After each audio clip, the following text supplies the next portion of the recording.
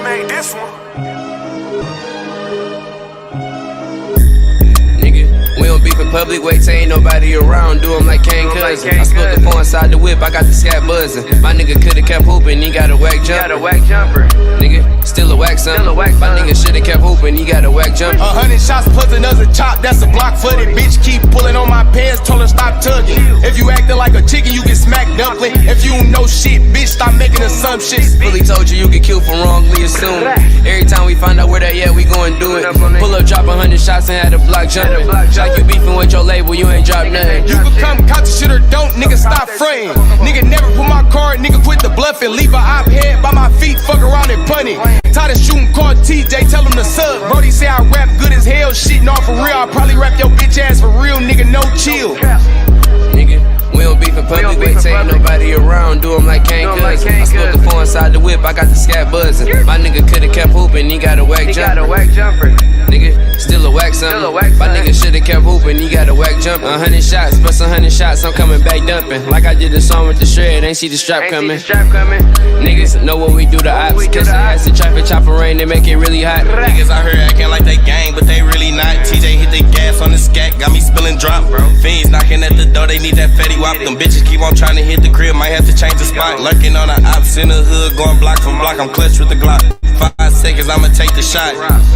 Nigga, you got a whack jumper. You better take them chances, my nigga snatch something. And if you catch me in the club, just know the strap coming. And I never leave my mans, we back to back dumping.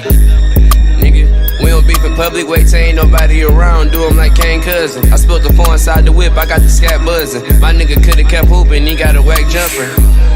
Nigga, still a whack something. My nigga shoulda kept hooping, he got a whack jumper. 100 shots plus another chop, that's a block for it. Bitch keep pulling on my pants, told her stop tugging.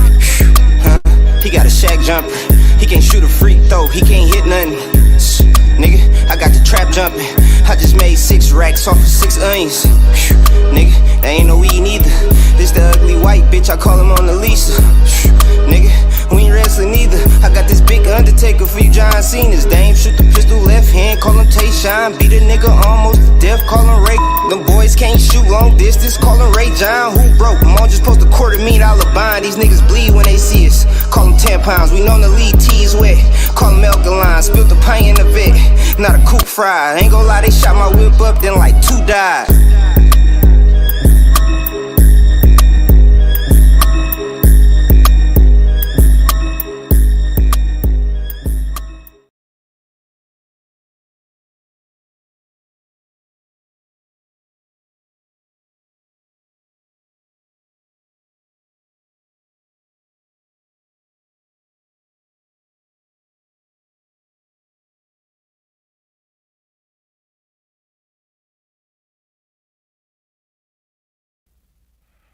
All right, what's going on?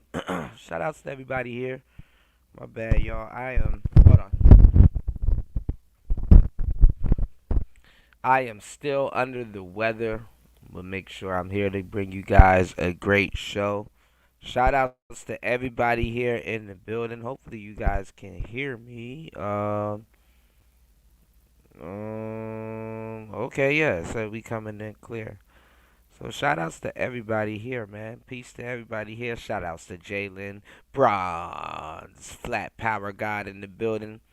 What's going on, UFO Kamikaze? I saw you, I think you tagged me in a video recently. I need to finish watching it. It was talking about how UFOs are real and stuff like that. Very, very, very, very, very interesting video. Hold on, y'all. Hold up.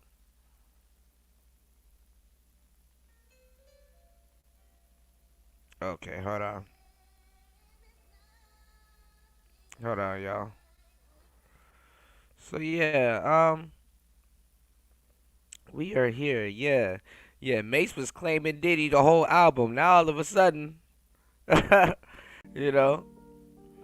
So shout outs to everybody here. Make sure you guys do me a huge favor. Support the show on the way in by hitting the Cash App, hitting the PayPal. You know.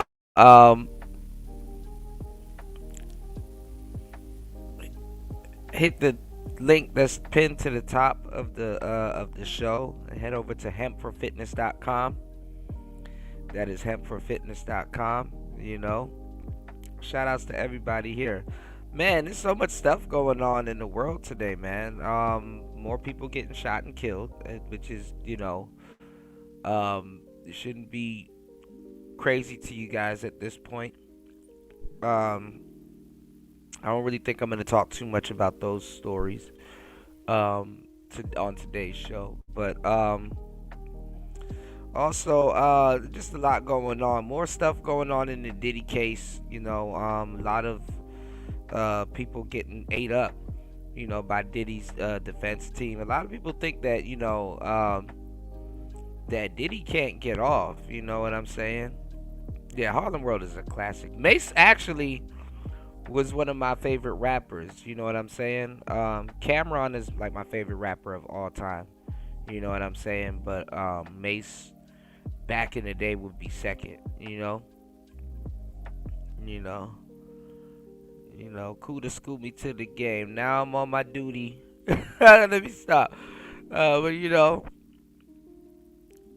it's a lot. Like I said, going on in the world today. A lot of people, they think that Diddy can't get off, which I'm telling y'all, he can get off. Stuff that I told you guys that was gonna happen actually started happening. He reached out to Donald Trump. His team reached out to Donald Trump. That's actually funny because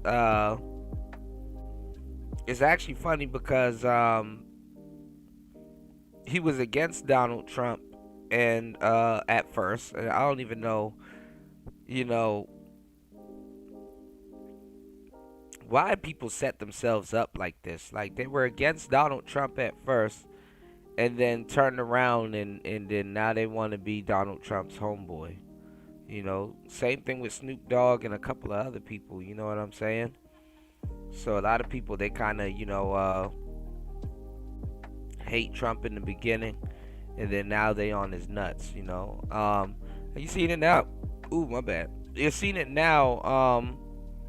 With a lot of people, that are Republicans and Democrats. It's funny as hell. It's like, now that he's in office, like, you're seeing people literally swap.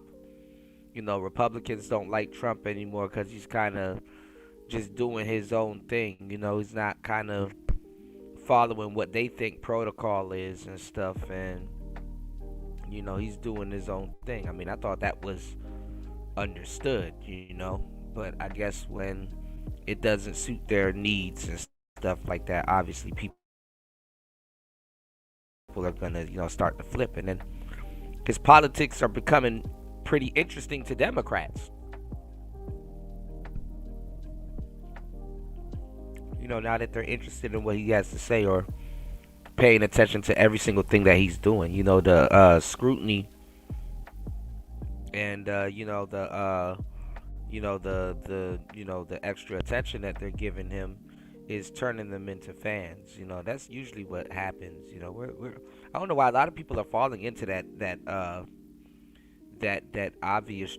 I wouldn't even say it's a trap nowadays, but that it's like an obvious,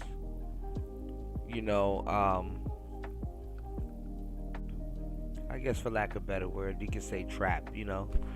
How usually if you don't like somebody or somebody don't like you, you just don't listen to them. Simple and plain. But I guess you could say, aside from social media and stuff like that, it's hard not to follow the president, and what's going on in the world and stuff, especially if you have an invested interest in certain things and stuff like that. But can't deny some people, if you pay attention and follow them and stuff like that, it's gonna make a fan out of you, and you're seeing that happen to people, and it's obvious, so it's hilarious kind of at the same time, but yeah, man, so much stuff going on in the world today. I can't even begin to get into all of it. I got some stuff to cover, but we're gonna get back to the presidential stuff soon.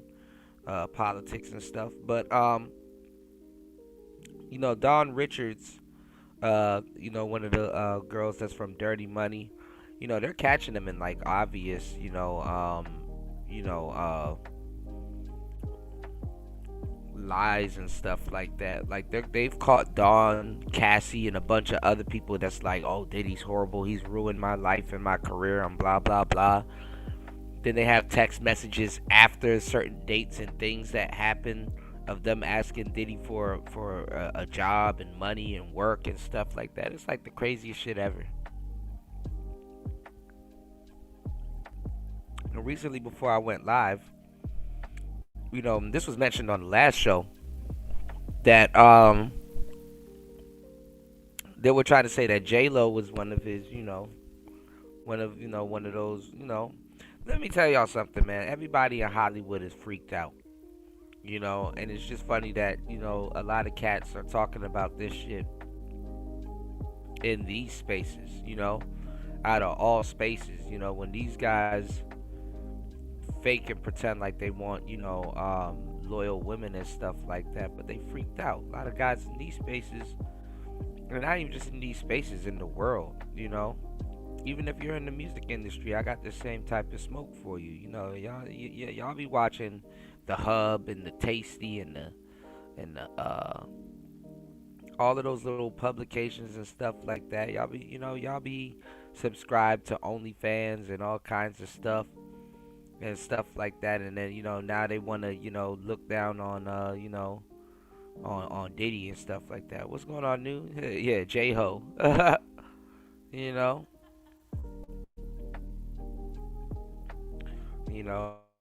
And these cats, these are old school cats. These are cats from the 90s, man. Cats from the 90s. They, what's going on, underrated? When are you free? When's the next day that you're free? I will set time aside so we can do it. When's the next day that you're free, bro? Good to see you. Welcome to the show. Shout outs to everybody in here. Please hit the like button. Support the show. On the way in, we got a lot of stuff to kind of cover on today's show. I'm gonna get straight into it. Shout outs to Underrated Darkness in the building, man. Let me know when you're free. I got you.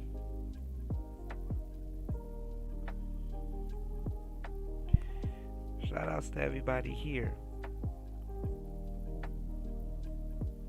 Y'all please hit the like button and support the show. Been going hard all week. Hardest working man on YouTube. But yeah, a lot of the, the people that hang out with Diddy and stuff like that, there's a lot of people that's not mentioned in the freak off. So the latest news on on the case was basically Cassie got beat up in front of Dawn. Cassie got beat up in front of a bunch of women that could do something. But the latest on the case now is that, oh my God, Cassie got beat up in front of Usher. Who's still cool with Diddy today. So they're trying to make it seem like, oh, Usher is not a man because he didn't step in and stuff like that. Look.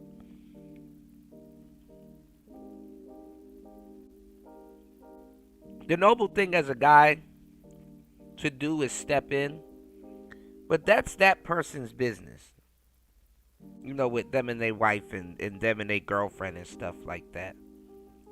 That's that person's business.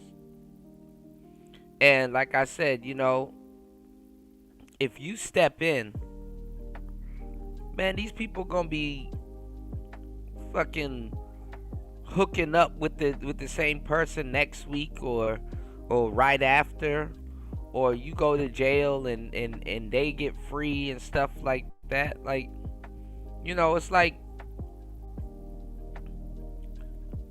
I know people be like, oh man, in hindsight it looks bad and stuff like that, but yeah, people mind their fucking business. People mind their damn business. And now people are getting mad at people for minding their fucking business. Mind your damn business. You know? Now, one thing I've learned over the years, because, every so often, as a man, you're going to run into a situation where I wouldn't necessarily say a friend, but some woman going to be getting hands and stuff like that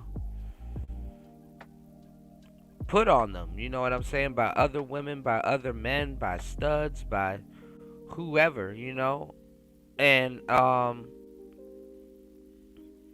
I will say this, if you got friends that put their hands on women, women like that and shit,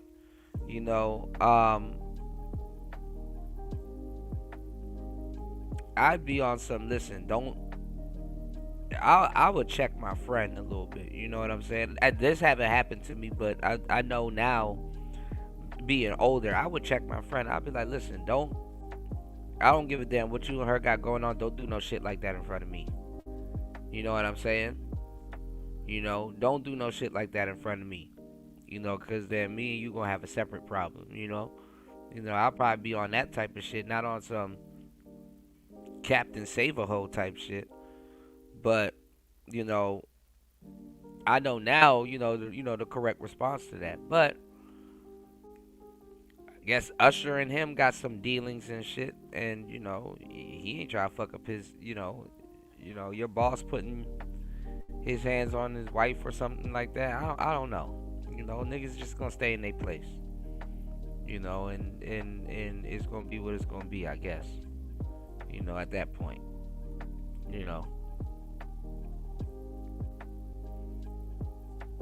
But they trying to drag Usher into it. Oh, Usher should have done something and blah blah blah. Maybe Usher didn't want his car blew the fuck up. Shit, maybe hey, don't put it past it, but maybe Usher done, maybe he done slept with Cassie. So he not really, he kinda on some other shit, I don't know, man. Anyway, let's get into a couple of clips we got lined up. I got y'all on today's show on the content. I wanted to go over this yesterday on the last show, but let's get into it. It's Player Talk Radio. Y'all hit the like button, support the show. Let's go. Back to Abu Dhabi, Mr. President. Thanks for the time. Thank you very much. First of all, welcome back to Abu Dhabi, Mr. President. Thanks for the time. Thank you very much. First of all, congrats on becoming a grandfather for the 11th time. Most importantly. Tiffany, baby Alexander. They're a really good couple, great couple, I think. And the baby is perfect. I'll let you know about it in 21 years. But the baby is good, so we're happy about that. I look forward to seeing the baby. Seeing you with those grandkids. This is a big trip. This is seen, especially in this region, as a major, major success with the interaction between each one of these countries. How do you see it today as you wrap it up? Well, I always considered it to be a very important region. I know all three leaders, as you could see. So, they were saying also, too, that Trump had a, I don't know if he had a meeting with Putin yet. I think that's what it was saying, but, I kind of want to see what he said about Biden's diagnosis. Let's go. Very well. In all three cases, I knew them long before I ran for politics, which is sort of something. It makes it a little bit more special. They're great people.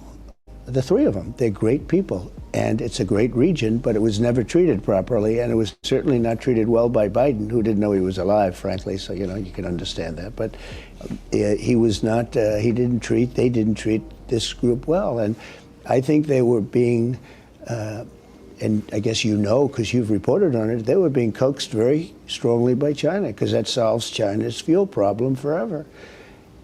And it wasn't their preference, but they were on their way. They were going to China, and that was going to be their parent.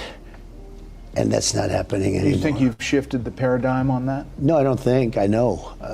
We are we're closer now to them than. So I guess what he's saying is that, depending on what's going on, because there's even reports saying that what Trump did was good for China. And I guess he knew where they were gonna go. Their competition and stuff like that. I mean, the same way China knew where America was gonna go. Apparently, with the whole iPhone thing, America was gonna get tariffed on it because they were gonna start, importing their iPhones from India, or maybe Qatar and stuff like that. So it's actually pretty interesting. To keep the price down. The price will still be up though. Those phones are always expensive, but especially those phones, But he going after the other countries that China can use to sustain itself. I mean, other countries don't necessarily need America. And plus, China is huge, But let's get it. Never before. You could see the relationship. You could get a body expert and pay them a lot of money, and they could tell you. There's just a relationship that I have with all three that's just very extraordinary. I was even saying, we're like so friendly. Not a normal situation where you're okay with a leader or whatever.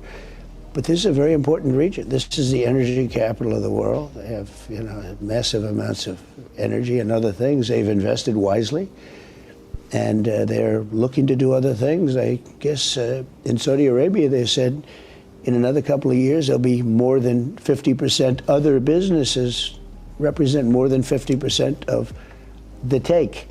And it's pretty amazing what all of them have done. You have a massive amount of business investment coming back to the U.S. Right. And they're still adding it up Which, in by each the way, country. most importantly, that's why I came here.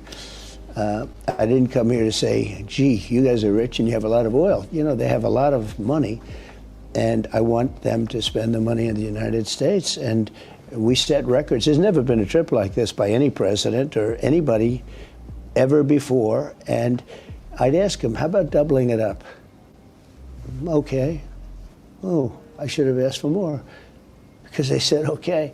They're good people, and they love our country. And look, they have great danger because of Iran. That's their primary danger.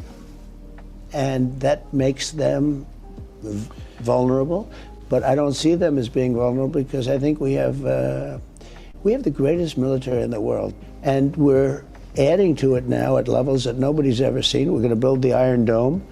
We deserve an Iron Dome. See, we call it two names. So I was going to call it the Iron Dome because that's the name everyone has heard of for years. But to me, it was old-fashioned. So we changed it recently to the Golden Dome, the beautiful Golden Dome. And Matches Ronald the golden Reagan, age. Ronald Reagan wanted that many years ago, and he was right, except you didn't have anywhere near the technology. I want to talk about Israel. I mean, the first trip in the first administration, when you came over to the Middle East, you did do a stop in Israel on the way back. Not doing it this time. Obviously, the Israel-Hamas and what's happening in Gaza is driving a lot. How do you see that? Are you frustrated at all with Prime Minister Netanyahu? No, look, he's got a tough situation. You have to remember there was an October 7th that everyone forgets. It was one of the most violent days in the history of the world, not the Middle East, the world, when you look at the tapes. And the tapes are there for everyone to see. So he has that problem. That problem should have never happened. Now, if I were president, that problem wouldn't have happened because Iran had no money. They were stone cold broke, and they weren't giving money to Hamas. In fact, I remember in your show, like a year before that, you were saying there's no money for Hezbollah, Hamas. There's like 28 different groups. The Houthis. But they have 28 groups that we know of, and none of them. They were all breaking up because there was no money. And then Biden came along, he took off all the sanctions on Iran. I mean, I put sanctions that were so... So it's like he's sitting up here teaching America how to get money. I mean, America has, I wouldn't say disposable cash, which it does. But what I would say is that, you know,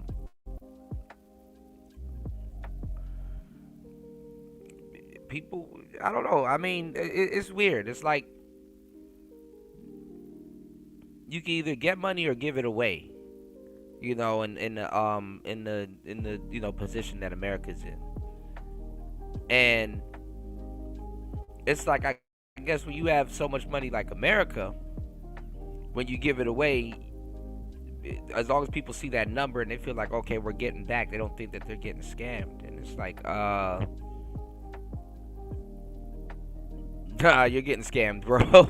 You know what I'm saying? That's kind of what's going on, and you know, it looks good on paper to the people, but you know, I ain't gonna lie, Trump is laying down them wealth principles and stuff like that. Like I said, I mean, if you go read The Art of the Deal, you know, like, come on now. And a lot of people make fun of not just Trump, they make fun of what's his name too, Robert Kiyosaki. You know what I'm saying? Trump and him actually teamed up, and you know, they got a book. You know, very interesting book. It's sitting in my Amazon cart. I really, I think I have a free copy of it, but I wanted to, I was gonna get the audio book, you know, so I can listen to it. But and I'm pretty sure there's some free copy floating around on YouTube. But it's a pretty interesting book. A lot of people are like, you know, oh, you know, he filed for bankruptcy and blah blah blah, and it's like, yeah, rich people actually file for bankruptcy. That's a thing. You know, was it chapter 11 or chapter 13 or something like that? You know, it's a loophole. You know, the same way a lot of people are realizing that, listen, you know, you can send letters yourself and stuff like that to like debt collectors and all kinds of other stuff. Like, America is the land of the loopholes too. You know what I'm saying? You know, there's endless loopholes in just everything in America. You know, it's like, you know, honestly, I hate to say it, but like, even people in America would tell you, it's like, you're a sucker if you play by the rules, and you're a sucker or you will suffer. You know what I'm saying? If you play by the rules in America and stuff like that, you know. And like I said, you have a lot of people learning the hard way, which is fucked up, you know. But shit, I'm not even gonna say if you study the greats, but if you pay attention to people at the top, I'm not gonna lie, you can learn a lot, you know. Strong. Anybody that did business with Iran could not do business with the United States. So everybody took a pass, including China. Biden. And America has like a weird relationship with Iran. You know what I'm saying? I think, if I'm not mistaken, I didn't even expect to talk about this, you know, but isn't that's where they caught Osama bin Laden? Think about it. Came in, he just let everyone go by, and they became, you know, they have over $300 billion today. So how do you get to a solution there? Oh, we'll get 100%. You think so? Well, we're going to have a solution one way or the other. It's either going to be violent or not violent, and I far prefer nonviolent. I know so many Iranians from New York, from Washington, from different places. These are great people. You know, you have to view them as people. And I don't want it to be a violent thing, but they're not going to have a nuclear weapon. But you said it was close the other day. You said it was close to a deal. I think it's close. I think, so does that mean that they're going to enrich at any level, like a civilian level? No, I think they want to make a deal. You know, you say to yourself, they have massive oil, by the way. They have oil that lasts for 300 years. They have a lot of oil. People don't realize they're one of the biggest in the world. And it's very good oil, meaning it's pure, perfect stuff. They don't have to, you know, spend a fortune on gases and energy in order to melt the rock and everything. They have pure, unadulterated, good oil. And you say, well, why does somebody that has that kind of oil, other than being politically correct, but when you have unlimited amounts of oil and gas, why are you putting up, you know, why do you need civil nuclear? I just don't see it. But I mean, are you going to call for it all? And to I be think nuclear is dismantled? fine. I think nuclear is fine for civil if you have a country with no oil. But if you're sitting on one of the largest piles of oil in the world, why are you talking about putting up nuclear civil? I call it nuclear civil. And so Bibi Netanyahu is not convinced that a deal would be good for the region. Is that fair to say? I think I can say that Bibi, he's an angry man, and he should be because of October 7th. And he's been hurt badly by that, but in another way he's been sort of helped because I think he's fought hard and bravely. And you think the Israel-Hamas, the situation in Gaza is going to come to an end soon? Gaza's a nasty place. It's been that way for years. I think it should become a free zone. You know, freedom. I call it a freedom zone. It should become a freedom zone. It doesn't work. Every 10 years they go back. They have Hamas. They have everybody's being killed all over the place. I mean, you ever see? You talk about crime stats. It's a nasty place. Are these people, these countries that you were just visiting, are they going to have to be a part of the solution? Well, they would be. They would be. I spoke to all three of them. They would absolutely be. I mean, they're really rich and really, really, really, even more than rich. They're good people, and they would help. And so money's not even the problem. Well, you got to get countries to say yes, to Well, take them. Look, these are people that want to be in the Middle East. They really want to be in the Middle East. They love the Middle East. I see that. There's a spirit for the Middle East. They didn't have to go to Sweden, Germany, these different countries. They could have been home in the Middle East if somebody had the brains to build beautiful communities. You know, 1.9 million is a lot of people, but it's not a lot of people, relatively. You know, you had a couple of foreign policy successes even right before this trip. You picked up the phone and called two nuclear powers, India and I did. Pakistan, Yeah. and you got them to step back from the brink. That was a success as you got on the plane heading over here. A bigger success than I'll ever be given credit for. Those are major nuclear powers. Those are not like a little bit. And they were angry. And the next phase was probably, did you see where it was tit for tat. And it was getting deeper and more missiles. Everyone was stronger, to a point where the next one's going to be, you know what, the N-word. You know what the N-word is, right? Nuclear. Yeah. Thank you. You almost got him with that one.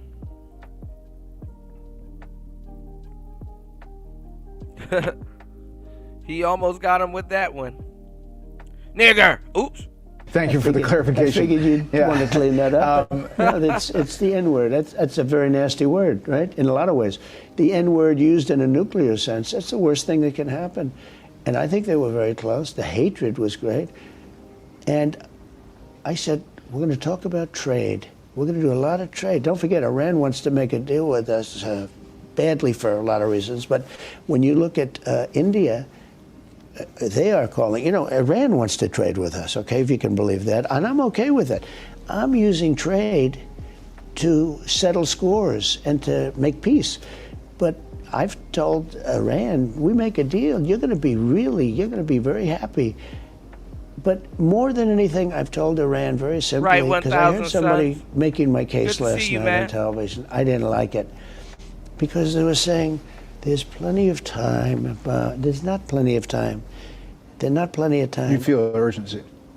Well, they're not going to have a nuclear weapon, and eventually they'll have a nuclear weapon, and then the discussion becomes a much different one. But in the case of India, India wants, they're one of the highest taxed or tariff nations in the world. They make it almost impossible to do business. Do you know that they're willing to cut 100% of their tariffs for the United States because of what I did? Is that deal coming soon? Yeah, that'll come soon. I'm in no rush. Look, everybody wants to make a deal with us. So South Korea wants to. Man, he probably confident about a lot of stuff. Like, why it sound like he whispering? Or is it just me? Does it sound like the Trump man is whispering?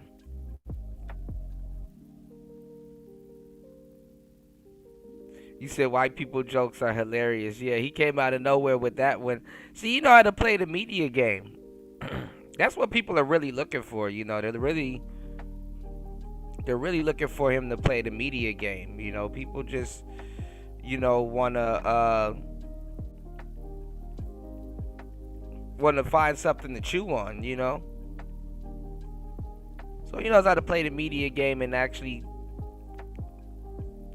keep people at ease, or people that's on edge about him, you know. So. To make a deal with India, everybody, but I'm not going to make deals with everybody. I'm just going to set the limit. I'll make some deals, and then I'm just because you can't meet with that many people. I've got 150 countries that want to make deals. You know, you have a lot of countries. The market was really happy with the China situation and the sit down. They were. With the Treasury Secretary. If I didn't do that deal with China, I think China would have broken apart. Not us, them. We weren't going to break. We're not going to break. They would have broken apart. You know, our country has a lot of spirit. And you know why? Because of November 5th. Because our country has spirit again. The other foreign policy shift was this embrace of Syria. You met with the Syrian president, who has a shady past of being tied to Al-Qaeda and the Al-Nusra Front in Syria, but you see promise there. Well, before I talk about that, just one word. Yeah. Also Pakistan. Great conversations with Pakistan. You know, we can't forget them. And because it does take two to tango. And with India, I felt very certain. And with Pakistan, I also talked about trade. Oh, they would love to trade. They would love to trade. You know, they're brilliant people. They make incredible products. And we don't do much trading with them. And yet I have a good relationship with a lot of people that you wouldn't believe. But I stopped that war. That was going to be a nuclear war, I think, or close, very close. You were right there. Yeah. And now everyone's happy. In fact, I told my people, call. See, people are worried about Putin. And it seems like when one war is stopping, another war is starting.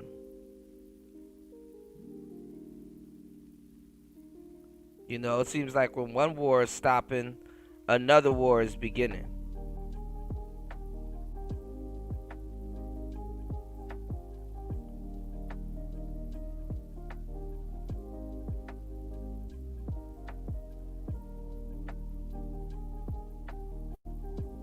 You know, so it's getting interesting. Call them up. Let's start trading immediately because I'm a man of my word. Now, when you get to Syria, so I did something with Syria because the future king, and you have a wonderful king right now. He's an older man. He's also a friend of mine, and he's 100% sharp. He's great, and he's got a great son, the Crown Prince, and he has actually many titles. He's Prime Minister, he's Crown Prince.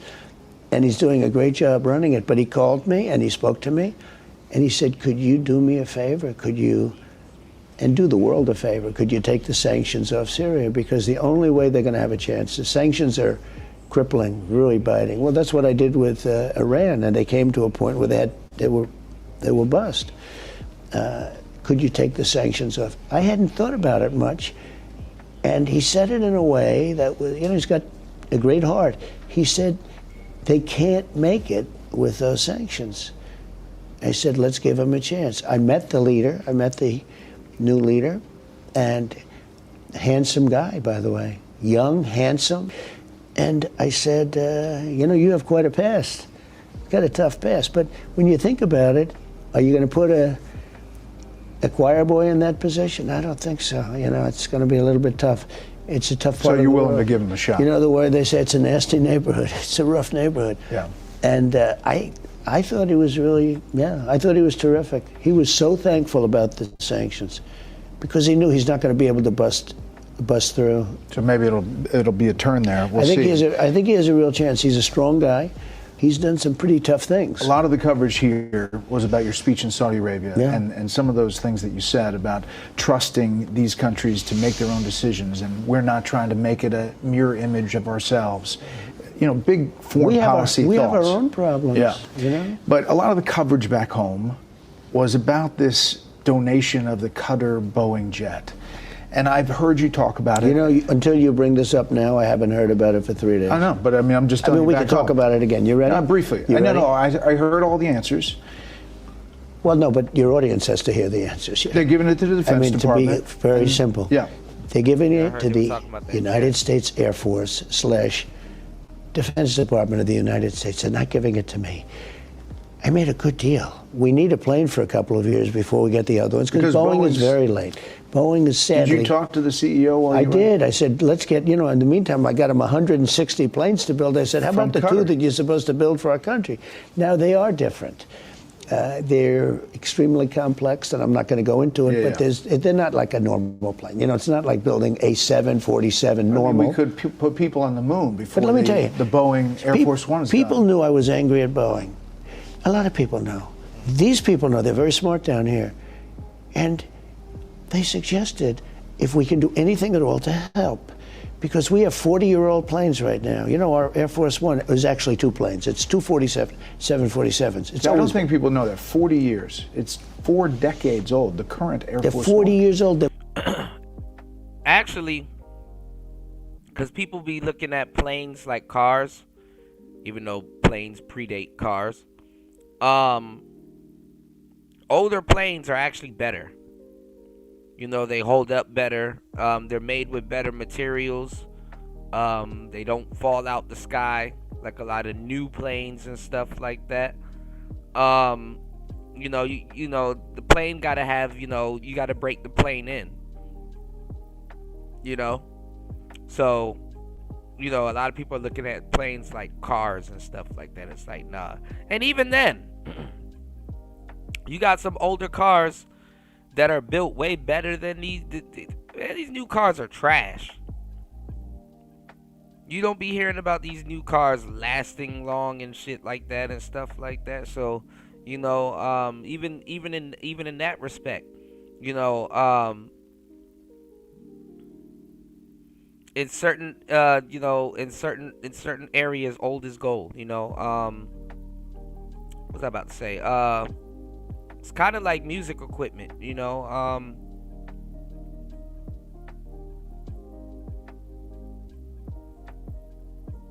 more you use it, the better it gets, or at least should get, but yeah, it is what it is, so yeah, keep that in mind with quote unquote planes. They get better. A lot of older planes are better, especially like those older cargo planes and stuff like that. If it ain't broke, don't fix it. More than that, I think they're 42 now. I've been saying 40 for 2 years. They're 42. We shouldn't have a 42-year-old plane. And you know what? There's nothing unsafe about it. In many cases, they're just as safe or more safe. They're heavier. More grounded. They throw out a lot more for the environmentalists out there to turn them. They throw out a little more than a modern engine would throw out. But they're good, but they're 42 years old. And when we landed, I saw the other day, when we landed, we parked right next to the 747 of Qatar. And we parked next to another 747, 2 or 3 of them, which the Arab world has. And when you look at... Speaking of planes, shout outs to War Master. War Master, you see the comic that I tagged you in? I'm gonna have a weekly comic for you guys on my wall. Shout outs to War Master in the building. But yeah, speaking of planes, War Master knows. War Master is a plane enthusiast. War Master will tell you a lot of the older planes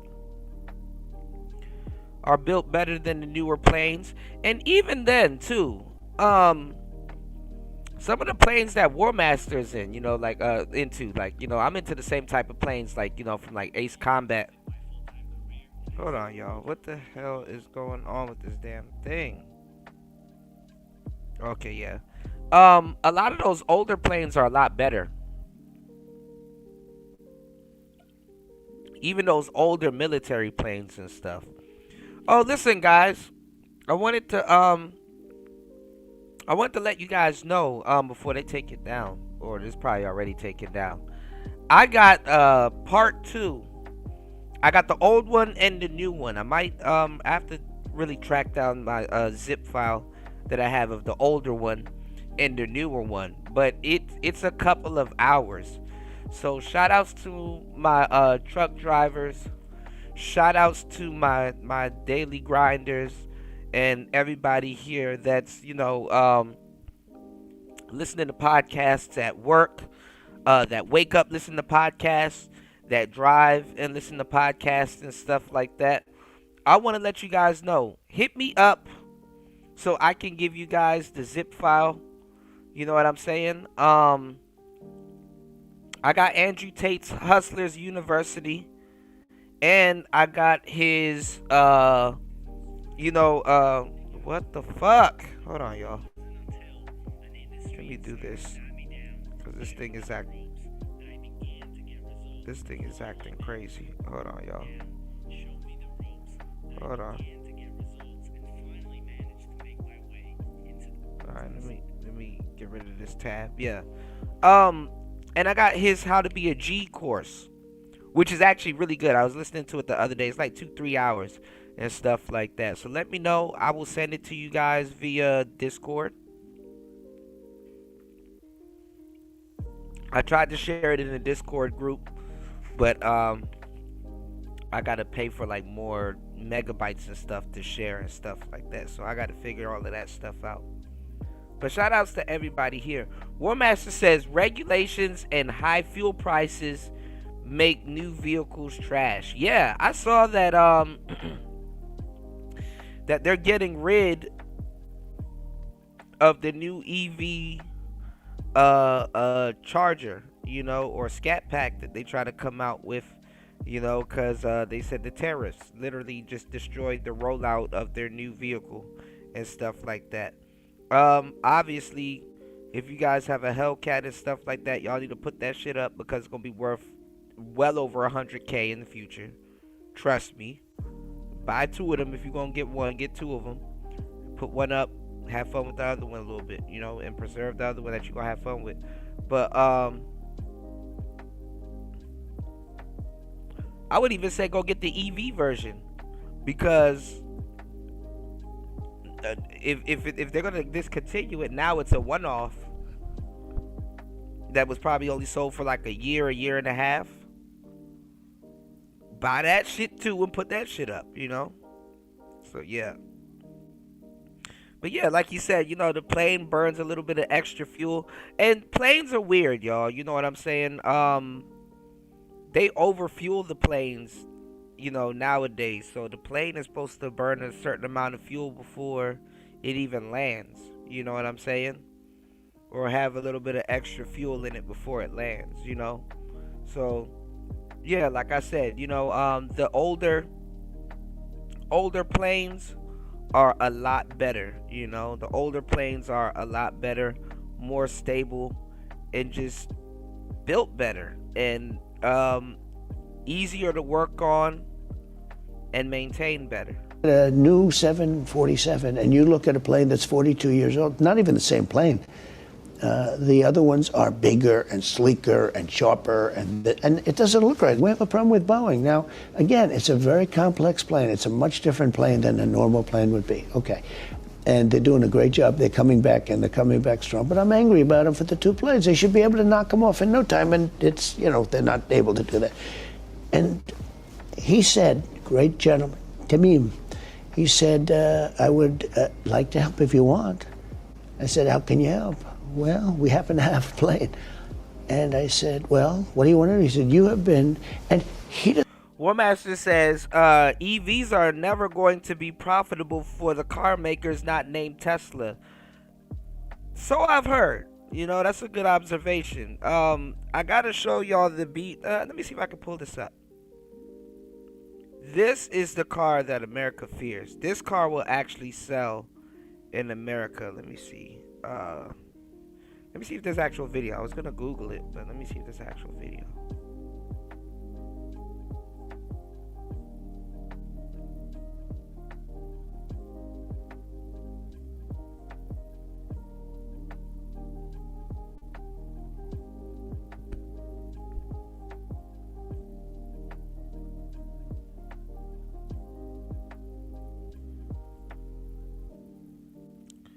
Everybody waiting for Angry Man to go in on Anton. And I saw something recently too, y'all. I wanted to show y'all of it said Tariq Nasheed went in on Anton Daniels. Anton, he's fully red pill now. Ain't that crazy? Look at this. Competitive world of Chinese electric vehicles. looking for a spot. That are going further and costing less than ever before. No company makes or sells more than BYD, the Chinese giant taking on Tesla, offering cars for as little as $10,000. Let's drive. Along with higher priced luxury models. 0 to 60 miles per hour in about 3 seconds. Anything like this in the U.S.? Nothing I drove. But don't look for electric cars from BYD on American roads anytime soon. U.S. government need to be more friendly. Stella Lee is the CEO steering BYD's expansion in the Americas. In an exclusive interview, she said the U.S. is not part of the plan yet. They're not ready. But then for BYD, we are ready.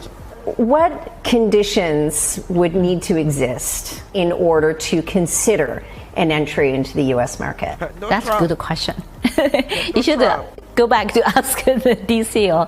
BYD faces stiff hurdles in the U.S., including a 25% tariff on imports and pushback from U.S. automakers who see Chinese competition as a major threat. I think it's going to require trade restrictions for a limited period of time, which will allow the Western automakers and the U.S. automakers to catch up. Even Tesla CEO Elon Musk, who just made a surprise visit to Beijing to meet officials, it's good to see electric vehicles making progress in China, said that without trade barriers, Chinese EVs will, quote, demolish. What's going on, Leonardo? Yeah, I wonder where Trent Shelton is. I heard he was somewhere getting done wrong by some chick. You know, I've been making fun of man. Listen, Trent Shelton been around for a long time. I'm surprised he didn't pop. And then you got your other dude, Ace Metaphor, running these red pill panels now. He get up like there's ants in his pants when somebody say something that got common sense and shit like that. This shit is funny. Other car companies. BYD began as a battery manufacturer, and with the help of government subsidies, now War Master says Americans don't want EVs. They're a niche market. They are. Yeah, I did see one catching fire. That's funny. Controls every mile of its low-cost supply chain from parts to shipping. Among the concerns of U.S. automakers and lawmakers, that BYD's plan to build a factory in Mexico could allow the company to skirt tariffs under free trade rules. BYD denies that's the goal. And U.S. officials say there are... Oh, man, shout-outs to Leo, bro. I was just thinking, bro, we need to start a podcast, man. And where you been at, man? My bad, bro. I kind of misconstrued you for somebody the other day, man. My bad, man. Look, we need to start a podcast. I've been thinking about this shit, man. We need to go over some wrestling stuff, bro. I was looking at what you call it, the beginning of the Wolfpack earlier today. I was like, bro, yo. And send me some of your beats, man. What you doing, man? What you doing with it? Shout out to my brother Leonardo, man. I'm so far behind. Yeah, I know when you said Trent Shelton, I'm like the only person that would know about boy T Shelt is my boy, man. Good to see you, man. As always, man. Leonardo Machete, you dig? Yeah, man. Look. All of those EVs, they catch the fuck on fire. You know? They catch the fuck on fire. They explode, you know? They explode. Hell, even Teslas catch on fire. Elon didn't say nothing about that, but hey. Growing fears China could use smart car technology to spy on American drivers. What did you make of the Biden administration opening an investigation into smart car technology because of national security concerns that this technology was coming from China? I don't understand.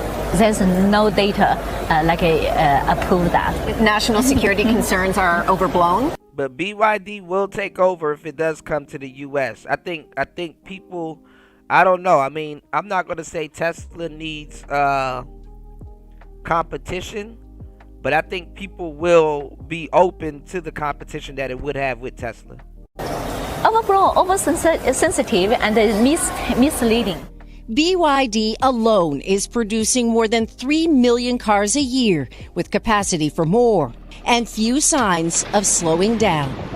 Janice Mackey-Freer, NBC News, Shenzhen. Thanks. And that's their lower tier model. Let's look up BYD catching fire.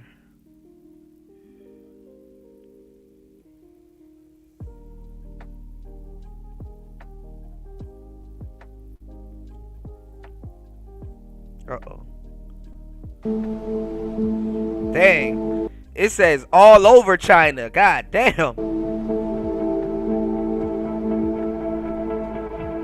Explosions.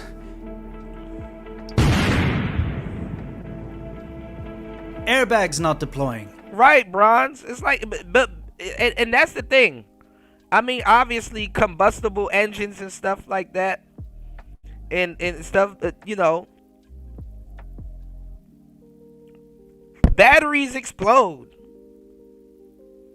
You know, and I don't know, like, batteries are weird. Like, it'll explode if it's, like, at a certain level. You know, like, I don't know how aviation and stuff plays into batteries exploding and all kinds of different stuff. But, yeah, batteries explode, you know.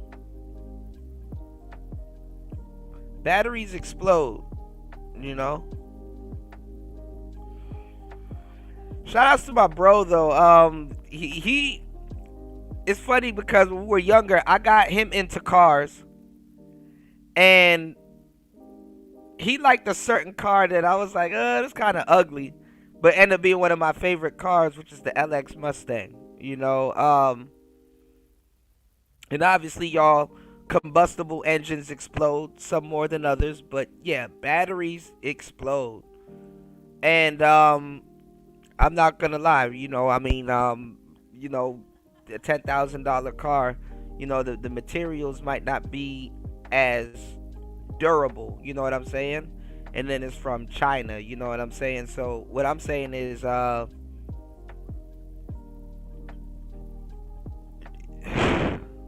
might not be the best quality of batteries, you know. So definitely a low quality battery will explode, you know. Blade batteries catching fire.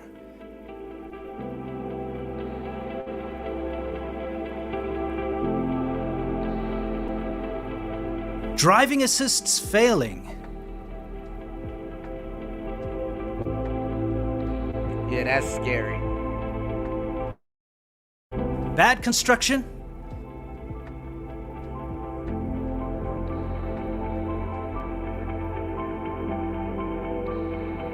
Damn. What do these all have in common? Well, they're all happening in 2023, this year, and they're all China's EV flagship automotive darling, BYD. If you're interested in EVs, you know about BYD. BYD. BYD. So I have a question for you. They got Doug. Prior to my previous video, have you ever seen a BYD on fire? Or heard of BYDs catching fire? This is a legitimate question. Did you know that BYD's flagship cars, especially the ones equipped with BYD's new high-tech and safe Blade battery, were spontaneously combusting and their most basic safety features failing? I'm not joking or trying to be facetious here. The BYD Han. This is a new BYD Han. BYD Han is BYD's top-of-the-line flagship model, and it only comes equipped with the new Blade battery, according to BYD's official website. So why is it that I have so many videos of their cutting-edge car either catching on fire or failing terribly? Here's some BYD Huns catching fire.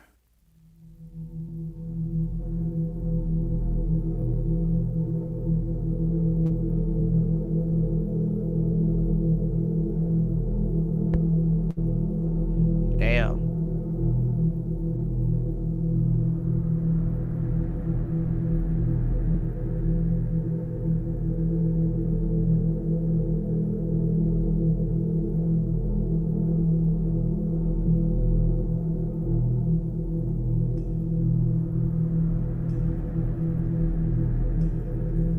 Here's another catching fire whilst charging. Oh, that's the Here's worst. one that was in an accident and the airbags didn't deploy. Imagine catching fire while charging. Dang, airbags not deployed. That's another thing too. Because aside from gasoline cars, even a lot of Fords, found on Road Dead, Fix and Repair Daily, I know a lot about those. They have electrical problems, you know?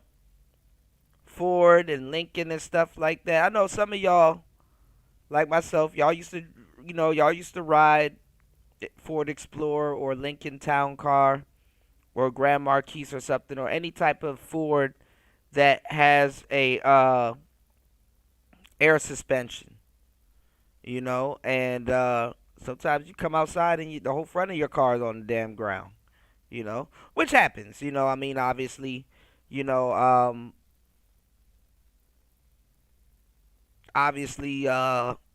you know, you have, you know, air suspension and stuff like that. One of the things people used to do is they used to get springs put on their cars, you know, which nothing wrong with getting springs and stuff put on your cars.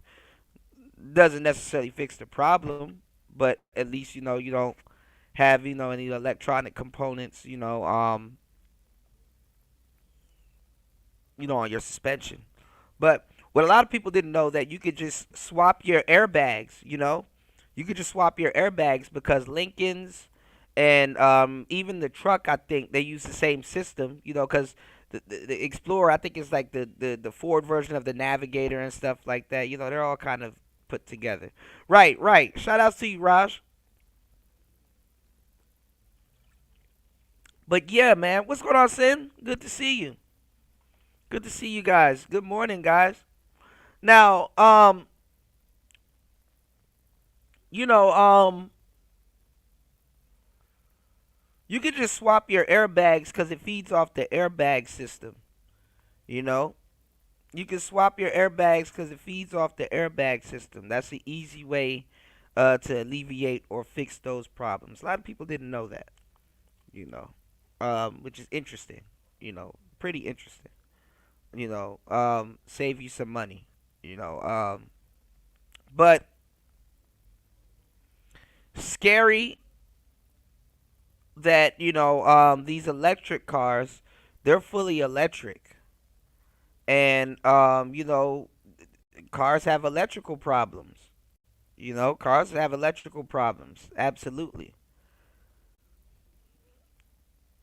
So let your car have a goddamn electrical problem and nothing works. Uh-oh. No, seriously, take a look. Both the rear and the front were badly damaged. The core supports bent and damaged severely, and yet none of the airbags deployed. This is the BYD Hun. BYD Han. Here's another that burst into flames after rear-ending someone, and not even that badly. I can tell you that these are certainly not quirks and features that I'm interested in. Now, before we get into some serious footage of burning BYDs, my wife's going to come in with a quick word from today's sponsor. Spring is in the air. There are a few things in life that stick with you no matter where you go. Something that becomes an inseparable Right. God damn it. life. Right now. So I asked you the question about ever seeing or hearing about burning BYDs. Well, here's a second question for you. Have you ever seen a Tesla? I guess, War Master, the name for BYD is Burn Your Dreams at this point. On fire, or heard about Teslas catching on fire? I bet you have. A Tesla Model S Plaid burst into flames earlier this week while the owner was driving it. A Tesla in Scottsdale catches on fire not once, but twice. It took over 6,000 gallons of water to extinguish the flames emitted from this Tesla Model S. This in itself demonstrates to you that whilst companies like Tesla are held to proper international scrutiny and their failures properly reported on and publicly discussed. Now bad news for Tesla Motors. It's now the target of a federal investigation because the National Highway Traffic Safety Administration said today it's launching an investigation into why two of the company's Model S vehicles have caught fire this year. Chinese state-controlled companies like BYD will always be hidden behind lies and fake numbers. This is what the Chinese Communist Party does. They even admit to lying about GDP numbers. China didn't ever report COVID fatalities accurately, or at all. Anyone who believed those numbers coming out of China was simply gullible or naive. Well, other than impossibly inaccurate statistics surrounding the amounts of fires and incidents involving BYD EVs, sales numbers are also bullshit. Here, let me clue you in. You'll hear a lot about how BYD is outselling Tesla and selling massive amounts of BYD EVs in China, surpassing all other brands. I mean, there's a lot of hype surrounding this. And of course, this is driving interest in other markets and pushing international markets to take BYD seriously. But what isn't being said is that these sales numbers are dishonest. You see, the sales numbers are actually numbers sold to dealers and not to consumers. But this is China. This Chinese second-hand car dealer shows you how they fake the numbers, at least one of the ways. He's getting these brand new cars that have less than 40 kilometers on them. In other words, it's less than 20 miles on the odometer. And they're being sold as second-hand because BYD has already registered and insured them. So the insurance numbers and the registration numbers look like legitimate sales to consumers. But he gets them brand new to sell as second-hand cars for a slightly reduced price. It doesn't take a genius to figure out that the numbers are incredibly suspect, and until independent verification can take place, which in China is an impossibility, we will never know. Now, let's look at some BYDs burning. I can read and speak Chinese, so I'll break these down for you. We can see that. On the 20th of April 2023 in Shanxi, Xi'an, this BYD Tang spontaneously caught fire and burned into the night. On March 4th, 2023, in Yiwu, Zhejiang, this BYD Leopard caught fire in a parking lot.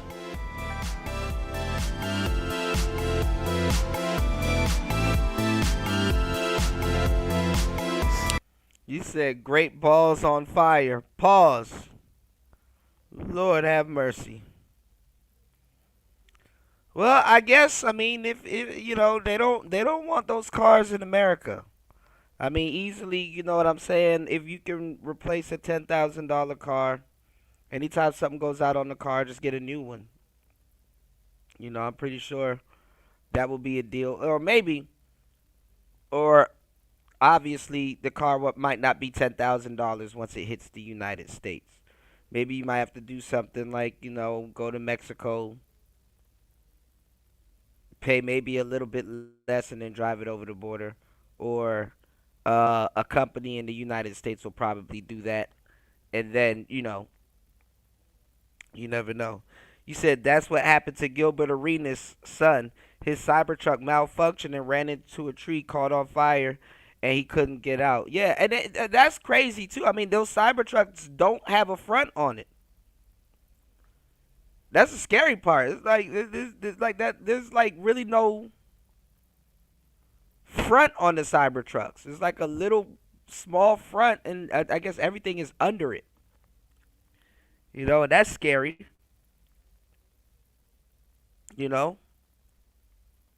But shout outs to everybody here. Please hit the like button on the way in. Support the show. Shout outs to everybody over at Rumble. Let's get back into it. Let's get back into it real quick. All right. Doesn't mean me, although I have been good. He means our country has defended them, has done great things for them. They might not be there. Base. Look, yeah. Right next to our end, and he is right next to. He's not like an hour away. Like I flew an hour to one, I flew an hour to here, but that one you don't have to fly. All you have to do is walk right across the border if you want to. I mean, it's literally touching, right? Right next to. And he said, your country has been very good to us. I would love to do something to help with this situation you have with Air Force One. I said, that's nice. What do you suggest? And he suggested this. And I said, you know what? That's very nice. That's very nice. I appreciate it. What would be the price? He said, there is no price. I said, that's nice. Now, this plane's not for me. This goes to the United States Air Force for whoever is president. Mm-hmm. And At some point, it'll be like Ronald Reagan. It'll be decommissioned. You know, it's 11 years old. So it stays until it's decommissioned. Yeah, it'll be decommissioned because they won't want it. Plus, they'll have the other 2 planes by that time, and there'll be brand new planes, etc. But I just want to say, it was a radical left story that a lot of people, including you. And I asked the Prime Minister about it specifically. And he said, you know, he didn't understand the reaction back home. And, you know, he made that clear. I think he was insulted, actually. He made a gift to help somebody that has helped them. It was so nice as a gesture. And you know, the people here, to show you how it's crazy, they'd like me to pay $1 billion. I'd rather pay $1 billion and get 10 fighter jets instead of giving $1 billion when it's not necessary. Mr. President, if you'll stand by. Hey, Sean Hannity here. Hey, click here to subscribe. All right. All right. Let's see what Trump had to say about Joe Biden's cancer.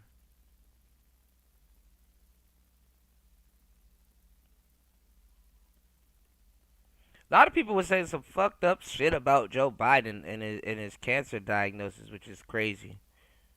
Do you want to respond to President Biden being diagnosed with cancer? Are you going to call your predecessor? I think it's very sad, actually. I'm surprised that it wasn't. Right, Raj. You know, the public wasn't notified a long time ago, because to get to stage 9, that's a long time.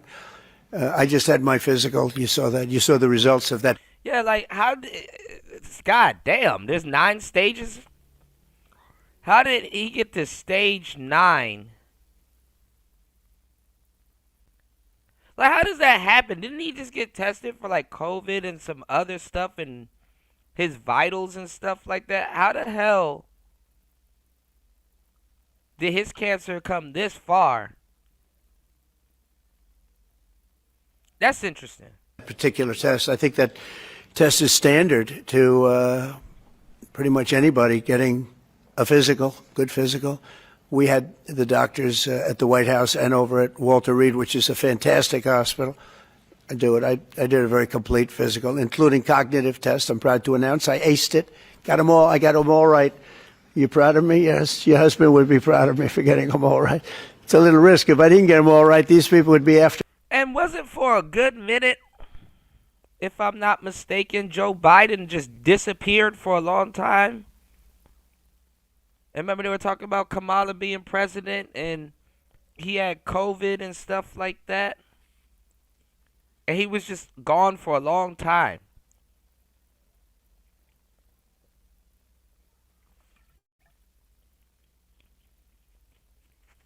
In the hospital or under care and stuff like that. They didn't catch it then? To me, it would be not a good situation. But I think, frankly, anybody running for president should take a cognitive test. They say it's unconscious. War Master said they covered it up. They did the same when Hillary. Okay. I see what you're saying. Okay, I should have used my brain, War Master. Politics. The more you know, politics. Right. So, because I guess if they had came out with it, it would have made him seem like he couldn't run the country, I guess. Like he couldn't run the country. Or he was like incompetent, so now all of a sudden we need, I don't know. You said by then probably got everything right about now. What do you mean, Dollar Washer? Good to see you, player. Shout outs to everybody here. Please hit the like button on the way in, guys. Support the show. We'll get into some good game on today's show. Let's get it. Constitutional, but I would say in that particular case, having a cognitive test wouldn't be so bad. But when you take tests, medical, as a male, that test is very standard. I don't know. Yeah, they make you pee and all kinds of shit. They should have picked up the cancer easily. If it's given to everybody, but it's given just about. And it takes a long time to get to that situation. Now, I think, to get to a stage 9, I think that if you take a look, it's the same doctor that said that Joe was cognitively fine. There was nothing wrong with him. Well, he said, if it's the same doctor, he said there was nothing wrong there, and that's being proven to be a sad situation. And the auto pen is becoming a very big deal. You know, the auto pen is becoming a big deal because it seems like that maybe was the president who ever operated the auto pen. But when they say that that was not good, they also, you know, you have to look and you have to say that the test was not so good either. In other words, there are things going on that the public wasn't informed, and I think somebody's going to have to speak to his doctor, if it's the same, or even if it's two separate doctors. Why wasn't the cognitive ability, why wasn't that discussed? And I think the doctor said he's just fine, and it's turned out that's not so. It's very dangerous. Look, this is no longer politically correct. This is dangerous for our country. Look at the mess we're in. You're talking about all these questions on Ukraine and Russia that would have never happened. As an example, if I were president, it would have never happened. The other thing is you have to say, why did it take so long? I mean, when you, this takes a long time, can take years to get to this level of danger. So it's a very, very sad situation, and I feel very badly about it. And I think people should try and find out what happened, because I'll tell you, I don't know if it had anything to do with the hospital. Walter Reed is really good. They're some of the best doctors I've ever seen. I don't even know if they were involved, but a doctor was involved in each case. Maybe it was the same doctor. And yeah, but I'm pretty sure he's been to multiple hospitals since then. And somebody is not telling the facts. That's a big problem. All right, so he calling it out. Somebody is not telling the goddamn truth with this whole Biden thing. And what War Master says sounds correct. Somebody, or it's being covered up, or it was covered up then. You know, it was covered up then. That's probably why he was out for a good minute, you know, and just say, hey, it was COVID. You know? But there's some stuff going on right now. Hold on, let's check this out.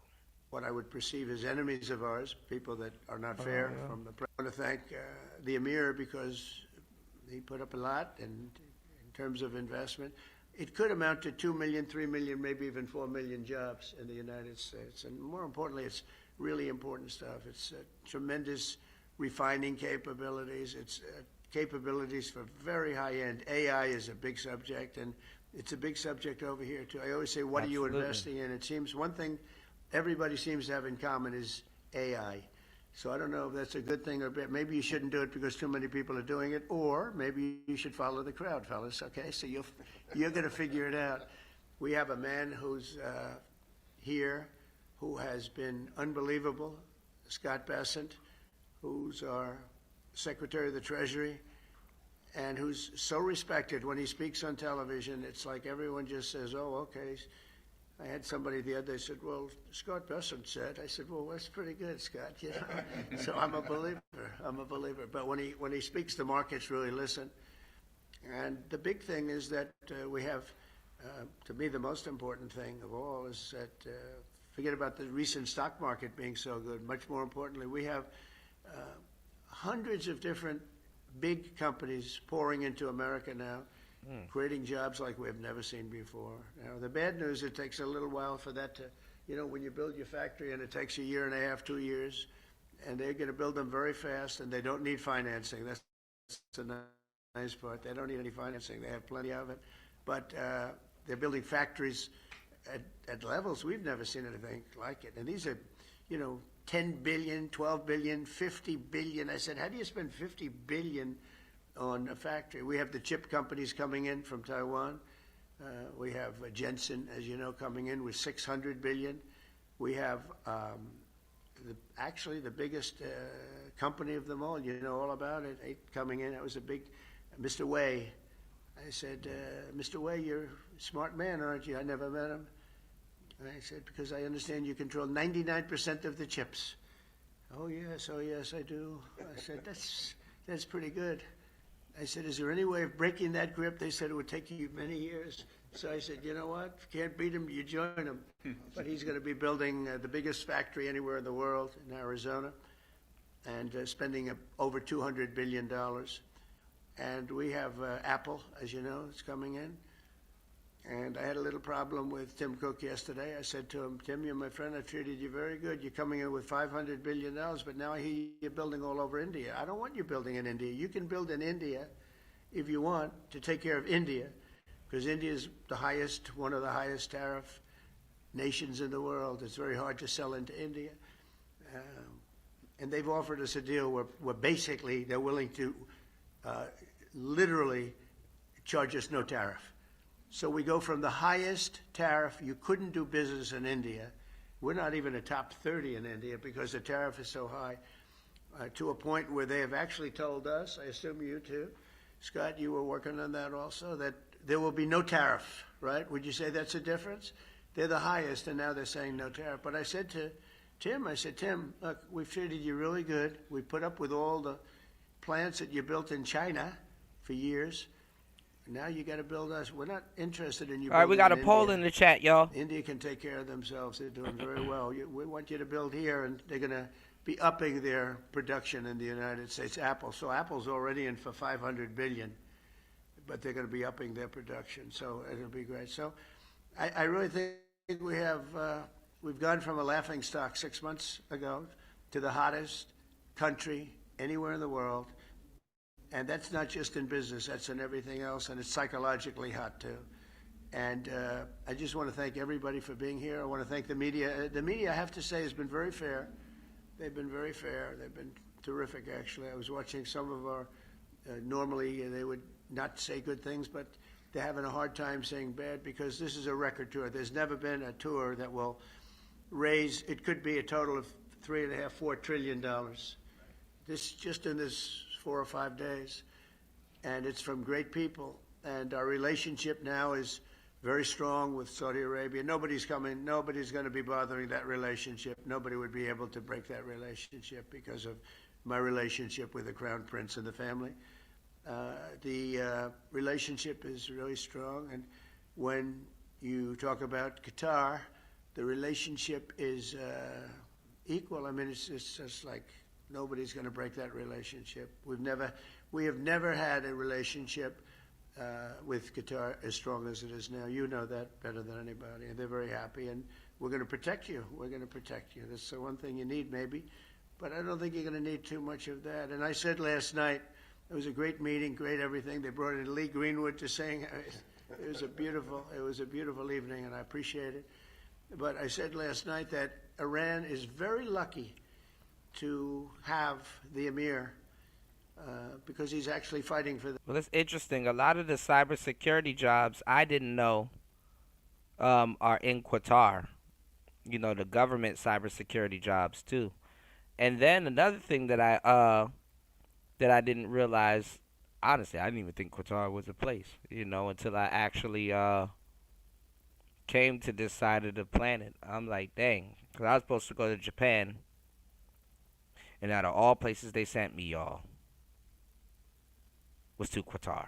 So he doesn't want us to do a vicious blow to Iran. He says, you can make a deal, you can make a deal. He's really fighting, and I really mean this. I think that Iran should say a big thank you to the Emir, because the Emir is fighting very much that we don't. And there are many people that want me to go the other route.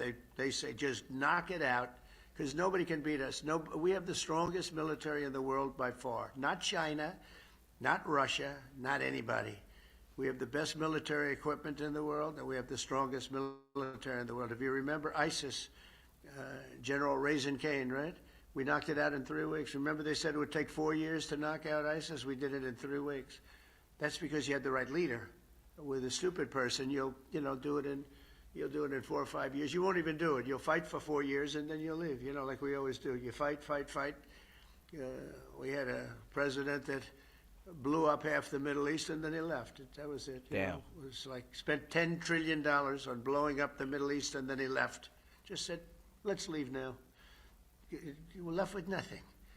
And we don't do that. We take care of our friends. And so you have a great ally in us, and there's nobody even close. In terms of military power, there's nobody close. And I'm not only talking about nuclear. I don't like to mention the word because the nuclear is so destructive that it brings you into a different category. But we're number one in nuclear. I rebuilt our military, by the way, in my first term. We had a really successful first term. Then the election was rigged, and I had to wait, and it became more historic, and I was able to watch and see.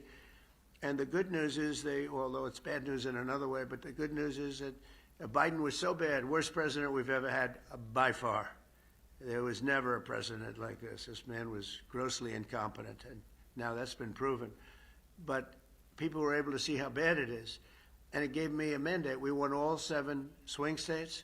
We won the popular vote by a lot. We won the counties by 2,725 to 505. That's why the map is completely red. When you look at it, the map, it was an obliteration, this election. And we got 312 electoral votes, so it was just an obliteration. And that means mandate. And we have a mandate that nobody's had. They said the most consequential election, and this was a enemy paper, the most consequential election in 129 years. So it's been a tremendous trip. I've really liked it. This is going, we're going 20 hours a day. And people say, how do you do it? And I said, I do it because I like it. I like it. I like the people I'm dealing with. I said last night, I stood on the line for, it seemed like hours. I said hello to Larry. I said hello to Kelly. I said hello to your 250 competitors. I said hello to everybody. And that was a long sucker, I want to tell you. They say, how do you do it? I said, I do it because I like the man standing on my left. And I said it 2 nights before about the Crown Prince, but last night I had the Emir, and he's fantastic. And I said, it's really not hard. When you like the people, and when you are doing something, we have a term, MAGA, Make America Great Again, very simple term. And I remember Biden saying, we will not let MAGA take over this country. I said, no, you stupid person. It says, make America great again. It's okay if it takes over the country. It's called Make America Great Again. And that's where we are right now. It's America. We'll put America first. But because we're putting it first, we're doing so well, there's going to be plenty left over to help the world. And we can help the world psychologically. So we think we're going to do well with Russia, Ukraine. 5,000 soldiers are being killed every single week on average. 5,000.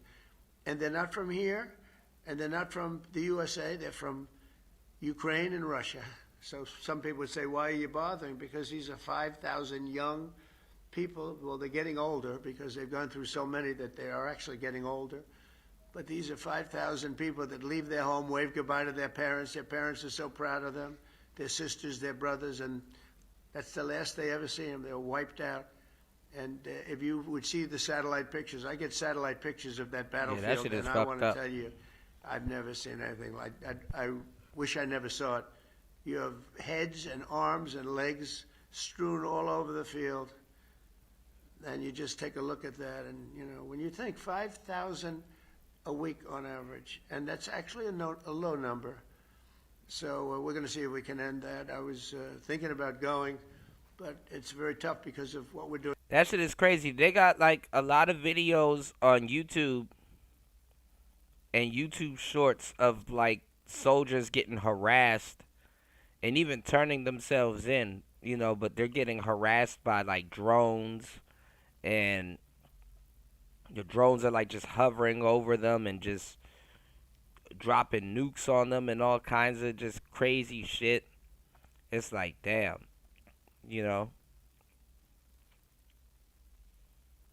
crazy. And a lot of them are unarmed, Doing today, and would like to see if we could solve the Iran problem in an intelligent way as opposed to a brutal way. There's only two, intelligent and brutal. Those are the two alternatives. So I want to thank everybody for being here very much, and we're going to take some questions, and perhaps now we'll ask the press to leave, and we're going to see you at the airfield. We're going to have a display of American equipment, okay? Yeah. Jennifer, go ahead. Anyway, thank you very much, everybody. I want to just thank you for being with us, and I assume the press is ready. We have a Pulitzer Prize winning photographer. Unfortunately, he gets it for a shot at the ear. Someday you'll get it for something nice. You'll get it for something nice, Doug. Well, I want to just thank everybody. It's been a very special trip. And I can tell you that our country is hot. It's hot as a pistol. I don't think it's never been so hot. And if you go back 6 months, it was the exact opposite. We had a man that couldn't even stand up. He was so terrible. It's so terrible what he's done to our country. He just be going in on Biden, man. I did not expect to turn it around this quickly. I think we're the hottest country of the world right now. And 6 months ago, they were laughing at the United States, but they don't laugh anymore. This has been an amazing trip. And as you know, I'm going to UAE in a little while. We're going to first watch an air show that will be spectacular from our friend, the Emir. He's done a great job, And I've met such great people. And as you know, that we're trying to give Yemen a chance, and we're going to give Syria a chance. With Yemen, they have a tremendous Houthi problem. I believe that's a problem for them. You know, you never really know. It's a tricky part of the world. But we were asked to stop firing at the Houthis. And that's something that they've never asked because they're tough and they're good fighters and all, but they're not going to be blowing ships out of the water anymore, so that's what we wanted. And we'll see how that works, but their emissaries were very, very strong on it. So that's a good thing for Yemen because they're trying to help themselves also. And we want them to get along with Saudi Arabia because that's been a big fight. And the other, of course, is Syria. We took out the sanctions, and I didn't even realize it's been many, many years that they've had sanctions. And as you know, there was a very big change at the top. And I thought that we have to give them a chance. They really have no chance with the sanctions. They were very biting. They were top of the line. Nobody could even deal with them. You couldn't make a phone call to Syria. So we did that, and I met the new leader of the country, and he's got a strong past. That would be very nice. He got a strong past, but I liked him a lot. I think he'll be a great representative, and we'll see. You're going to have a strong past to put that one around. You cannot be a weak person. If you're a weak person, we would just be wasting time. So he's a strong guy, and I thought he was good, and let's see what happens. But we're going to give him a fighting chance by taking off the sanctions. So we've actually been praised for that. The Crown Prince of Saudi Arabia was very strong. Please do that. He wanted it done. President of Turkey wanted it done. President Erdogan called me, said, is there any way you could do that? Because if you don't do that, they don't have a chance. And so I did it, and it's actually been very popular. The Emir liked it a lot. It's been very, very popular. So let's see what happens, but it's my honor to have done it. And with that, we're surrounded by some of the greatest business people in the world.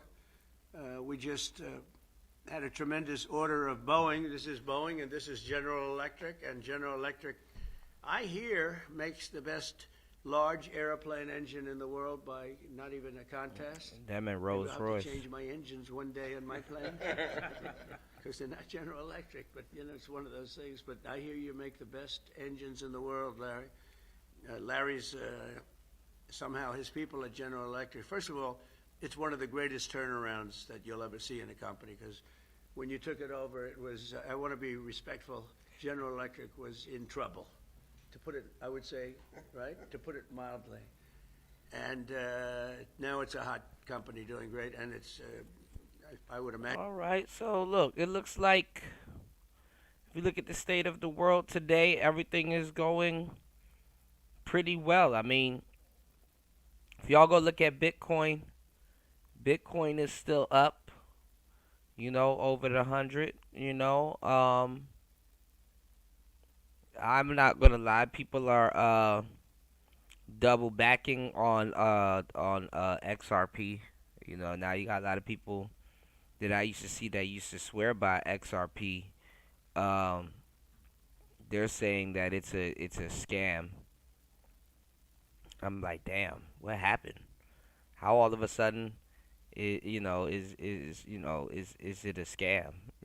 But hey, it is what it is.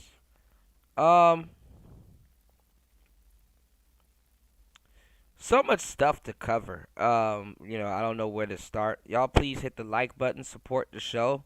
Let's open up the panel. I'm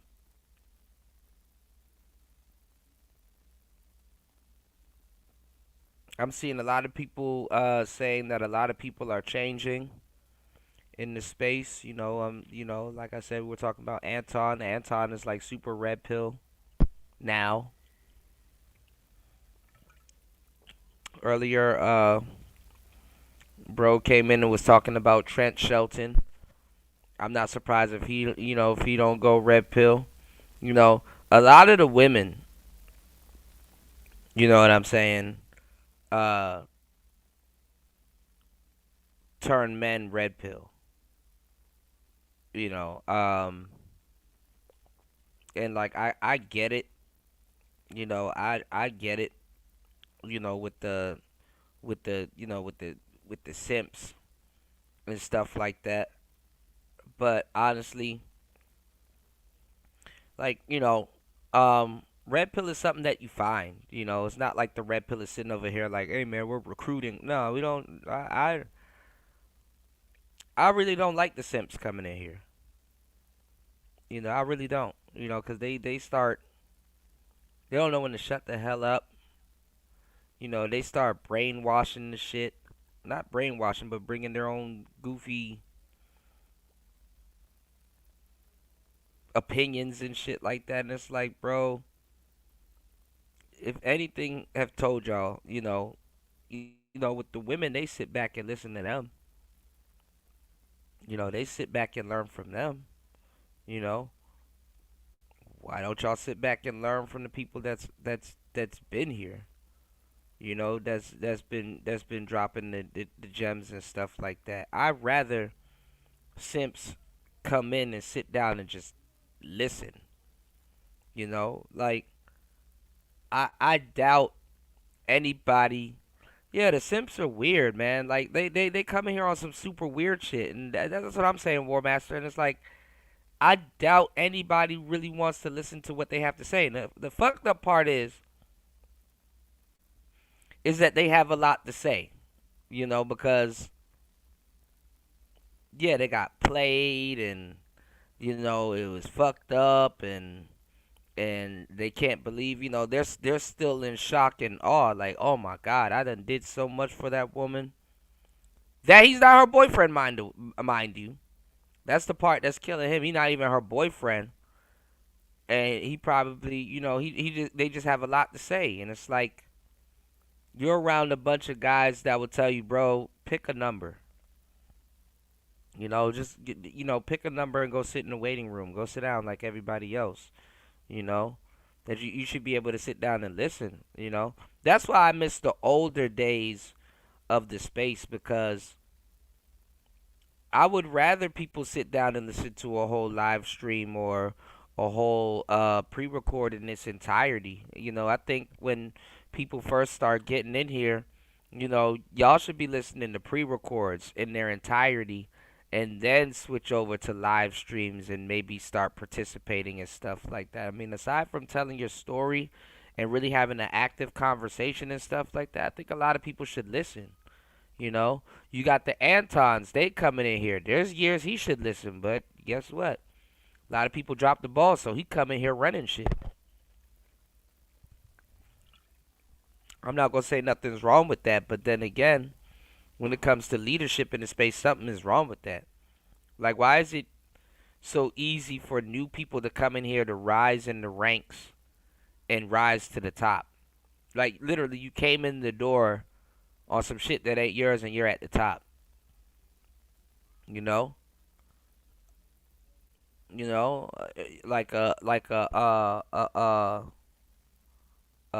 what you call it, a Hamp is interviewing Obsidian, when in reality an Obsidian should be interviewing a Hamp, is crazy. It's crazy. Alright, y'all hit the like button, support the show. Got a lot of stuff to talk to you guys about. Speaking of simps, somebody just sent me this. So let me see if we can take a look at this real quick. I really, I really don't be wanting to listen to half this manosphere stuff because it's like it irritates me because it's shit I've said so many times. But I just got sent this. Let's take a look at this. War Master said a lot of Sims believe they have something to teach grown men, for fuck's sakes. Right. Like, they're just getting privy to the information, and it's like, are you a victim or a teacher?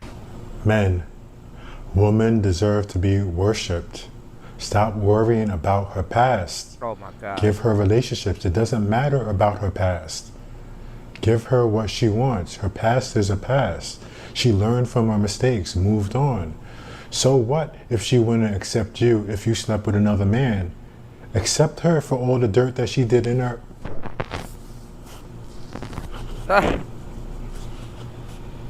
Now, a lot of people, because this is another argument that y'all going to see start to come up, the stepdad argument. This shit is like clockwork. I can even show y'all exactly what argument y'all about to start seeing soon. The stepdad argument's about to come back up, y'all. And a lot of people are, regurgitating manosphere talking points again. Like, oh,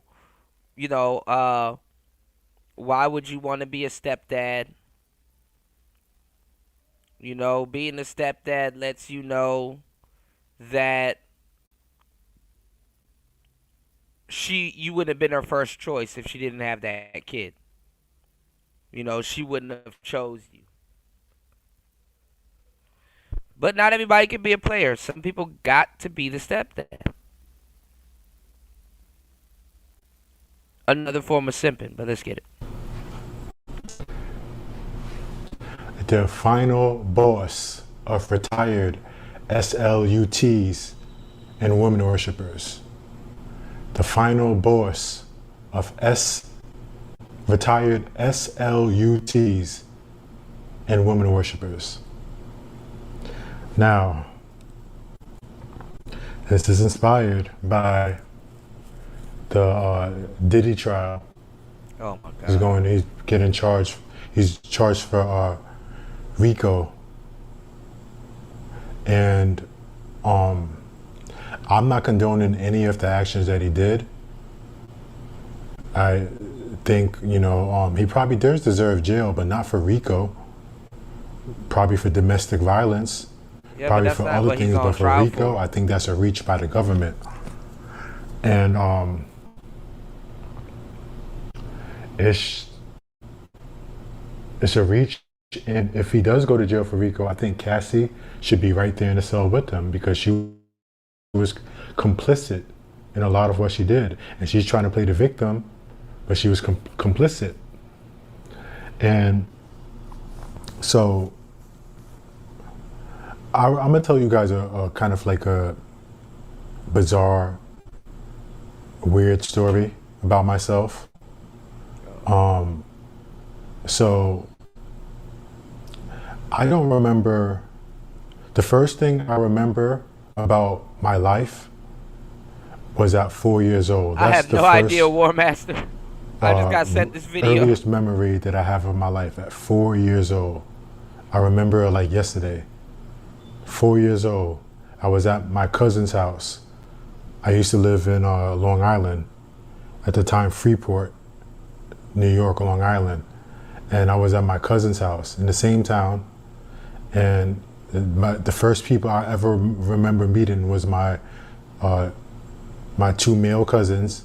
One was older than me, one was a year younger, and my brother, I have two younger brothers, but my younger brother, my youngest brother wasn't born at the time. And then I met one of my female cousins. Then I met my aunt and my uncle. And then later on that day, I met my mom and my dad who came to pick us up, me and my brother up. And the first thing I ever remember doing was playing Super Mario Brothers with my cousins.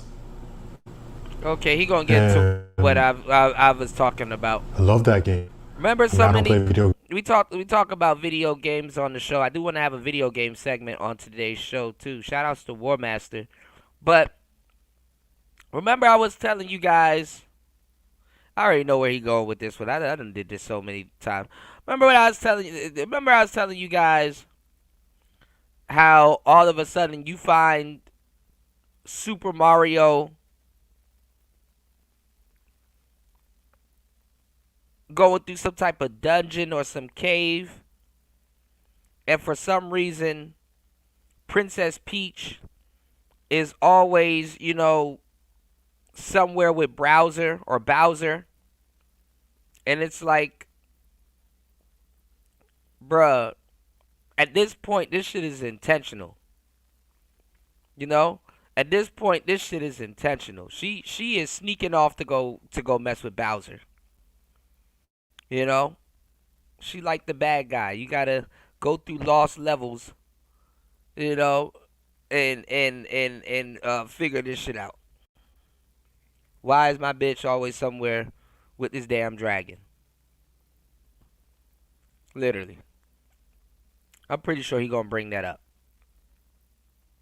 He said somebody tell that dudette to get better equipment so he can talk with his chest. Yeah, I think he a new YouTuber. Obviously that room reverb is a motherfucker. He said he found out his cousins were his brothers. No, I don't know. We'll see. I thought he was gonna say that his female cousin was hitting on him. That happens too. Yeah, Bowser was getting the peach. Mario was laying no pipes. He was going down them. Pause. Games anymore, but I love that game. But as I got older, and as especially into my adult years, and I started to deal with women more, I took a little bit of a step back and wondered. And I wondered, how did Princess Peach end up with Bowser? How did Princess Peach end up with Bowser? And Super Mario, why is the game designed that he has to run through all these pipes that she probably already ran through a whole bunch of pipes to be with Bowser? How did Princess Peach end up with Bowser? And I asked that question to kind of reflect. How did Cassie end up with Diddy? How did Cassie end up with Diddy? How do half of you women end up with toxic men, abusive men, narcissists, all these kind of men? They're abusing me. They're controlling me. How do you end up with those kind of men? And this is another example of how women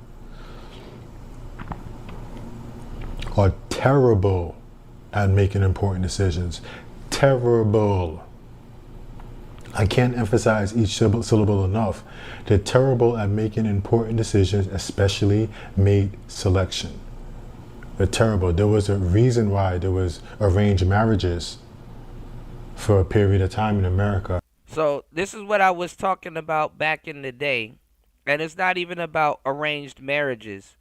A woman's hypergamy, for the most part, was her parents were in charge of her hypergamy for the most part, or what she would call hypergamy. The parents was in charge of the hypergamy, the parents were in charge of the hypergamy.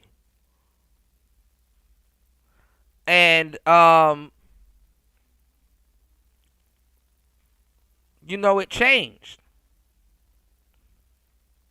It changed. The parents honestly used to pay for the. I was about to say for the funeral. The parents used to pay for the wedding.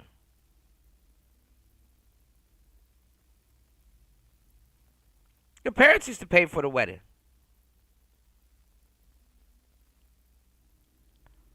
So, you know, it was a small, it was a little small pocket of time, you could say. And I would say it was during the 80s to maybe mid 2000s. You know, Gen X and my generation, where women actually controlled, you know, their hypergamy. You know, they controlled it, or they were in control of it a little bit more. Now, you know, the internet will control their hypergamy. They're in control now, but like I said, you know,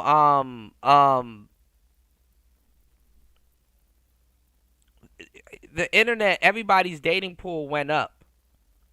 You know, so yeah, I mean, you know, they're in control of their hypergamy now, but not in the way that they would like to be, you know? So what I'm saying, in other words, is like, if you didn't take advantage of it when it was more of a controllable thing, if you didn't pick up on that when you were younger, you're not gonna really pick up on it now.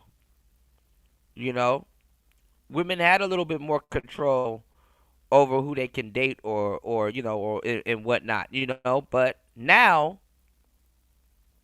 what's going on, Tech Rail? It's not even that we're being distracted. You know, other things are you know, a factor in a woman's quote unquote First of all, women just started learning what hypergamy is.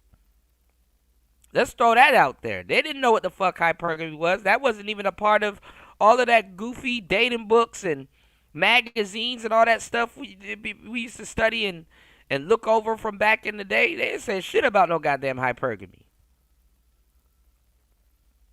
They didn't say shit about no goddamn hypergamy. But now it's everywhere, you know. That wasn't a buzzword for women back in the day. You know. Now it's everywhere.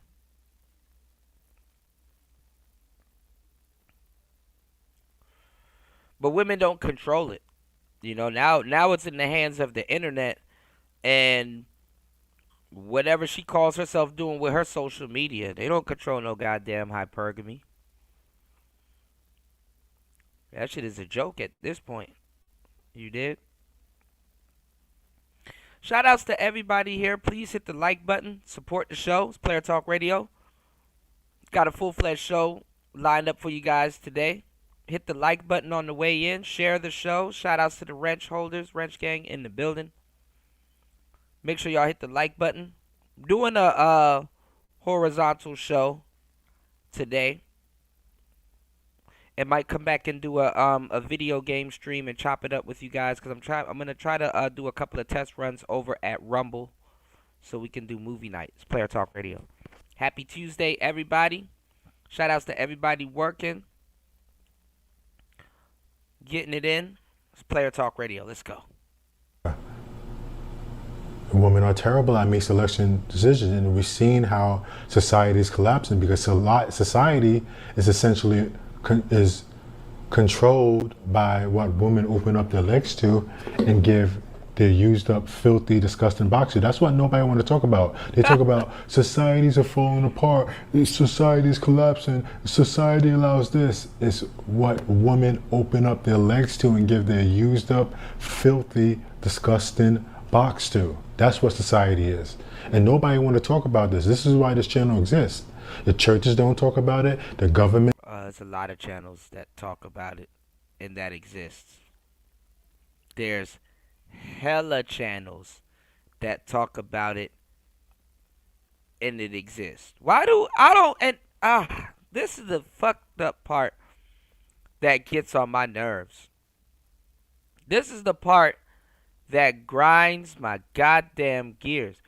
Why do people get on here and act like they're the first to talk about it when there's generations upon generations of people that talk about it? That's what grinds my goddamn gears, y'all. Y'all have no earthly idea how much this shit grinds my gears. This shit came from the manosphere. Nobody has a channel talking about this.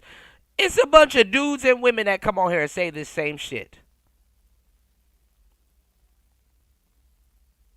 Anyway. Shout outs to Royce J in the building. Royce says, facts. Most of the terminology they come up with in the last 7 to 10 years came from the manosphere. Yes, we've influenced Urban Dictionary, modern culture, and everything else. I've seen more positive than negative.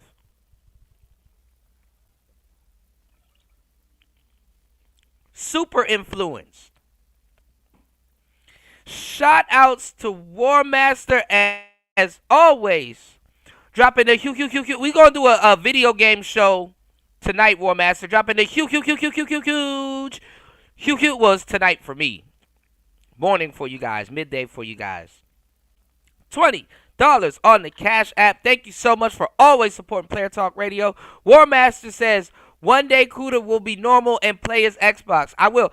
I want to actually go over the app with you also because I found out how to I actually have it right here with me. I found out how the USB connection and HDMI connection my phone into my computer. I know you say phone games aren't real, but it'll be enough for us to have a video game playing in the background and we chop it up about video games because I want to do another tier list with the consoles and the systems. And I want to do a tier list with the best FPS games, first-person shooters for y'all that don't know, on certain consoles. And I want us to make our own tier lists as well as use tier lists that already exist, you know. So for you Halo fans and guys that are into first-person shooter games, and this is the website that I go to. Let me see. Oh, actually, I already have one pulled up. Let me see. Oh, shit. Ooh, I already have one pulled up. We got to finish this one, y'all. We got to finish this one. What's going on, LT, man? You said, I'm there if it's Call of Duty Mobile. Man, I heard that game is good. I got to update it. War Master said Xbox is life. Now, look at this. This is for the wrestling fans, too. We're gonna go through this one. I just need to fix my damn computer screen. I had this pulled up, y'all. The top women's wrestlers in WWE. Damn, we got Jade Cargill up here. We got Naomi. We got my girl Zelina Vega. I gotta remember their names though. Oh yeah. Oh yeah. Shout outs to LT man in the building. Yes, sir. Listen, guys. As always, y'all know we promote better health, wellness, and fitness. There's a link that's pinned to the top. There's a link that's pinned to the top. Make sure y'all hit that link and head over to hempforfitness.com. That's hempforfitness.com. And make sure you guys use this code in the chat. So you guys can get 10% off your order. And if you mention Kuda, you'll get 2 free gifts. Okay? What do you mean, new? Shout outs to Shaka Nulu in the building. Let's get one more contributor. Let's open up the panel. If you guys would like to come up, I got some other stuff that we're gonna cover on today's show. Yeah, Call of Duty Mobile is nice. I need to update my iOS.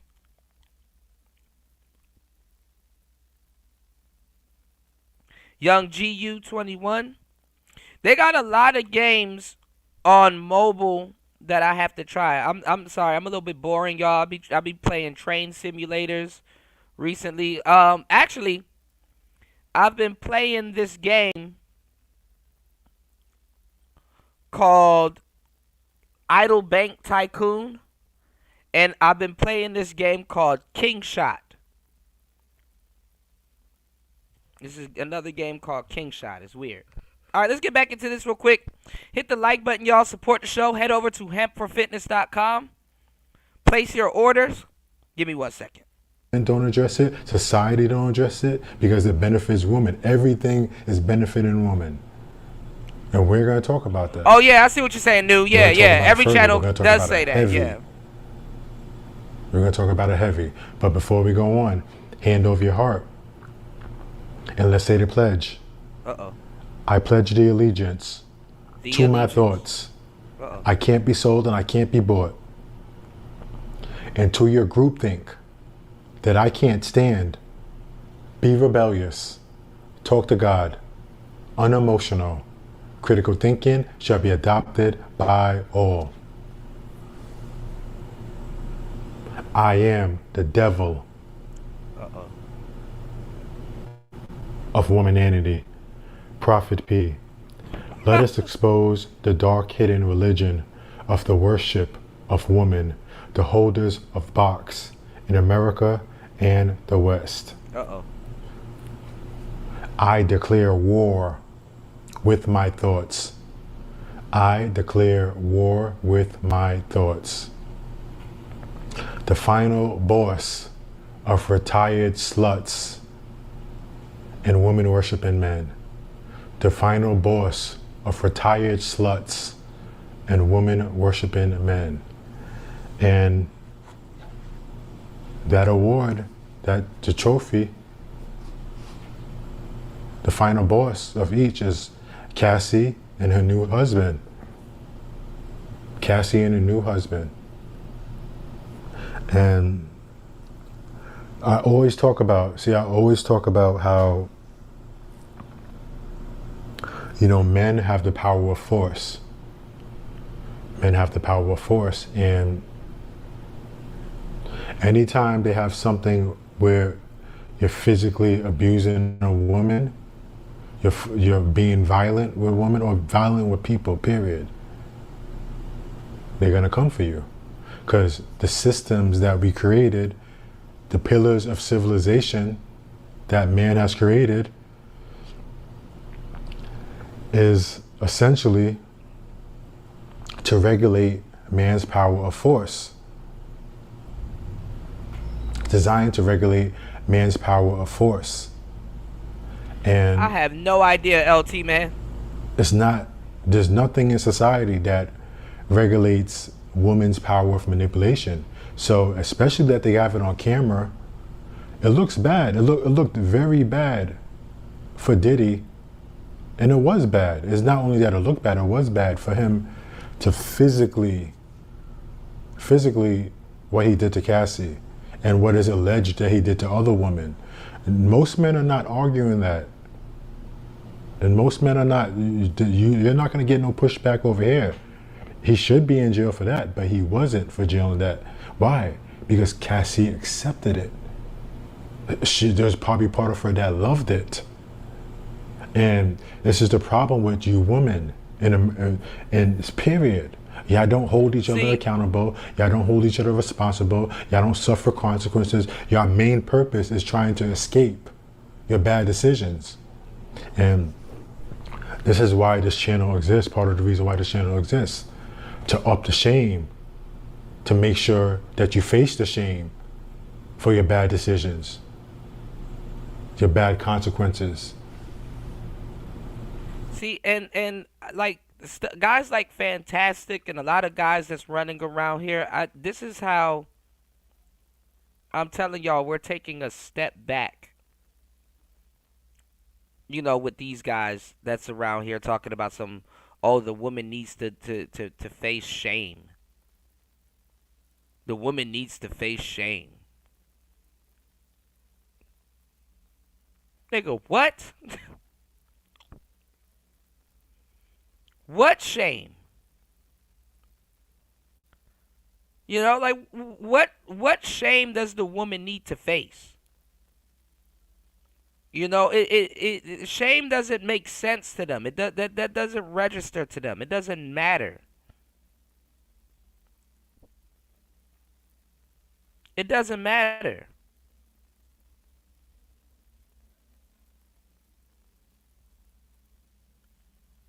They don't feel shame.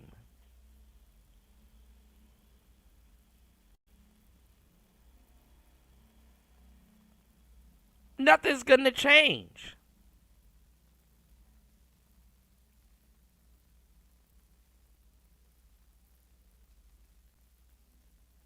Like, it's the goofiest shit ever. It's the goofiest shit ever.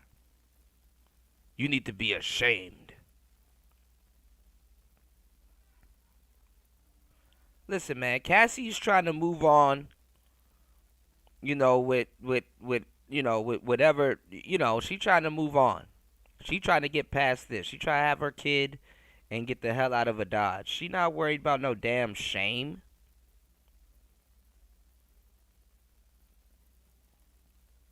Not worried about no damn shame. It's a shame. But let's go. And your decision making. Right, And War Master. Oh, man. Hold on. Shout outs to everybody supporting the show. Hold on, man. I almost forgot. God damn. Hold on. Here we go. More. Wendy? Thanks, Chuck. We're standing here in front of the Olympic Liquor Store in Queens, where scores of African Americans have been lined up for hours. We spoke to a few of them earlier. Ladies, may we get a word? Hide the money, y'all. There's poor people around. With your broke ass. Shout outs to everybody hitting the like button and supporting the show. Let's keep the support going. It's Player Talk Radio. Thank you guys for spending your mornings and your workday with me. I got you guys on the content. It's Player Talk Radio. I am here. We're going to get back into the regular scheduled program, and I'm just trying to get through this, what the hell this guy is talking about. And that's another thing, too, when the new cats come in here, they come in here mad as hell. And these are the last people that should have the megaphone, because guess what? They're going through a stage of red pill rage that they don't need to be having the mic. Because they know not what they're saying. They haven't calmed down yet and gone through the certain levels of grief. Because that's really what it is if you think about it. With the information. What's going on, Raven? Yeah, but see, the internet and what hoes have been doing on the internet now has replaced, you know what I'm saying, the you know, the shame system, you know? They replaced the system of shame. Because if you could take that, what would have gave them shame, if you could take that and turn that into content, then is there really shame? If you could take that and turn it into attention, what's there to be ashamed of? Like, look at how people are like, damn, man, what Diddy was doing to Cassie is crazy and blah, blah, blah. They're putting more shame on the man than Cassie. Cassie literally was a damn toilet bowl. And there's still guys out there that will date her. Man, there is no shame. What the hell is shame in 2025? That should go away in 24 hours. You know? Royce J said, hey, this dude is mad as hell. Yeah. So I'm like we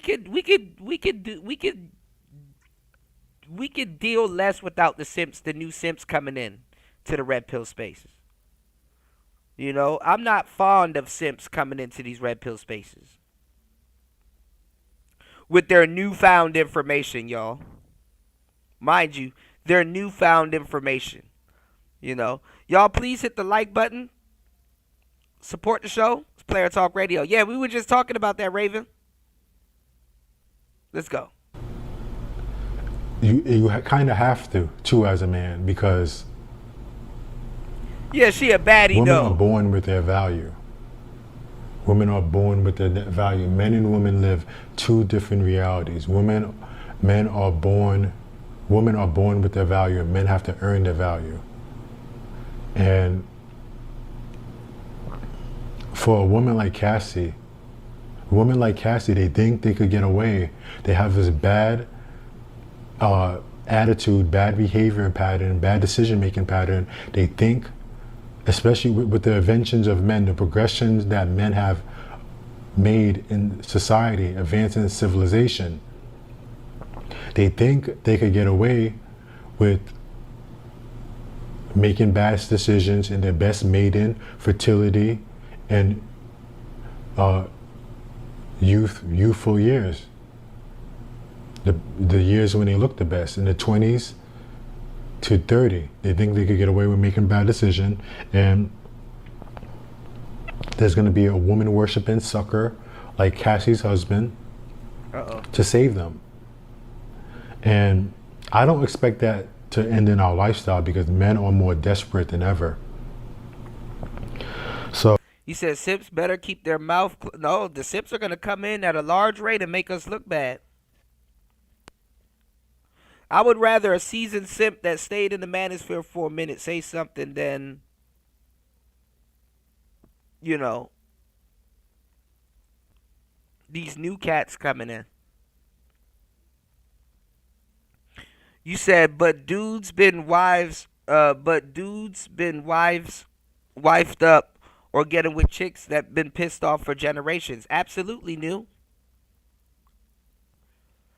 Yeah, he just regurgitated that. You know, men have value and blah, blah, blah, and a woman's value. And like, what?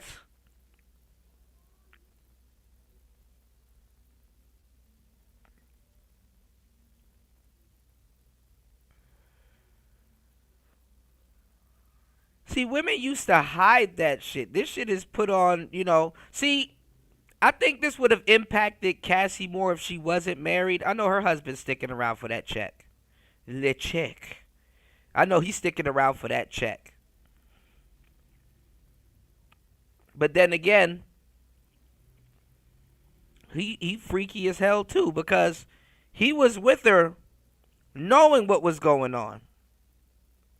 You know, he was with her knowing what was going on.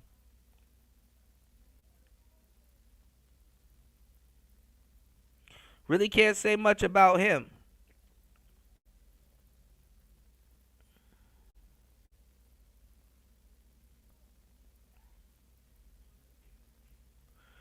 I never said she never should have got married. I never said nothing like that. I said that she's lucky that she got married, because she would have been worried about her image. When you're married, she only got to really prove herself to one guy. I never said she shouldn't have gotten married.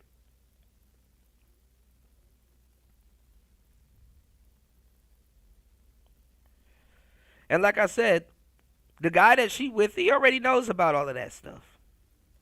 That's not new. Yes, D Chicago, I realize this. I've been talking about this for years at this point. I absolutely understand. I know. But this is what I'm saying. There's no such thing as shame nowadays. I don't know what type of shame, you know what I'm saying, that she's supposed to feel. And no one cares. On top of it, you know. That's the crazy part. No one cares. Because people will still go wife up Cassie. People will kiss Cassie all up in her mouth. No one cares. Truth be told. So, you know, especially like a woman like Cassie. Hit the like button, y'all. Support the show. Cassie was one of my crushes back then. Hell yeah. Back in the day, Cassie was beautiful. One of the most beautiful I've ever seen. She was beautiful. And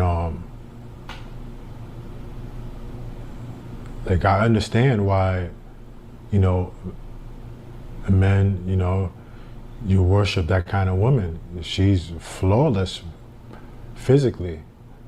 But what this court case is revealing, and this is where you men have to be strong, and you have to control your sexual desire.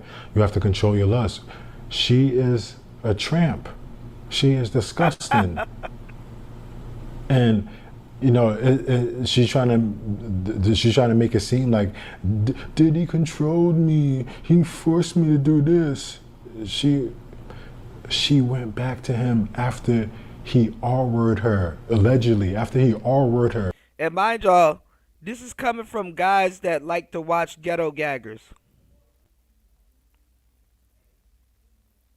She went back to him and had consensual with him.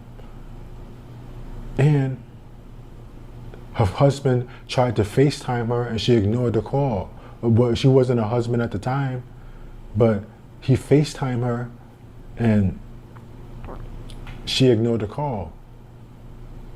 All the urine in her mouth that he paid other men to watch her get urinated in her mouth, have sex with other men while she was on UTI. And then I don't know. Diddy a little freaky ass nigga for that shit too, because Diddy was kissing her on the red carpet. You know, I mean, you slept somebody out like that off of drugs and shit like that, and then got to turn around and kiss them. You kissing the toilet bowl too. War Master.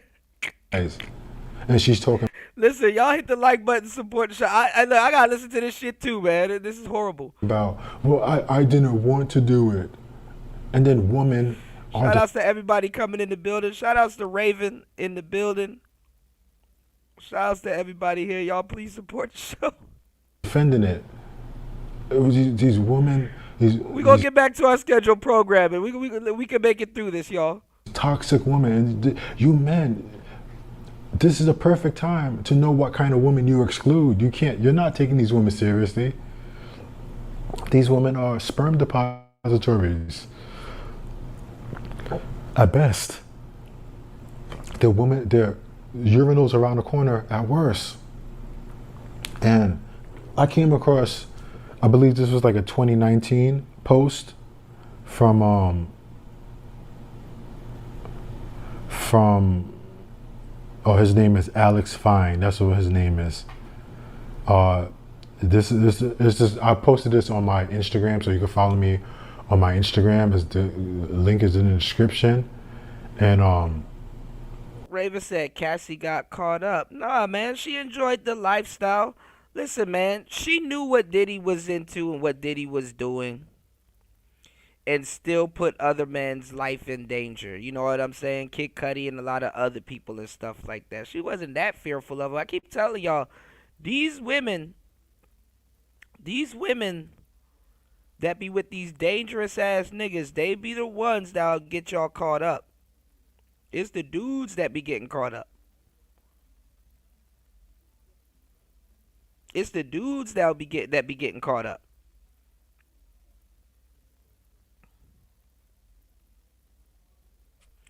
Cause these women be trying to, I mean, they be low key asking for help, but then again, no, they don't. You know, they'll be low key asking for help if they could swing to the next guy, but they're not ready to leave some of these dudes that they be cheating on or cheating with, you know?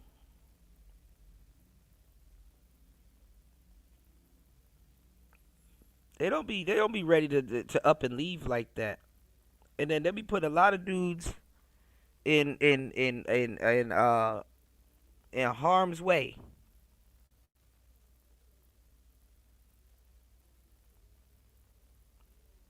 You know, Diddy up here blowing people's cars up and shit like that, and then you think it's cute.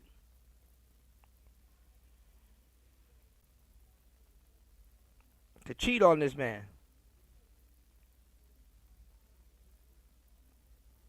He said they get the party started. Oh my God. Staying doesn't equal victim. I know staying doesn't equal victim, but listen, staying for 10 years? Come on now. You was getting your shit off too. And what y'all don't be counting in shit like that, and we've talked about this so many times on this channel, what y'all don't be counting in is that she made other people victims also.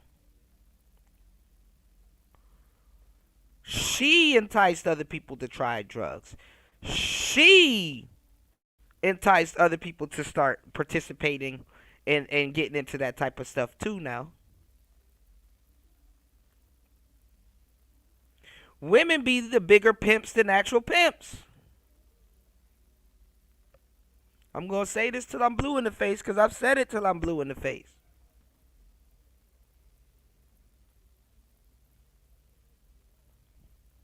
You know, could they be victims? Absolutely. I'm not going to put that past that. I wouldn't put that past that she's a victim or was a victim at one point.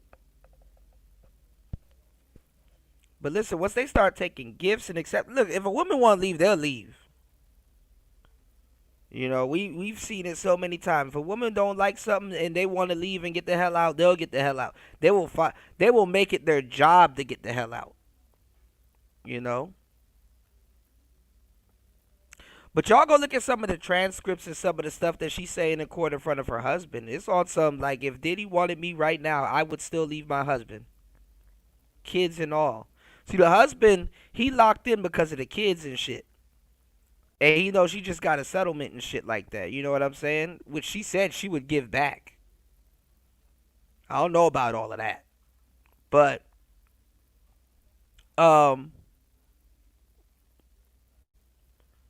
think the husband got to stay with her for like 5 years or something like that before he could get a chunk of that 30 million she got. She got like 20 million from Diddy. And then she gets like another 10 million from the hotel. Nice little settlement, you know?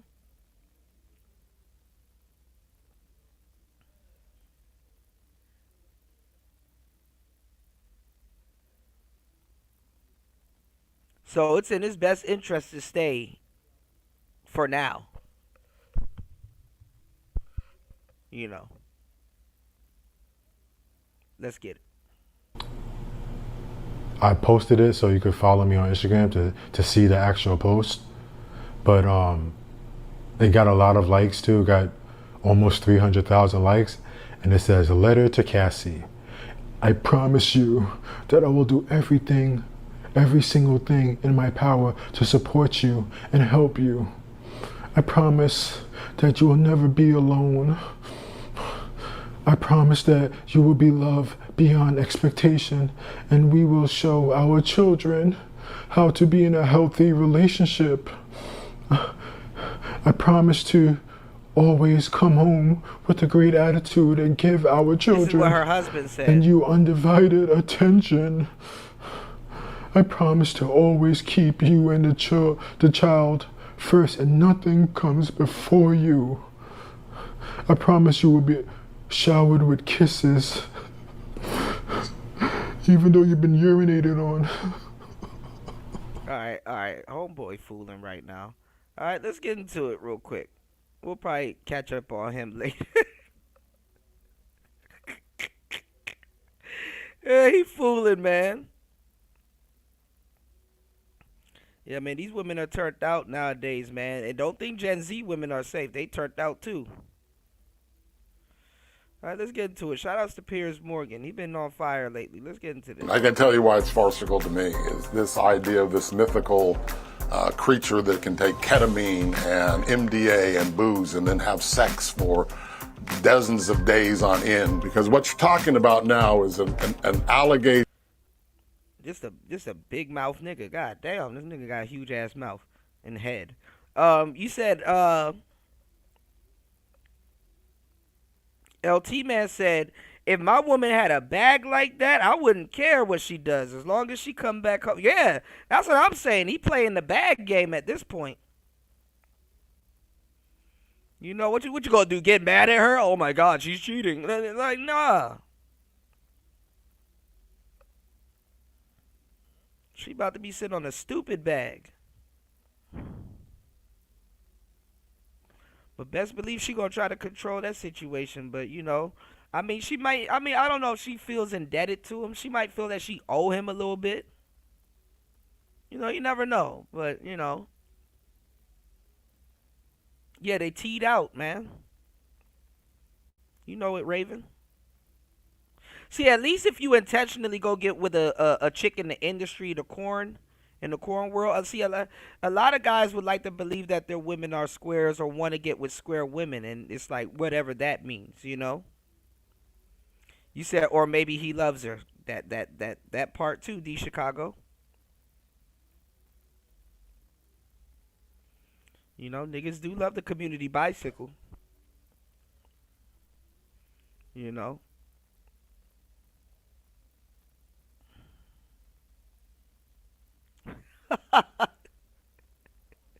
LT, man, you crazy, man. Let's get into this, y'all. Y'all hit the like button, support the show. It's Player Talk Radio, all right? Let's get that this, and I'm going to use its Mandingo stereotype of this crazed black man who's being prosecuted by 5 white women who are saying this man's sexual needs are insatiable. The sex trafficking trial of Sean Diddy Combs is back underway in Manhattan today, with pop star Dawn Richard returning to the stand. The Danity Kane singer testified that when Diddy did not get his way, quotes, people could go missing, close quotes. She also told the court that she personally saw Diddy drag, kick and punch his ex-girlfriend Cassie Ventura. Well, much of the evidence so far has been damning, as prosecutors build their case that he was the kingpin in a criminal enterprise responsible for sex trafficking and racketeering. But despite that, some people believe the drastic nature of the charges could mean that Diddy will sensationally walk free. In a moment, I'll talk to Matthew Fletcher, the former lawyer of Suge Knight, and Ben Chew, who successfully represented John. Well, I mean, hey, look, you got to be turned up to you know, to handle a Suge Knight at that time. You know, so Diddy stayed turned up after that. You said, bro, I'm seeing this more and more. It's the females that are the prostitutes grooming the young chicks. I've been saying this. You better believe it.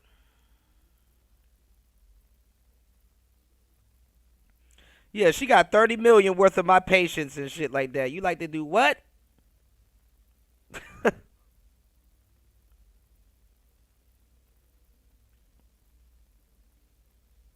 Shout outs to Royce J. True. He said men have to face the truth. Many men in the West love hoes. Acclimated, you know? Acclimated. Many men in the West don't know no better.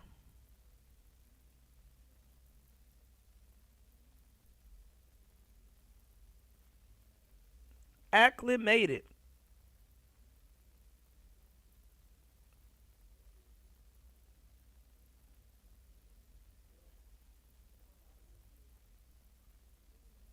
Damn straight. Johnny Depp, but we begin with a man who finds himself at the centre of a Diddy scandal. Lawyer Tony Busby filed multiple lawsuits on behalf of alleged Diddy victims, but has recently been hit with an extortion suit by Jay-Z and accused of, quotes, targeting black men, close quotes. Well, he joins me now. Tony Busby, thank you very much for coming back to Uncensored. A lot has happened since you last appeared on this show. Let's start, first of all, with the fact that when we last spoke, you said you were representing 120 further alleged victims of Sean Diddy Combs in civil suits spanning 20 years with victims as young as 9, 14 and 15. Now, in March, you announced you were dropping 15 of these cases after Diddy's attorneys argued you weren't authorized to practice in the Southern District of New York. So just explain, before we go any further, explain what's happened there. Yeah, typically when you're a licensed lawyer in New York and you're accepted in one of the federal districts, it's by reciprocity, you're accepted in the others. Well, they challenged that. And so they filed grievances against me and basically attacking my ability to practice in the Southern District of New York. And that is being sorted out. And while it's being sorted out, I withdrew from about... No, but hold on now. Because I hear what y'all are saying in the chat, but y'all got to understand that it's a certain type of hoe. You know? Guys do like hoes. Don't get me wrong, right? Guys do like hoes. Don't get me wrong. But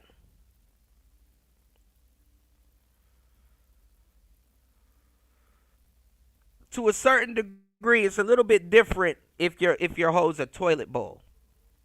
You know? That's a little bit different. Like Cassie's in, I mean, a lot of hoes are in Cornstar territory. Don't get me wrong. But Cassie for sure is in Cornstar territory. You know, she for sure is in Cornstar territory. Beyond Cornstar, like high level, I need to get paid Cornstar territory. You know?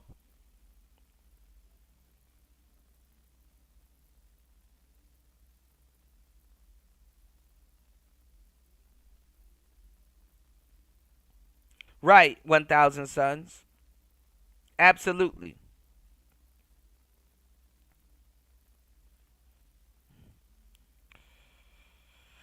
But yeah, modern hoes do eat ass. You right about that, Raven. Yeah, that I ain't gonna lie, that is standard. That comes standard with these with the new. Damn. All right, never mind.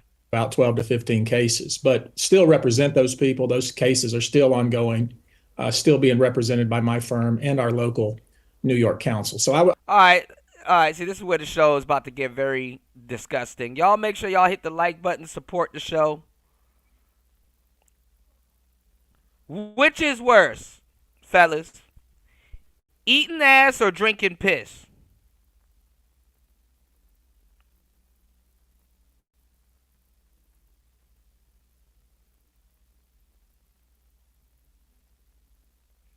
Both is horrible, but which one is worse? Eating ass or drinking piss? I would call that a sideshow. Much ado about nothing, and we're working through it. You've had a lot of time, obviously, since we last spoke, to really, I guess, go over all the individual stories of the 120, as it was then, alleged victims. Have you now narrowed down that number to? LT Man said Cassie got into this industry. She enjoyed the life. She enjoyed the lifestyle, the lifestyle, no matter how promiscuous or freaky it was. She got older and didn't enjoy it anymore. I can see that. Absolutely. No, we're not weird, D Chicago. We talking about the new square standard of hoes nowadays. Yeah, I wouldn't know neither, bro.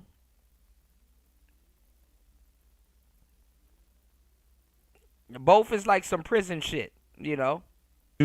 Cases that you believe are incontrovertible? Are they all, in your estimation, incontrovertible? What's the sort of credit? And that's the crazy part. All of the pretty girls are doing it. I don't know, I said War Master. Shout outs to. I want to see what War Master gonna say. I don't know, LT man. I hate to say it in a weird, fucked up way. I don't know. I don't know. I don't know. I don't know. I'll probably take the girl that eat ass over the piss drinking bitch. You know, I hate to say it like that, but I might take the eat ass bitch over the piss drinking bitch. Because eating ass is not like a scat party kind of thing. Even though it is, but it's not. You know? You're licking someone's taint and shit like that. Like, bitch, you could put some Mentos, eat endless big red chewing gum, or some Winter Fresh or something like that, and you know, But I don't know about the piss woman. Because, I mean, look. A lot of boxers, they used to drink piss. You know, a lot of boxers used to drink piss. You know, a lot of them felt that they'd lose vitamins and stuff like that. So, you know, it is what it is. You know, I don't know about the ass and piss eating and drinking and shit. LT man said ass.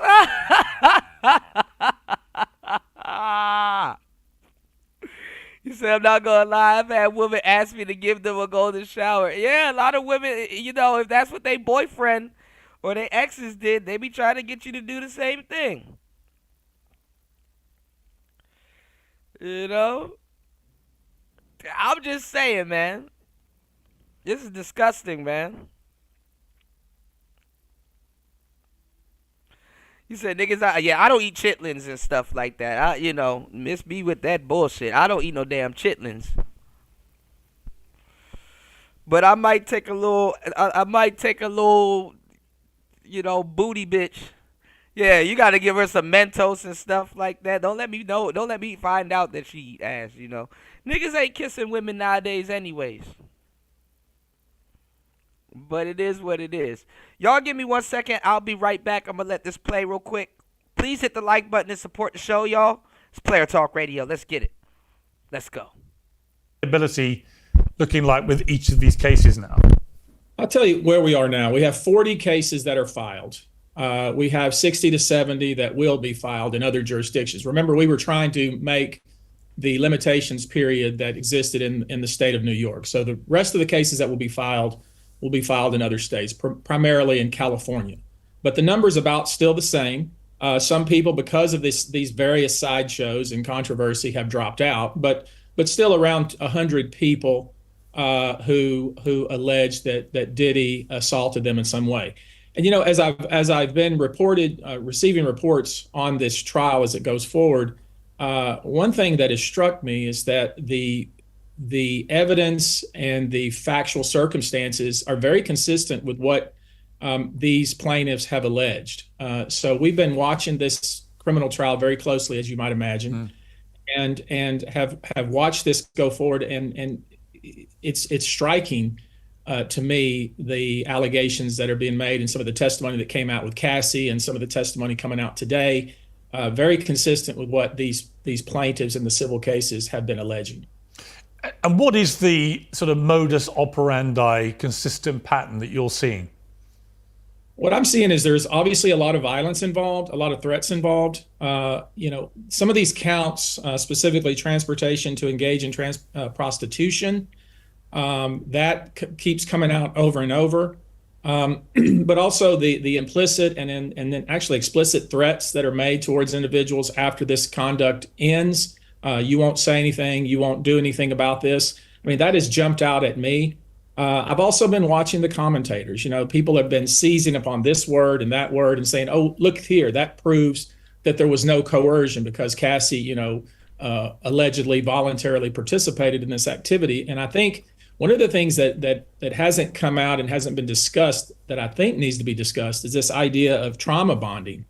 When someone is in a long-term relationship and they have been allegedly abused, people have a hard time wrapping their head around the fact that why would they continue in the relationship? Why would they go back? And that's classic trauma bonding. You know, there's other names for it. You know, when people are kidnapped, you've heard about Stockholm syndrome. Yeah. Heard about battered wives syndrome. What I have seen, we had somebody there during the opening statements, and of course we've been receiving real-time updates every day of the testimony, and that has jumped out at me time and time again, is that this idea of trauma bonding and these commentators who have seized upon certain snippets of text and so forth, where they talk about, well, look, Cassie was voluntarily participating in this. I don't see it that way, and I'm not sure the jury will see it that way either. The other thing that's happened with you personally since we spoke is that in February, you withdrew a lawsuit against Sean Diddy Combs and Jay-Z, which alleged the rape of a 13-year-old girl. Now, this guy, he be defending victims that are doing money grabs. Which is because he's doing the money grab too. I mean, obviously, if you're in on a money grab, you get cashed out also. You know? So, he's a part of that also. You said Cassie eats ass. I'm pretty sure she does. I don't know if her husband is fucked. He just probably got to stick around till that check clears. Honestly. In 2000, the anonymous plaintiff referred to as a Jane Doe voluntarily withdrew the case, the court records show. Now, in that lawsuit, she'd initially alleged that she'd been offered a ride to a party at a private residence by limo driver Phil Combs following the MTV Video Music Awards in 2000. Now, as a result of those claims, Jay-Z came out fighting. He filed a lawsuit against you personally. He said that you and the Jane Doe, the accuser, were soullessly motivated by greed in abject disregard of the truth and the most fundamental precepts of human decency. The filing claimed the woman voluntarily admitted to Jay-Z's representative that he did not assault her, and that you, Tony Busby, had pushed her to go forward with a false narrative of the assault by Mr. Carter, Jay-Z, in order to leverage a maximum payday. And he went on to say this further about you. Busby directed his employees to edit Wikipedia pages to enhance Busby's image and damage Mr. Carter's and Rock Nation's reputations. Now, Jay-Z did it right, though. And this is stuff that DDG and a lot of these guys and stuff that have to learn. Y'all be letting a lot of women get away with shit when they drag you to court.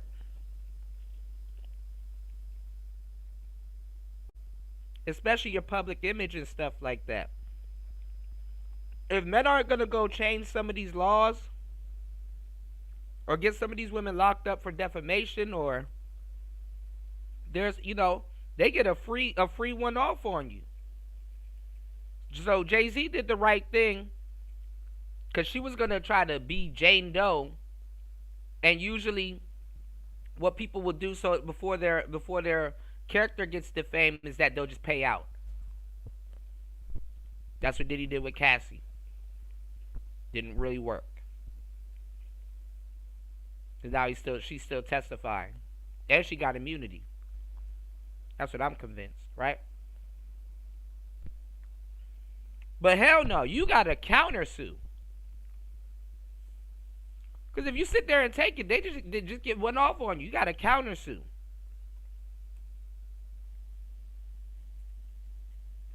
So if niggas ain't gonna change these laws and give people, you know, make people think twice about suing you, you got to countersue. But it's robbery because people, even if they didn't do it to make it stop, they just pay out. Just fucked up. What is your response to all this? You said a great mouthful. That's almost every line you stated is false. And all that will be sorted out. And it's all in litigation, right, as you probably know. I mean, this whole situation with Jay-Z started with him suing me as a John Doe in California simply because we sent him a... What would be crazy, too, is if her husband get full custody of the kids, too.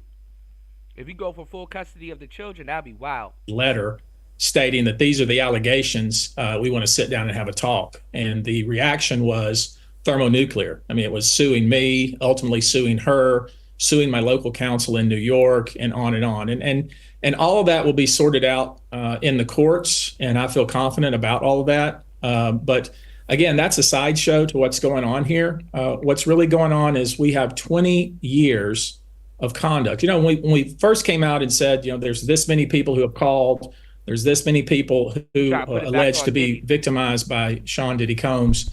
People, you know, raised their eyebrows and said, how is that possible? How could there possibly be that many alleged victims? Well, now I think what we've seen over the last week or so of testimony is that this conduct that's been alleged was happening almost on a daily basis, certainly on a weekly basis. And so it's not surprising or shocking at all that there would be people who would claim to be victimized by this sort of conduct based on the frequency of it. But do you accept, though, that in Jay-Z's case, the allegations against him from that particular... Pierce, smart as hell. He tried to deviate it back to Diddy. And Piers rolled it right back over to Jay-Z's case. Because he want him to talk about that. And also, too, he low-key insulted him.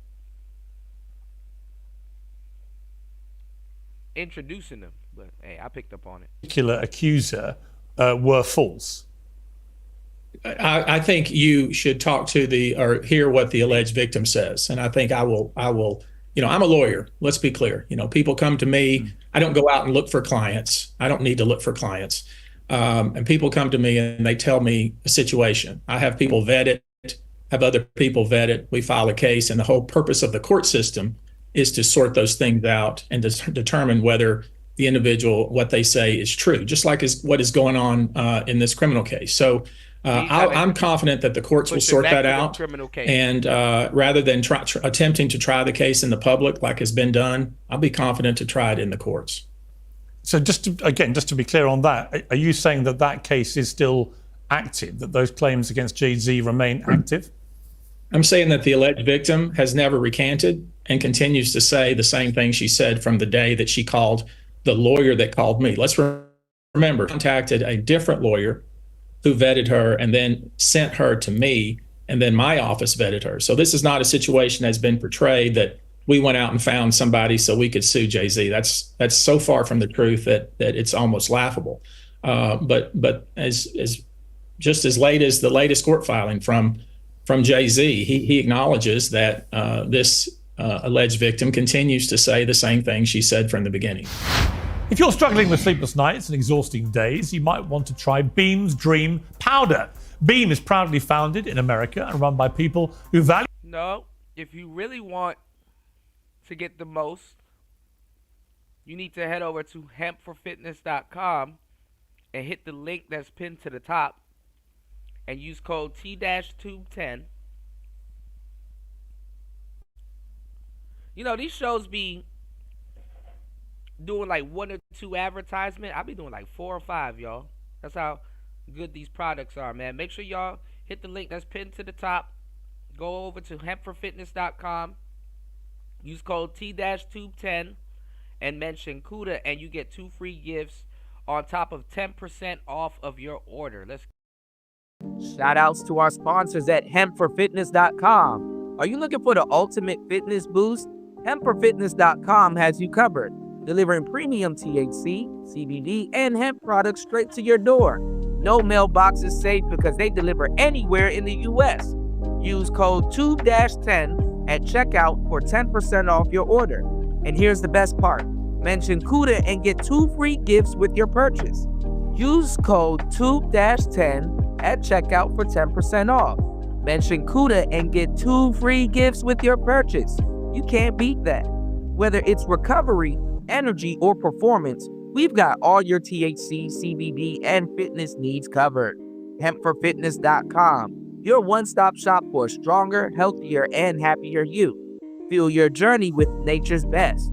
That's hempforfitness.com. This is not medical or health advice, but it is gems and nutrition for a happier, healthier you. Don't be late. The results are great. Hempforfitness.com. So head over to hempforfitness.com. That is hempforfitness.com.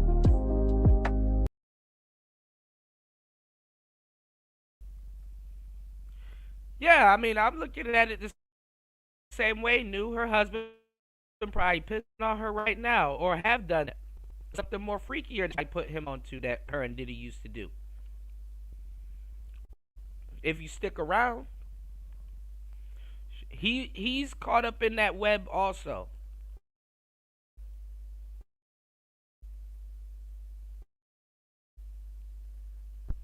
He was caught up in that web also.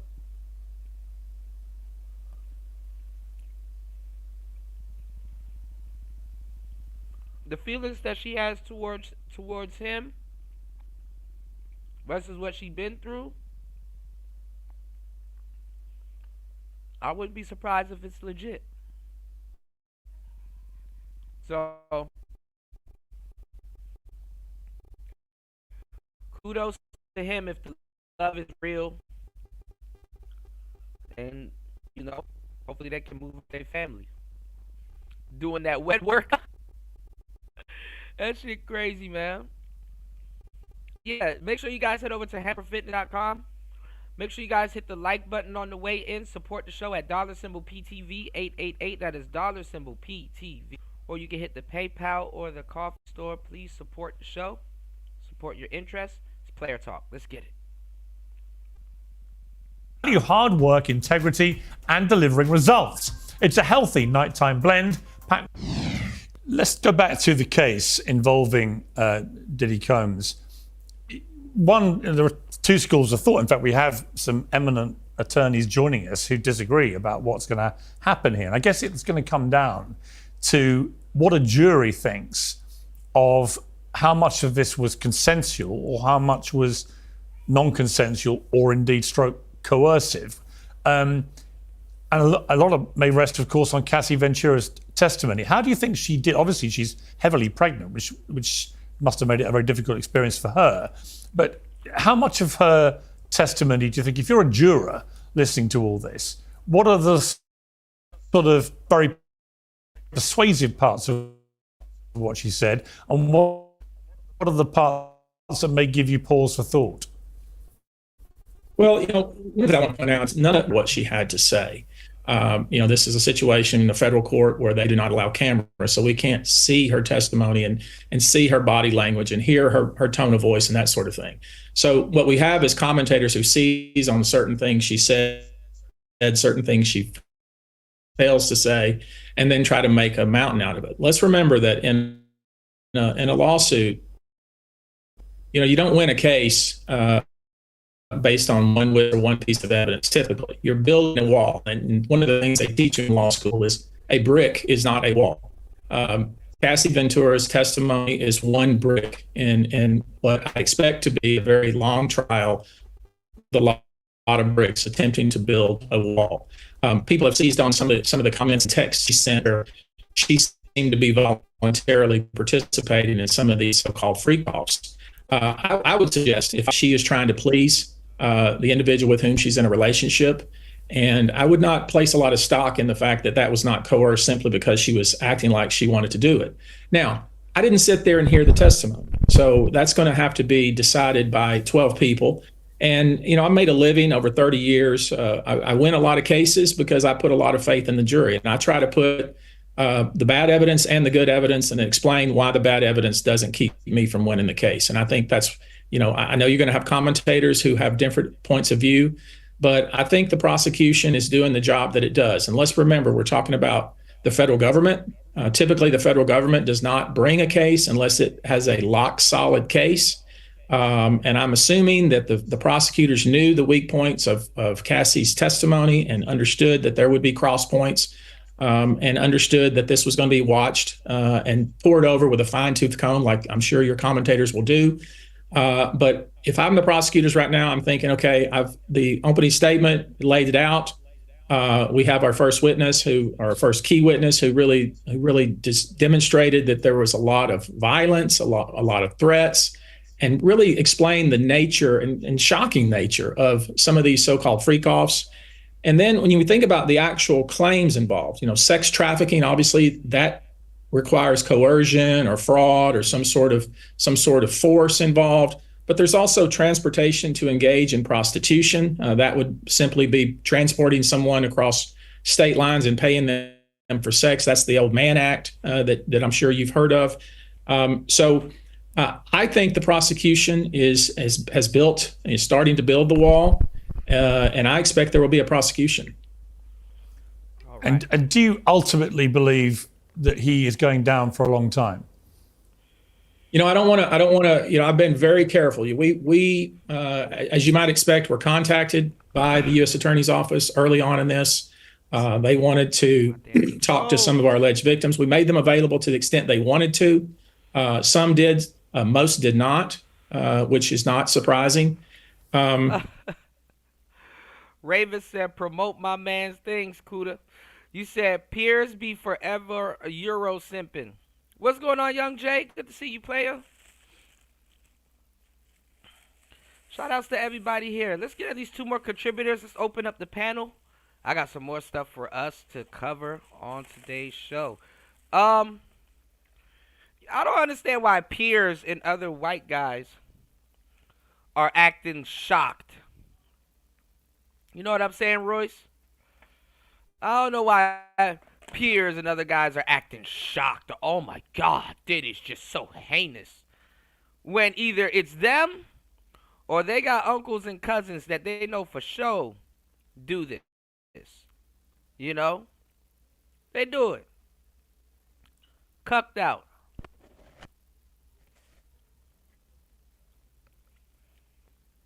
Fathers of cuckery. Now, people in all races sexually do strange things. You know, you got people in Japan. They cucked out also. They eat booty over there too. Humans are some debaucherous creatures, you know. But when black people do it,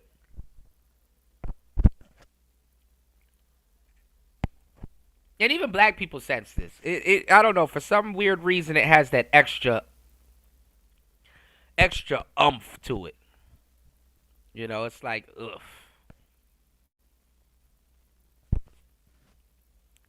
And what it really is, and most people can't really pinpoint what it is, it's because it's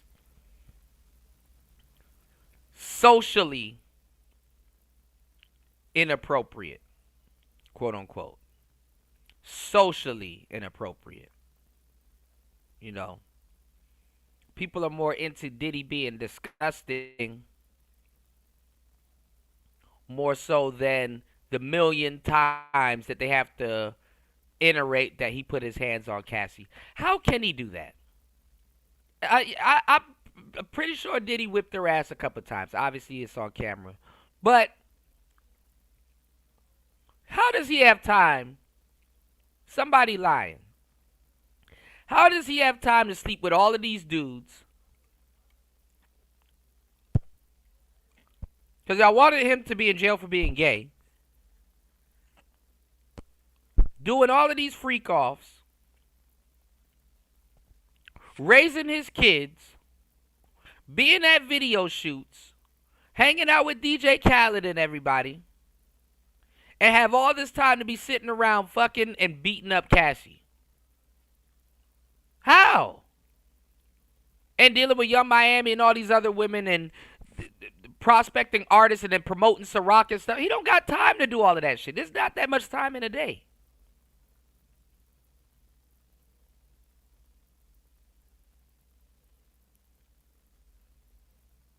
So somebody out here putting 60 on 40. You know what I'm saying? Somebody out here putting 60 on 40. Somebody adding to it. No way. No way. Promoting Sean John and all kinds of shit.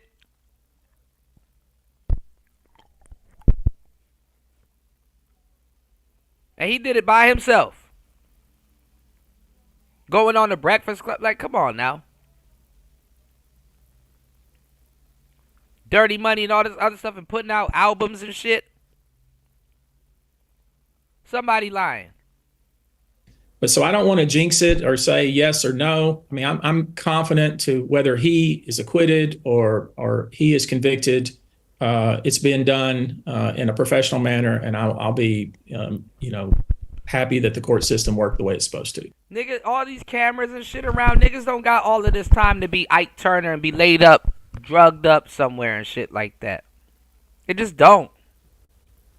Okay, Tony Busby, thank you very much indeed. I appreciate you joining Uncensored again. Well, I'm now joined by Ben Tube, a lawyer who served as a co-lead counsel for Johnny Depp in the Amber Heard case, and a former defense attorney who represented Suge Knight, Matthew Fletcher. And interestingly, gentlemen, I think you both completely disagree here. Matthew, let me start with you. You think this is a case of Diddy being railroaded and that the case is almost borderline farcical. You said they support the victim card. I'm saying most women are lying to you if they would say that they don't want to be in Cassie's shoes. A lot of women would love to be somewhere in someone's mansion laid up doing drugs and you know, whatnot.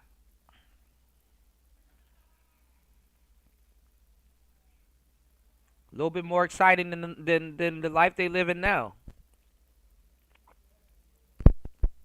Women love drugs. They do.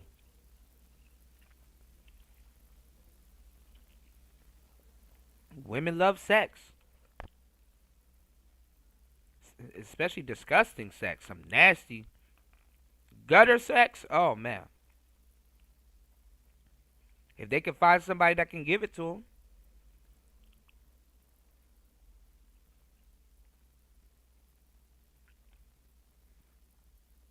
You know? But she was Diddy Jr. for the longest time. Can't overlook that. She done broke in a couple of women and dudes. She was telling the escort how to piss on her. Let's get it. Why do you say that? Well, good morning. I can tell you why it's farcical to me is this idea of this mythical creature that can take ketamine and MDA and booze and then have sex for dozens of days on end and hours. Right. That from a pharmacological standpoint, that's not possible. This idea that Cassie waits 10, 12 years to file a lawsuit and writes a book and then doesn't turn it over to a general publishing group, but sends it to Jay-Z's lawyer and says, by the way, we're going to put this out unless you pay us millions of dollars, bespeaks the real motives behind this. And let me just say this. Puff is not a good person. He's a bad woman beater and he's a coward. I know the guy. Everybody I know agrees with that. But this is not a case about domestic violence. And you can talk about trauma bonding and any other psychological terms you want to lay on there. But the idea that Cassie had her own apartment, had her own money, had her own extra boyfriends or anything else does not speak to me as a traditional victim that we would see in a case of spousal abuse where this is ongoing. And you know what Cassie and Diddy had? Other than an open relationship, it was a free use relationship. Remember we were talking about that a couple months ago? Free use?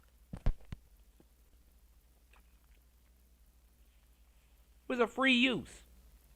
And I'll tell you this, when the prosecution told everyone that P. Diddy urinated in her mouth, that was shocking.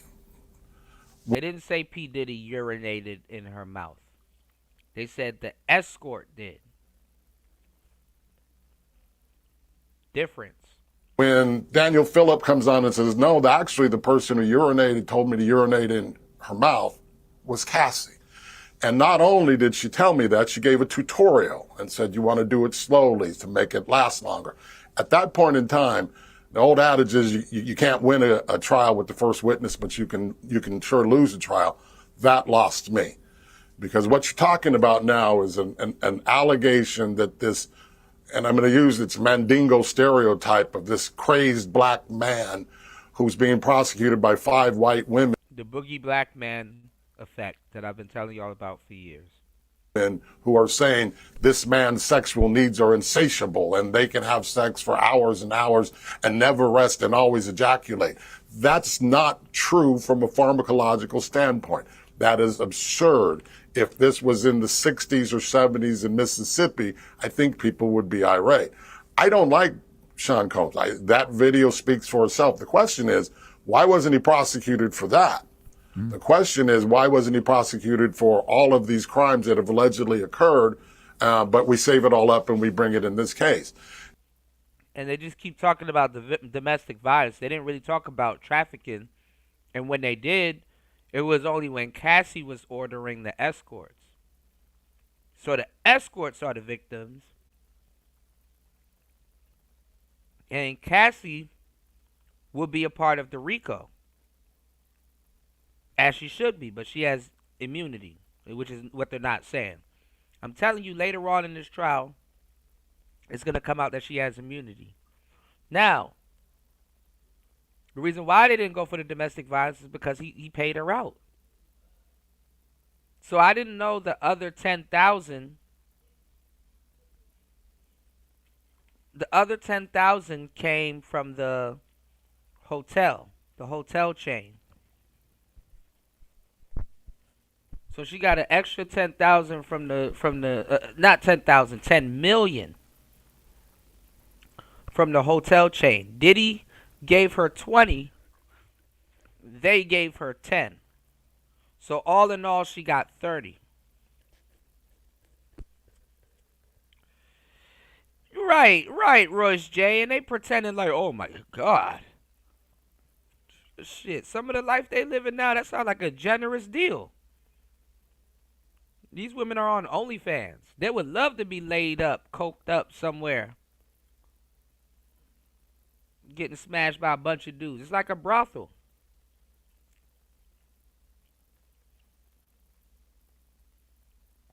Crazy as kept, crazy as it may sound. And that's crazy how they can openly say that on the internet with no remorse, but we got to tiptoe around the fact of saying that that's what they desire. To Mr. Busby's point, this idea that the federal government does no wrong in prosecuting people, you know, it's kind of ironic that a Comey is on this case and a Comey also, you know, and he doesn't need my advice, but they told us that President Trump was a spy for Russia too. And that was complete BS. And we know that was. And so this idea and concept that the government does no wrong, federal government does no wrong in bringing cases, I don't think it's true. This is not a strong case. This is a case that if they prosecute it or defend it correctly, and you point out the idea that Cassie says Combs raped her and then she went back to his house sometime later and were having sex, and then her husband FaceTimed her, and she can't remember if she was actually had that man's genitals in her while she was FaceTiming her husband. That's not believable. It's not believable to me. No one would believe that. And it's just part of a long line of, as Busby says, these are bricks. A brick is not a wall, but a brick hits you in the head. A brick still hits you in the head. And like when Cassie says, Combs and his bodyguard went to shoot and kill Suge Knight. That's absurd. Combs is terrified of Suge Knight. Terrified. Has been terrified of him for decades, going back to a shooting that happened in Atlanta.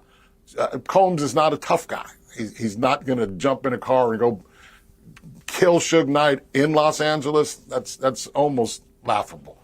But there's multiple aspects of this. Yeah, not being able to recall talking to your husband with another man's genitals inside of you is crazy. That is crazy. This case, that when you look at factually and practically, it really brings to question, why are we here prosecuting, what was the old adage, sex, drugs, and rock and roll? I'm not saying it's right, but I'm not silly enough to think that there aren't many people who've engaged in sex with rock and roll stars or movie stars, and use sex and use drugs. It's supposed to be a trafficking. Those are never prosecuted. Okay. And Cassie says, I paid. Yeah, no, listen, I just wanted to bring in, Ben has been listening to all that because it was fascinating. I've got to say, the way you talked through all that. Ben, you don't agree. You think Diddy's going down. Why are you certain of that? Well, I think my colleague makes some excellent points, and obviously this is going to be a very long trial, so there's much to still unfold. I think the purpose of opening with Cassie, of course, is the video, and the video certainly prepares the jury to conclude that he is capable of committing the crimes for which he's ultimately charged. The problem I had with the cross-examination of Cassie Ventura is this isn't a he said, she said case. There are going to be 3 other women and maybe even another male alleged victim who are going to tell a similar story. One of the second witness has already corroborated another alleged beating of Cassie Ventura. So that's the problem. They got her ass up out of there earlier today, Dawn. They got her ass up out of there earlier today, and they proved they proved that her and Cassie, in separate instances, reached out to Diddy to still work for him after he allegedly fucked their life up. And got text messages saying that they can't live without him and they need him. I don't know if you would do that to somebody that just raw paid you and destroyed your life as you claim.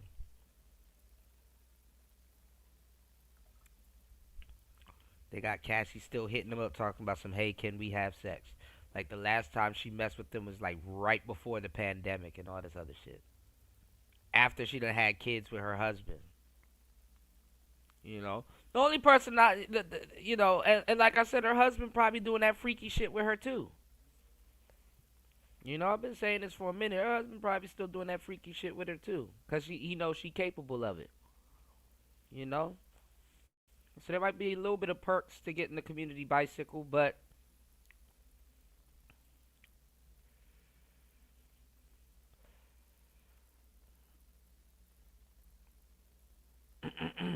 I don't know.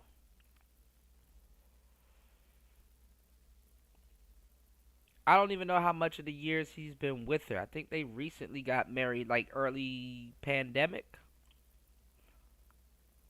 So he might have a year or two he gotta go, you know, with her. So right as soon as the kid comes of age a little bit, we probably can get the hell out with a bag. That's what he's really sticking around for at this point. I mean, if he's smart, you know, and he gotta maintain this demeanor throughout the case, because it's gonna help him in the future when he goes to court. You know, Your Honor, I've been loyal to her. I went to court with her. I showed up every day. I wrote love letters. I made sure, you know, he got to play the role right now, so he can be in control of the millions. You know?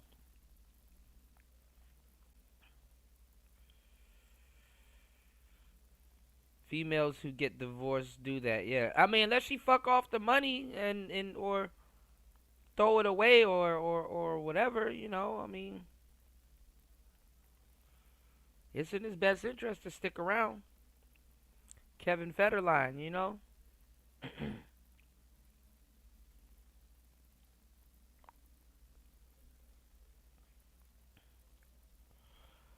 Alright. Y'all hit the like button, support the show. Hit the Cash App. Hit the PayPal. Let's open up the panel. D Chicago said, why would he leave? He may love her. Everyone doesn't judge the man, listen. You can love somebody from a distance. He can absolutely love her and leave. Why would he stay? See, y'all be asking questions that can be reversed. Why would he leave? Why would he stay? Either way, I can say it's financially driven. Why would he leave? So he can get some money. Why would he stay? So he can lock in the money that he can get when he leaves. Or why would he stay? He will, you know, he would stay with the person that got the paper. It's easy to love somebody when they got some M's sitting in their account. I mean, I get it. I mean, at this point, all they can believe in is in true love. You know, some of the stuff that she had to re-say on that, you know. Don't no husband want to hear that shit. You know, I understand that a lot of people come from a different lifestyle. Not everything bothers them a certain way. Obviously, I understand. You know, I've talked about it in depth. No, this seems like now. You have to understand, D Chicago. This is because we're talking about a court case. He's under a little bit of scrutiny right now, and the public eye is on them. Right now, he's supposed to be that loving, caring husband and stuff like that. He has a incentive to be the way he's acting right now, or maybe genuinely being right now. Me nor you can say what's really going on right now until later on. No husband want to hear what Cassie has to go through. No husband wants to go through that with his wife. No man really, says that's what what they want to do and sign up with. But guess what? He was cheating with her while she was with Diddy. So, he might be open to take what comes along with this at this point. But best believe when that stature is up and he can get some of that M's, if he can get a bit of those M's, don't be surprised if he don't ride off in the sunset with his kids. And I think the government will have, it's not that the government can do no wrong. Obviously, we have seen it do wrong in some cases. But I think the point is that the government would not have brought this indictment if it did not have evidence. Yeah, he asked for it. Absolutely, he asked for it. You said, and get with a stranger who may have done worse things? Let me tell you something. The chances of him getting with a woman who may have done worse things than Cassie is a lot lower. I can't tell you how he wants to play the game. I feel you and I hear you. I'm just being realistic. I'm not sitting up here playing the what-if game.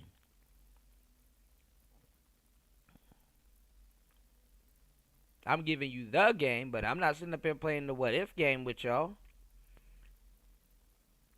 Ain't no y'all are too judgmental. This is the truth. You gotta be realistic, man.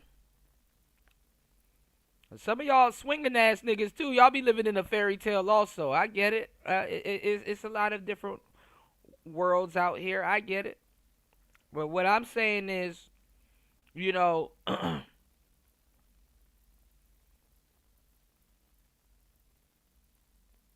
to put two and two together. You already got the kids. You already got certain things put together and stuff like that. That is realistic. That is realistic, D Chicago. What you're not taking into account is that she's a recovering opioid addict. What you're not taking into account is that she's pregnant. She probably done cursed him out, snapped off at him. He probably had to sit there and fucking take her mood swings and stuff like that. You ever try to get your ass off of opioids? Or been around people that's fucked around with ketamine and heroin and shit? And they grumpy and talking crazy to you and shit like that? He might not be there for too long. I know he knows that. What I'm saying is that he got to go through that. He going through that with her.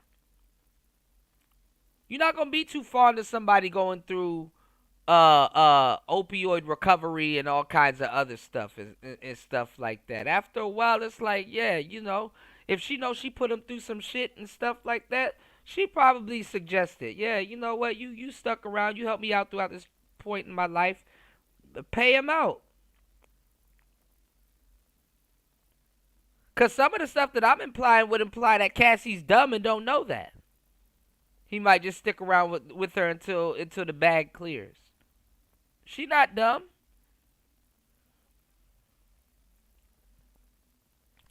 That's what. Oh, Jesus Christ. D Chicago, I literally just said that. He has to play the role right now because the spotlight's on him and her and their family. And she's pregnant.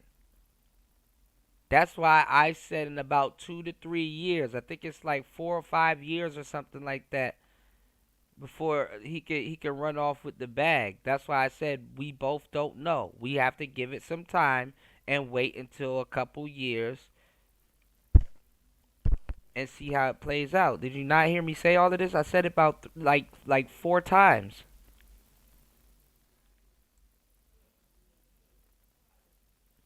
That's what I'm trying to tell y'all, man. He gotta look good now.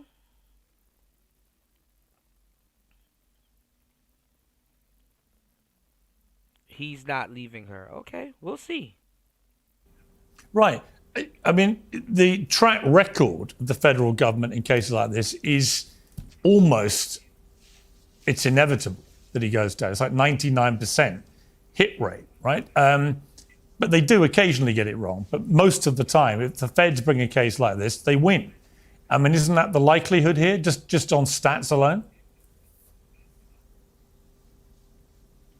100%. I mean, their prosecution conviction rate of the federal government is Y'all hit the like button and support the show, y'all. 99 percentiles, greater than the odds of being convicted. I didn't say anything about no damn manosphere nonsense. I didn't say anything about no damn manosphere nonsense. Nothing that I said has anything to do with no damn manosphere. That's just common sense. See, you inserting all of these biases and stuff like that. You being judgmental. Did nobody say a damn thing about no damn manosphere? Convicted if you're in Russia doesn't change the facts that in each case that sometimes you get defense attorneys who know what they're doing and know how to fight it and understand it and take them on. And in this case, what the prosecution is doing is saying that's a bad, mean, violent. None of what I'm saying got anything to do with no damn manosphere. It's called common sense. The squares use people for the bag too. It don't got shit to do with no damn manosphere. Guy, look at all of the bad things he does, and they're playing to the stereotype, and they're doing it covertly, but it's fairly obvious to those of us of a certain persuasion that you're arguing that this is a sex-crazed black man who has to get his craven desires administered to on a daily basis. So they set up an entire record company for the purposes of being able to entice Cassie Ventura into having sex. That's baloney, but that's what they're doing. And they can bring on multiple people they've had sex with. And all they're proving is, you know what, there's a secret. There's sex workers in the world, and there's people who frequent sex workers, but that doesn't really go to the issue. This is a RICO prosecution that was ideally brought to take down the mafia. Sean Diddy Combs is a guy who's a woman beater, and they should have prosecuted him for it, and there's no question about it. But you're telling me with a straight face this is a human slave tract, white slave act case? There's no one who was brought here against their will. Cassie had every choice she wanted to make. They talk about Kid Cudi. Go be with him. Talk about Michael B. Jordan. You know, the reality is this was an incredibly attractive woman, and she was in great demand and had many opportunities to have people. She chose. He had to sit there and listen to all the guys that she tried to replace Diddy with. And see out of the sea of guys that she tried to replace Diddy with, that he just might be one of them. Hold on, y'all. Hold on. We're going to get into this. He just happened to be one of the guys that she tried to replace Diddy with. That shit ain't a good feeling. But it's a part of the game. Hey, take what comes with it. That's the woman that you put kids in. So, hey. She chose that lifestyle, and I'm not in any way. Well, as we're talking, actually, Matthew, I want to bring Ben back here because Dawn Richard, the Danity Kane singer, has been on the stand today and recorded an incident in 2009 where she witnessed Diddy hit Ventura with a skillet and then allegedly threatened both Richard and Ventura. Richard testified, he said you could go missing, that we could die. I was shocked but also scared. She said she saw Combs carrying a handgun. She said Combs' bodyguards had guns too, keeping them on their lower back. I mean, to Matthew's point, Ben, I mean, he's obviously a very bad guy. Look, and that's the crazy part, Royce. That's the crazy part. That is the crazy part, because in her heart of hearts, I'm pretty sure a piece of her probably feels that she settled for him. He's the pool guy, you know, the workout guy. You know, I get it. I mean, she at that point in her life when she went to him, she needed a guy that was around who had a heart, who can listen to her and blah blah blah. Now she in the next chapter. You know? A lot of guys don't even realize, too, that addicts use people. She's still a recovering addict.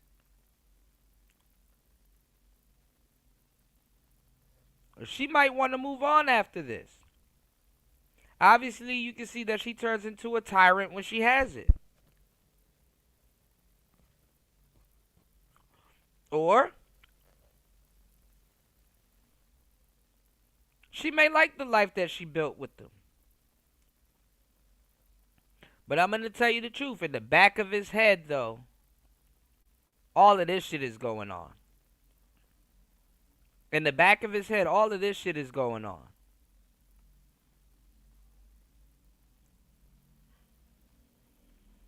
This is another reason why I keep telling y'all that women hide their exes from the next man that they're going to deal with. They hide their exes. It's in their best interest.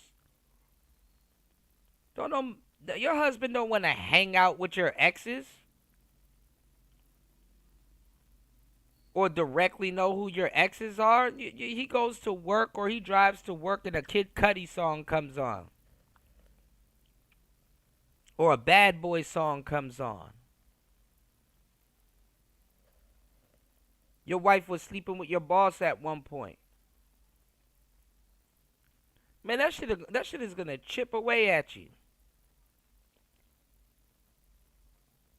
I mean, as far as what I know, he doesn't seem to be into all of that shit, but you never know. Behind closed doors, he probably Diddy Jr. too.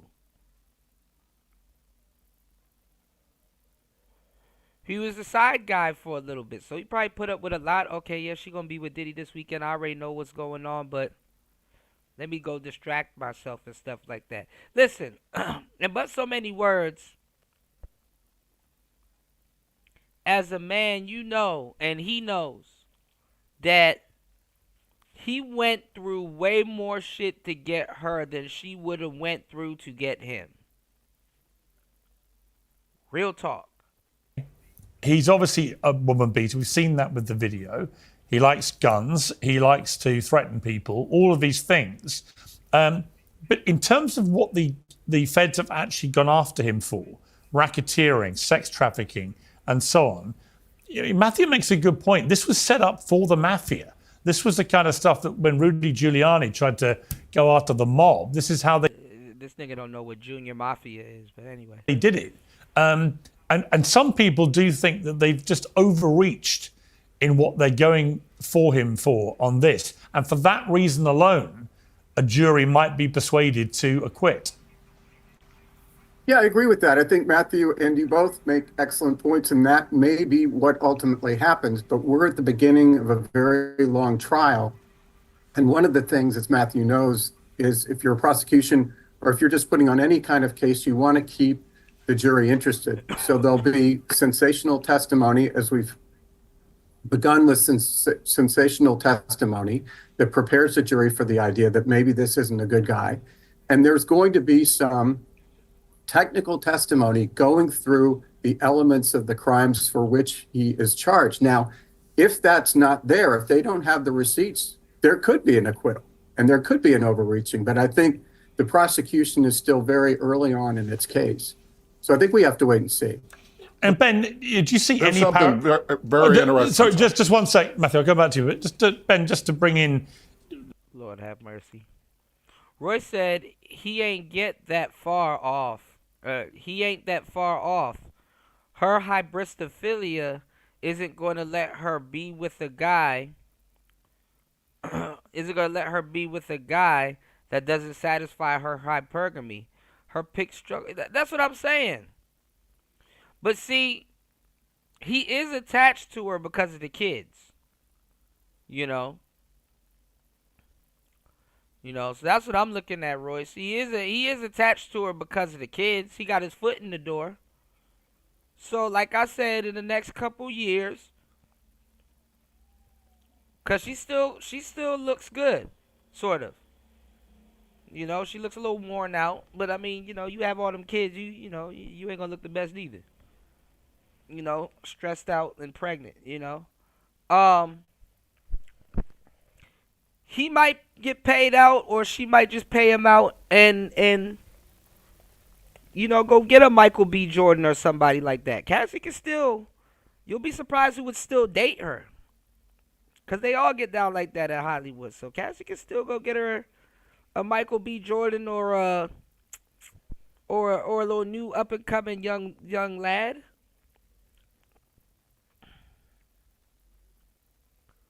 She's still got some life left in her.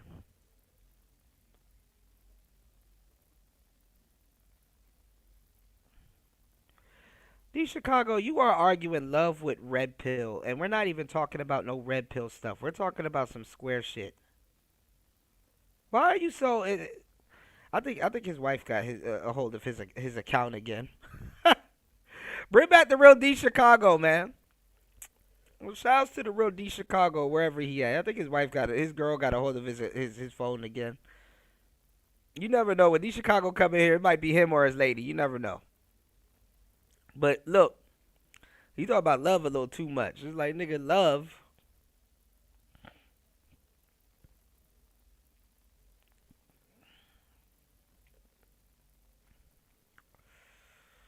Oh, Lord. All right, let's go, y'all. When you were on the Johnny Depp v. Amber Heard case, do you see any parallels here? In particular, perhaps how a jury might be moved by what they hear? Well, I think these are very different cases. That was Mr. Depp's case, civil case for defamation. So I don't see the parallel so much here. But in terms of how a jury can be not manipulated, but perhaps led down certain thought processes. Do you I mean, star power cannot be ignored, I think, in these cases. No, I think that's right. That's what I'm saying, Royce. Like, she has a kink. She has a kink. And she has an itch that needs to be scratched, you know? You don't really go from sexually unhinged to you know, I mean, once she get all these kids out, you know, she probably gonna be like, let me kind of dabble a little bit, you know. And it's not more so love. It's like, does she have this in her? Does she have it in her to do that? And obviously she does. And that's why I think you have to, in other words, if you're representing Diddy, you're going to have to counter that, and you're going to have to. I think he's going to have to testify as a practical matter. Criminal defendants usually don't, but I think with the video and the other testimony, I think he's going to have to come and counter the narrative, penitent for that, even if that's not what he's being tried for. I think he needs to put that before the jury. Yeah. I don't know if she's going to go back to doing opioids, but opioids is something hard to kick, you know? And if her husband doesn't do it because he's the workout man, you know. All right. Matthew, finally, to you on that point, would you, if you were advising Diddy, would you tell him to testify? Hell no. Diddy's horrible in cross-examination. When he was working with Johnny Cochran back in his original case of shooting, he comes off horrendously. And one quick point I want to make, if I may. This issue of consent and coercion, and the judge made a very big ruling last week when he agreed that they are going to show the videos. I got you, D. Chicago. Or some of the videos. I got you. And I've been told that Cassie is either a tremendous actress or she's actually having climaxes or orgasms. It's the when Harry met Sally argument. If that woman literally is on video having sex freely, and if what I've been told is true, that makes a real big issue as to whether or not this was coerced. It's a bad situation in retrospect, and she may be a wonderful witness today. And similar to Amber Heard, from what I've been told, she turns to the jury and speaks to them, which jurors hate. And prosecutors and lawyers always make the mistake of, now turn to the jury and talk to them. It's not natural. And so I see the similarities in that context. But this whole idea and concept that we're going to go back and Monday morning quarterback a person's sex scenes is open, certainly leaves open the question that she enjoyed certain portions of it. And then that really goes to the heart of the case. If part was consensual, they have to go down on it. But my understanding, there's no way, to answer the point, that Diddy's testifying. And the more they play that video, it kind of works in the favor of the defense because the jurors get desensitized to it. It's horrendous. It's bad. In Suge Knight's case, we played the video over and over of the young man being ran over by the car, because after a while, it's just making sausage. It's shocking when you first see it, but when you work there, it's not that bad. But, you know, unless something changes drastically, my understanding is, and Diddy would come off horribly, in my opinion. Fascinating. I've got to leave it there. Matthew, Ben, both, thank you very much indeed. We've got a long way to run with this, so I hope to get you both back on again. Thank you very much. Thank you. Piers Morgan Uncensored is proudly independent. The only boss around here is me. If you enjoy our show, shout outs to Piers, man. He been killing it on the black content lately. You dig? Royce said her husband might push gear on the low. What do you mean, Royce? What do you mean by gear? All right. Thank you, everybody, for being here. Good morning, everybody. Make sure you guys hit the like button, support the show. 10:26 in Chicago, 11:26 on the East Coast. We are here. Shout outs to everybody in the building. Make sure you guys hit the like button. Support the hardest working man on YouTube is Player Talk Radio. Ooh, I am still under the weather, y'all. But yeah, like I said, it's just a crazy case, you know. Yesterday, I played another show where Andrew brought his wife onto Piers Morgan's show, and they were talking to this woman on there that was a feminist. Okay, roids. Okay, I kind of picked up on that. Okay, I didn't know that was a. I thought steroids or some type of supplement, but I never heard it called gear. But that's interesting. That's an interesting name for it. Yeah. But no, he was debating a feminist, you know, they had a lot to say about like trad cons, and she just had a lot to say about you know, women that are in the, you know, the household and that are doing right, and you know, glad to serve their husbands and stuff like that. Nothing wrong with the square homebody, you know, woman that likes to take care of the house and stuff like that. You know, those women were pushing, you know, the boss babe mindset and stuff like that. You know, the goofy little stuff that they try to put on the sisters, or that they got the sisters to promote. I mean, obviously, in the feminist movement and stuff like that of yesteryear, a lot of women of all ages, races, and creed, you know, love to get their money, go to work, and stunt on other women and you know, their men and stuff like that, or men in general when they're single, to be like, I don't need you, I'm doing it by myself, blah, blah, blah. They feel that that's empowering. They don't realize that men don't give a fuck, you know what I'm saying? And that a lot of men have weaponized them and used them as pawns, you know, to also, you know, push, you know, the economics, you know, and you know, it turns into a goofy internet argument, you know, and it turns into a believe it or not, it turns into like a weird religious argument, you know, because there is a religious side to feminism, you know. Truth be told, a lot of people really don't understand that it is a belief, you know. I mean, to even suffer behind something, or, you know, throw logic and certain things out the way, you know what I'm saying?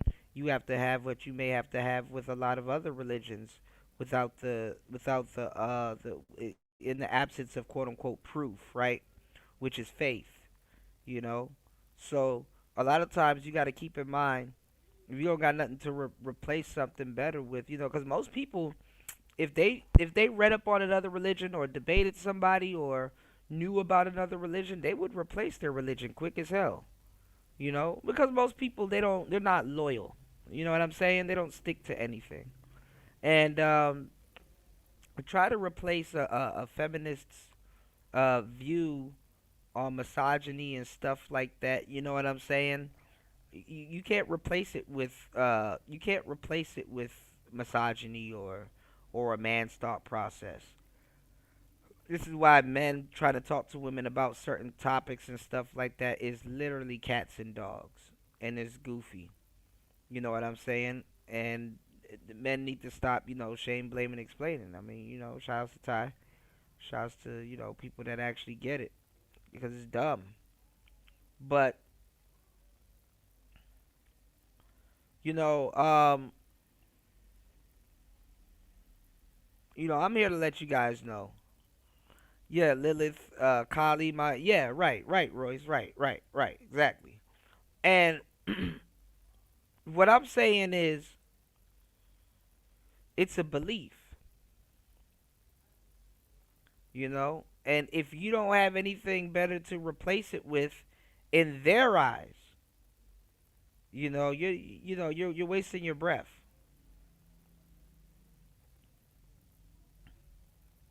Well, they did a debate on the Whatever podcast. I'm going to be listening to it with you guys. And let's hear this foolery. Let's go. Moderator Brian Atlas, Please, guys, hit the like button, support the show. Support one of the hardest working men on the hardest working man on YouTube, DJ Kuda, Player Talk Radio. And let's go over this. Let's open up the panel. I want your thoughts. Y'all can chime in. It's Player Talk. few quick announcements before the show begins. This podcast is viewer supported. Heavy YouTube demonetization. Definitions don't support this. Right. The podcast is viewer supported. She's kind of cute. The podcast is viewer supported because we are demonetized. Let's get it. This an organism living in, on, or with another organism in order to obtain nutrients, grow, multiply. That would be an actual definition of a parasite, or someone or something that resembles a biological parasite living off of, being dependent on, or exploring another. Fetuses can't fit that definitionally. Fetus is the same species, biological parasite. Now, you already know this sister don't know what the fuck she's talking about. She looks like Rick James. And she looks like Rick James. And feminism has nothing to do with black women. So this should be a funny joke right here at the end of the day. Let's get it. Parasites are classified as other, not the same species. Also, mutual biology. Mothers and fetus co-adapt, and mothers are actually healthier while they're pregnant, so they can't really be a parasite. Parasites are rarely temporary, and fetuses are, and none of that fits the criteria for a parasite. On our video, Middle Ground, Progressives versus Moderates, and this is from January 19th, she says the prompt is, does the far left make Democrats lose elections? She said Kamala was not progressive enough, not far left enough.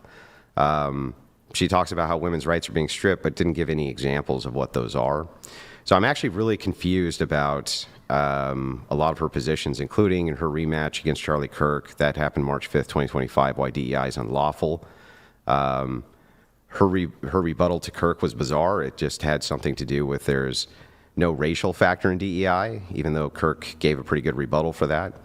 So I'd like her to kind of dive into what she actually believes within the paradigm of feminism. Don't know what the hell she believes. But for my positive position, this shit is like an ongoing thing. She don't know what the hell she believes. You run up on her, she's believing in feminism and shit. It's 2025. It's like, grow up. I will say I have a logical argument called force doctrine, and my logical argument called force doctrine refutes the feminist ideology, and it just works, as I explained before. That patriarchy must always be appealed to in order to try to eliminate patriarchy. Women can't enforce their own rights collectively, and men can. Therefore, women always have to appeal collectively to men for their rights. So you're always going to essentially have a patriarchy through forced doctrine, and there's nothing women can do about that. So I'm willing to logically go through that and have it examined rigorously, but I'm hoping that with that, you can also describe your positions so that I understand them better. All right. Thank you, Andrew. If you'd like to give your opening statement. Yes, thank you, Andrew. I do think that is an interesting claim that I don't, And let me tell y'all something why a lot of sisters take on feminism, especially in modern modern ages. They take on feminism so they can argue and meet white boys.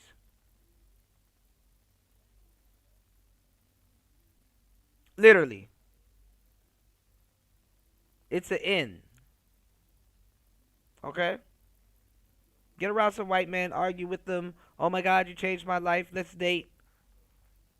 I've seen it on campuses. I've seen it everywhere. Let's go.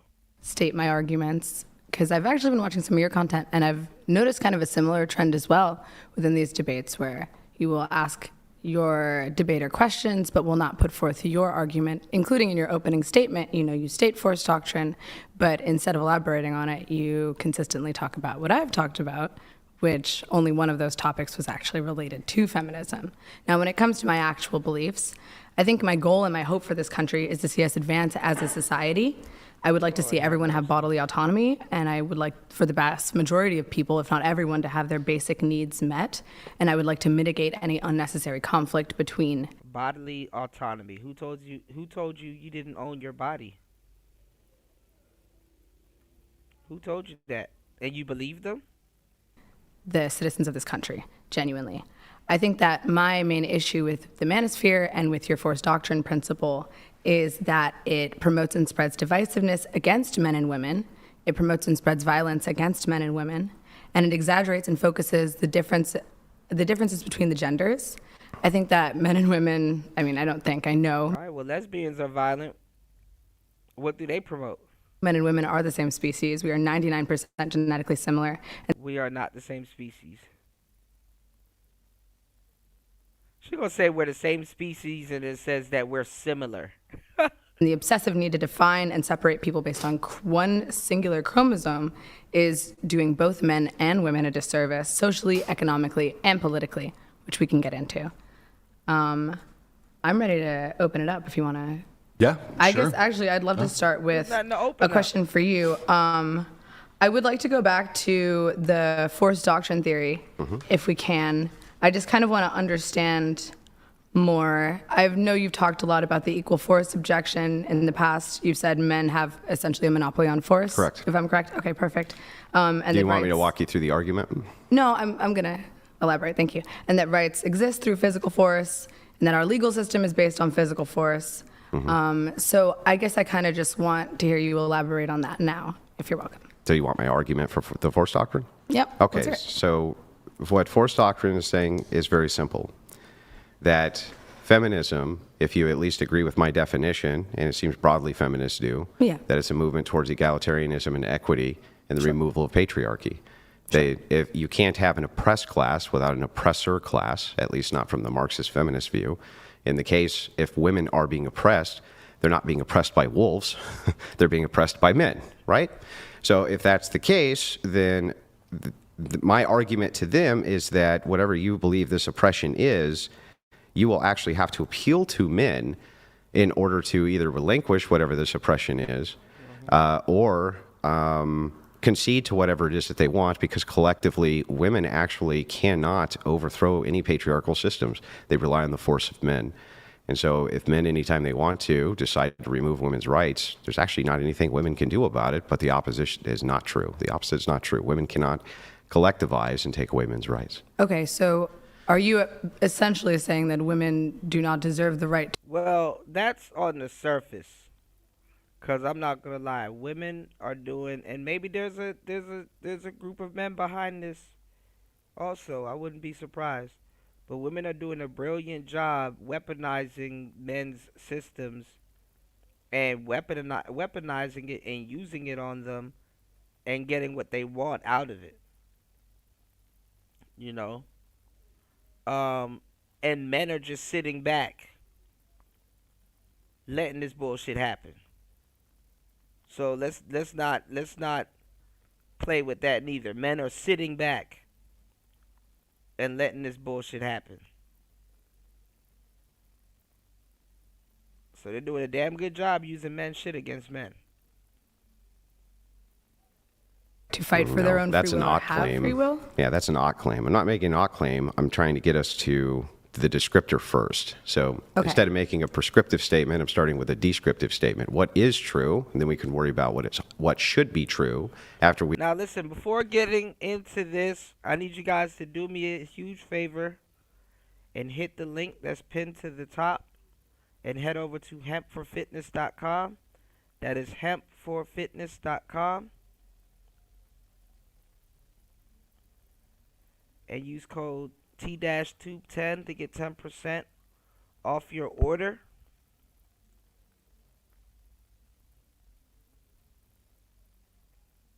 Mention CUDA and get 2 free gifts. Okay? Make sure you guys head over to hempforfitness.com. That is hempforfitness.com. And also, if you guys can do me a huge favor and support the show, if you guys could definitely support your interest, support good content on YouTube. We are about to break down this debate as promised and delivered. Give you guys some really good content and added super context to some of the nuances and BS that men have to put up with in day-to-day society and life. So, what Andrew said, there is some truth to it. But men aren't doing a good job. I'm trying. You see, I get up and do my part every single day. You know, I'm trying, to be a voice for men. Well, I have been a pivotal voice for men to speak out against some of this stuff, but so much I can do,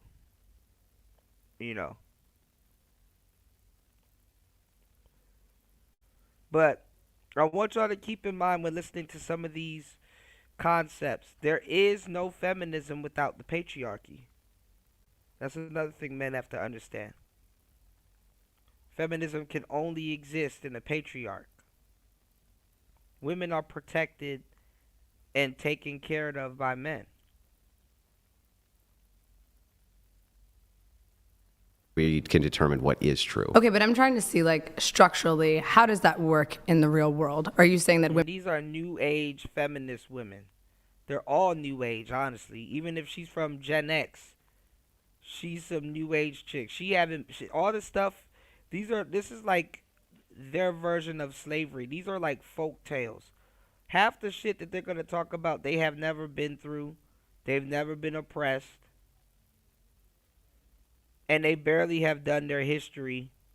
And they want a new group of men that have nothing to do with their oppression, never said that they could be oppressed, never had that type of power over them, much less flex that type of power over them. They want you to answer for it. When you just want to, when you're just a regular guy, you want a regular shot at manhood. Nothing wrong, and it's a part of control too, because there's nothing wrong for you wanting a cool, submissive woman. You ain't got nothing to do with none of that shit.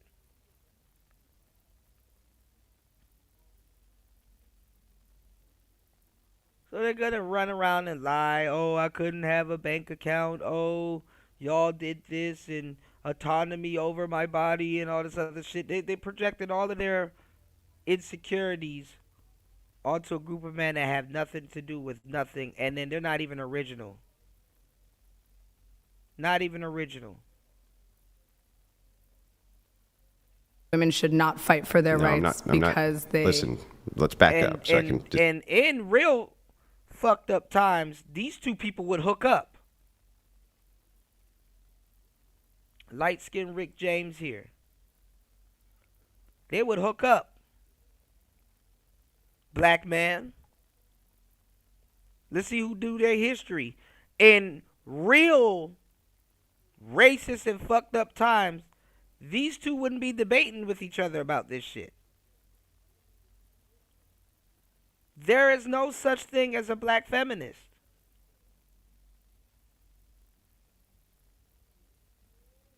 Like a black Klansman.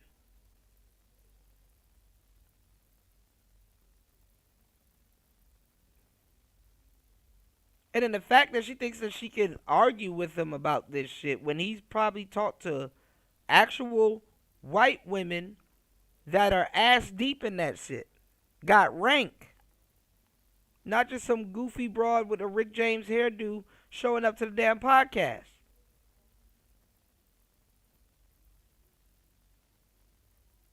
Because you do got some women that have legit reasons for being feminists.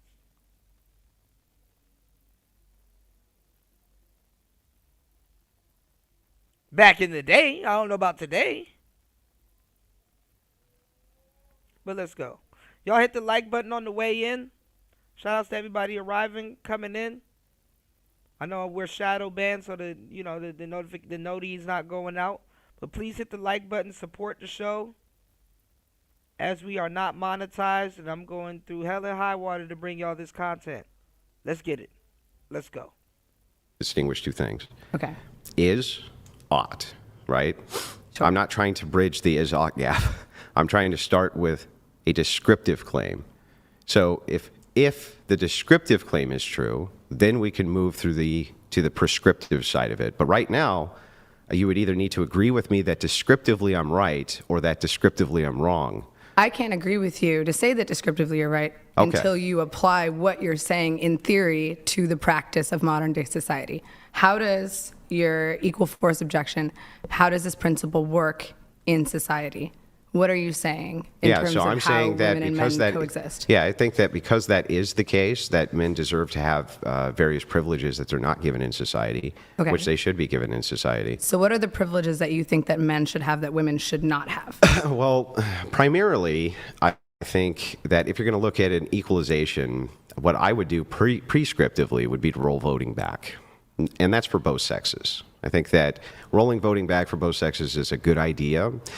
And have some sort of perhaps like one house voting system or one marriage voting system, or people who have done some sort of collective service to the state for a voting system. I think that those things would all be very good systems for everybody. Why? Now I would apply that, I would apply that broadly to men and... She's not even listening. She just wrote that shit down and instantly became combative. Why? Let him finish. I would apply that to women. I think that right now men get the shaft because men are required to do a lot of jobs that women are not, which keeps society going, and women are not doing those things. And because of that, I don't understand why it is that women can nullify their votes and disenfranchise them, and most importantly, vote to send them to wars they don't have to go fight in. So you would like to disenfranchise both the men and women's votes? Mostly. Most of them, yes. I think would be a better idea. What would this achieve? Well, it would achieve the same thing our founders basically wanted to achieve, which is that they thought that you would have to have a stake in the country in order to vote. But if you live in the country... What's going on, T. Riddler? Yeah, that's what I said. She got the fucking kente cloth Rick James shit going on. Cold-blooded. And the fact that she doesn't get what he's saying about, or pretending, because I can't believe she doesn't get what he's saying about that it should be a family thing, it should be a household thing to vote. Honestly, which makes more sense. You know, because women do vote for men to certain men to have to go to war. Hey, let's go. And if you exist in the country and if you're being legislated by the laws that the country is making, don't you have a stake in that? No, not always. You don't? In fact, many times you don't. Many times, many people actually get more back from the state than they put into the state. So that's at the expense of other people. Who is that? So there's lots of people who get a mass amount back from the government that they never pay to the government. This can happen through things like Social Security disability, things like welfare, things like even earned income child credit that you may receive even though you don't actually pay anything into the system or very little into the system. And that's the funny part is that she got all these goddamn questions, yet she's sitting up here like anybody else that gets into debates and stuff like that. You're sitting up there learning, which the whole shit should have been based on you learning instead of sitting up there asking goofy ass questions all fucking day. Most debate sessions should turn into learning sessions, because that's what usually happens. Sit up there asking a bunch of questions that you don't even know the answer to, but you have disagreements. But you're spending the whole time learning, if you're listening. But it's a crime to lie on your taxes and commit. Isn't that tax fraud to claim a dependent? No. There's just that is tax fraud. No. It's not tax. Listen, it's not tax fraud. I'm saying that there's people who get more out of the system than they put into the system. Okay, but they're still at stake because they still live here now. Yeah, Are their lives not at stake if we're legislating them? But that wouldn't follow that because they live here, they deserve the right to vote, though. Yes, no taxation without representation. That's the point of representative democracy, is that everyone is represented. Then how come the founding fathers didn't give everybody the right to vote from the beginning? I mean, the founding fathers also endorsed and owned slaves. Do you agree with chattel slavery? See, and then see, this is the headache. I knew she was gonna go there with the whole Kente Cloth and Rick James thing.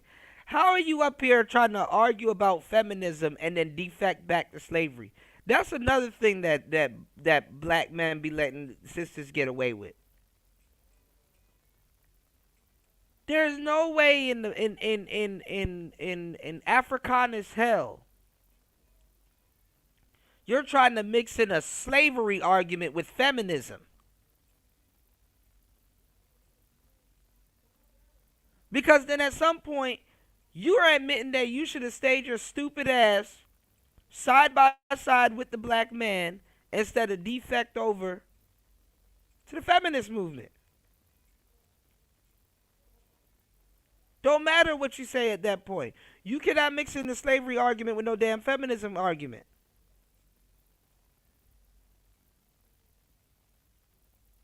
Because there was no black patriarchy. Let her finish. Go ahead. I mean, the founding fathers also endorsed and owned slaves. Okay, but do you believe in chattel slavery? Yeah. So you do realize that they could do bad thing, right? I can agree that's bad thing, but that has nothing relationally to do with how they set up the system of government. I mean, I thought this was going to be a debate on feminism. Honestly, I think that's kind of wild because it sounds like you're disenfranchising men. So who do you think would be? Are you trying to? I'm not. You are. You're taking away. I'm not disenfranchising men. Calm down. I'll explain. But if you're taking away the votes of a man because he is not, I guess, landowning, is that what's the criteria for having a vote? I think ultimately more men would be voting because they would have more stake. So can I ask? Can every man go to prison? Yeah. Okay. If they commit a crime, they can go to prison. Yeah. Everyone can do that. Yes. Okay. And everyone is in this country has to abide by the laws of this country, otherwise they will go to prison. Yes? Yeah. Okay, so why wouldn't they be allowed to vote on the representatives that define those laws? That is a stake. If you can go to prison for committing a crime that is created by the government, then you do have a stake legislatively in the laws that the government creates. That still wouldn't follow that you would need to vote. Yes, you would need to vote. Why? You want to vote for the representatives that create laws that are just and fair to you. Yeah, why? Like you could have because you could go to prison. Okay, that's a huge stake. I'll show you, right? Can kings put you in prison? Yeah. Can kings also pass just laws? Sometimes, maybe. Okay, so maybe not. if kings pass just laws, why do you need to vote? Well, why did we fight an entire answer revolution? the question before you ask another one. I just answered all of yours. If a king passes just laws, why would you need to vote? Because a king can also pass unjust laws. So can legislatures. Sure, but if you have a stake in that and if you're able to represent for your legislator, you can vote a legislator out. Yeah, but you can also rebel against kings. So that's what I'm saying. Your position doesn't follow. It doesn't actually follow for you to say that because you can be imprisoned inside of a nation that somehow gets... That's what I want to show y'all too. So when she's losing, watch her run back to slavery. She's going to elude it back to slavery or some type of captivity. Gives you the right to vote. Well, because you have a stake. Royce J said, "What the fuck do they get? In this democracy shit from when the U.S. Where the fuck fuck do they get this democracy shit from when the U.S. is a constitutional republic, bro? I already know where this is going, you know? Shout outs to War Master too. War Master, if you're in the building, let me know your thoughts on this also. Alright? But shout outs to everybody here that's enjoying the show. Please hit the like button on the way in. I see we got a couple of new people on the way in. Shout outs to everybody over on Rumble. If you are listening to this on Rumble, please hit the like button and support the show. Let's hit our show goal today. Let's get a couple more supporters on the show. Y'all show some love. What's going on, Tyrone? Good to see you. Yeah, great, very good question by Royce J. And this woman out of her element arguing with this man about this dumb shit. But let's go. Hopefully you guys are enjoying the show. It's Player Talk. You're saying that hang on. I'm people falsifying don't your have a claim. stake I'm in- falsifying your claim. If you claim kings can make just laws, right? Yes. Then I don't She cornered herself with this one too. understand why would people need to vote when kings are making just laws. Well, then why would we leave the monarchy of England? If kings can make just laws, why would we leave? Well, in that case, you had a nation apart that had a rebellion against the king. She don't even know why they left the monarchy of England, because guess what? They in America we had to adapt what's called a voter system because people would rebel against those kings and queens and stuff. All right? Yeah, shout outs to everybody here. I know you guys are enjoying the show. If you guys could please do me a solid one and support the show, support your interests, guys. So this is why we left it, because like I said, and I say this every election year too, that they had to make voting all inclusive and stuff like that. They had to make voting all inclusive. Gotta make voting all inclusive.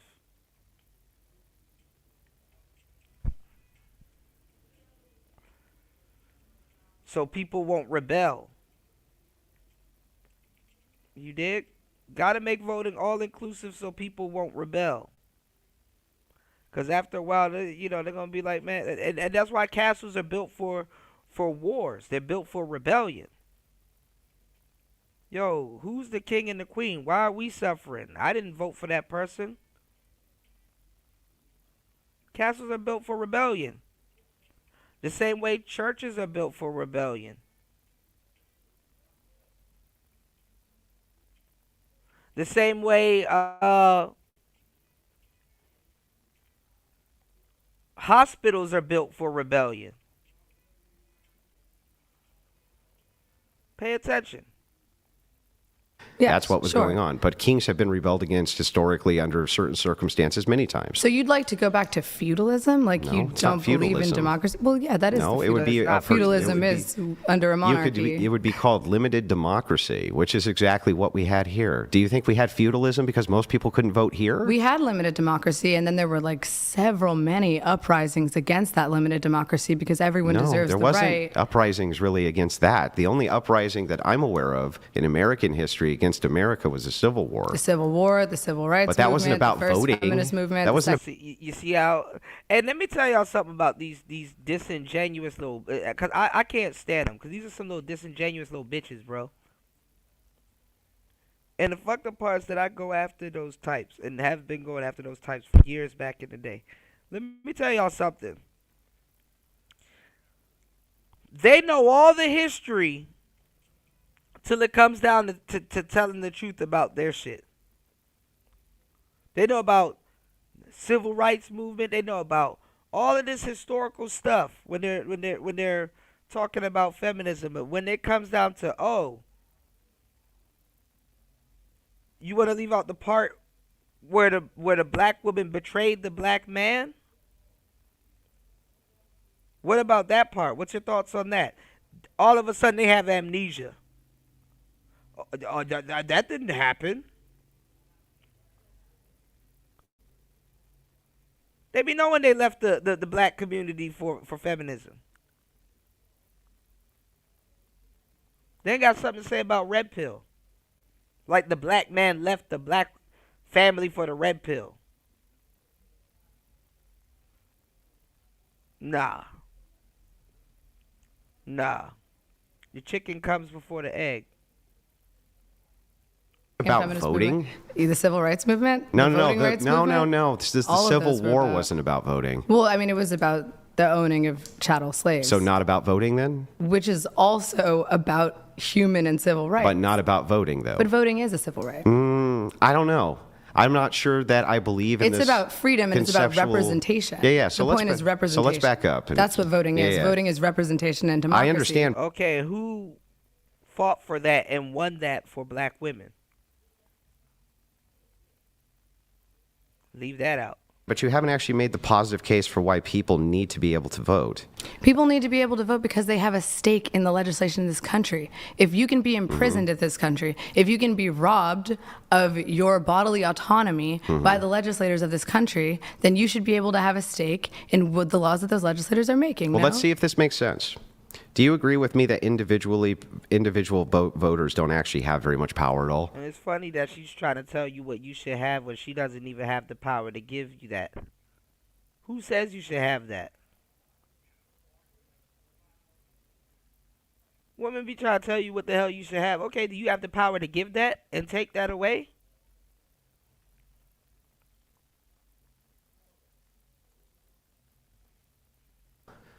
Individual voters, no, but that's the point of a collective voting body. I'm with you.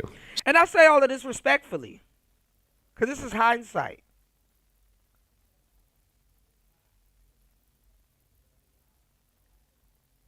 So if you get a little bit angry or upset because I'm talking about hypotheticals, then imagine reality. So individuals already don't really have very much power just because they can vote, right? Sure. So isn't it the case, actually, that what you're advocating for is political tribalism? Because you don't have individual power as a voter, you actually have to tribalize with other voters in order to have any sort of collective power, right? This is where the unions come from. Well, you're taking away power from all the voters, Well, so it can wouldn't you even be answer my individual. question, please? Tribalism, the idea that you, as the individual, do not have power, right? Yes. You do have to collectivize with other people, right? Okay, but how is taking away Can you a answer vote? yes or no? No. Yeah. Okay. No. But okay. here's my question: how is taking away more people's votes disincentivizing political tribalism? Yes. You see what I'm saying? You see what I'm saying, T. Riddler? Shout outs to you, man. Shout outs to the real players in the building, man. Make sure y'all hit that like button and support the show. Shout outs to the real players in the building that's soaking up this game. New said, yeah, but niggas hate unions. Nah. Niggas love unions. You just gotta put some goofy gang name behind it and then voila, dude. They love it. Because now I have to band with someone. Because now I have to band with someone who has a vote. I don't even get a stake. So you're saying because people don't have enough power to vote, I'm gonna See, she's speaking from a position of reverse privilege. This is why. See, if you were to argue with, this is why you can't. This is why a lot of women don't get it when they try to argue with men about this stuff. Right? I'm about to drop some real game on y'all. All right, y'all hit the like button and support the show. Listen to this game I'm about to drop on y'all. You see, when you go into a debate like this, right? When you go into a debate like this, it's better for you to debate this when you haven't experienced it. You understand what I'm saying?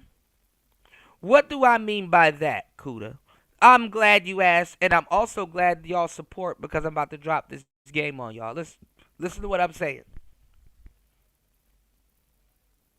If I never had a taste of freedom and I wanted to debate, right?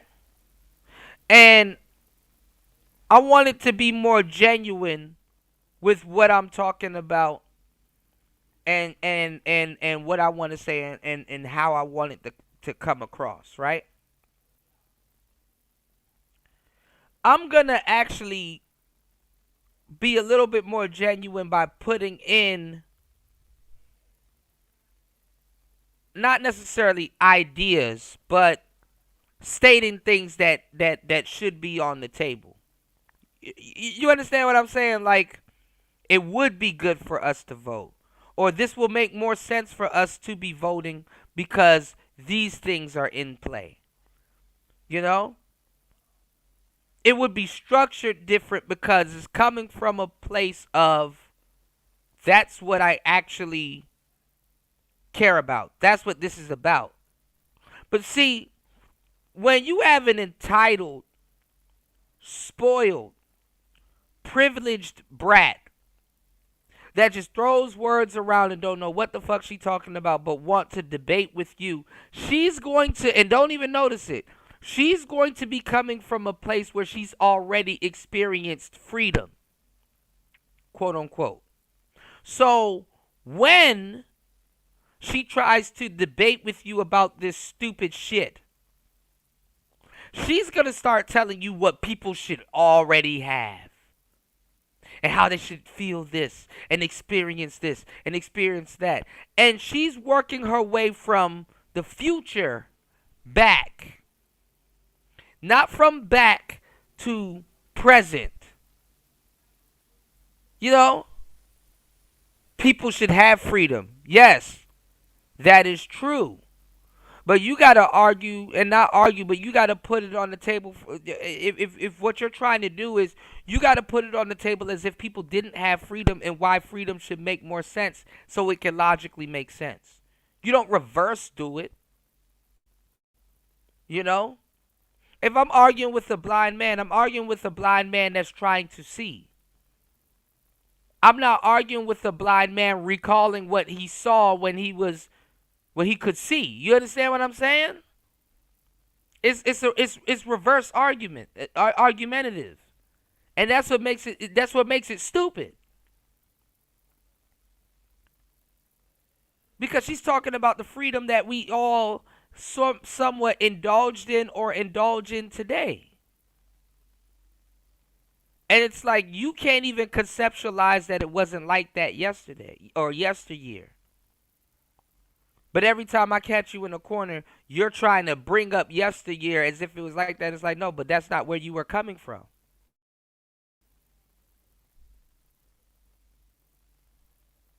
And it's what happens when you argue with goofy entitled broads that have no business talking about the shit that they try to talk about. Right, Royce J. Hit it right on the nose. Royce J. said women love to babble about deserving benefits for simply existing while simultaneously avoiding accountability and bad consequences for clear and unrestricted choices. Absolutely. And that's what she's talking about. That's what she's talking about.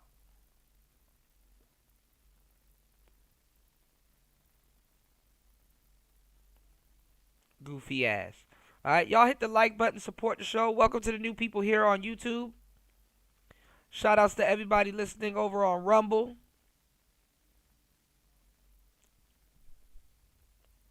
Please hit the like button and support the show. To take what little power they do have. You're not away. answering my question, though. It just doesn't make sense Yeah, I structurally. know, but you got to answer my question. It just doesn't sound like you believe in It sounds like you need to democracy. answer my question, though. It sounds like your question is meant to trap me because can you your just argument is answer riddled with the logical question, fallacies. please? It What's fallacious about my argument? You're saying that people do not have a stake in this country, therefore they do not have a right to vote. It's not what I said. Yes, What it you're is. doing is a straw man fallacy. Can we go back to yeah, what you he can said? go. You can go back. Can What we I go said back to you to specifically is what you're saying doesn't logically follow. And when I'm talking about political tribalism, do you agree with me that you do, if you need to have collectives to have actual political power, are you not promoting political tribalism? If you need to have but that's how voting works. It's about a majority. So then you are promoting collective political tribalism, right? So voting and then the will of the majority is essentially political tribalism, is what you're saying? Well, it's not really the will of the majority. It is the Here's will of what the happens. majority. No, not really. Do you understand how voting works? Do you? Yeah. Okay, well then tell me how it's the will of the majority when a California legislator gets elected. Well, This girl everyone is who would like dumb. to vote can vote, Uh-huh. and then whoever What gets about the most what about the votes- people in? Like, see, and that's what I don't like, where it's like certain women are intellectually dumb. Like, they will try to present themselves as, like, the authority and bring up all of these deep topics. And then when it's like, okay, let's unpack that. And then they get caught. They're just dumb. Right, New, if you don't have a stake in something, why should you vote? Just dumb. Georgia. Wins. Well, why would a person in Georgia get to vote on a So it's not legislator? really the actually collective, dumb. it's the tribe, right? But then Georgians get to vote for their Right, state so it's a legislator. And the reason why it's dumb is because, obviously, you know, getting into certain conversations, like, all right, this person is clearly dumb. But it's not even that it's dumb because you're arguing with them about some dumb stuff. It's because you're going in a big circle and you're wasting your time. Just a big waste of time. Tribe then? And word salad. And then all of those legislators come together So it's a to tribe. create laws. So it's a tribe?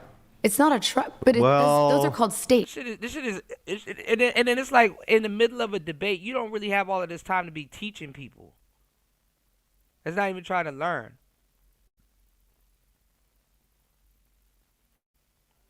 No, she's intelligent 1,000 Suns up until a point.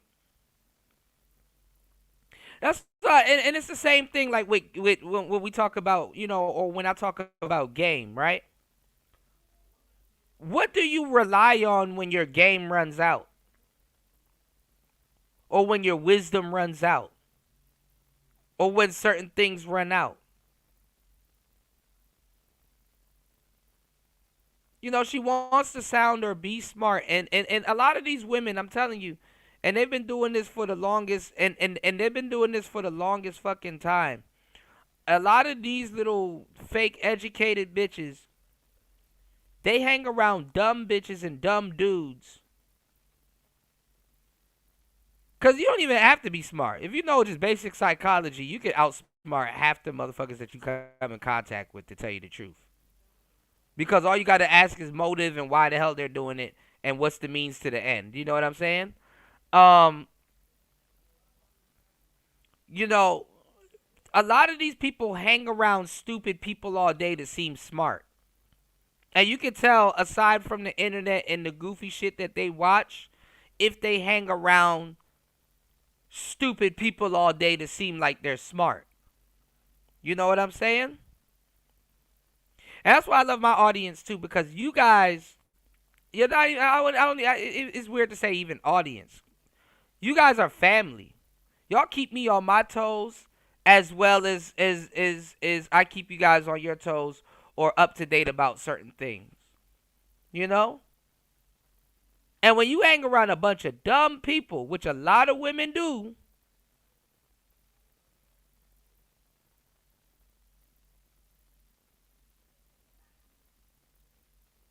they don't get to hang around people to be like, hey, you know what, bitch, that don't make sense. I wouldn't argue that.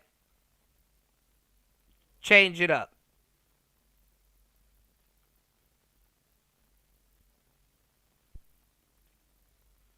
This shit is goofy. War Master says, you said she's intelligent, but she doesn't have the experience to debate him and the core basis of her argument. Yeah, she can only debate the crust. Once you start getting into the core, you fall apart. You get burnt up. War Master said unions are ran by leftists. Absolutely. They were getting into union, you know, into the union, you know. LT Man says your looks and money. What do you mean, LT Man? Shakanulu says this is why I'm in a conundrum, War Master. I'm neither left or right. New says all you have to be is truthful to outsmart people. That, hey, you ain't ever lied about that one. That's true.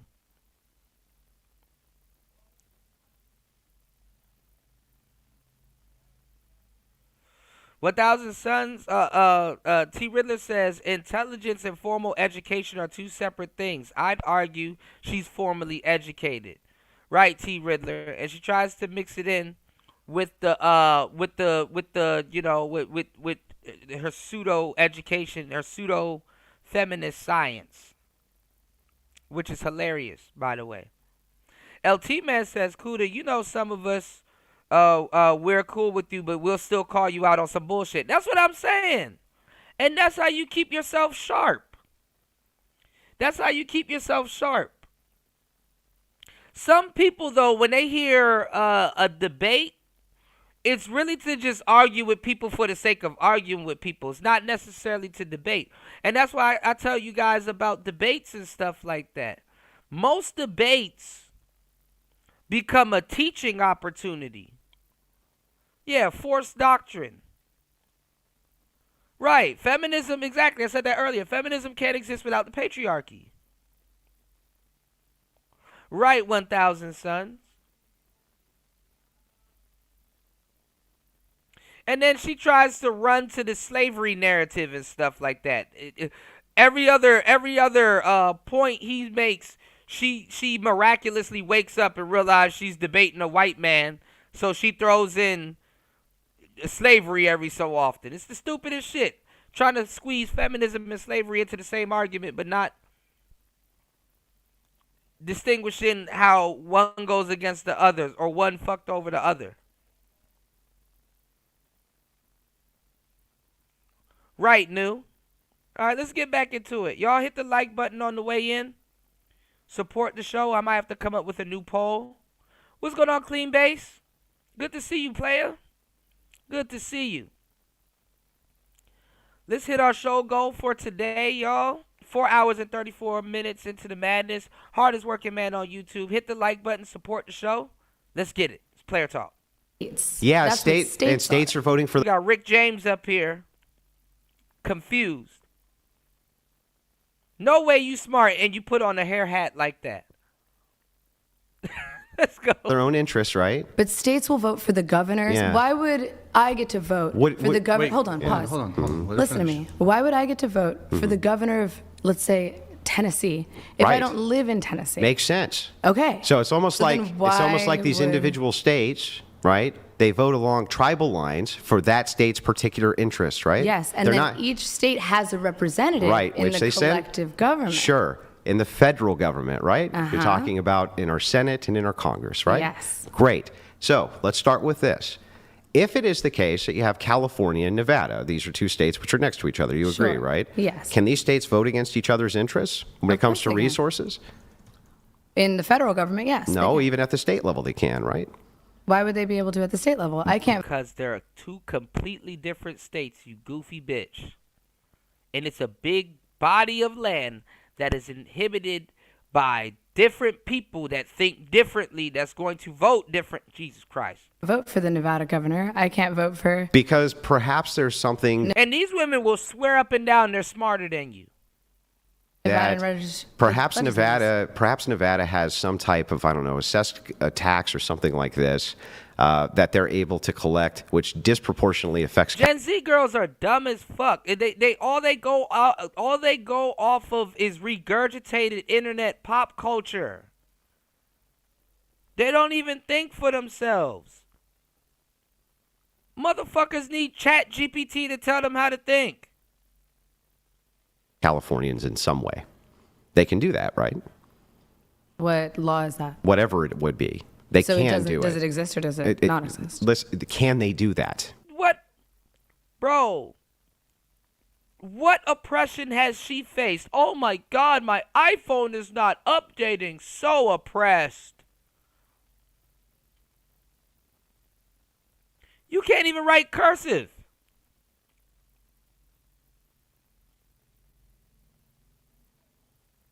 Putting down her phone to wash dishes is oppressive to her. Can they do that is my question. Can Nevada legislate against California? No, they're not legislating against. Listen to my question. Actually, I want you to repeat my question. And that's he already picked up on it, cause he's Gen X, or probably early millennial. He's now picking up on her that cause that's another thing about Gen Z. They're raised off of YouTube videos. They don't really read like that. Of course you have some that can, but like let's be serious. So he's picked up that she cannot comprehend. He's like, actually, repeat what I said to you. He picked up that she's not listening. Let's see if she can repeat it. And so I know you actually heard it. I'm sorry, I'm not a dog. I Can you repeat it? And now she switched to I'm not a dog because she wasn't listening. It's called steel manning. She looks like a dog. A position. Just say the question. Okay. Can states vote against other states' interests simply by having a neighboring state, right? Let's just say, for instance, that you were to have I don't know, trucks which went between Nevada and California, right? Yes. And California took advantage of this by raising taxes on gasoline, but only on the border areas where these goods came in. This disproportionately hurts Nevada truckers for some reason, right? They can do that, right? Yes, they can do that. Okay, great. So in California, if that was beneficial to Californians, they would basically be voting for their tribe against Nevada, right? But is that happening? It or does are you happen. just trying to use a hypothetical? No, there's tons and tons of instances where different states do various things, even asking for federal money in overages compared to other states for different problems. Same thing with disaster support. They definitely are all trying to. How about you use the obvious example this last election year? Every election year, you see a red state and a blue state. You can have neighboring states that don't agree with each other. Why don't you just use this past election that just passed a couple months ago? That would have ended all of this. You literally have red states and blue states.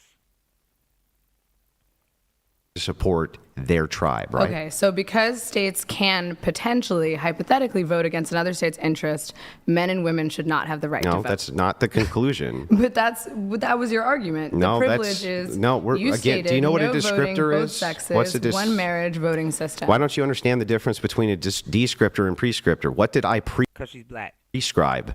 What you prescribed is one voting system, a voting system in which both men and women are disenfranchised. Yeah, what I'm doing right now is I'm giving you descriptors so we can determine if it's tribalism or not, because you said it's not tribalism to have collectivism in voting blocks, which is insane. But what you haven't been able to answer is why disenfranchising more voters is somehow solving political tribalism. Let her get to the end of the sentence, please. Well, let me explain it. Sure. The best way that I possibly can. I Your hope you try. worldview promotes political tribalism.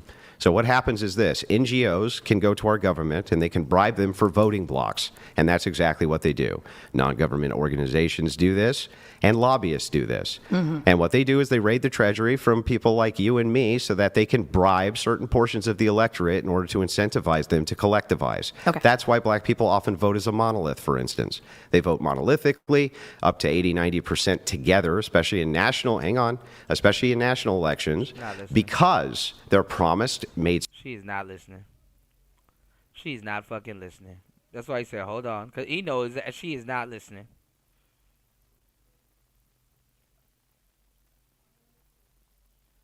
This broad is not listening.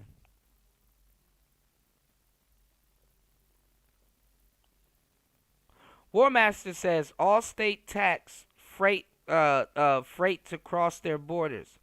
All states tax freight to cross their borders. Yeah. That's another thing too, yeah. Great observation as always. Certain promises out of the treasury from the electorate, usually at the expense of other forms of voters.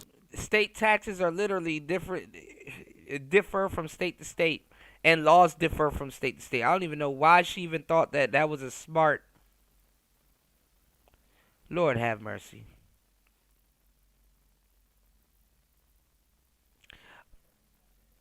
You know what, LT, man? You got me there, bro.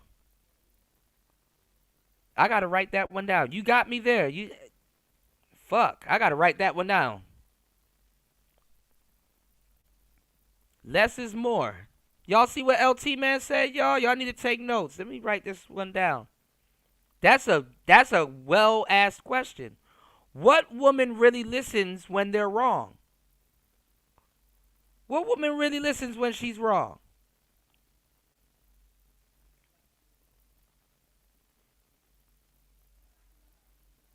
Let me quote you on that one.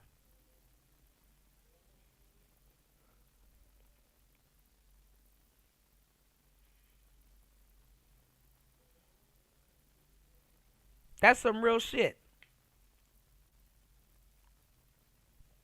when they're wrong, what woman really listens? Like she tunes it out. Absolutely. Damn, that's a good one. Make sure you guys hit the like button on the way in. You say he doesn't care if she listens. This debate is for the audience. Yeah, it would be in his best interest too. Rick James here, it's like, come on now. This is 100% tribalism. So how are NGOs bribing politicians, influencing who black people as individuals choose to vote for? How do NGOs do that? I just don't understand how you're saying. I mean, I agree that NGOs should not be bribing and lobbyists shouldn't be bribing, but instead of that's saying, what they do, though, right? Okay, but we're trying to get back to your claim that She don't even have a compass in this conversation. She's just so lost. She don't even know where to move the goalposts. She in the Raptors at this point. She in the crowd at this point with the goalposts. She not even on the field. What's going on, degenerate? Y'all hit the like button on the way in. 4 hours and 44 minutes into the madness. Please support the show. Support the hardest working man on YouTube. Bringing y'all some very, very, very good entertainment this morning. I know you guys are enjoying. It's Player Talk Radio. LT Man says, yesterday I bought dog food. I had 3 different taxes. General tax, whatever the hell that is. County tax, state tax, which all added up to $3.76 in taxes for 25 dog food bag. Absolutely. And then not just that, you get taxed when you get paid. So you get taxed to go to work, you get taxed when you get paid, and you get taxed when you spend the money that you already got taxed on.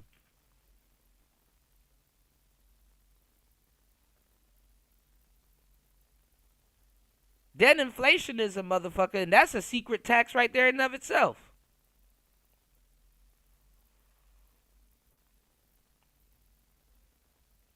Of my claim. Vote. Okay, well, I'm responding. Octuple dipping. Right, that's what she looked like, degenerate, with the Rick James twist. Because this is a conversation. Yeah. Sure. So we're trying to get back to your claim that less people from both sexes should be able to vote. Yeah, no, that's not where we just were. But that's your initial claim, Yeah, yes? but now you're just pivoting. She's trying to confuse everybody, and she pivoting. Where we just were was. Well, you're not letting me finish my sentence. No, if you'd because let me finish my sentence, you're we could go back. pivoting. We're talking right now about whether tribalism is descriptively true in your voting system. I understand that, but we're trying to get back to your initial claim because you have a very important claim to defend. You're trying to take votes away from the American people poorly, but let's get into it. So NGOs bribe, lobbyists bribe, and that is impacting who and what politicians are promoting. I would agree with that statement. Would you agree with that statement? Well, not just what they're promoting, but also they are setting the precedent for laws themselves. Okay, yes. So they actually, I would even argue back that NGOs and private think groups write the laws in which politicians most often execute, and so do bankers as well. I agree with that. So why would taking away votes from the average American? She's just throwing shit at the wall, hoping that it sticks. She don't even know why she asking half these questions. I don't even know why he's answering these questions, honestly. And singular citizen prevent NGOs and lobbyists from having an ability to impact and predict and create laws. Yeah, so if you move to stakeholder democracy, this idea that you had to have some sort of public service or something like this, it actually collectivizes down the voting pool, which adds responsibility to the voters who can then be held accountable, which right now voters can't be. That's why it's so important. So Voters can be held accountable. So you're saying how? Well, legislators will create laws that hold those voters accountable. We're the ones who have to follow them. Do you not have to follow the laws? Well, that's not you being held accountable. It is being held accountable. No. So right now, under tribalism, you can get laws passed which affect me but benefit you. I can't go hold you somehow accountable for that. But that's how a majority voting works. That's how democracy works. Which is why I want limited democracy where we can actually hold people accountable. You just want to be in charge. It goes back around to what he said in the first place. That is very much true, LT Man. LT Man says nothing kills you faster than your own mind. Don't stress over things that are out of your control. Exactly. Exactly. Hard. How would I be in charge if it's stakeholder democracy? Well, you said one marriage voting system. That could be one way of doing it, yes. Okay, what are the other ways of doing that? Another good way would be public service. So whoever Perhaps does up a to public service. Perhaps up to 3 to 5 years unpaid, or Are you- military service would be. What's going on, Pastor? Nah, she not beating him for shit. She's getting destroyed and then just switching the topics. She's getting her ass handed to her and then just switching the topics. Shout outs to War Master. War Master says democracy is temporary, as we are seeing. LT Man says, always remember, rumors are carried by haters, spread by fools, and accepted by idiots.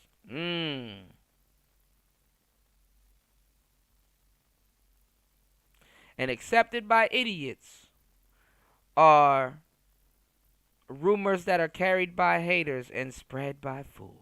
Good. So during this public service in which people are working 3 to 5 years unpaid, how are they paying for food and groceries and housing? Yeah, so the state would take care of that just like they do in the military. The state would take care of that like they do in the military. And how do you plan on getting that passed? What does that have to do with anything? Well, because Let's are say you I not could trying never to get it create- passed. We're arguing the ideology of this system. What does that do Well, with anything? What's the point in creating an ideology that will never work in How are you going to get practice? Marxism passed? You're not. So are That's you? why it's Aren't a you a bad Marxist? But you're a Marxist, right? How did you know that?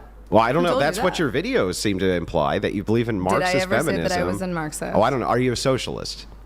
On a certain level. Okay, somewhat. how are you going to get socialist? Like, that's silly. That us making the comparison contrast between like socialism, capitalism has no bearing on whether or not I could somehow get this passed or have some plan to get it passed. Okay. I'm arguing about the ideology here. Do you want to understand my belief or do you just want to guess?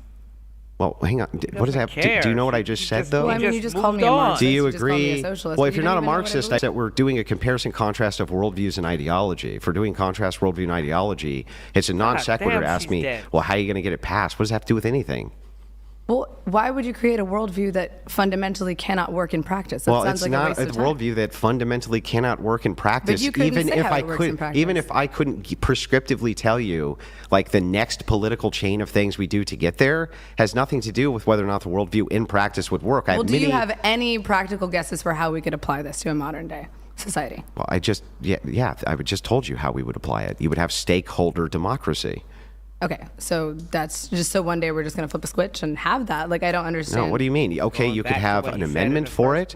You could repeal the 19th Amendment. You could. So you want to repeal the right to vote? Or just replace it. It wouldn't With- be. What I'm talking about is universal suffrage. You keep on making a conflation in terms. You think that because I say universal suffrage, that means no suffrage. I'm talking about limited suffrage.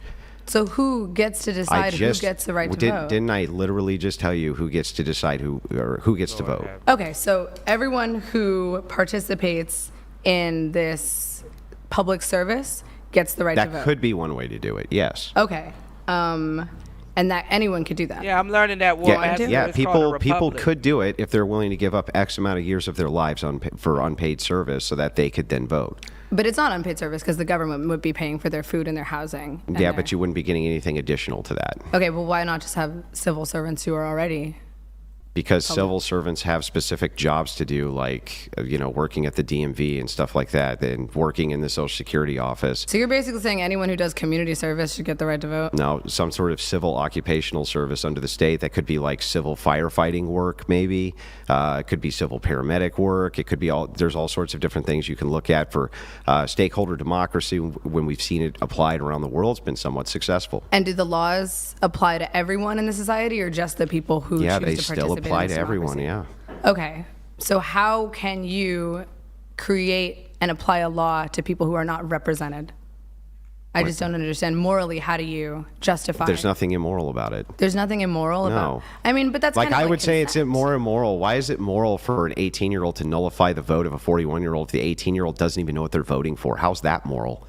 Well, because the 18-year-old is still subject to the laws of the state. Yeah, but they don't If an even know 18-year-old what they're voting for. Can an 18-year-old go to jail for 20 years? A 16-year-old can. Should they be able to vote? 16-year-olds can't go to jail. Yes, they can. 16-year-olds can go to jail for life. Should they be able to vote? Fucking stupid. I mean, no, but why? Well, why would they be not? going Why to not? jail The for- laws apply to them, though. Why would a 16-year-old be going? Hang to on, jail I don't for understand. that, Because you murdered someone. She just contradicted herself.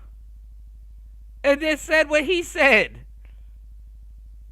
Why would a 16-year-old be able to vote? Because he could go to jail. You just, oh my God. though? Okay, that's fair. I mean, if you Yeah. murder someone, that's a whole. So I don't understand. Why can't he vote? The Well, laws because we apply to all him. Why can't he understand vote? that. Yeah, but we all understand that. No, we all Now she gonna understand it's glaze not an over it argument. 'cause Why she does a wrong. 16-year-old get to vote, even though all the laws apply to the 16-year-old? Why does he get to vote? Not all the laws apply. They start in juvenile detention, and then at 18, they get the right to go. So laws apply They to they're 16-year-olds? But you're retried at 18. So like when you laws start at apply to 16, 16-year-olds? Some laws, of course. Okay, yes. great. Why can't they vote then? So babies should get the right to vote. That's I mean, my they're a question minor. to you. That makes no sense. Exactly. So literally why do we just- limit it to 18? Well, that's the age that we've defined as being a legal adult. That's the age that we as a country have. Oh my God! Ladies, this is why, man. We don't just. This is why. Holy shit! It's like he's talking to a baby right now. The irony of it. Well, why don't you get to do this? Well, why don't you get to do that? But when the problem asks what the problem is. Universally agreed with our right to vote is. Yeah, but what the makes age of that a legal good adult. idea? Just That's because the you age of arbitrarily. consent. That's the age. Yeah, of- but just because you arbitrarily say, for instance, that because you're 18 and you're an adult, like you can't buy cigarettes, you can't buy beer, you can't rent a car, but you're an adult, and now you can vote in the So would you like to participation of lower the democracy. age of At an least adult? raise it. So you'd like to raise it. At least raise it. So you would like to universally raise the age to vote. I think that At would be a better least. idea than like not No. allowing anyone. What I say is at least do that. But the thing is, like, you're actually inconsistent here. Your whole argument is to say if laws affect people, they should have a right to vote. But we have an entire cast of people from the age 17 down who laws apply to and can't vote. And you just are like, you shrug that off like you didn't contradict yourself. I'm pretty sure it has something to do with brain development. But we've all like you have to have an Not fully age at developed which- till what, 25 according But how to do you have a the society studies? in which you don't have an Now age she's trying to walk it that back. someone becomes a legal I adult? agree, but why couldn't you have a society in which you had stakeholder democracy? It would Because be, it's the nobody's- same logic. So if you're saying that we should not disenfranchise children, why would you then disenfranchise people who are legal adults? When did I ever make the claim that I wanted children to be able to vote? You just said that if everyone should have the No, right I to vote. told you that your view is She made that inconsistent. If it is the case propositionally, you say, Andrew, if laws apply to people, they should be able to vote. Except, I don't know, everybody 17 and under. That's inconsistent. Because the laws Hang do on. apply to children It's differently than they inconsistent apply to and a adults. contradiction. But laws do apply to What about the children laws that don't? differently than they do. What about the laws that don't? What about the laws where you're 17 years old and you can be tried as an adult? Well, those are to protect like public freedom. I mean, Right. but everyone loses civil liberties when they are a danger to the public. Yeah, but do you That's real- everyone. Do you understand that you're making a contradiction when you say if laws should apply to all people should have a right to vote because they have laws which can be applied, they can be sent to prison was your example. That would have to include everyone under the age of 18. But people under the age of This shit is fucking ridiculous, man. This shit is ridiculous. Y'all hit the like button on the way in. Please support the show. I'm busting a gasket over here listening to this shit.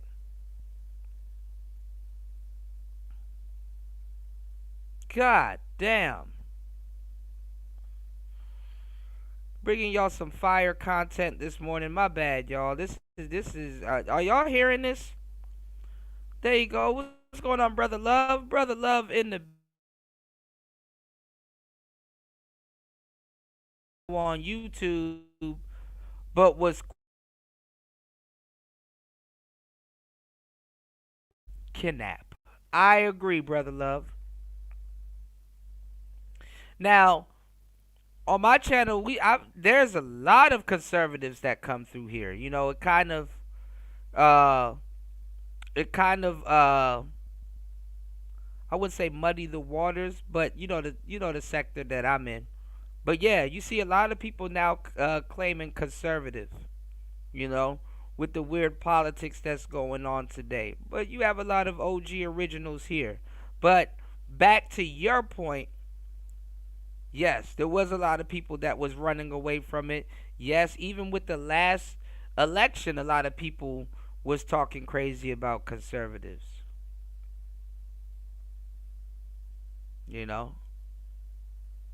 Seems like a lot of people are getting, you know, or using that moniker now when it's convenient, you know, compared to the people that's been around that I know that are conservative, you know, and drop gems all the time.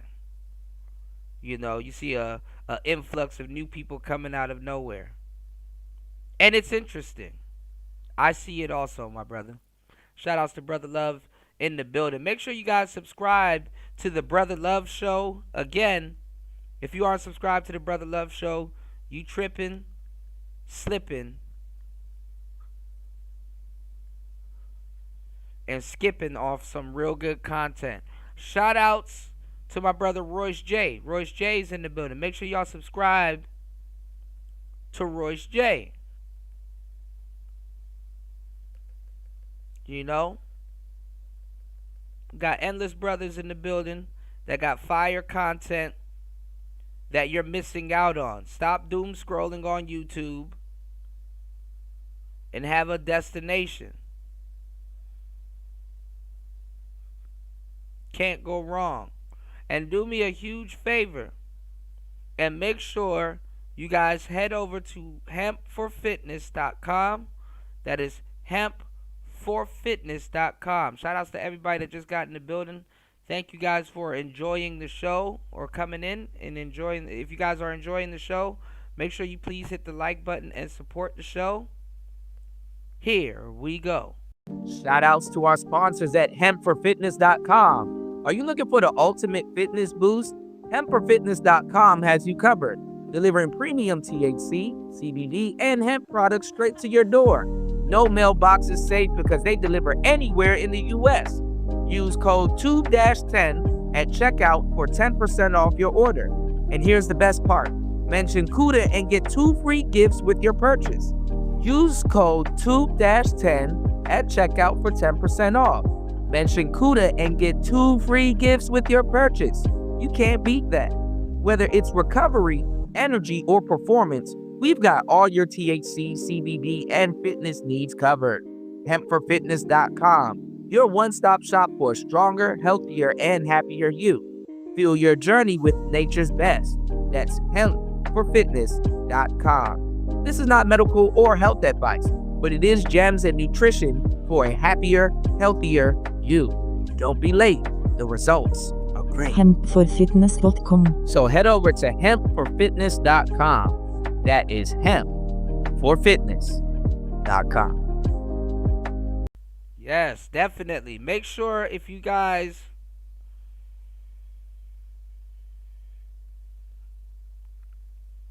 do vapes, you know, if you guys have back pain, chronic injuries, you know what I'm saying? You guys probably waiting for that car insurance check, and you know, and you're in pain and you need to self-medicate, or if you're at the gym, or if you fasting, or you're doing certain things, make sure you take the time to head over to hempforfitness.com and check out their selection. There's something over there for everybody. Okay? Depending on, not depending, no matter where you are in your fitness or health journey, there's something over there for everybody. Make sure you guys use code T-TUBE10, get 10% off your order, and mention CUDA and get 2 free gifts, okay? It's Player Talk Radio. Make sure you check out hempforfitness.com, okay? Yeah, they didn't want no parts of it, and they made fun of a lot of brothers that were conservatives. I didn't forget. War Master said 80% of Americans are conservatives. The media has been covering it up for decades. There's a lot of truth to that also. War Master also said 95% of blue-collar tradesmen are conservatives, yet you never see them on television. That's true. And they're conservative. They're not really out there like that. But it's true. War Master also says that there have been surveys for the last 30 years to prove my point. You see?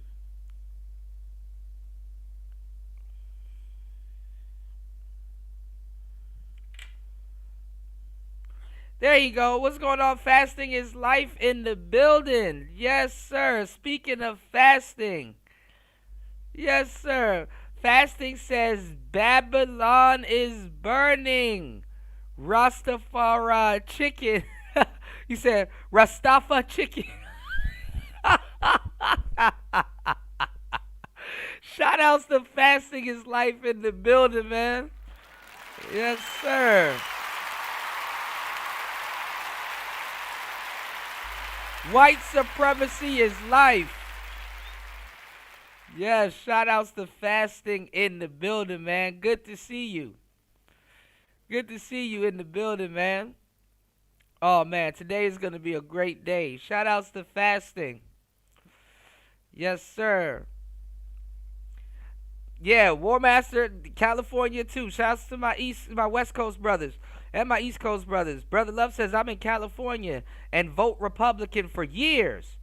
Been woke since Obama. That's some real shit. Yes, it's been a while, Fasting, as always. Good to see you. Yes.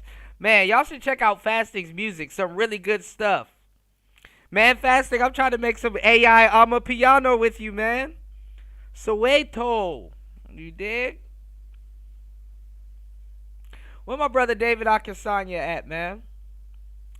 Degenerate said, I mean, maybe metal / inland America is, but when it comes to major areas, that's a hell no. Yeah, a lot of major cities got a lot of left and Democrat people in them. I'll give y'all that. Yeah, War Master said, Fasting is life. Sup, man? Where have you been? Man, Fasting done got married. Fasting done got a Tesla. Fasting a completely different man at this point. You dig? Fasting done gassed up on his music like he always said he would. You know? Yeah, Amapiano is complicated with AI. I would have to really build it from tempo first. I've been trying to play around with it, but I would really have to build it from tempo first, you know? Yes, sir. Shout outs to everybody in here. Shout outs to everybody over on Rumble also. Please hit the like button, support the show. Hit the Cash App. We've been on for 5 hours and 5 minutes. Let's get back into this goofy debate with this foolish feminist. 18 don't go to adult Yes, prisons. they do. Please support the show, y'all. All the time. don't. Yes, they do. That What's your is. You want me to give you sources of 60? Man, that is fucking awesome, Fasting. Congratulations, man. Man, listen, man. And this is coming from somebody that knows that, listen, how hard you work on your music. And it's funny because y'all don't understand. Fasting created his own genre called tech hip rock. Then he stepped away from music for a good minute and came right back. Congratulations, man. I'm super proud of you, man, and happy, man. Absolutely. 17-year-old tries adults and sent to adult prisons? Okay, and his music is really good, y'all. It's really up-tempo, really good. It makes you feel good, man. Fuck around, clean the whole house. Listening to That's like an exception for exclusively horrific crimes. I mean, those are violent offenders. Does the law apply to him or not? To violent offenders, if you are a threat to public safety, yes. Everyone who is a threat to public safety. Then if the law applies to them and they can be sent to jail, then by your logic, they should be able to vote, which means you're in contradiction. To those offenders, they are absolutely sent to juvenile detention centers until they turn 18, and then they are sent to an adult prison. They are still they're tried sent as a child. often to adult centers, even at 17, to adult prisons. You can be sentenced as an adult, but you can't be sent to an adult prison at the age of 16. This would depend widely on the state. This girl is dumb. You know how much 16-year-olds are in adult prison right now?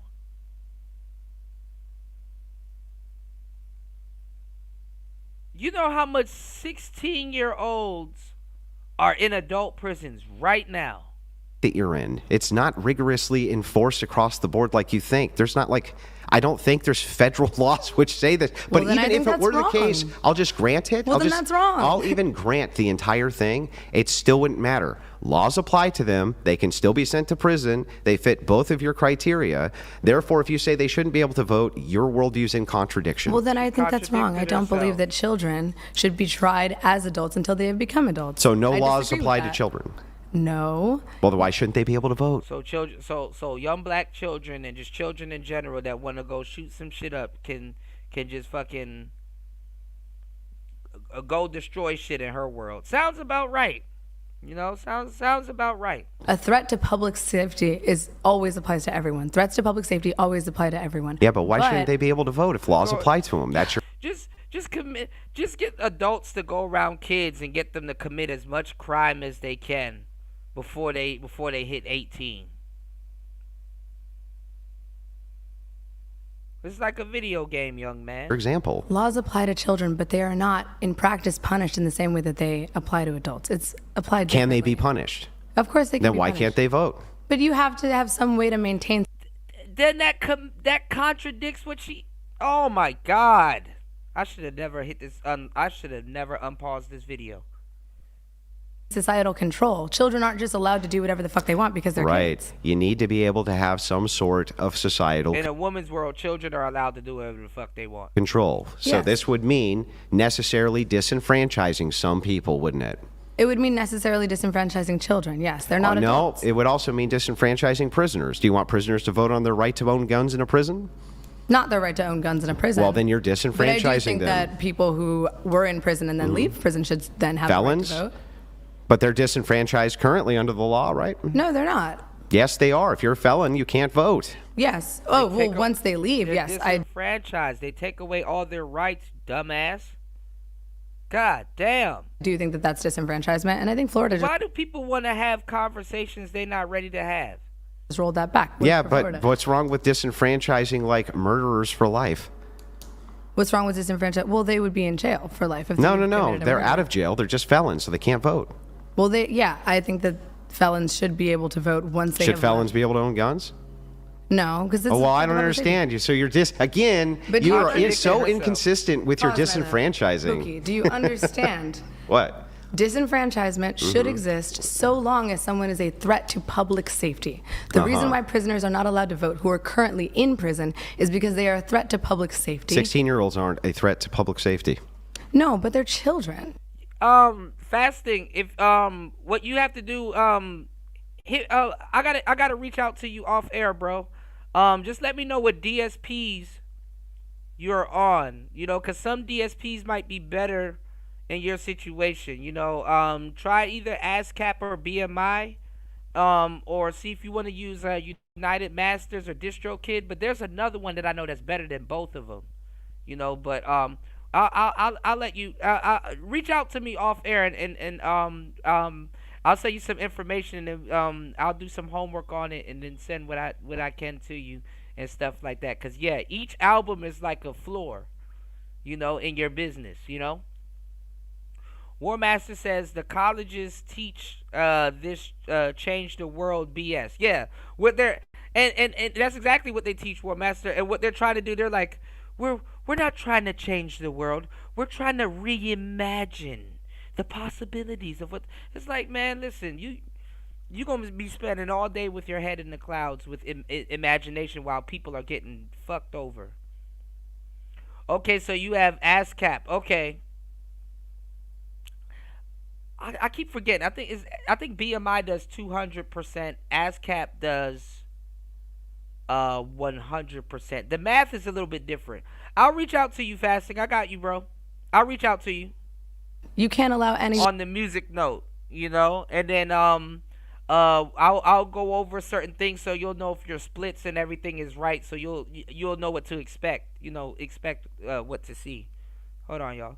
So you can arbitrarily disenfranchise people based on the fact that you think they're not capable of making good voting decisions, right? No, a child is legally different than an adult. Because they can't make You can't have sex with a child. That would be statutory rape. Because they can't make good decisions? No, because they're legally classified as a child. Do you not understand what a child is? Because they can't make good decisions.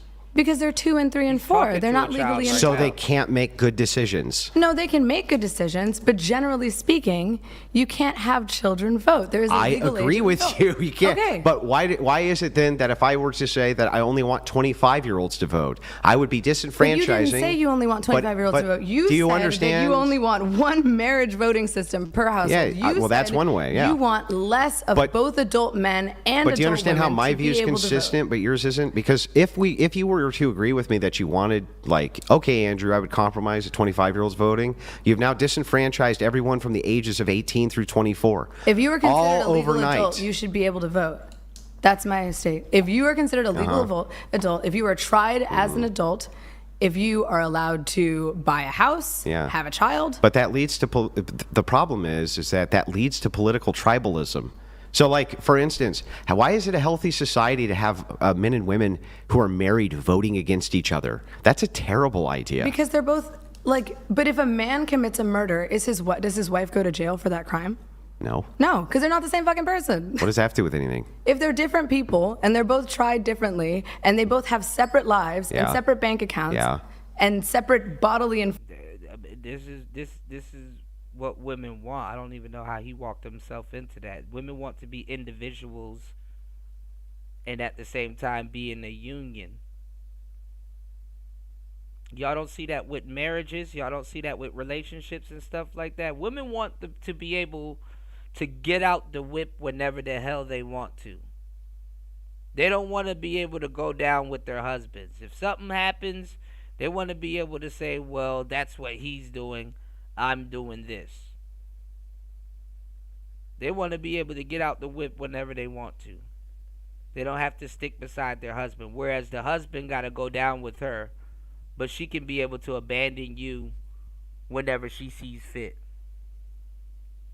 physical autonomy, then they should each get a stake in this government. No. Well, that literally has nothing to do with what I just asked. They're not the same So person, real quick, so why should they be represented You remember in the how same I said thing? yes and no to your question? Can you do that for me? Remember how I was like, yes, and just answered it? Can you actually do that for me too? I don't remember that at all. You literally just asked me that question. You said, if a husband's carted off to prison, does her wife go to prison? I said no. Okay. Can you do that for me too, and then give your explanation? Because otherwise, I don't That's know what I your just did. actual I said position. His thing and then gave the explanation. So now I'd like to know, You should listen do you to think it's a good idea for wives Oh my and God, she's telling him he should listen. She told him he should listen. husbands to be able to vote against each other's interests? They should both have a vote, yes.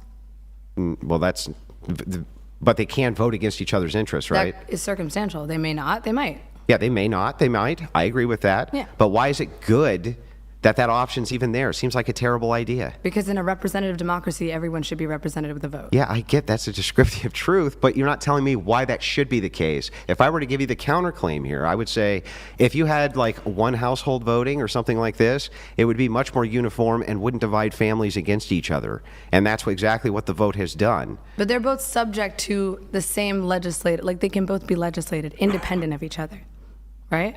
No, well, not really. One cannot, at that point, make a decision that doesn't affect the other one usually. Easier to read the ballot. Yes, I can. Not really. What? I mean, Roe v. Wade. That only affects a woman's body, right? No? You think that if a man is married to a woman and she goes and aborts his baby, that doesn't affect him? Of course it does, but it affects him differently than his body. But it's still, but that's my whole point is that everything they do in this household is going to affect each other. Sure. So you wouldn't want to promote systems But they which still are divide husbands individuals. against wives. But they're individuals, no. What does Are that they have to the do with same person? anything? Are they the same person or not?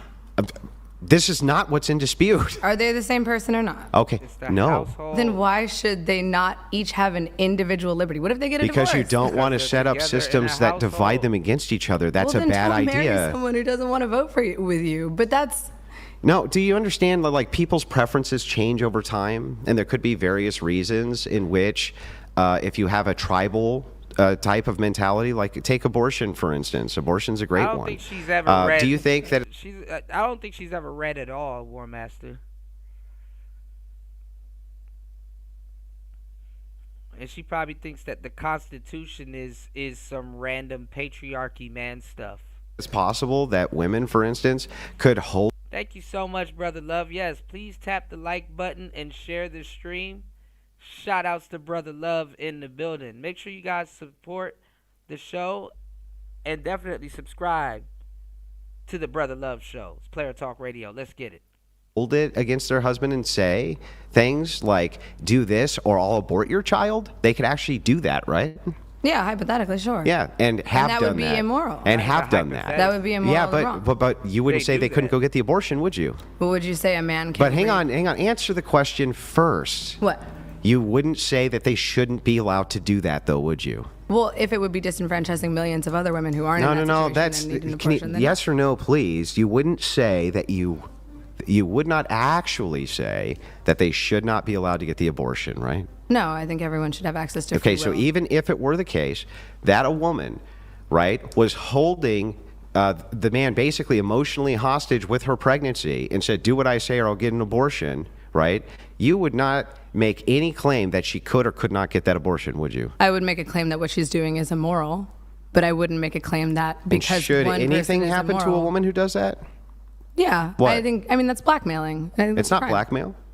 I think on a level it's emotional blackmail. I Yeah. think you should be able So to sue someone what for should happen? emotional Should they blackmail. go to jail? I mean, maybe pay damages or a fine. A fine?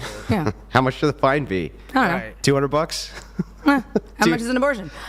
They'd be the same as an abortion. Can I ask you a question? So just Can to I get ask this you a right, well, I question? want to Look, finish she's this not real trying to quick, stay on and that. then we ask can you a move back. question? Well, no, She you can't said until I no. finish the inquiry. Okay, but well, then I'm you not can. going to answer your question. But then, until I but you ask can one. inquire back. Because she knows she knows she's full of shit. That's why he laughing. It's like look at, she knows she's full of shit. See, this is why men make the decisions in the household.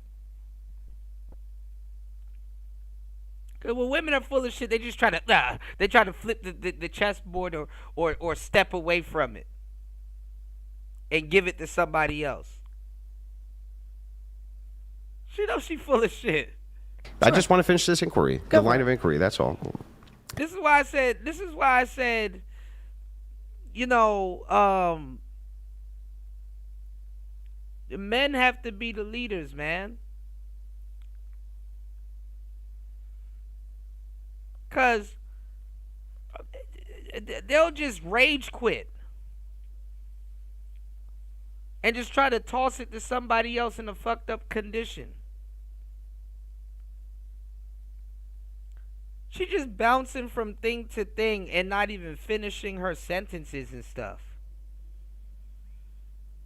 Shout outs to LT, man. Yes, sir.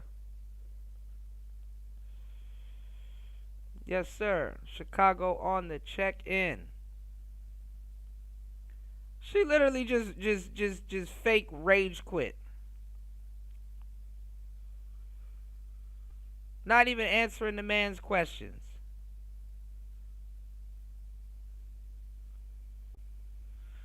And that's why too, fellas, this kind of fucks it up for y'all, because I've been in this situation too where I ain't gonna lie, she's kind of the type. I have endless experience with this type of chick.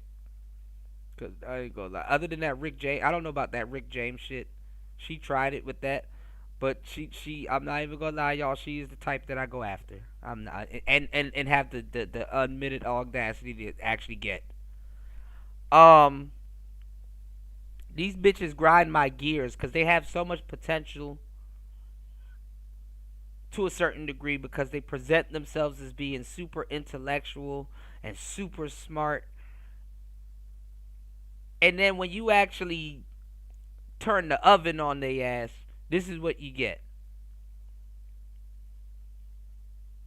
They're not even tactful. They ask stupid questions about shit they don't even understand. It's like, get the basics first. But you gotta listen.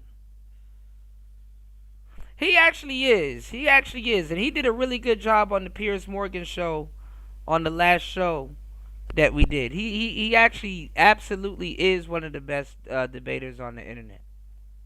And he's very knowledgeable. You know?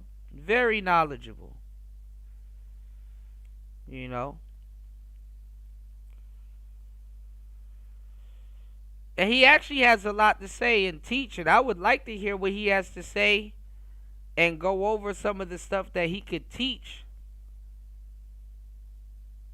But this dumb broad is like cutting him off, not making no sense. And there's stuff that I would like him to unpack, but she's just throwing shit at the wall, praying that it sticks. She's Hail Marying. She's spray and pray. Ugh. Hit the like button, y'all. Let's go.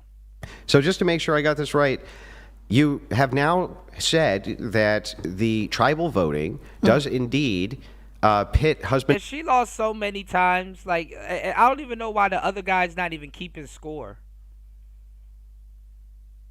Just letting her go. Against wife has a potential to do so, right? And It's like, but if he gets cornered or lose one little goofy thing that kind of really wasn't explained, oh my God, she won.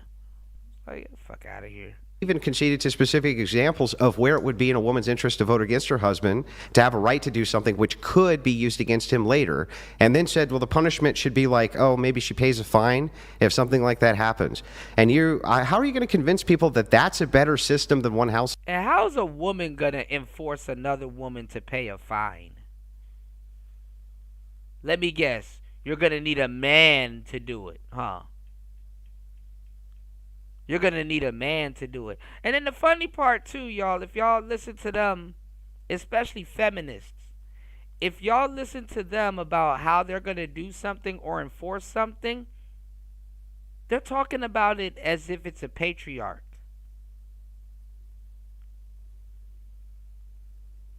I want to see a whole team of female police officers come and pull a damn Bobby Lashley up out of the damn house that decides to go crazy. What woman are they gonna put on her?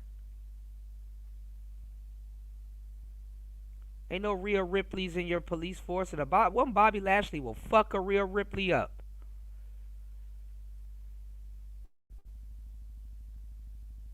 War games. All right, let's go. Household voting. That's a terrible system.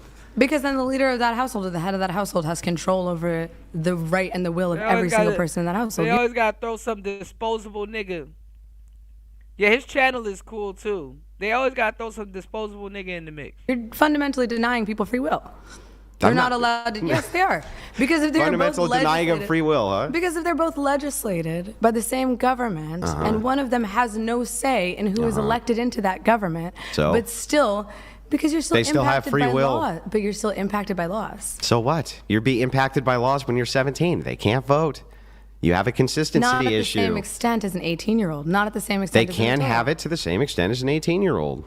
In very rare exceptions. But you're but they can then. So you're disenfranchising people. But look at you. You're around the fringe. You're fighting on an exception. We're talking about the general population. Even right in now. the general population. I'm not talking about murderers. Yeah. I'm not talking about serial let's start killers. with this. I'm not talking about school shooters. I don't think it's generally speaking a good idea to let 18-year-olds, 19-year-olds, 20-year-olds to vote, to disenfranchise the votes of people who are politically informed because they're being used as a leverage voting block for elitists. And that's what's actually happening. Right. What's actually happening was what you just said. You know, NGOs and lobbyists are lobbying Congress to get various things passed, and what they do is they try to leverage the votes from a tribalist purview in order to get the things that they want, right? And 18, 19, 20, 21-year-olds are highly impressionable, right? So are 22, 23, 24, 25-year-olds highly impressionable. And one way that you could eliminate this idea that they could be gone after by the parasitic NGOs who run things is by simply limiting the ability to vote to people who have such a political interest that they actually do social service for up to 5 years so that then we can trust them with the right to vote. Okay, I have two statements. Can you let me get through them? Didn't hear a damn thing he said. So here's number one. I agree that lobbying generally is bad. I'm not here for NGOs. I don't think anyone really is. I mean, but the whole point of why we don't like them is because we want to be represented by our legislators fairly and accurately, and we don't want it to be the in the control of a private interest group. So lobbying's bad. Yes, generally, I think that lobbyists and NGOs are not bad. good. But what I don't understand is, if that's the issue, why not ban NGOs? Why not have a platform that's standing against NGOs and lobbyists? I think that'd be something great. Yeah, so if you this did is that, that'd be great- awesome. Yeah, so this is a great question, but here's the problem, right? This is the leverage of tribalism and why you can't really do that. So on social issues, right? There are NGOs out there, for instance, who have a vested interest in abortions being legal, right? This goes out into the social ethos, and now we're battling over the social issue. We have become tribal, right? We've become tribal.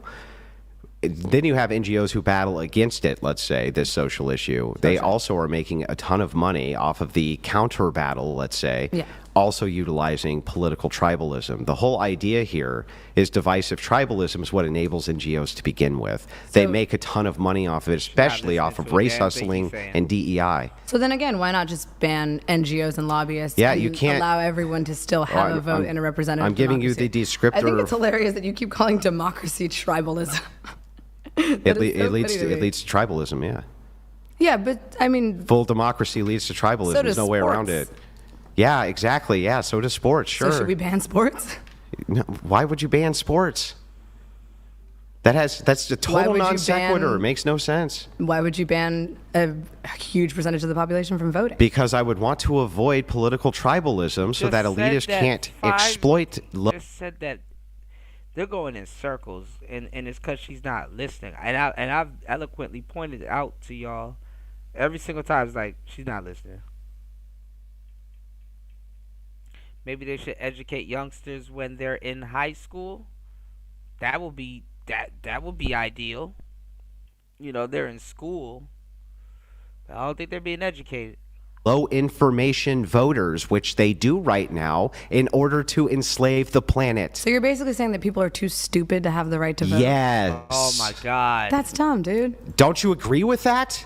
Yeah, of course I think people are stupid. Well, But if then, what are you arguing with me about? If I want a right to vote, And you're one of them. She's one of them. but then I should give them the right to vote. Why? But listen, think about what you just said. Yeah, dude, I agree that people are too stupid to vote, but give them the right to vote anyway. I don't think people are too stupid to vote. I Why? think So they're people too are stupid to function, but I they're don't think they're smart too enough. stupid Oh, to function. come on! You think that people who go and generally cast a ballot are high information voters, or they barely even know what the hell they're talking about? I mean, do you have a statistic on how many of them are? Yeah, high you could do street polls. A lot of people have no idea what's even going on with the issues. A lot of people are just bussed to poll booths. They get bribed to do it. This happens on both sides of the aisle.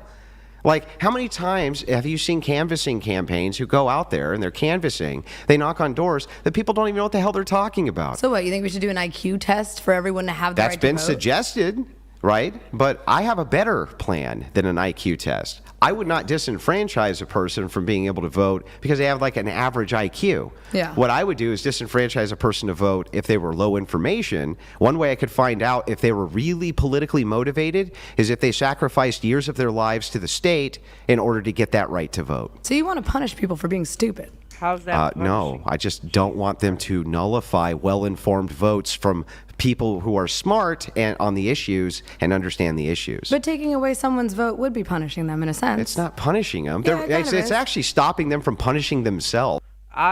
Listen. If I had to debate somebody like her, War Master, I would be bald. I would rip my hair out. 'Cause she just wasted a whole fuckload of time. She just wasted a gang of time. And end up saying the same shit he was saying the whole damn time. Like arguing with Patrick Starfish. And the rest of society because they're easily exploited by social elites. That's fair. I mean, but why not then just target education? Like, why not then We try to spend fund 5% of the entire GDP of the United States on education. It's the highest anywhere in the world, and we have some of the dumbest people on planet Earth. Our literacy rate is barely, you know what the literacy rate is. Yeah, it's garbage. I agree with that. Damn, that's a bar right there. Reality punishes the stupid. It's trash. And we spend 5%, the biggest GDP on planet Earth. We spend 5% total of our GDP on education. And you think that education's going to solve the problem of the low information Well, if the voter? issue is that people are stupid, help them be smarter. There's a lot of that is a mixture of genes What a dumb response. and environment and nourishment and all sorts of different things. It's like you can't, this whole progressive Well, if it's idea. environment and nourishment, Hang on. then why not detect This those whole things? stupid progressive idea of like, you just can just educate people into whatever it is that it's like, no. Well, if they're dumb, why don't they just be smarter? Oh, you thought about that on your own, huh? You thought that, you just thought about that on your own. If people are dumb, why don't they just be smarter?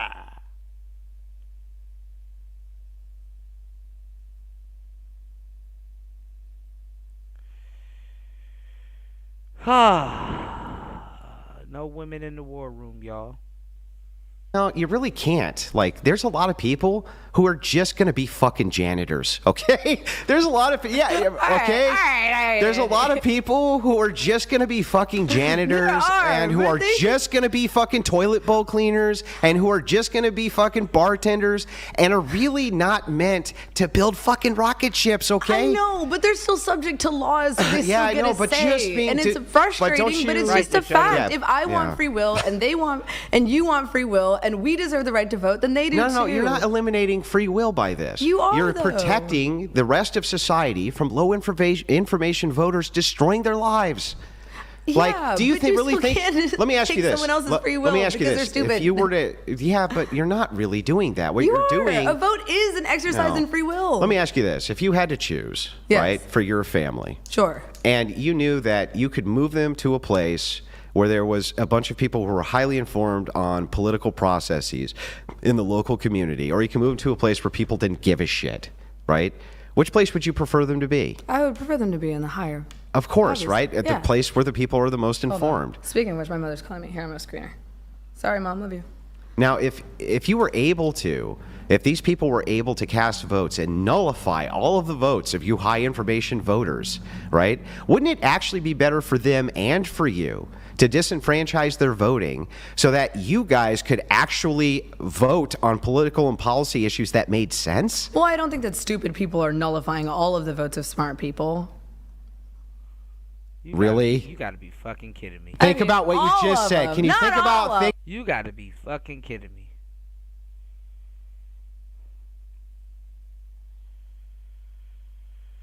You said, Kuda, if you're going to do review streams, check out. Yeah, absolutely. Definitely. I want to do more review streams. I just wish the streams were more supported. We got to hit our goal today, y'all. If y'all can hit the like button and support the show. Yeah, I'll definitely, y'all, if I can do that today if you like. The Pan-African Strikes Back debate with some racist white dude over at No Jumper. Hell yeah, we can go over that if y'all like. And I'll open up the panel and everything. Y'all hit the like button, support the show. I definitely be open to go over that. We were just talking about that on the last couple of shows. You know, I kind of want to do go over something like that and then bring an ending to this whole race debate thing, or we could pick it up a little bit later on, because you know what times we living in now. Absolutely degenerate. I would love to bring you guys that content. All right, let's get it. Think about what you just. Do you think there's more stupid people or smart people? In this country, yeah, it's probably more. Okay, so you really don't think stupid people are nullifying the votes of smart people? On a certain level, yeah. but Yeah. it's- at the same time, they still deserve free will. I can't. They rob still someone- have free will. They don't, because they're still subject to the laws of Voting this country. is a privilege. If you go to Shout outs to degenerate. All right. Australia and you commit a crime, can you go to jail in Australia? Yeah. Y'all, please hit the like button, support the show. Let's get at least 2 more contributors. Let's go. But you can't vote in Australia, right? Sure. So do you see how that makes no sense? Like It what does you're make saying sense, makes though. no If you sense. travel to another country and endanger people, like that's a threat. You're not to even public endangering safety. people. If you're just like drunk in public, you can be arrested. That is a threat to public safety. No. Public intoxication is Look, a threat to public that safety. doesn't mean you're going to actually do anything wrong, right? But you could. Yeah. Drunken people are habitually or more you violent, could break statistically some, more violent. Or you could break some public ordinance, right? You could break some public ordinance you didn't know about, like you're on a beach, right? Yeah. And you're in your shorts, and it was supposed to be t-shirts and shorts, something like this. Yeah, but breaking public ordinances doesn't lead to jail time. It does if you don't pay the fine. Well, then you should pay the fucking fine. Well, see what I mean, though? So you are subject to those laws, Yes. and you are subject to imprisonment based on those laws. You And if should be- that's the case, you can't vote in those countries. Okay, but you're not a citizen of that country. You're still a citizen of this country. If you were a citizen That's my of this whole country point, and you though. live here and you are subject to the Yeah. laws of this country for your entire life, from Yeah. birth to death, Yeah. you should have Why do you stake. want dumb people to disenfranchise your well-informed vote? That makes no sense. Not only that, you say that you're actually emboldening them with their free will, right? It's like that's so silly because ultimately That's because naturally women play both sides and they can't make a damn sound decision. And they're indecisive. these people who are politically low information, they're so low information, you're allowing them to get taken advantage of. Of course, I don't want dumb people to disenfranchise my vote, but I don't think that the solution to that is a one marriage voting system or you have to do public service for 5 years to have a. Give me an alternative. But can't dumb people do that too? Like, couldn't a dumb person just do some fucking community service for 5 years and then get paid? I mean, like, there are dumb people in the army. Listen, I agree with you that there can be some stupid people who get through the system, but they're not going to be probably low information. You're not going to go through 5 years of civil service like that for the purpose of being able to vote and be low information, or you wouldn't do it. You have an interest. That's I don't what know, the whole man. point You'd be is. surprised. Well, if your housing and your food is paid for, I think there are a lot of people who'd be interested in that. The army. I mean, that's like exactly a The version army, of you civil have service. to take the army. You have to take an ASVAB test, and you have to score X amount of a score in order to even be placed in those things. Big dog. My boyfriend's a vet. He talks about some dumb motherfuckers in the army. Sure, there's dumb people in the army, But so they would. but be to given- qualify for certain jobs, you can't be. And for civil service or something like this, you can do intelligence tests or Okay, things so like you're that. basically saying there should be an IQ test, and only those who would like to be civil Yeah. servants If you're who pass that IQ test. well, I should think be you allowed should to vote. probably implement an IQ test for the military too, which they do. Yeah, but people suck. I mean, but they Too do. late, But they do, unless it's in wartime and they're like, okay, well, you just need a body in here, and then they'll grab anybody off the street. But yeah, Can we ask about right now? I want to confirm that. of course. Aiden, Obviously, there's a do you do IQ tests for the military? idiot. She don't even know Wait, that. you want boyfriend reveal? Yeah. Oh, sure. Wait. Oh, go. You might It's as okay. well- Just go around that You one. might as well talk to him. Yeah, there are people What the fuck? Why are you talking to her? You might as well talk to him. who are there who are dumb. That's true, but they. Here, baby, come here first. If you can, Yeah. just kind of like. I've heard of that. It's called a Crouch Cat right 5 here. waiver, right? They give them a Cat 5 waiver. Category 5 waivers. I'm talking about. Can you just? Baby, come here. Yeah, you can tell she dates a white Mm-hmm. guy. Not so up. In terms of like people in the army and IQ tests, like I've taken the ASVAB, it is not a very difficult test, and a lot of That's people the get their funny part. That's ASVABs why she taken thinks she for can them. challenge him. I knew guys in the army who were like medically diagnosable with mental deficiencies, and were still in the army doing jobs that in theory required a certain level of mental faculty. Sure. Yeah, the system can get gamed, but those are exceptions, not the rule. I wouldn't really go that far, to be honest with you. And then also in terms of your, You don't think the majority of people are stupid or in the army are stupid, do you? I think that there are a great number of people who join the army because they want a place to live and food, which is the system you just described, and that's pretty much independent of intelligence. They seem to be joining the army based around patriotism, the When were ability you to in the get army? paid, the ability to do When were you things in the like army that. again? What's that? When were you in the army? I was in the army for a very limited amount of time, years and years ago. He tried to How act long like was that he, very limited amount of time, if you don't mind me asking? tried to act like it, he was, it knows wasn't more very, than about a him. year. You were never A in the year. army. So what happened? Well, Actually, it doesn't matter what happened. Oh, but we're talking about service, man. What about it? So you want to disenfranchise people based on military service? I actually know why most people join the What are army. you talking about? How would I disenfranchise them based on military service? No, you it said would you be the wanted to opposite. disenfranchise those If you're who requiring people to serve No, in it wouldn't require them to serve in the Oh, my army. God. Literally didn't say that. Oh, her boyfriend is dumber than her. See, I told y'all they go after dumb dudes to seem smart.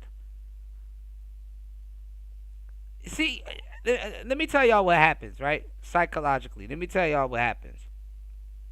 They go after dumb dudes to seem smart, and then halfway through the relationship, they forget that they dated that dude for that reason. So when they're like talking to him or trying to bounce ideas off of them, they don't even have a good they don't even have a good parameter or a judge of character to tell them that what they're saying is either smart or educated, if that makes sense. It's like you forgot that you were dating somebody dumb. So when he says that, oh baby, you're smart or this, that, and the third, it's like you think you're doing something, but you're not. You just forgot that you're dating somebody that's dumb. You're not getting good feedback from them. You're not going to get good feedback from them, or should I say? Because you forgot that you're dating somebody that's dumb. You forgot that you dated him to seem more smart. It's ridiculous. I don't know. Sorry about that. Yeah, I literally didn't say that. Thank you for your help. I disagree. Thank you. Okay. Readjust this. So now we've established that people in the Army can very much be stupid. So Nobody ever disputed you can Nobody have said stupid they people in the Army. Okay, so again, we're trying to go My back. question- we're trying to yeah. figure out So how let's see your if we system can't. would work Yeah, so in terms of Yeah. those who are participating in some sort of civil service. Yeah, so you would have are- some type of civil service, right? Which Okay. a person would participate in for at least 5 years. Right, Bobby. 5 years. Yes, unpaid. 5? Yes, unpaid. That's ridiculous. This is why she feels comfortable talking crazy to another white man, because she has one at home. So she's like, oh, I can kind of do this. She don't know what she's talking about. Why? Do you think that the person who participated? Now, it's funny when they bring their boyfriends into the mix, because it's like, okay, now that I'm seeing like the correlation. She steps all over her boyfriend. Like her boyfriend, am I smart, baby? Yeah, you know, I think you're pretty smart. Yeah. In it for 5 years unpaid would really want to be politically informed by the end of that? Some goofy Yeah. shit. Maybe not. Yeah, but I mean, that's 5 years of not having.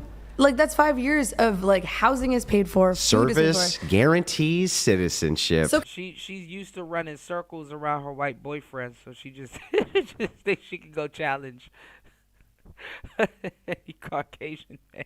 Can I ask who's paying for 5 years of millions of people participating in a civil? Well, chances would be pretty good it wouldn't be millions, or at least not hundreds of millions of people participating in such a system. So It'd be you a would very like to low limit the demographic. voting block in this country to less than? There's 430 million people in this country, and you'd like to limit it to less 330 than million.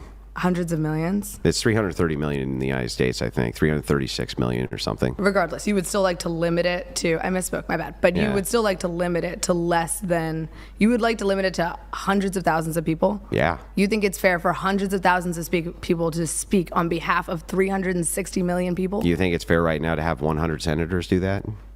No, but we still vote for the senators. Yeah, we I vote know, for but the senators, do you though. really think you're getting? They don't just hang walk on. up and say, "Hello, do you, sir, I would do you like to think be a you're senator." really Like, getting you're political? voting. Wait, you think you're really getting political representation inside of a state like New York with 2 people? I don't live in New York, though. I know, but inside the state of New York, do you really think the state of New York is getting adequate political representation on Capitol Hill with 2 fucking people? Well, that's why you have the Senate and the House, and the House. is 2 based on- people who are your senator. You really think Every that state gets 2 senators. 100 people are representing 330 million people? At the very top, it's 1 person who's representing 330 million people's So are you interests. advocating that we shouldn't have government? No, what I'm saying to you is that, like, it's very silly for me to look at an argument like you're making and say, oh my God, 100,000 people are going to be in charge, or 200,000 people are going to be in charge. Like, ultimately, 1 person's in charge. So you're saying that Ultimately, 1 person's in charge. but there's still checks and balances. That 1 person isn't a king. There They don't still have would be checks and tyrannical balances with monopoly limited over all voting. Power in the guard. There's still checks and balances with limited voting. Yeah, but we says the still do not typical get to woman decide who is in our responses legislature. As a voting body, we do not get to decide who is in You the would still legislature. have people from within your various communities who would be voters, and they would decide who it is that went to represent you on Capitol Hill. That sounds very expensive and very pointless, if I'm being honest. How is that expensive? Okay, fine. Because you Then have if to pay wanna- for all their housing. Then if you want to do that, there's another way you could do this too. If you didn't want to do like the civil service way, you could do one vote per household. That would limit the voting significantly. Hang on. Okay. And it would be not expensive at all. But Okay. there's even another way that you can do it on top of that. Alrighty. He gonna have to repeat Right? himself. But let's Get just out start with like one household voting. Okay. Same thing. Let's do it. You can eliminate whatever this like perceived cost is that you have. Another thing you could do is just eliminate anybody being able to vote until they reach the same age that they could become president of the United States. Is that not 35? Mm-hmm. So you think that everyone under 35 should lose the right to vote? Why shouldn't everyone under 35 That be was the able? most boomer shit I've ever Why heard shouldn't in my everybody life. under 35 be able to be the president of the United States? Well, because they don't have the... But they're still... Why? Answer the question. Because they do not yet have the experience in politics to run an entire country. So but just yeah, because you can't exactly. run okay, Andrew. But just because you can't run an entire country Mhm. doesn't mean that you should still not have the right to have one singular vote. It's one vote. What are you talking about? Yes, you can't be the president, but you are still susceptible to the laws. You can have a kid at 35. You can have a house at 35. So, Like, what does that have to do with anything? But you can't be president. below Can't be 35, president. Yeah. legislatively, Yeah. below 35, Yeah. from 18 to 34, Uh-huh. all of these people are Uh-huh. impacted at the same level. No, they're not all impacted at the same level. In fact, I would say. Can they I all would go to say- jail for committing a crime? Yes, I would say the Then opposite. yes, they're I would impacted say at the like same people between the ages of 18 and like 25 are mostly living at home, right? And their parents are the ones who are mostly impacted by legislation, not them. And That their sounds like a parents. skill issue. And their parents should actually probably have more say than them. Their parents actually have more autonomy than they do because they're dependents on them, skill right? issues, Completely dependent upon them. It's like, if I look at the trends, it seems to me like if you eliminated from 18 to 25 or from 25 to 35, if the founders didn't think you should be president of the United States till you were 35, I don't think they wanted you to vote either. And you know what? That's why it was never law. Voting Andrew, rights this is are some affirmed. This is some old shit. That's not an dog. argument. This That's is not an giving- argument. Well, I mean, the reason why Give you're me the saying this is argument. because you're young, you're old. Like, you are not applicable to this law. What did that have to do with anything? You're trying to govern a group of people that you are not a member of. So? That's the issue. So what? Everyone should be representative government. So how old do you think the average person who's in Congress is? Hella old, and we they're hate representing all of you. What do and you I mean? hate that. So you think that like 19-year-olds are going to be better governing than 60-year-olds? No, but I think I don't think an 80-year-old would be a representative government. Yeah, I'm but glad Mitch McConnell's 80-year-olds are stepping down. Too dying in their depends. They're not governing. What do you mean? Yes, they are. No, they're Sleepy not. Joe. Sleepy Joe, who is in his 80s, now has cancer, and he's not president because he went off the deep end. I know. Your And Trump is in his 70s, and Mitch McConnell is in his 80s. Listen, All of these people your are hella presidents, old. your presidents and congressmen are running like between the late 40s to 50s to 60s. You don't really think that replacing them with 20-year-olds is a good idea, do you? I don't think we should replace them with 20-year-olds, but Why I'd not? settle for Why a not? Wait, smooth why 40. not? Why not? Well, they'd have to be elected first. Yeah, no? I know, but even if they were, don't you think that would still probably not be the worst, that wouldn't be a good idea? If they were elected Uh-huh. through a democratic representative democracy. Don't you think they would do a I worse would not have a job, problem though, with that. than 40, 50, 60-year-olds would? You don't know who it is. You can't just say universally, I think a 20-year-old would be worse if they are Lord. elected democratically. Oh my God. Well, why do you think our founders thought that 35 years old was the minimum? I think the founders thought 35 should be the minimum because you need experience in government to be the head of the government. No which I agree experience with. in government is even required to become the president of the United States. 0. I'm glad I ain't got no Sure. kids. So why this age of 35? Well, because you have to have lived in this country for long enough to understand it on a basic level. Because they also thought you just didn't have the requisite experience probably in life to govern at all. That's fair. To govern the entire country, I would say that To govern someone under- anybody? No. Yeah. Really? Yeah. Really? I think so. Well, then I why mean, can't why is it that they didn't let people vote? Why do you think they didn't want people to vote? I mean, dude, they were kind of fucked up. I mean, do you really want to base all of your beliefs on the founding fathers? They owned slaves. Like, So? He should have just fucking. Yeah, I can't imagine dealing with that. Good luck to her boyfriend. Just give her what she wants. He should have just went full misogynist on her and said, "Listen, You need to worry about controlling your own damn body instead of trying to control the world. I ain't about to listen to somebody that can't control their own goddamn body and want to blame birth control on men. Try to tell me how to control the damn world. And just see what she says then. Oh my God. Oh, how could you say that? Oh, you're such a They don't even finish their. They don't even finish the rest of the. You're such a.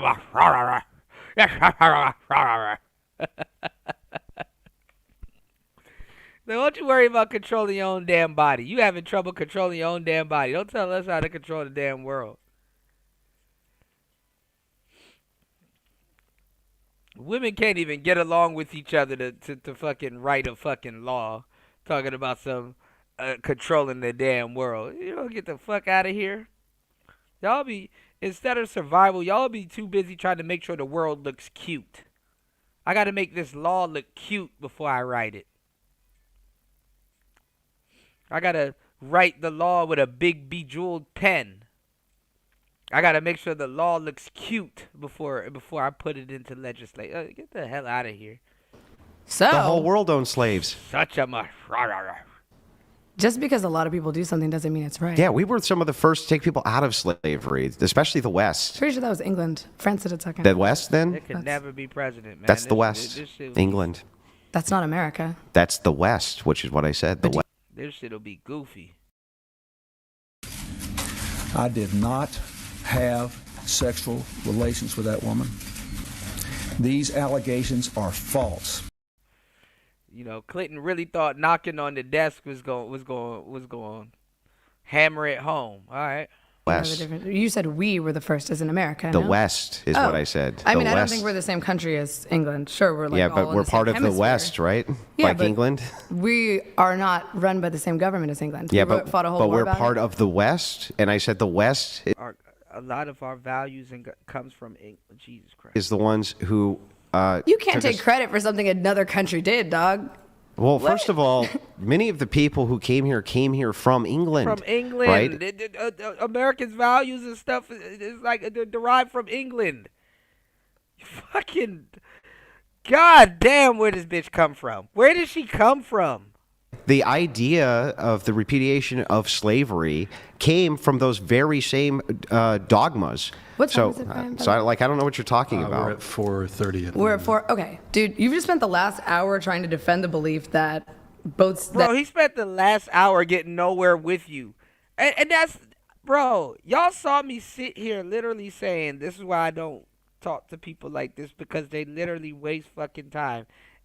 This bitch will waste all your fucking time and then have the nerve to look at the clock talking about some you wasted. No. You don't even know what you're arguing right now. You haven't proved one point. You don't listen. And he literally just spent the whole time not getting nowhere with you. And you think you did something. This woman is dumb. What's going on, D-Nation? LT Man says, this bitch only likes clout. She has debated Charlie Kirk and many others just to be on camera. Oh, you know who she is? Let me know. This stupid bitch. This stupid bitch.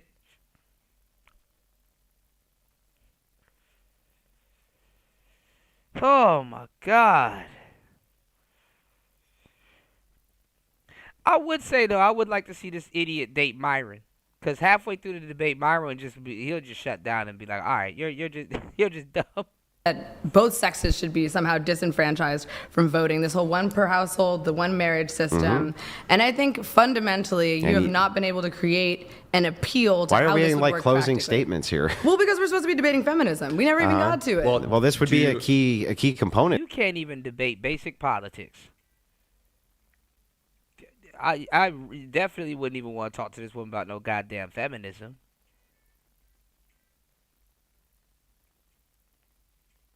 Right, LT, man. I think so too, man. to this actually, but I'm actually fine with this if you want to move it on to that. Like, but here's the thing: you never made a single argument. Right. The argument is that people should be legislatively represented and allowed to vote. Yeah, that's in a an representative assertion. Democracy.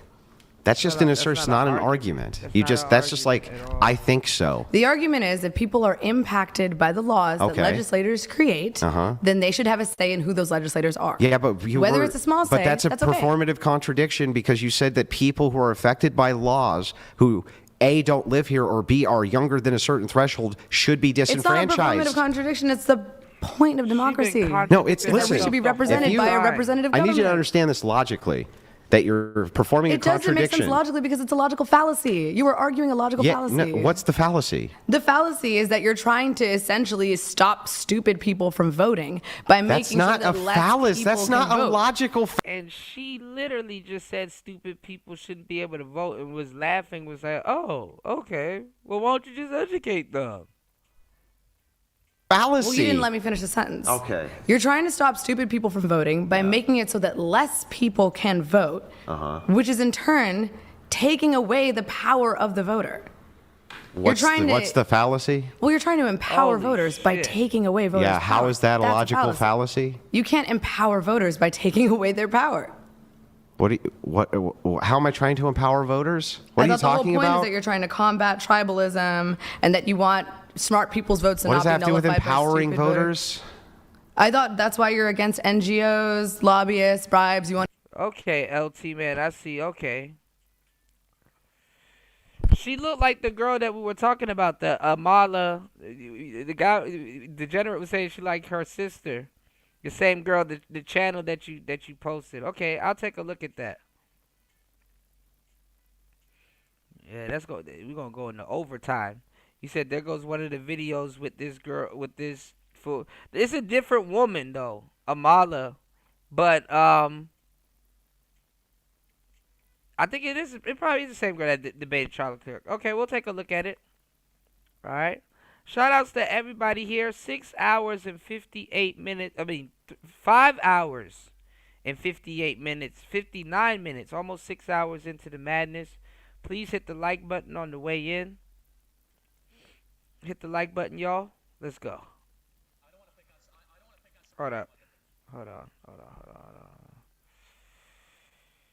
Yeah, the Amala chick too, she recently flipped, and her and Candace Owens recently flipped over to the conservative side. So. Want to empower the people. I don't know what you're talking about. So you just don't want the country I don't even to know be what you're talking about. What I'm saying to he's you is getting that if you want to lumpy. eliminate tribalism, you don't want to have nothing but an unlimited amount of people voting. Yeah, where LT, NGOs can mark to the stupid people and bend them to their will, and now have that entire bracket for whatever it is their political agendas are. So again, why not just get rid of NGOs? Why is, oh my God, NGOs are a problem. Would you Let's like make to- sure less people can vote. Gee, I'd never thought of that. Right. Why don't we get rid of NGOs, the people who are How you gonna get rid of NGOs, smart Alec? utilizing tribalism so that they exist? Boy, I wish I had thought of that. You're utilizing tribalism? No, they're utilizing tribalism so they exist. Okay, but you're a political pundit. You have the power to help people. Uh-huh. Why not promote a stance that is actually useful to them instead of trying to take away their vote? Great. A stance that would be actually useful to them would be having their well-informed votes not nullified by non-well-informed voters of what you believe and I believe are more than the well-informed voters.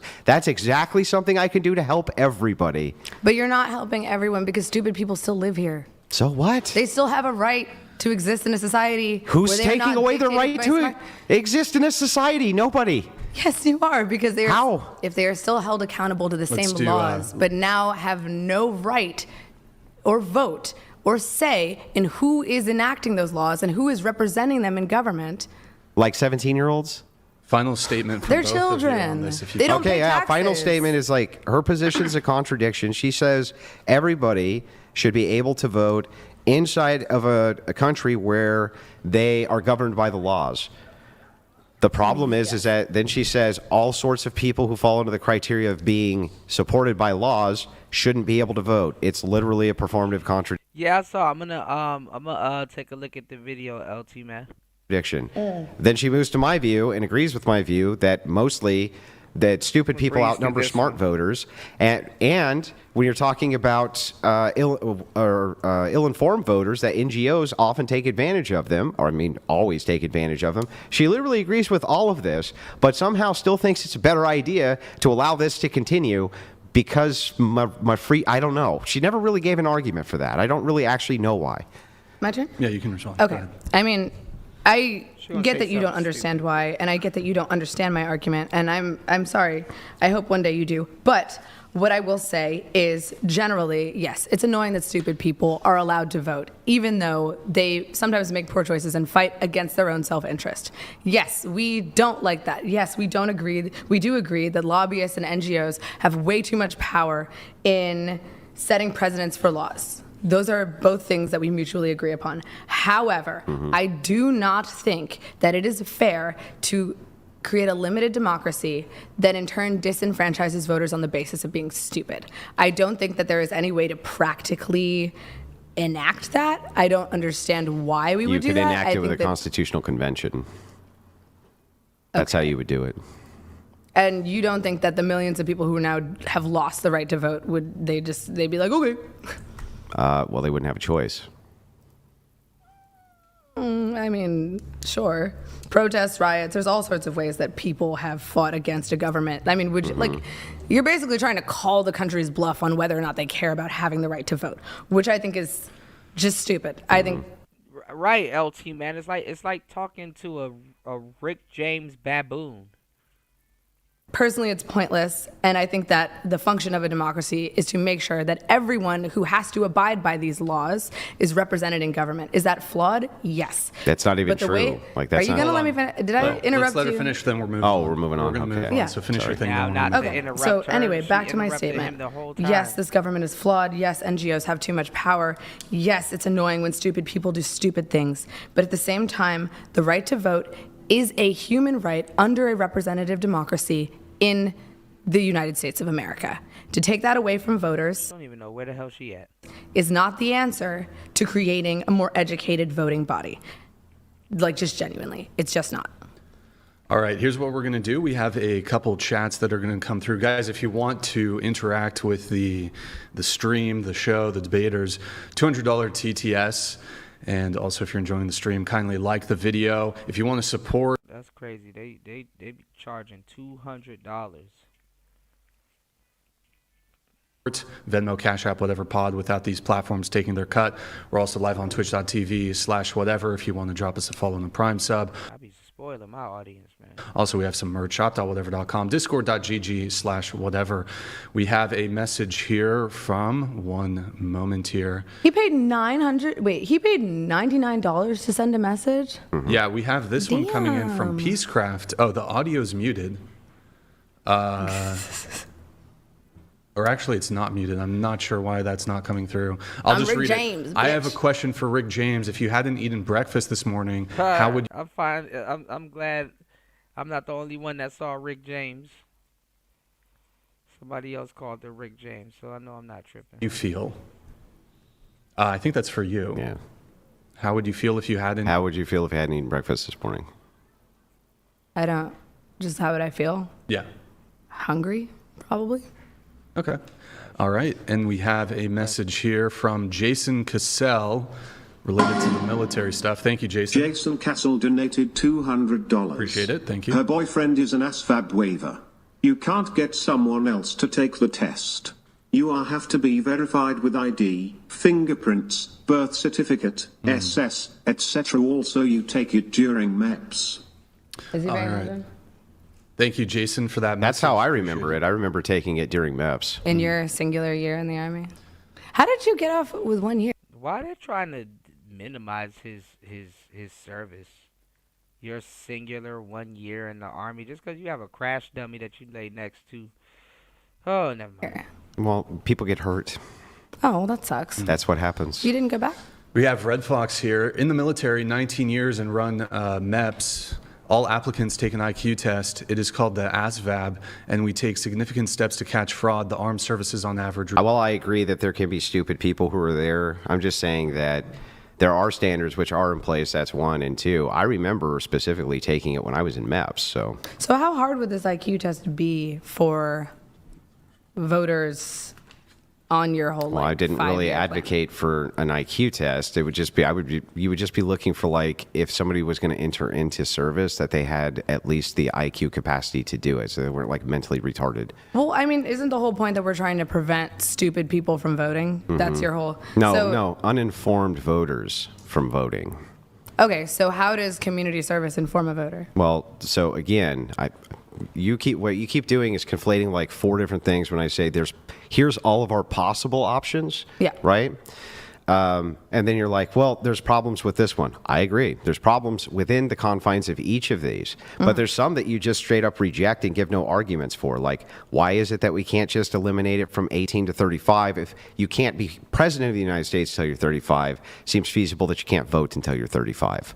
Well, if the laws still apply to you between 18 to 35. Yeah, so then your objection's not even to the system. Your objection is actually just still what your argument is, which is a contradiction. But what's to prevent... Hold on. Question. Okay. Pause.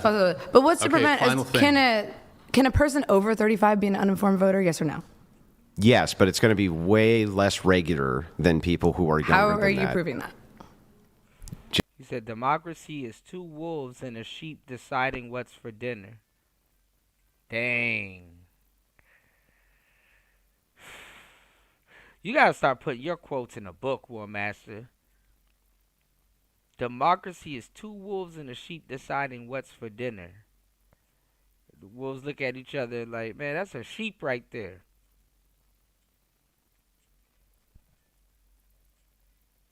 Just because if we look at the people who turn out to vote, right, within these demographics, right, it's much less than in the older demographics. And when they're polled, the people in older demographics know much more about the issues than the people in the younger demographics. Really? Yeah. I don't know. My grandma gets all her news from Facebook. We have a message here, Manny Fresh. Question for Naima. Did I say it right? Oh my God, Naima. Okay, just question. Has she ever actually studied Plato's Ship of State? What's an actually intellectual philosophical counterpoint against this biggest issue with socialism and communism? Also, why are you dating your oppressor? What? Typical, okay. I'm feminist? good. Let's... No response no there? thanks. Okay. I'm All right, sorry. guys, if you want to get a message in, we're going to do $200 TT. That's funny as hell, because like I said, the white man gonna ask you that. Because she feels comfortable talking to Andrew like this. Out of place. It's funny that the white men are saying everything I said. Yes, we let a couple below the threshold just come through there. Why don't we bring it back to feminism, Andrew? Force doctrine. Yeah, I I'd like believe to is where do you force doctrine. left off. Thank you. So Oh, there my we God. go. Yeah, we're fine with that. But if she takes it down a rabbit hole, then take it down we have the to go down the rabbit rabbit hole. hole. So here's my argument. Let's start with defining these terms. Can we do that? Sure, yes. So I define feminism, okay, as being a movement towards egalitarianism or equity, okay, with the stated goal of diminishing and eventually destroying patriarchal systems. Sure. That seems to be fairly historically accurate and modernly accurate. Yes. Movement towards equity, goal of eliminating patriarchal systems? Yes. Okay, I'll take it. Okay, so when I say the word going forward enforcer, what I mean by that word is people who utilize inside of society some form of force or in order to either execute laws, right, or keep people safe in some capacity. That would be an enforcer, okay? So my argument here is that men ultimately are the enforcement arm of everybody's rights, including other men's, and that women always have to appeal to other men, and so they can't actually get rid of the patriarchy, but must instead comply with the patriarchy. Okay. That's my argument. Sure. Do you want to repeat that for me just so I can take a little note? Yeah, that women, basically feminists always have to appeal to the patriarchy for rights no matter what, and so feminism isn't even possible. It's not even a possibility. Okay. Appeal to patriarchy for it. Okay. So can I ask, do you believe that free will is a privilege? or a right or a privilege? Do you believe free will is a right or a privilege? Does free will just mean do whatever you want? Within the extent that you're not hurting yourself or others or becoming a danger to society. Well, then, yeah, it sure sounds like you're saying it is. I'm sorry, what? Then it would be trivially true that it would have to be, if you're saying that that means you can do whatever you want unless A, B, C, and D, then it would have to be a privilege.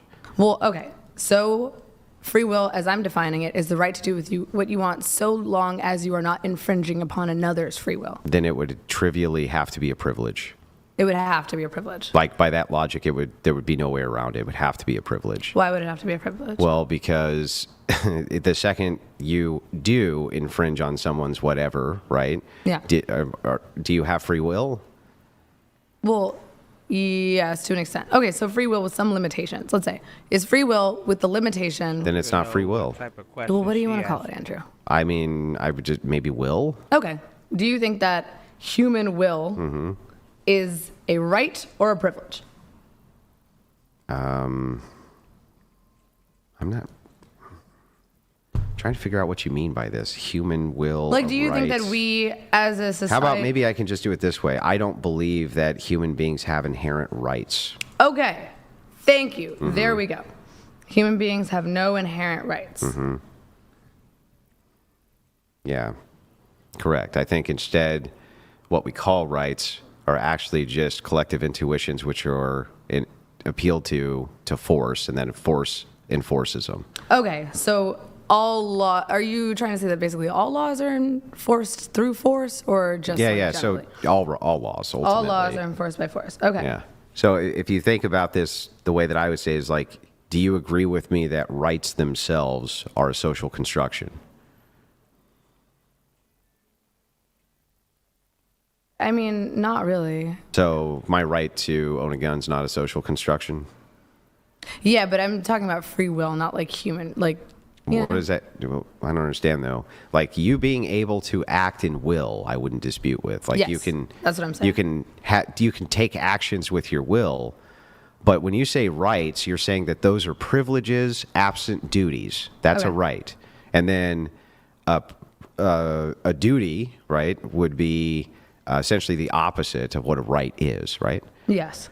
Okay, so these privileges that you're talking about, I think if that's what a right is, a privilege absent a duty, then they all seem like they're privileges. Okay, but like, you don't think that... I guess my issue with even know where this she's argument going with is that it's claiming that power is Wasted based time. solely on force. Yes. Which to me seems like it's advocating on behalf of violence I mean, in order to enforce in a and wo- maintain Well, yeah, power. that's what force would be. Raw force would be violence. Okay. So that's what it does. Like, we advocate that police be able to use violence in order to enforce laws, right? But we would prefer that they avoid it, right? Yeah, Like, but ultimately, what makes people comply? There. The threat of violence, threat right? of violence is But there are other ways to get people to comply, no? Jesus Christ. Yeah, but what if they don't?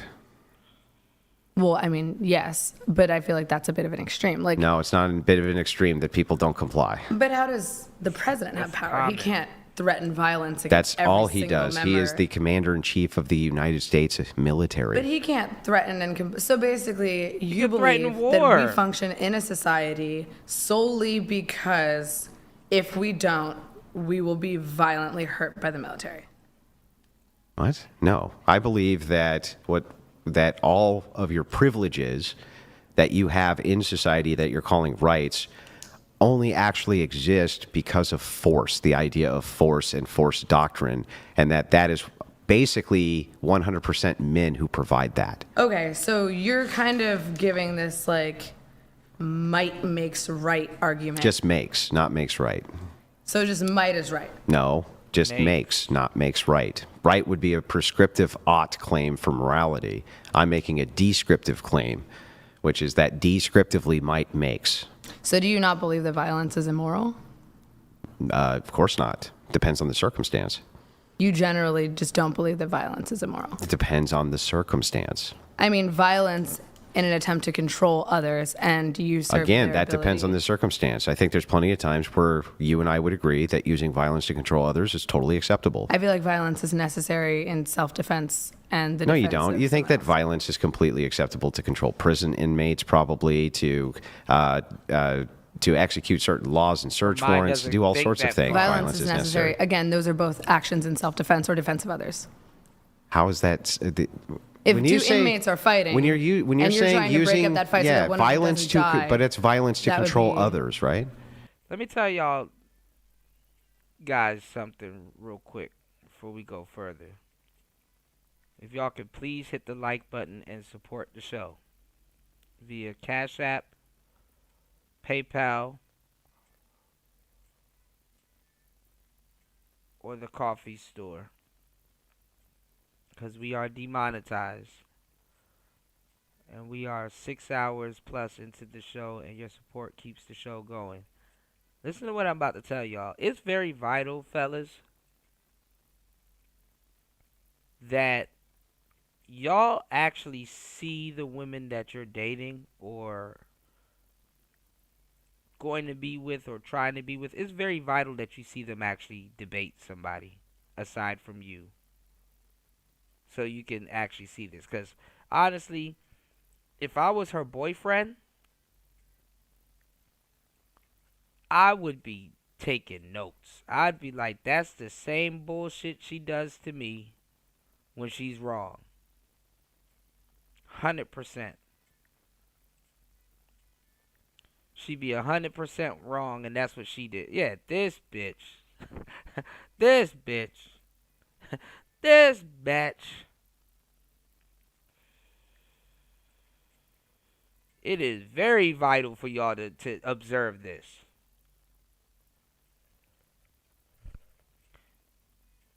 See her lie.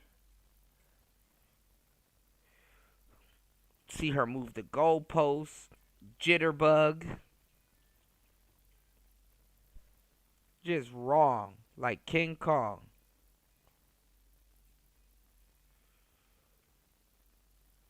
Y'all please hit the like button, support the show. Let's go.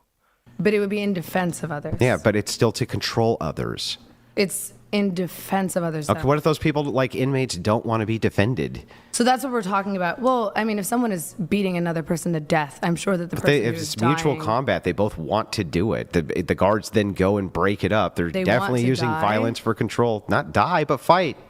Okay, but if someone is beating someone else to death, and you are Yeah, using but that's violence not. to prevent See, that, then you you're see using how violence. you negate the claim, so you move to the next claim. Can not two negating the people claim. be fighting and then you use Trying violence to break that finish her up? first Yes. argument. Okay, great. So then you can use violence to control people, and it's perfectly acceptable. It's not acceptable though because it's the reason it's acceptable is because it's in defense of another person. Those people want to fight. Who are you defending?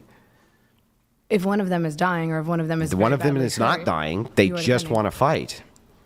They're not dying, but they just want to fight. Okay, sure. So two prison inmates, but again, you're using these like really, really, really stringently specific. Yeah, because if we go too broad and too general, play dumb. then if we hone it down, then I can negate you're your still stance playing because dumb. what you're saying doesn't actually make logical sense. But you're honing it down to a specific example Mm-hmm. that is not representative of the entire population of the United States.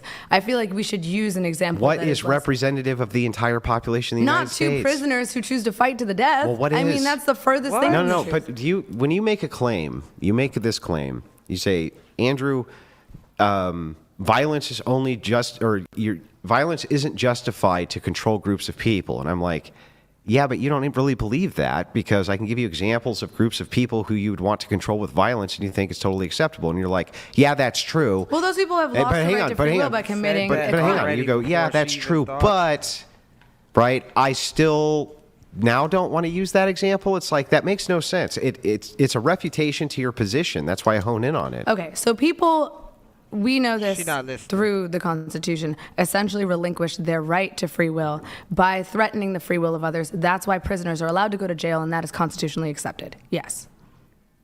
Say that. Let me make sure I What? got that right. Say that again. People essentially relinquish their right to free will, the right to walk around and be free in society as a prisoner, because they have committed a crime that is a danger to themselves or others and threatens That's the incorrect. fabric of society. So No. why do people go to jail? Why are crimes crimes? Why are things that are bad? People go to jail because we force them into jail after they commit crimes, not because they're willingly going to jail for I their understand that they're crimes. not willingly going to jail, but what I'm saying is the forced relinquishment of free will in this instance is morally acceptable because they have committed a crime that threatens themselves or others. Yeah, I'm not disputing whether or not it's moral. That would make my point for me, though. So I'm not trying to talk about those who have already had their free will relinquished on the basis that they have committed a crime that threatens themselves or others. I'm trying to talk about people who are not criminals, who have not relinquished their free will, who are here in this country trying and to sound deserve the smart. right to choose what they do with themselves and their bodies.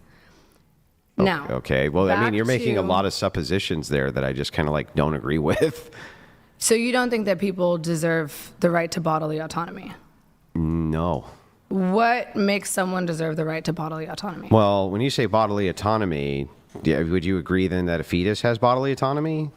I'm talking right now about got it human beings. Well, I consider those human beings, though. I'm talking right now You got about her people there. who can talk and walk, who are independent, singular organisms. So people who are in comas, they have no rights? Dude, you keep doing comas and prisoners and fetuses. Just talk about a fucking person. That- what about that you is a and person. me? Those are people. Just talk about a person who is not an exception, who is not in a medical state She wants him to of squeeze it into her. physical. Yeah, but what we're trying to determine right now is the worldview. You say people deserve to have bodily autonomy.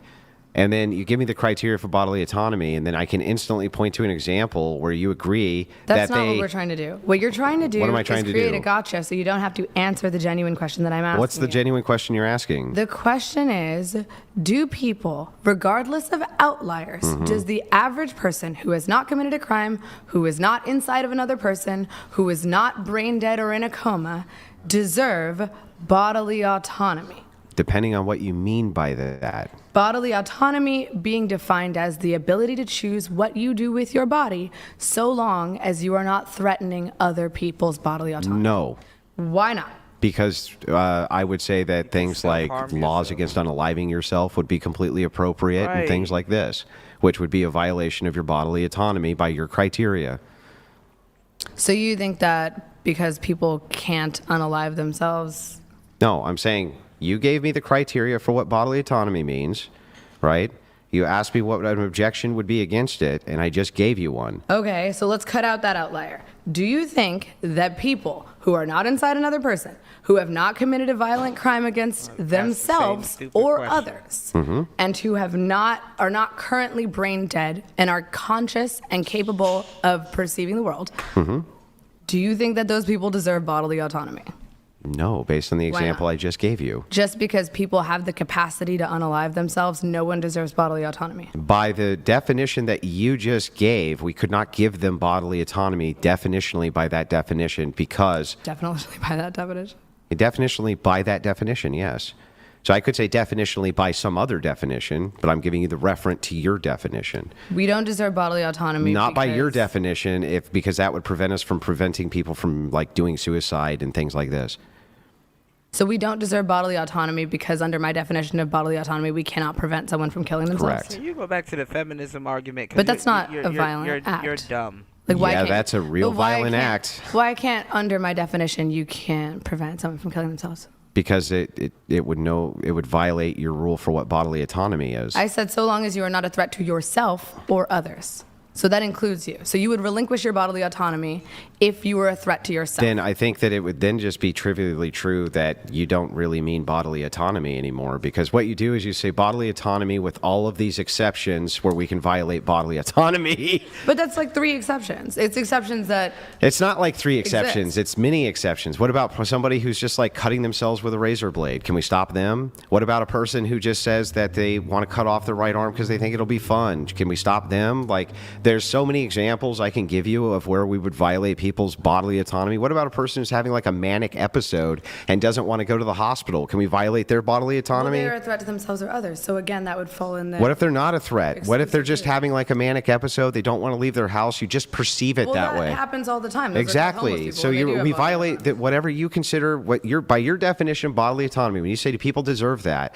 and I say absolutely not by that definition, because I can point to 300 different reasons why we would need to violate So it. is there any definition of bodily autonomy that you think that a Not that I'm human aware being- of. I'm not aware of a definition of bodily autonomy I would agree to that I wouldn't think we should be able to violate. So you don't think that people should have the ability to control themselves and their bodies under any circumstance because I there didn't are... say under any circumstance. So what's the circumstance in which people should have the right to control their body? Yeah, so, well, for me, I would say that if it's in some type of case of will, that you could do that. But I mean, ultimately, You mean I like think. free will? Yeah, no, in case of will. So I'm not sure that I believe in some universalized right for bodily autonomy. And you haven't really given me any definitional reason why I should. But here. I don't understand why you don't believe in bodily autonomy. Why don't Because you believe in bodily my why don't understanding people of have what the right to bodily control themselves? autonomy is that you basically have the right to do whatever you want absent the infringement of somebody else's bodily autonomy. Yes. Yeah. Why don't you think people should Because have the right I to do think that I need to many times infringe on people's bodily autonomy for their good or societies. that? Why are you constantly infringing on other people's bodily autonomy? What are you up What to? do you mean? Horrible. What you just said, I feel the need to... Yeah, well, I would use force doctrine for that, meaning voting, things so like that, when to do you, violate when bodily are you autonomy. when are you forcing When I yourself go onto vote. others to bodily... I'm forcing my will when I go vote on other people through force doctrine. No, you're not, because they all have a vote. Great, can I vote mean, it? not according to Okay. you, but I can vote and you can vote, right? yes. Okay. This is. Oh my God. This is annoying. See, like, this is why women can't be like actual. This is all right. See, like, you know how we talk about dating and relationships, and we talk about being a, let's say a player, right? And we talk about game and strategy, right, y'all? We talk about game and strategy. And what I mean by game and strategy is to be able to do something or, complete a task, right? Guys, right? We learn how to talk. We learn how to speak. We know what to say. We learn how to manipulate, use psychology, and corner somebody or get them to paint themselves in a corner. Women don't know how to do that. It's like, it's clear as day. You can see what the fuck she's trying to get him to do. She's trying to get him to say that, hey, women, because really women, she don't even care about the men. That's why he's using prison terminology to kind of keep her at bay. And it's like, bro, I know exactly what you're trying to do. It's not working. Try something else. And the whole time she's just sitting there trying to get him to say that women shouldn't have autonomy over their body.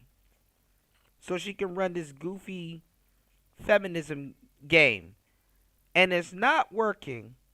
And she's still trying to get this man to talk about bodily autonomy. Or whatever goofy ass word that she keeps bringing up. Because it's really about women. Women have a horrible way of trying to force you to do something. Instead of saying, okay, let me kind of trap you here or trap you there and be like, hey, that's a contradiction. Or, hey, let me do this and he's been doing it to her the whole time. And she just switches to another subject. She doesn't even,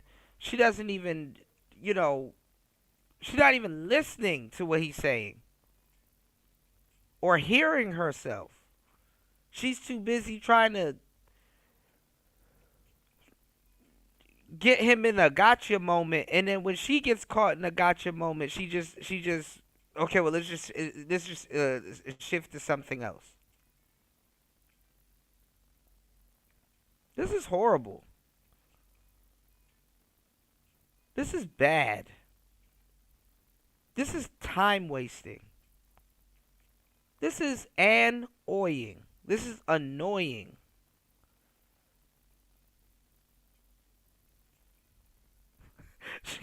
She even got LT man cursing, man. This bitch. Shout outs to LT man. I appreciate you, man.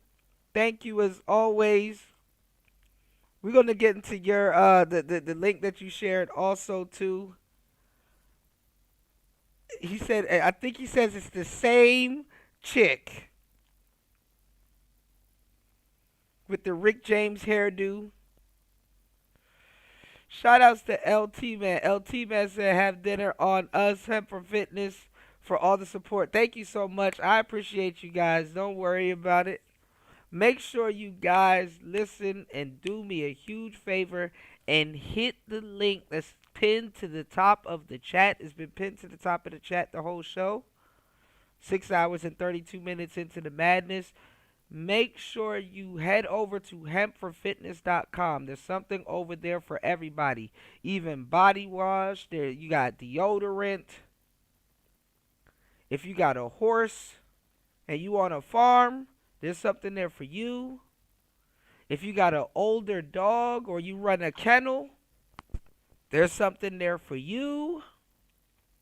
Do you vape? Something there for you. Do you not want to put on Icy Hot or deodorant that has aluminum in it that's right beside your heart because of your underarms is right there beside your heart? You know, your armpits? And it's open pores? There's something there for you. Alternatives, something there for you. You want something that's not affected by tariffs? There's something there for you. Shout outs to LT man. Thank you, bro. More. Wendy? Thanks, Chuck. We're standing here in front of the Olympic Liquor Store in Queens where scores of African Americans have been lined up for hours. We spoke to a few of them earlier. Ladies, may we get a word? Hide the money, y'all. There's poor people around.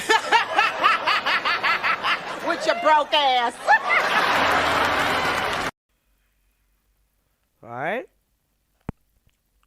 Make sure you hit the link and use code T-210 and get 10% off your first order and receive 2 free gifts. Okay? 2 free gifts. All right? And listen, I got one more thing to tell y'all. If you are listening to this bitch and she's giving you a fucking headache like she's giving me, head over to Hemp for Fitness because that is the place to be. You can rub some CBD on your chakra, on your forehead chakra, and get rid of that headache that this woman is providing. She probably that white guy that she's dating, he probably just don't argue with her. He's probably smart as fuck in that sense. She's one of those kids she's one of those just let her have it kids. Just give it to her. Just let her have it. She's not gonna stop. She's one of those kids that she probably grew up as one of those kids that it makes no sense to prove your point to her. Just give her whatever she wants. She's annoying.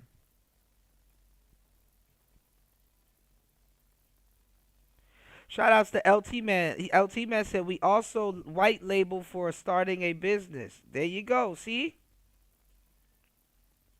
Shout outs to everybody here. Remember I told you guys too a minute ago that a lot of people are going to have to become entrepreneurs in the future. But I also mentioned to you guys that being an entrepreneur isn't for everybody. You have to have the personality for it.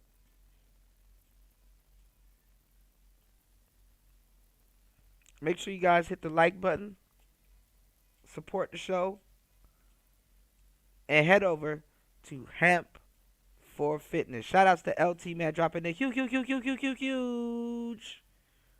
20 on the Cash App. Hold on.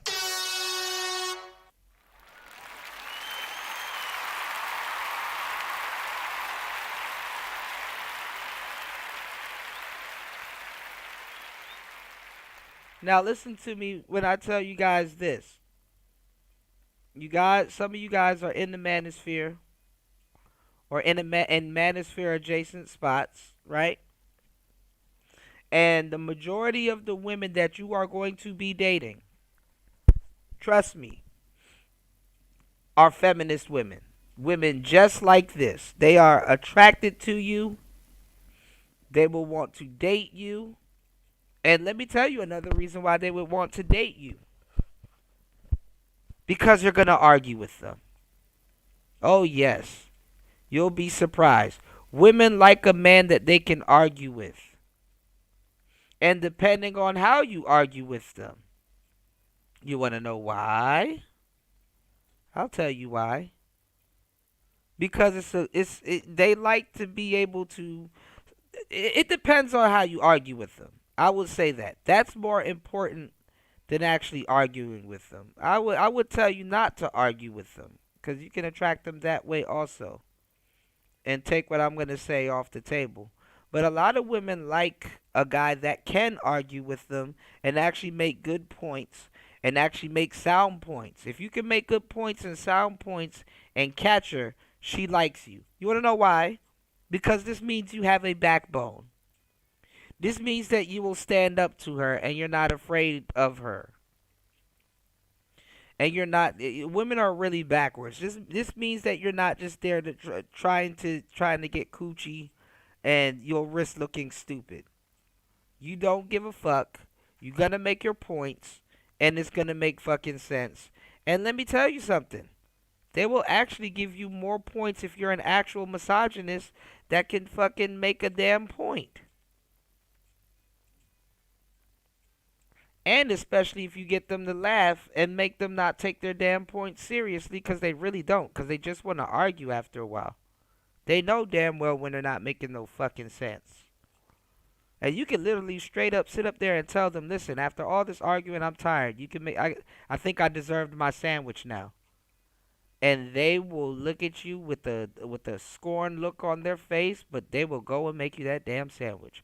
Now, at this point, I probably wouldn't eat it. But it's the thought that it's the thought that counts, all right?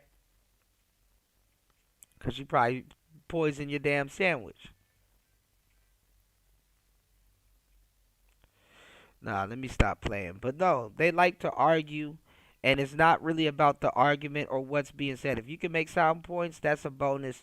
But honestly, it's really to show that you can stand up to them in their bullshit, and let them know they're full of shit. People like that. People like that. They feel that first of all, a lot of people really don't have shit going on in their lives, so arguing with them is like the highlight of their life, whether you believe it or not. I'm a content creator, so it's really not the highlight of my life, but trust me, most people aren't, so it's the highlight of their life. Number two,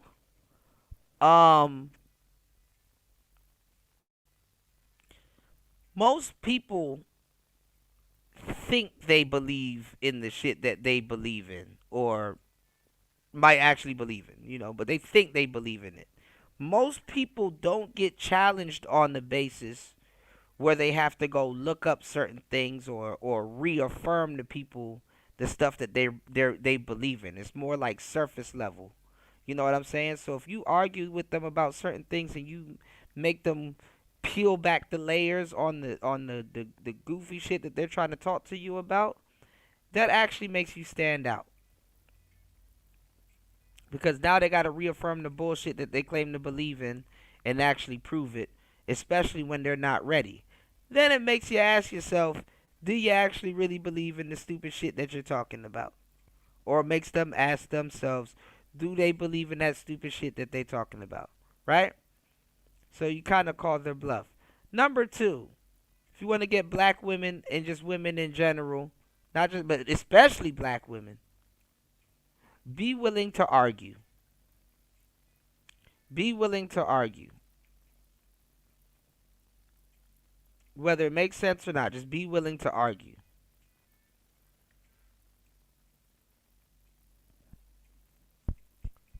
Real talk. LT Man said, my nephew came by last night. He caught his girlfriend on a recorded message, stating that her boyfriend let his fishes loose in her 3 times. He asked me, what should he do? Should he confront? Or he said no. What do you mean, LT Man? So he basically lets his fishes loose in her 3 times? Basically, he busted in her 3 times? What should he do? I'm not gonna lie, just, hey.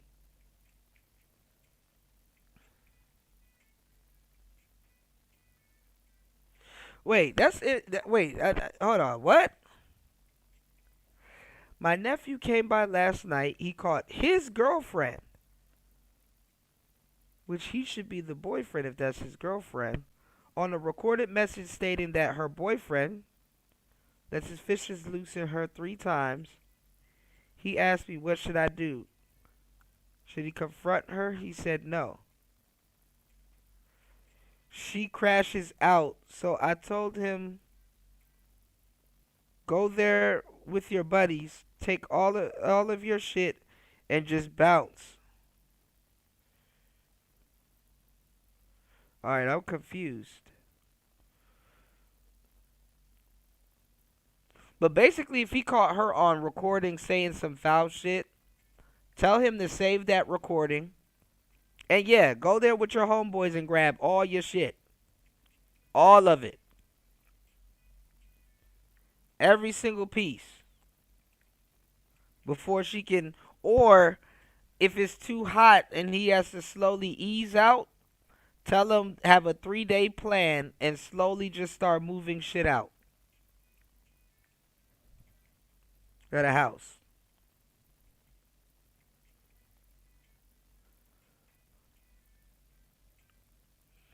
Yeah, definitely exercise your right to bounce. But tell him to keep that recording. You know. Shit, in case she wants to play in court or whatever, even though it's illegal to record somebody, you gotta have something, you know. You gotta have something on record.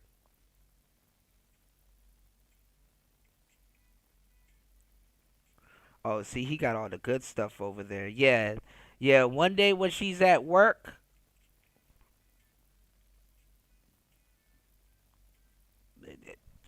him and his homeboy just come and grab that shit, you know?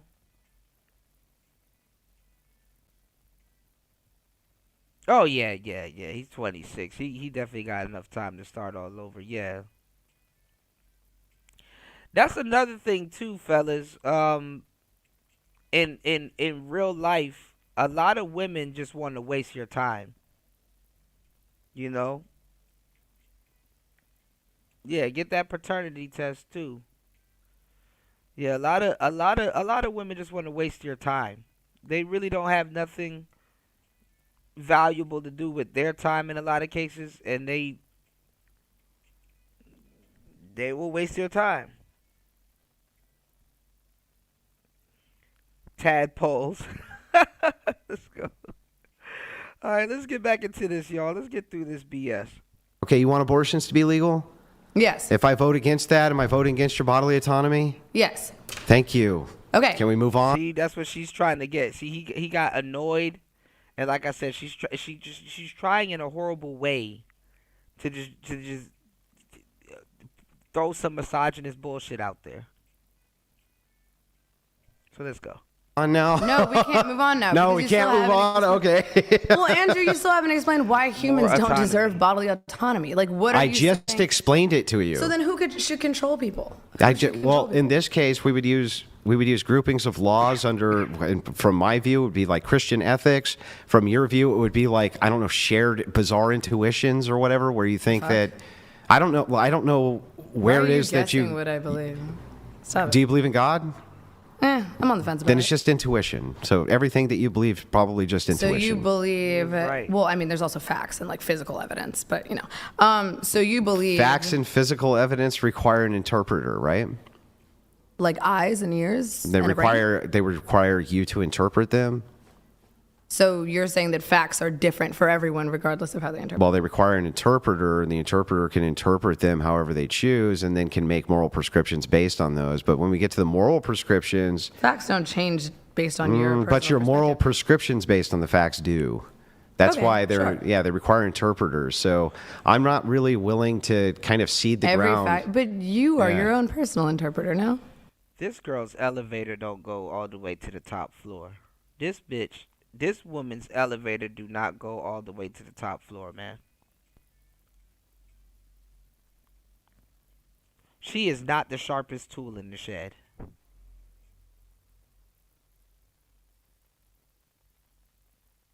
She is absolutely not the sharpest tool in the shed.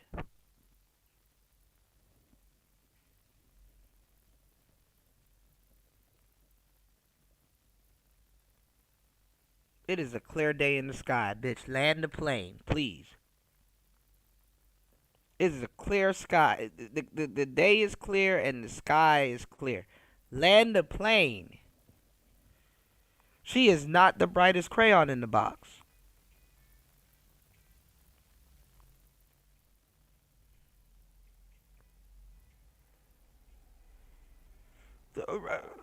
The lights are on and nobody's home. Right, LT, man. This woman is oh my God, like the lights are on but nobody's home. Yeah, I interpret things correct. That's really about it. And that's the thing too.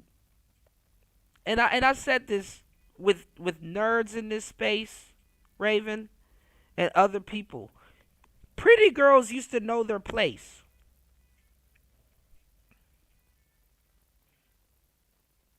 Pretty women used to know their fucking place.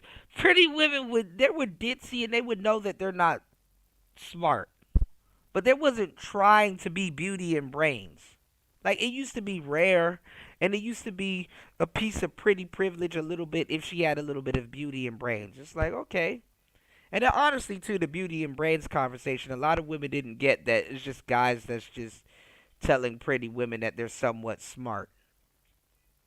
It wasn't necessarily meaning that she was smart. It was just a pretty woman that just knew a little something. Oh, no, she should not be able to speak.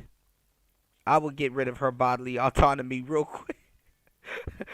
Specifically, her bodily autonomy. Yes, okay, and so do I. That's Yeah, how no, but I facts just work. don't. We all see but I- facts, and then we make Yeah, our right, own but I haven't- conscious judgments about those facts. Right, but I have an based on how epistemic our brains work. foundation that I appeal to for foundational morals. You don't. You would So just you think appeal that to everyone should intuition. have to subscribe to the Christian God, and that is who decides who has free will? I think that Christian ethics. I'm confused as to what that We're has not to do with even. bodily- We weren't talking about free will. Okay, so then what We're is... talking about bodily autonomy now. Okay, so then based on your definition of bodily autonomy, Yes. the one that you gave me, Sure. we would definitely need to violate it, and you even agree to that.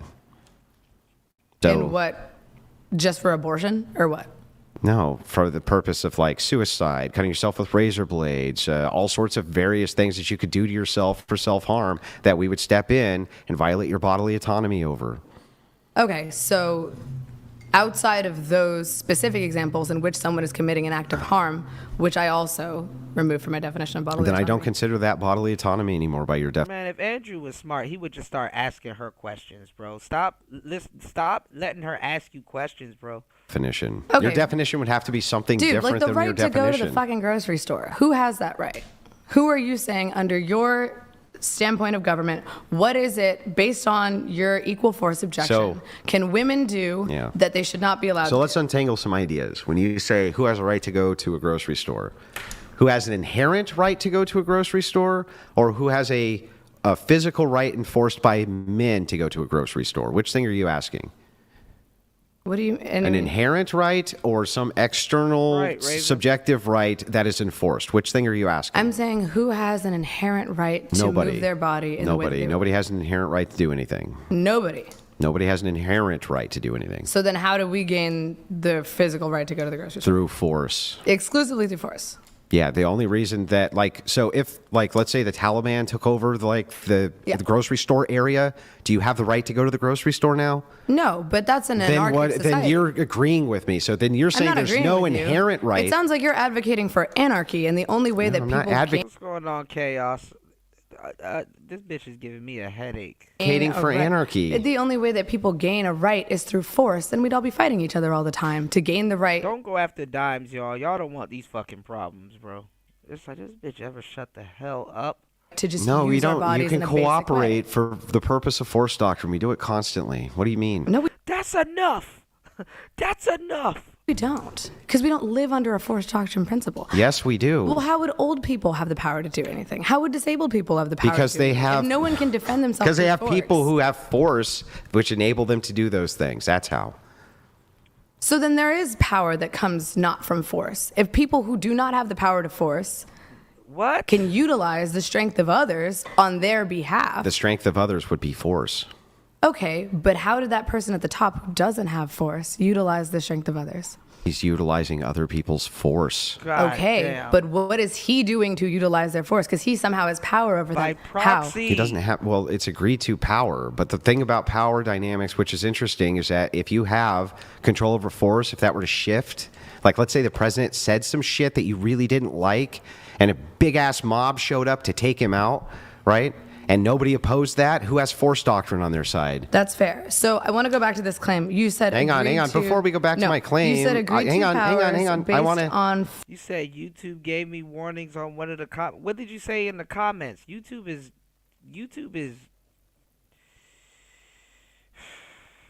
Y'all hit the like button on the way in. YouTube is actively playing with my channel. Y'all not getting the notifications and stuff like that. YouTube is playing with my channel, y'all. I apologize, and they won't let me remonetize, so you know.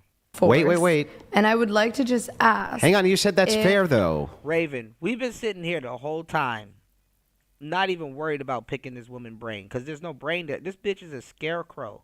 Like, she doesn't know what the hell she's talking about. She's like she's LARPing as an intellectual. Right? You said that's fair. No, You said that's fair. I'm responding to the words you're saying. If you said agreed to power based on force. Yeah. And that those who are disabled are protected and their will is protected, and those who are I told you, Raven, when you came in, I'm like, shit, you think she's pretty. I thought so too. This type of girls I used to go for. Till I realized they sound like this. It be women like this, right? That y'all be thinking is smart because they have that fake Valley Girl accent. And they somewhat look cute or whatever. But these girls don't be smart. They're just high. You know, the fake herbal tea, Erykah Badu, boho type girls that sometimes don't want to shave and shit. They're not smart. They're high. That's all they are. They're high. And you need to be high also to deal with them because they will give you a headache. They're high.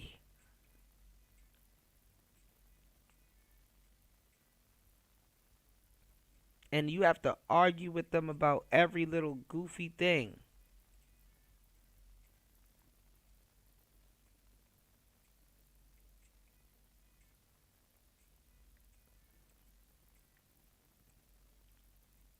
Sometimes you're not even arguing with her. You're arguing with the strand that she chose to smoke that day.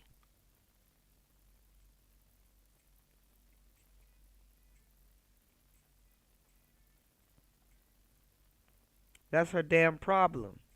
She's smoking some lame shit. That's why she's talking about this stupid ass shit. And if she was smart, she would take her ass over to hempforfitness.com and get her hands on some good shit so she could talk about shit that's worth a fucking damn. She's high. And she looks dumb. And she looks like an Egyptian Rick James. Elderly are protected and their will is If protected. there's force, yeah.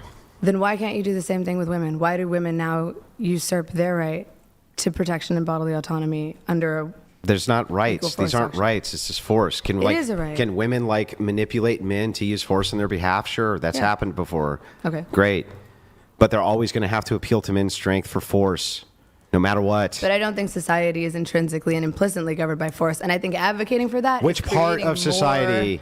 more violence. Which part of society is not governed by force? Which part? I mean, schools aren't governed by Yes, force. they're People governed go by to force school for because sure. Really? So kids go to school because they're afraid they're going to get... No, they're not going hurt to and school beat because they're up if afraid they they're don't going to go get hurt. But there's security guards who are around. There's police officers who are around. There's people who enable that nothing bad's going to happen to those kids. There's teachers who are there much stronger than the students to keep potential threats away from the students. All of it's governed by force. Okay, but you're talking about force for protection versus Yeah. force for the utilization and monopoly of It's power. all the same thing. It's not the same thing. Same. If you're protecting people's right to be somewhere, then that is a different use of force than... But they're both force. It's still force. She just said it was force. Jesus Christ. Sure. Okay, great. Then they're the same thing. Force. Sure. But Okay, why are you, just because you have a monopoly... Just say you want to argue because you ain't got shit to say. Usually people that ain't got shit to say don't say shit, but you just keep saying shit. You just wanna argue. on force, what gives you the will to usurp someone's right to very basic bodily autonomy? They don't have rights. Rights are not, by your agreement, inherent. So then what? That's what I'm trying.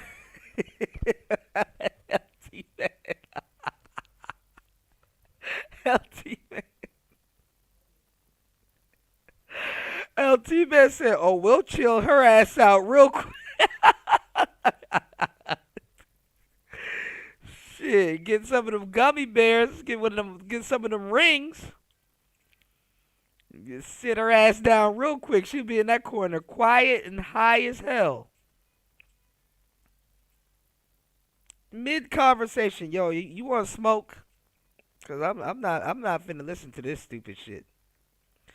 Let me tell you the type of shit test these type of women do. This type of woman. You have to go out of your way to let her know you're not listening to her. Because she will stick around and try to get you to listen to her. And as her boyfriend, because she'll still fuck you and do all kinds of shit. As her boyfriend, you have to tell her you're not going to listen to that stupid shit. Because even after a while, if you simp and you start telling this woman, "Oh, yes, babe, you're smart." Or, "Oh, yes, you know, you're so bright," and blah blah blah. She know you're full of shit. She knows she's not that smart. She knows she don't know what the fuck she's talking about. That's why she gets so much discourse. You know? Oh no, she don't need no sativa. Shit, indica all the way. I don't need no bitch like this having no damn energy. You need to go sit down. Nope. You better take this indica and go sit your ass down. First of all, she tripping with that damn wig. Nah, she need indica all the way. No sativa for her. She do not need no goddamn energy. Shout outs to Clean Base. Welcome back, man. Yeah, she need to go sit her ass down.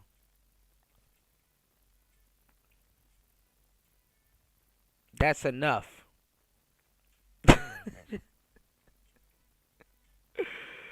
Man.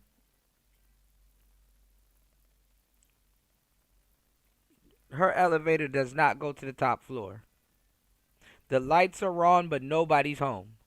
to stop a bigger, stronger man from just beating the shit out of you, and now you don't have rights. Nothing except force doctrine. That's the whole point. Then why would you want to live in a society in which everyone is like? I didn't say dependent you on have to force? live in a society in which individuals can get beaten up by somebody who's next to them. That's what force doctrine is. No, force doctrine would be like the cops would show up and beat that guy down with billy clubs, drag his ass. This girl is dumb as fuck. The whole point of certain things being around, like cop cars and police presence and all kinds of stuff, is called the deterrent.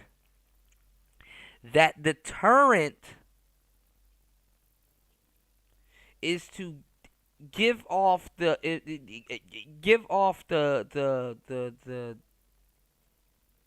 Jesus Christ. That deterrent is there to let people know that force is not that far. Act right. I put a bait cop car on a road instead of paying an actual cop to sit on that road and scan everybody's ticket. Or speed track everybody and stuff like that. If I put a bait car there, people will slow down because it's a deterrent. It's a presence. It's to let you know that force is close.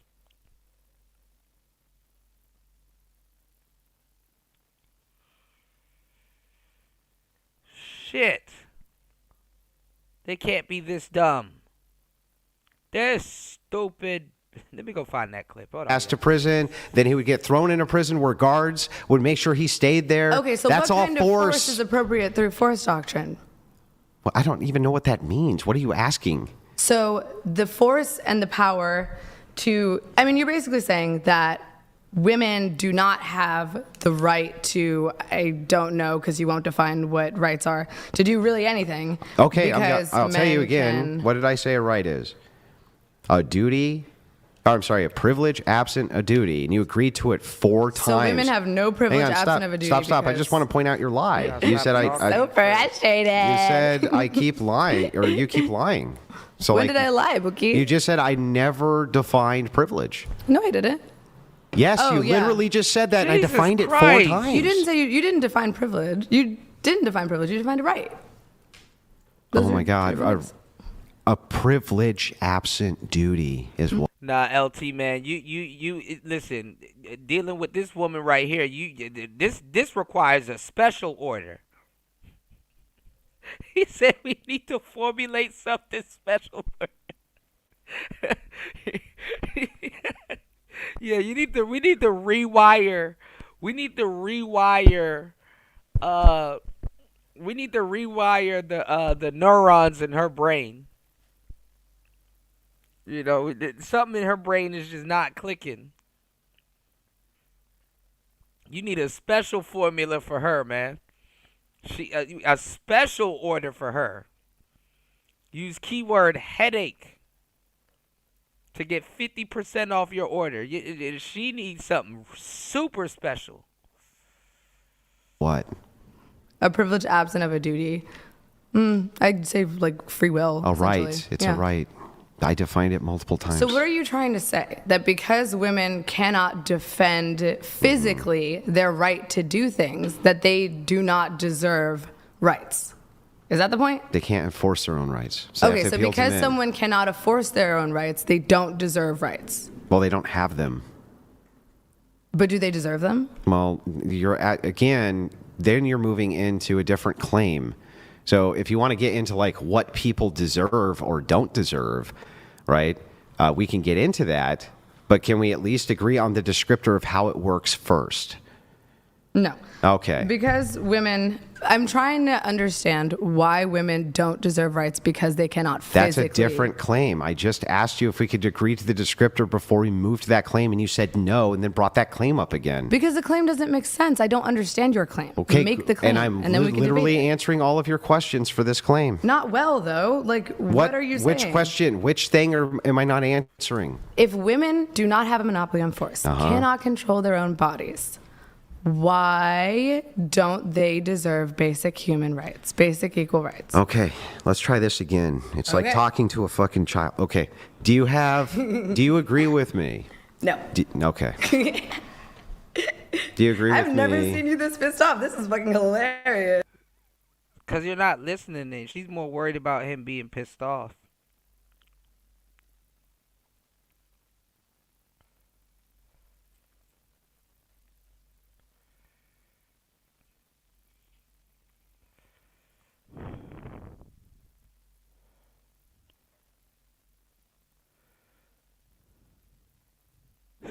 People talk so much shit about me at barbershops, they forget to get their hair cut.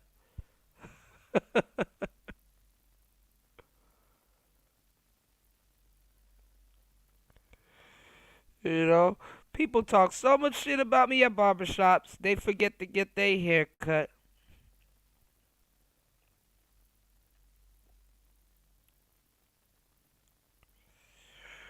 Oh, man. This is horrible. Oh my I'm not God. pissed off. I'm just. Yes, you are. And they No. say women are emotional. Look at him. You're the one freaking out, not me. I'm not freaking Shout outs to LT, man. out. I think this is hilarious. For me, it's extremely frustrating talking to someone who doesn't That actually sounds like an understand emotion. the words that are coming out of my You're mouth. sounding very emotional right now, Andrew. Can we go Would back? you like to get some water? Yeah, can we go back and go through all If you need of to cry, these- that's okay. Can we go back I'm through... here for you, my friend. Can we go back through these descriptors now? Sure. Okay. Alrighty. What is a You right? just want to keep defining words? What is a Fucking right? Merriam-Webster over here. What is a right from your perspective? Okay. I mean, I'm fine with your definition on those descriptors. No, but I want your definition. I'm fine with your definition of that. Then why do you keep contradicting yourself if you're fine with my definition? I'm not contradicting myself. Your claim just doesn't make sense that humans do not deserve rights specifically because they cannot physically When did I defend say them. they didn't deserve them? You just did, like I said 4 they times. don't exist inherently, right? Okay, so whether or not it doesn't exist inherently, does someone still deserve that right? Just They because don't- they cannot they- physically defend themselves. How do you deserve something that doesn't exist? But it does exist. Just keeps babbling. She comes from the land of Babel. She just keeps babbling.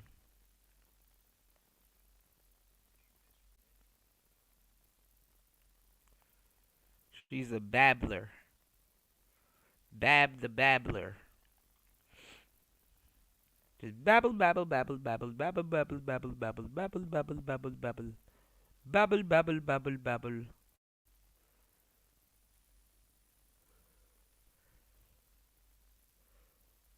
Oh, fuck. Okay, so now it exists. Does it exist or not exist? I mean, do I have bodily autonomy currently? Yes. Can I go walk around my house and do what I want? Yes. So on a certain level, it does exist. Where? I mean, right here, right now. I'm here on my own free will. So because you can do this, Pissing you the fuck off. So because you can do this, you have the right to do this? I'm trying to see what extent you think women should not be allowed to do things because they cannot monopolize and control Yeah, but others based do on you force. understand that, like... I just don't understand practically what you want out of this. When So you- women can't force It's hard men. to argue with you because you don't have any understanding of philosophy at all. So when I bring these things up, That's not the issue. The you issue is that your agree- philosophy is you inherently agree- flawed. you- It's on a. It morally doesn't make sense. okay, I'll tell you what. Negate it. Negate the proposition. Okay, sure. With what I said before. So you're basically saying that people who utilize force to execute laws are those who have the ability to control those laws. My issue is that, and in terms of a movement No, towards you got other equity issues. or a goal of eliminating, and in terms of feminism, you're saying it's a movement towards equity with the goal of eliminating patriarchal systems. My issue is that I fundamentally do not believe that laws. You got other issues. You need to stop smoking what you're smoking right now and head over to hempforfitness.com and recover whatever brain cells you have left. She is the chick that dies in the horror movie right after the nude scene. That's freakishly accurate right there, Raven. Yeah, it's not about nothing. It's not about none of that stupid shit that she talking about, LT, man. It's just about wasting a man's time. That's what they get off on. It's about wasting a man's time.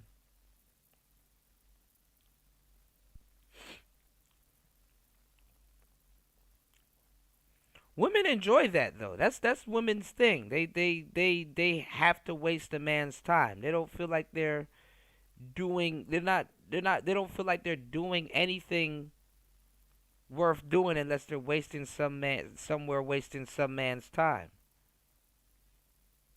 No matter how smart she tries to sound, she ends up sounding like this. I'll only date a guy if he makes 6 figures. No, 7 figures. Because of inflation. Yeah, because of inflammation. Yeah, and he has to be over 6 feet tall. No, 7 feet tall. Because of inflation. Yes. And he needs to be okay with me having an OnlyFans. 2 OnlyFans. Yes. Because of inflation. This stupid. This stupid. I am not. This stupid. This is stupid. I am smarter than the hot 18-year-old. We smart, she's stupid. I spent my most valuable years allowing my body to be used because no one ever taught me what love is or how to respect myself.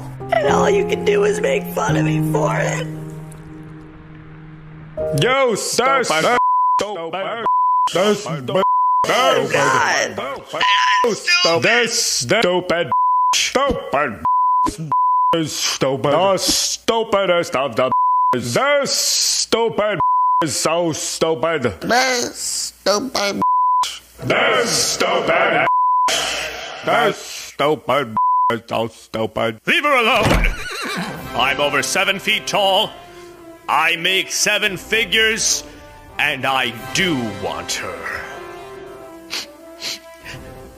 Do you have a 7-pack? This stupid man. You know? It's like the husband's store. You know?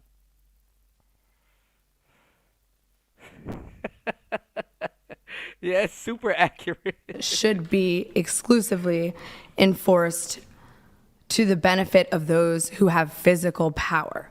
Okay. That's not a negation of force doctrine. So, like, I don't know what to...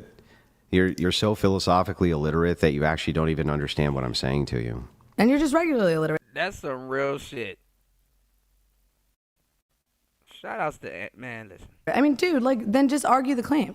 I did argue the claim. But it doesn't make sense. Then falsify it. Okay, just because someone can do something does not mean that they ought to do it. Okay, just so then because men descriptively... can force women to do what they want doesn't mean that they ought. Bro, men are not sitting around worried about what women are doing and forcing them to do shit with their body. Like, the men are not sitting around plotting on women's bodies. And if they were, I'm in a space where that shit would be happening. We don't care. God damn. So then descriptively, do you agree with force doctrine? I mean, I believe on a, like, blanket, I believe on, like, a smaller level. These bitches really think we sit around, man, we need to make sure she got 17 eggs. We need to make sure her titties don't get big. What are you talking? I think that interpersonally, someone can use force if they have more force over someone. Okay, let's try this. What is force doctrine?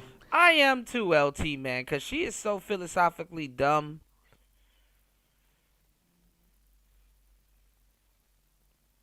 He just said fuck it and just start insulting her and stuff like that. He don't even care about her boyfriend over there sitting in the corner. And her boyfriend dumb as hell because guess what?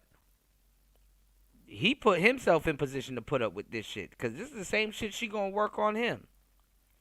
And it'd be crazy because you know what, fellas? Y'all be fighting bitches like this in court. Oh yeah, don't get me. This a courtroom bitch. You gonna fight some shit like this in court. And crazy enough, I got dime fatigue. Crazy enough, these women know how to kind of hold up in court and look like Miss Little Bo Peep that got the sheep in front of the damn jury, and you up there pulling your hair out in front of some chick like this, because they'll get you to the point where you pull your hair out. I'll be bald headed. I'm gonna need to borrow her Rick James wig. Fucking around with a chick like this.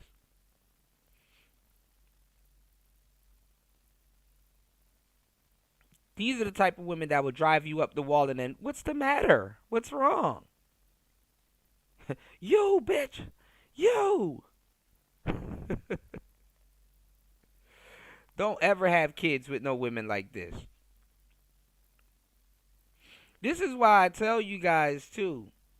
And this is why a lot of dudes spend so much time in these spaces trying to learn what Pookie and Ray Ray knows. You gotta put bitches like this through hell before they put you through hell. If you want it to work. Because if you sit around and listen to this hoe, you are in for a world of mental pain. You have to occupy this woman's. You have to keep her busy by putting her through some type of hell, so that she forgets to put you through hell. You can't sit there and listen to her. You have to be, and she'll spend all day and the rest of her life trying to convince you. You have to be rude as fuck to women like this. Trust me, I specialize in these type of women. You have to be openly rude as shit to these type of women. And I ain't even gonna lie, you gotta get it to a point. You gotta get it to a point where you're actually treating her like shit, and she'll be loyal to you forever. The moment you treat a woman like this nice, or you listen to her, or you start humoring some of the stuff that she said, it's over. It's the beginning of the end. Force doctrine, my friend, is your whole thing that men have a monopoly on force, and human beings have no inherent rights. All laws are enforced by force, and violence is used to maintain societal regularity on a certain level. And that women have to appeal to men for their monopoly on force in order to secure their whatever needs or rights or whatever it is they want, right? That's part of force doctrine? Sure. Okay. Yeah. You got to be a part of her daily stress. You got to be hot and cold. Definition. Then do you agree with the description? Do you agree the description is true? I already said I agreed with the description. That's why I asked argue you your 4 claim. times if you agreed with the description And of I force said doctrine. I agreed with it 4 times. Well, one time I said no to piss you off, but then Okay. the other times I said yes. So you agreed with me that when it comes to force doctrine, See, so that's what I'm saying. See how she backtracks because she knows she's dumb? She's aware of how stupid she is. And when you and logically, when you sit there and listen, she gets off on niggas wrecking their brains. She gets off on stressing you out. So that's her love language. When she's trying to, because y'all going to say, oh, you're being insensitive, Kuda. No, I'm being actually, my head is screwed on tight and I know exactly what I'm doing. Her language, her love language is to fucking piss you off and stress you out. So you need to be preemptive and beat her to that. You got to piss her off and be the source of stress in her life. Cuz that's what she dishes out. That's what she responds to. You ain't doing nothing but mirroring what she gives you.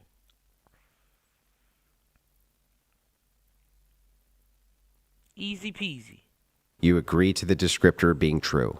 Sure. Okay, now we can get somewhere maybe. That's what I said. Oh my God. I mean, you never did, but okay. I did, Andrew. So now that we can get past that, now that you've agreed to force doctrine, can you tell me why men should enforce women's rights?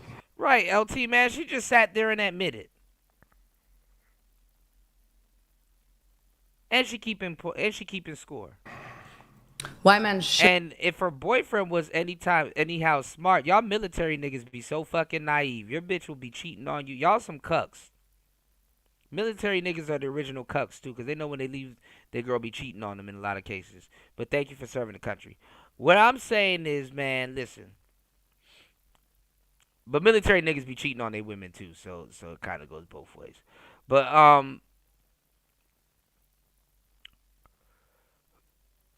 you gotta. Where am I going with this? You gotta.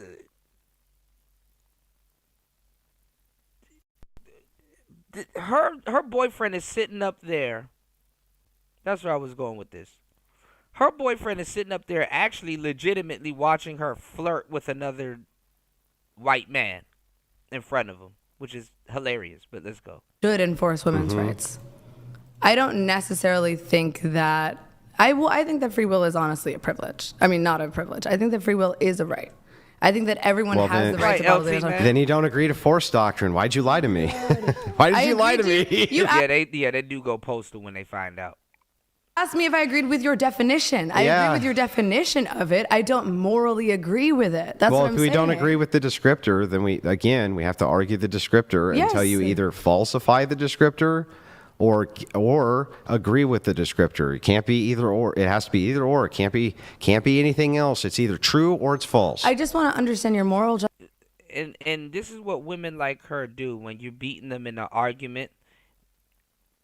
They'll spin you around and then agree with you. Y'all gotta understand, men, we like I said, I've been saying this for a long time. We use 10,000 words per day. Women use 30,000 words per day. She got 20 more thousand words to at her disposal if she wants to spin your goofy ass around and then try to act like she agrees with you to reset the conversation. That's what she does. Every so often she try to act like she agrees with them. I said the same thing, so we agree. Yeah. To basically gain her breath and reset the conversation. Justification for controlling someone else's body. I'm talking on a moral. And it's a feeble attempt to make it seem like they're getting somewhere in the conversation when they're really going nowhere. Basis. Not that you can't physically. I understand that you can physically. I agree with the premise. That's nice, but I asked you why morally. But I asked you acceptable. a question, and he didn't answer it. Why should men enforce women's rights? Why should they? Because it is morally unacceptable to control others. It is morally impermissible. That's the opposite. You're not controlling. If you're enforcing their rights, it sounds like they're controlling you, right? Like, how are you controlling them by enforcing their rights? But right is simply, as we've defined it, a privilege without a duty. So why should men enforce women's privileges? But they don't have to. So what are you defining as? Go ahead. Put her in the position and the responsibility of a man. Go ahead. Answer my question. Why should men enforce women's privileges? They don't have to enforce women's privileges. Great. Great. I believe the exact same thing. Perfect. Look at what he has to go through just to get a straight answer out of her. But you don't have to enforce. Oh my goodness, he's upset. He's coming back. He's just gonna do a little rage smoke. Quit. Are you kidding? You just agreed with my entire position. Oh shit! The misogynist rage quit. I agree with you that men should not enforce women's. Well, you didn't rights. let me finish the sentence. Well, I don't really need to. You conceded the debate. No, I did not concede the debate, Andrew. You're just walking away because you're mad. Well, I'm gonna go out and smoke like I do every time I do a debate. He's just taking a brief. I'll take a smoke. Break. Oh, we'll have you stay at the table. Oh, I want to smoke though. That's not fair. Why does he get to smoke? You want to smoke with? And then on top of that, she smokes cigarettes. Oh, you gonna need a pack of cigarettes fucking with her. But I got something stronger for y'all. Head over to hempforfitness.com. That is hempforfitness.com. I don't even know why. Of course she's toxic. I bet you she smokes Marlboro Reds. No menthol for her. She smokes Marlboro.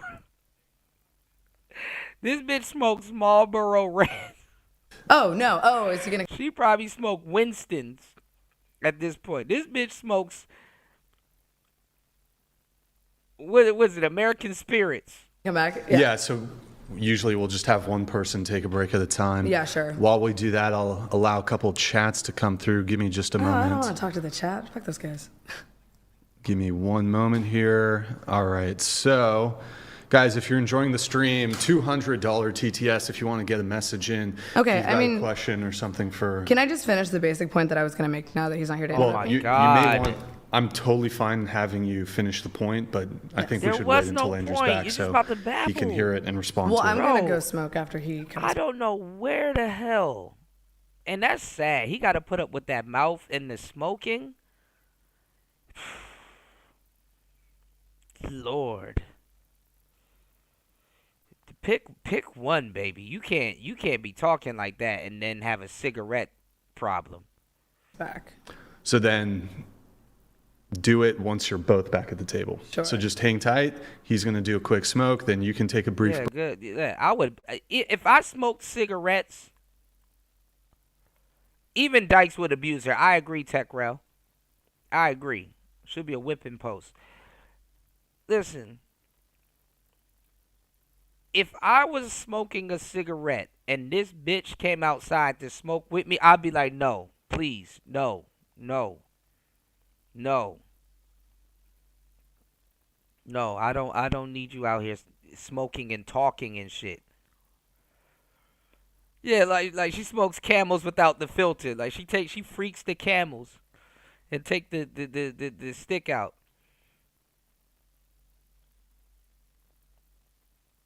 That shit is crazy. You said Andrew went to take a smoke break and she wants to go right behind him and smoke and bother him while he's trying to take a break. Yeah, that's what I'm saying. It's annoying. Ghostman Kang said, I bet she got a breath like a Marlboro monster from Final Fantasy. Salute to you, Kuda. Yeah, they don't know about the Marlboro, man. I collected a bunch of them joints to get Squall's final gunblade. And I think it's the same thing with Cloud's final weapon too. You gotta collect a couple of the Marlboros, their tentacles. You know, this shit is crazy. This annoying bitch, bro. I would just man, listen. And she probably the type to try to bum a cigarette off of you. Break. I've never seen you him so smoke. upset. You smoke cigarettes or you vape? No, cigarettes. Oh, okay, gotcha. Okay. You can tell she smokes cigarettes. I've never seen him so upset. This is hilarious. I thought women were supposed to be more emotional. Well, I'll let him respond to that when he's back at the table. Guys, if you want to get a message And in. she really thinks she's doing something. She's like an annoying kid. And streamlabs.com/whatever, $200 TTS. We have 18,000 people, 18,000 concurrent viewers at the moment. That's just on YouTube, and I think we have over 1,000 over there on Twitch. Speaking of Twitch, go to twitch.tv/whatever. Drop us a follow and a Prime sub if you have one. If you have Amazon Prime, you can link it to your Twitch. It's a quick, free, easy way to support the show every single month. Also, guys, if you're enjoying the stream and you want to see more debates, like the video. Also, I just figured I'd do this announcement now. If there's anybody watching and if you're a content creator and you're interested in doing a debate, you're welcome to DM us, and we'd be happy to host the debate. The Whatever podcast is looking to host more debates, so feel free to DM us there. Also, yeah, they got to transition into different type of content. The Fresh and Fit type content is going on the way out the window. They're not even doing after hours with too much of the girls anymore, y'all. Y'all notice that? Stay tuned. You can support the show via Venmo and Cash App, Whatever Pod, on both. Venmo, Cash App, they don't take any platform fees. So with Streamlabs, it's 3 to 4%. YouTube takes 30%. And then on top of that, if you're using the YouTube app on an Apple device, iPhone, iPad, whatever, they take 30% too. So if you were to send in a $200 super chat, they take half of that. Apple and YouTube collectively take over half of a $200 super chat. So be sure to do it through either Streamlabs or Venmo Cash App. Also, we have a Discord. Yeah, but see, that's the thing, LT, man. Like, usually those traits come with girls like this. You know what I'm saying? Because think about it. This woman is hell for any man or woman to put up with. I wouldn't even wish this type of woman on a Dizike, right? So you got to understand, even in her own head, it's like she's hell. You know, most women can't even put up with themselves in their own head. Discord.gg/whatever. We post behind the scenes. Their minds be running 1,000,000 miles an hour, you know? like as men, when we sit alone or we're in like a quiet room and stuff like that, and sometimes you're thinking in your head and your thoughts, you know what I'm saying? And your thoughts are kind of going and stuff like that. Sometimes you're thinking in your head, or when you sit down and you're playing a video game or something like that. Sometimes you're thinking in your head, but sometimes as a man, your thoughts are in the back of your head, so it's not loud. Oh no. A woman can be sitting in women have an endless to-do list in their head. They can be sitting in a room alone, and in their head it's loud, and it won't stop. It won't stop. It just doesn't shut off. It's annoying. It doesn't shut the hell up. And they need to go talk to somebody or bother somebody or be on somebody's. They gotta distract themselves.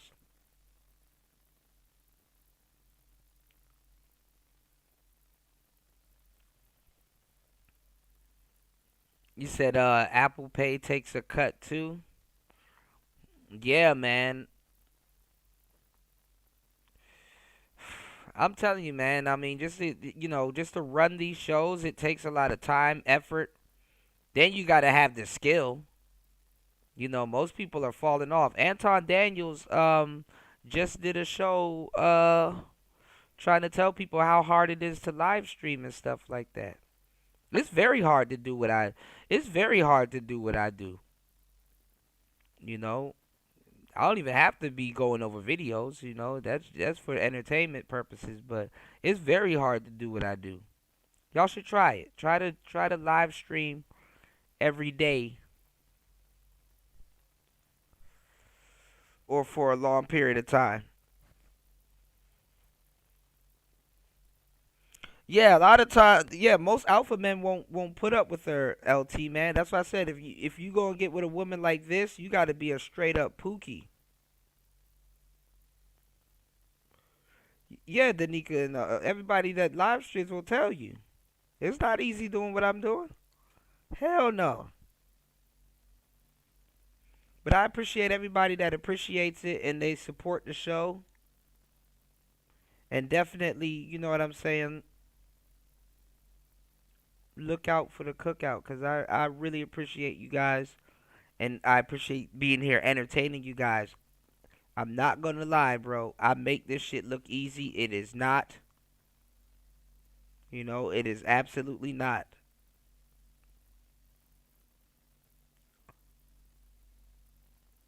No. Ghostman Kang. You gotta be a pookie if you want to put up with a woman like this. That little goofy military boyfriend that she got, he's a placeholder. Because nobody really wants to deal with her. He's just kind of there. He's a placeholder. He's just holding a spot. If you want to deal with a woman like this and she will stay with you longer than she will stay with him, you have to be a pookie. You have to stress that bitch the fuck out so she can go tell somebody and go talk to other people. That's how you get and keep women like that. I hate to say it, because sadly enough, girls like this got some good coochie. I'm not even gonna lie to you. I got you, Raven. We're gonna do the wrestling shows too, Raven. Hey, look, man. I got so much stuff we gotta talk about. But yeah, I'm telling you, girls like this, you gotta stress them the fuck out. You gotta, and let me tell you something. Once you kind of get in the groove of it, it's actually fun to be able to troll your woman and shit like that. It's actually fun. A woman like her, you have to stress her the hell out. Beyond belief.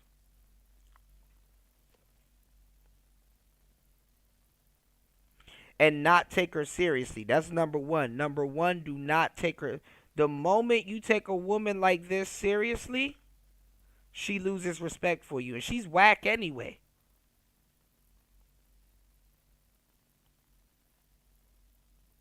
Yeah, radical in the streets but colonized in the sheets. That's funny as hell. A woman like this is whack anyway, you know. So a woman like this, honestly,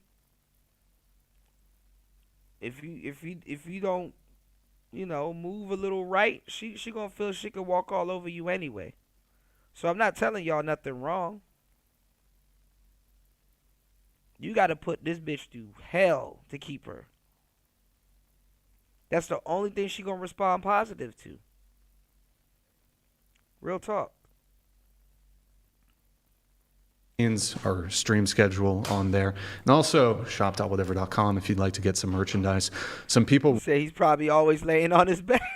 We're reporting that there were apparently, maybe they're just trolling, some video and audio issues. All you have to do, if that occurs, just refresh, reload the stream, and we'll get right back to it. So Andrew's rejoining here. Did you want to take a little quick smoke break?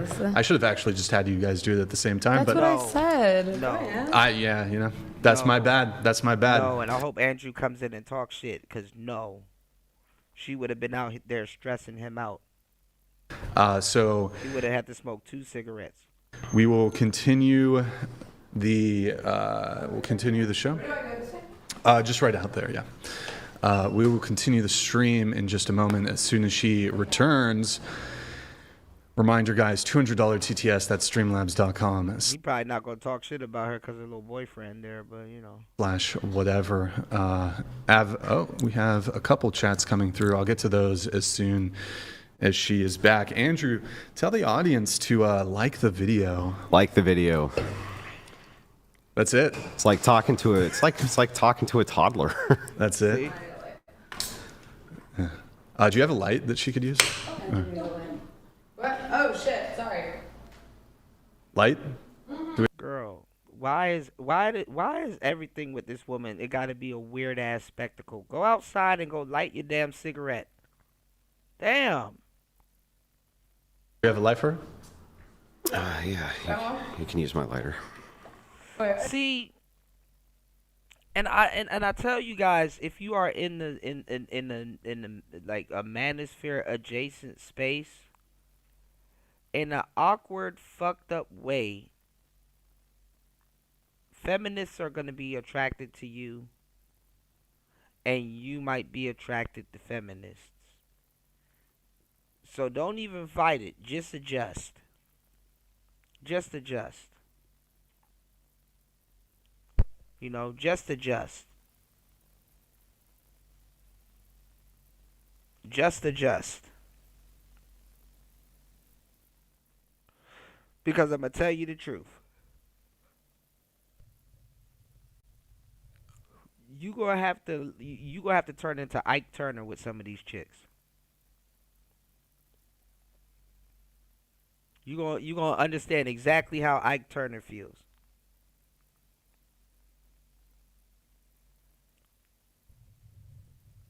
And they like that anyway. You're going to have to I'm not talking about you got to hit nobody. You don't got to hit nothing. You know, this shit is a non-contact sport, y'all.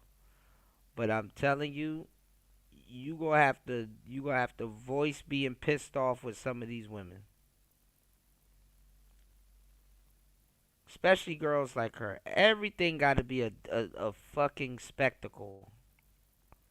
Just go outside and go light your fucking cigarette. A bitch like her, oh my God, I dropped my cigarette pack, and oh my God, I'm just so clumsy, and I gotta deliver an ECR to you before I go outside and go smoke my cigarette and possibly shut the fuck up. And that don't even stop there neither. Like,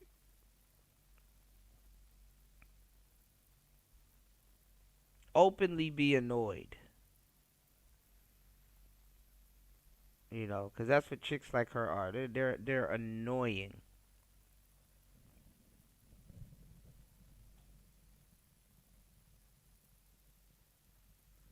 Right, LT, man. And validated. You know, so that's why I'm giving y'all the game to validate. You know, hold that validation over her head. Because the moment you don't, she gonna start talking to you sideways. That one. Okay. Oh, no, I don't. Oh, no, I don't. Can I have yours? Andrew, your light? Oh, you need my light? Mm-hmm. please would be nice. No. Really? LT, man. No. You All got, right, I'll be back. I'm going across the street. all right, fine. I'll give you the damn lighter. I'm joking with you. Calm down. Here.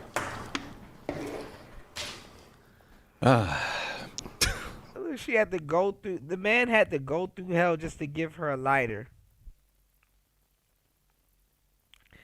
Yeah, give you a black eye. Look at the man that look at all the hell he had to go through just to get this stupid woman a lighter. Look at this, y'all. Shouts to LT man. Right. What you do if I sang out of tune?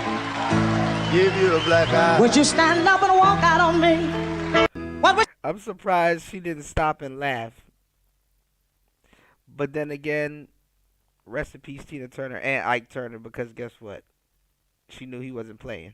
you do if I sang out of tune? Give you a black eye. Would you stand up and walk out on me? What would you do if I sang out of tune? Give you a black eye. Would you stand up and walk out on me?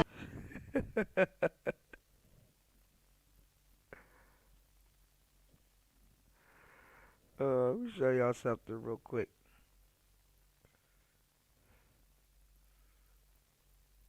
Reporter Mary Major Jack gets Ike to open up and talk about the alleged beatings he gave his former wife, Tina. In today's Star Profile segment, we get a closer look at Ike Turner. Oh, so you don't know. Y'all niggas don't know shit. Y'all up here talking about Diddy. Y'all need to get a load of Ike.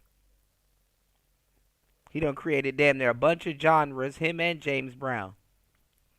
Y'all think Diddy's a spectacle? Oh, nigga, get a load of Ike. Leave her alone, Ike.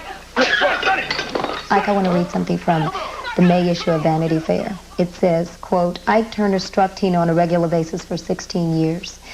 With everything from shoes to coat hangers, once putting a burning cigarette to her lips. Okay, and I can stop you. I know where you're going. Okay, with all of this, if you look at Tina, do you see any of those scars? She said I broke her jawbone. If you ask a doctor can tell you, if I broke her jaw, no way is she going on stage. You admit that you have slapped Tina before, but why, Ike? She would be walking around looking sad. With a lip drop, and I keep asking her, and what is the matter with you? What's wrong? And it's always nothing. And it would go on for a day or two till finally, why the don't you? And then this is where I would slap her or something. Why the fuck don't you? Oh God.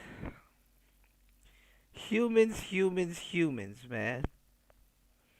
Not laughing at domestic violence or abuse, y'all, but we cannot get along with each other. Humans. Y'all go do your homework on Ike Turner, y'all. All right, guys. Give us just a moment while... Revenge is mine, so saith the Lord.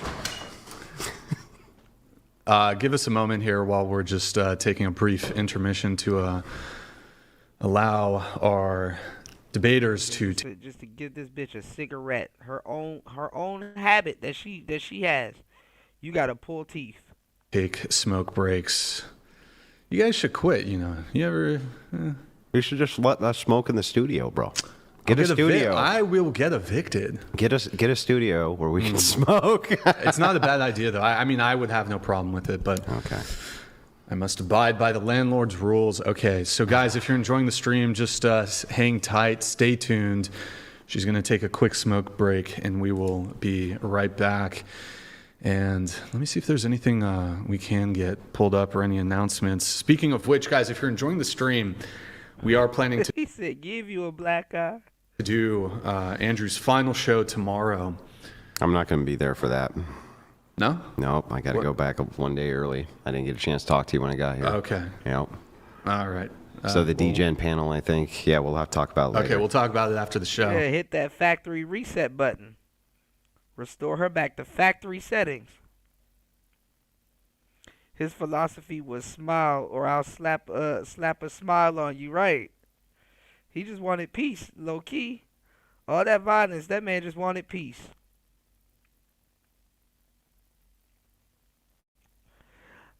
I'm surprised these guys don't be owning their studios, though. That's the crazy part.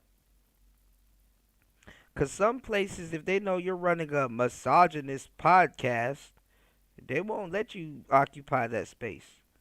Same that shit happened with Math Hoffa. Instead of just moving to a new space and his equipment and shit like that, he done shut his podcast down. It's like, what? Now you got Jadakiss and Fat Joe that got a podcast. Imagine that, y'all. Let's get it. Let's see here. We have Tinkerton. Thank you for the gifted 5 subs. Really appreciate it. I'm going to read this one from E.T. Whenever Andrew gets around the point, she immediately tries to say he's mad because she's not smart enough to understand, or she makes up something he never said. You and your ASVAB waiver boyfriend deserve each other. Thank you for that message. Guys, our read threshold is a bit higher, but I'm just going to read a few if we have time. Once we got to the concession, though, that men shouldn't enforce women's privilege, there we go. We got our OC claim. That was it. Done. So great. She agrees with me. That's the end of that. Done. I'm going to thank Laura for the $5 on Cash App. Rachel, thank for the 20 on Venmo. Brian, thank for the 50 on Venmo. And Justin, thank for the 10 on Cash App. Thank you guys. Venmo, Cash App, whatever pod, if you want 100% of your contribution to go towards the show. Since we have some high viewership, I'd like to remind you guys our stream schedule. We do our Dating Talk episodes Sundays, 5 p.m. Pacific. And in addition to that... also, subscribe to The Crucible. Do it immediately. Hurry up. Faster. Hurry up. You're not over there subscribing quick enough. Or sending in the super chats. We need all the super... Where's all the super chats? I was told there's like 18,000 live watching. Yeah, there's, the viewership's declining here just because we're taking a brief intermission. But there's currently, there's just under 18,000 concurrent viewers. You know what? While I need to make an appeal to the viewers and audience here really quick, I've been having a lot of issues with my X account lately. If anybody has a connection over there at Twitter, at X, I've been trying to get it fixed. It's been going on like 7 weeks now. An issue with my X account. I've tried to reach out to support, no responses. So if somebody has, you're gonna, in order for this to be fixed, I'm gonna need to get in touch with somebody who has a connection or even works there at X, at Twitter, who can help me out. So you can DM me at whatever on Instagram. You can email me, brian@whatever.com, BRIAN @whatever.com if you're able to assist. We got some super chats here that we'll read. She had to appeal to Andrew's force possession just to light her cig. There it is. Cool. Thank you, Brian S. Fucking patriarchy's hoarding all the resources. Thank you, guys. Guys, if you're enjoying the stream, like the video. There's 17,000 people watching. Guys, just hit the like video really quick if you want to see more debates. We're trying to do more of these, so if you like this, you want to see more of them, hit the like video, or hit the like button, excuse me. And like I said, if anybody's watching and you'd like to do a debate, hopefully, we're going to want to select from people who've done at least some debates or do content creation so we can vet you a little bit. But we are looking to host more debates. So Andrew, if you're make interested sure in that, she doesn't steal your lighter. And specifically, we're looking for debate opponents for Andrew Wilson here. If you're a feminist, if you're a liberal, Democrat, if you disagree with Andrew Wilson here on something, we'd love to schedule more. If you're interested in debating Andrew, feel free to. And you disagree with him, you're a feminist, liberal, or whatever. Send me a DM on Instagram at whatever. And we can try to arrange for that. Especially feminists. I appreciate that. Yeah, it's somehow wrong when we do it. 1,000 Suns. I appreciate Like some of their actual champions, because Thank you, everybody, for hitting the like button and supporting the show. Let's keep the support going. Thank you, guys. It's Player Talk Radio. Yes, sirski. 7 hours and 50 minutes into the madness, y'all. It's Player Talk. Way better champions than this. Can you check on her, please? I'm glad that he gave us a break from this girl giving us a headache. We have Chef. I have a connection at X. Just kidding, man. Sorry, LOL. Andrew, make sure she doesn't steal your lighter. I'll get the lighter back. Thank you for that. I do appreciate it. Here, Mary, pull up. Oh wait, we can't pull up Discord. Never mind. One of our monitors bugged out right before the show. Of course. Guys, if you're enjoying the stream, twitch.tv/whatever, drop us a follow and a Prime sub if you have one. It's a quick, free, easy way to support the show. And also, I think it's been a couple minutes since we last got a Prime sub, so check if you have a Prime sub available. If you have Amazon Prime, you just link it up, super quick and easy way to support the show. All right. Let me see here.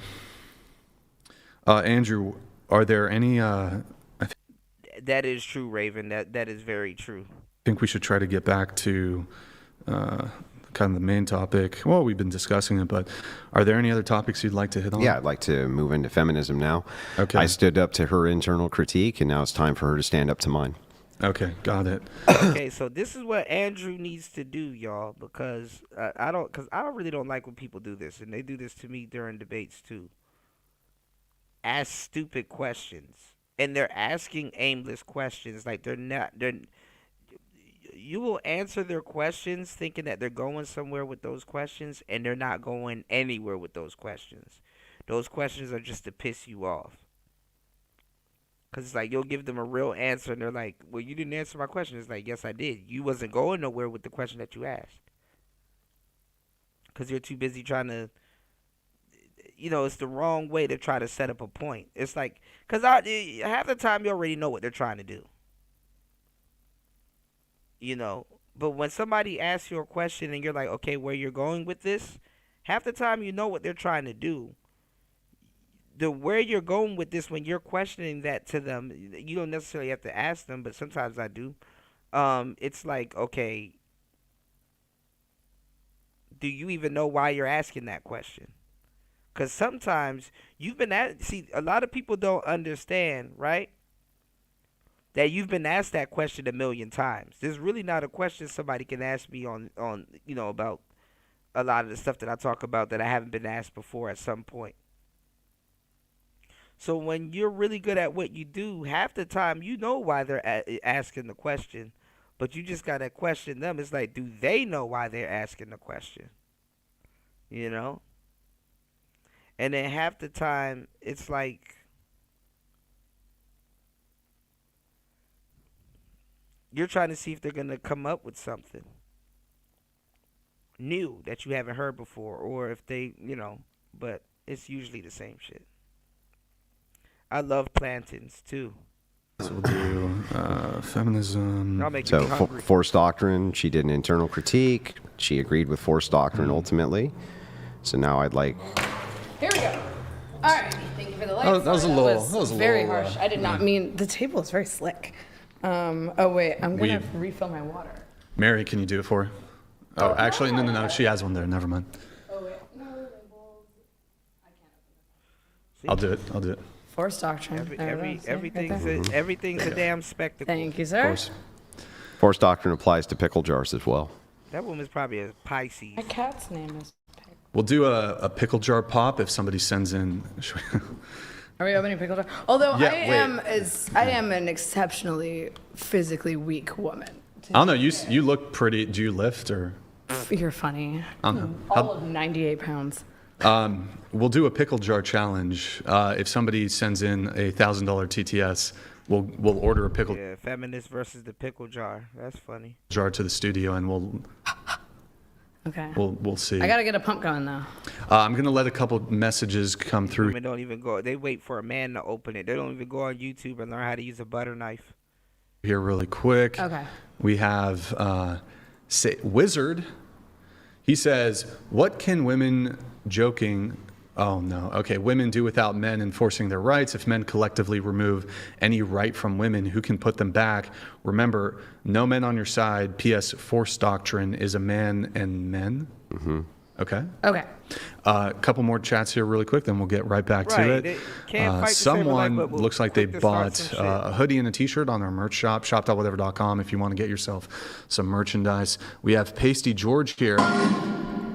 Oh, Jesus. Pasty George donated $200. They might roast you a little bit, just warning you. This weird, you seem like you have female with tough skin, shite locks on her head is a troll and argues in bad faith. I understand Andrew's frustration because he is debating with a mentally handicapped person. I actually would love to respond to that. Autistic. So if I'm being completely honest with you, Andrew, I've been watching a few of your debates, and I've noticed that you like to troll women. Specifically, there was a video in which you made fun of a disabled person, you made fun of their deaf accent. You do that consistently. You've called women whores, you've called them satanic. No, I don't call them whores. I literally just watched a video of you. You didn't watch a video of me calling women whores. You called her a satanic prostitute whore. You just did it. If she was a prostitute and a Satanist, yes. Well, she wasn't a Satanist. She was a sex worker. But no, she was a Satanist. Am I answering the question, or are you answering the question? Yeah, but I'm not going to let you lie. I'm not going to let you lie. She was a. I think the question. If a person is a Satanist and a prostitute. Oh my God, she's even worse after the cigarette. Oh my God, the cigarette just boosted the stupidity. Are they a satanic whore? But she didn't call herself. Can you answer my question? She didn't identify. But she did. She did though. If you're a Satanist and a prostitute, then you're a satanic whore. You see how that works? Yeah, I see how that works. Do you? Here's what I'm trying to say. You're so emotional. Calm down. Answer the question. Look at him. He's trying to do it to me. Are you trying to upset me? Answer the question. It's not working, baby. I don't know. It looks like it's working.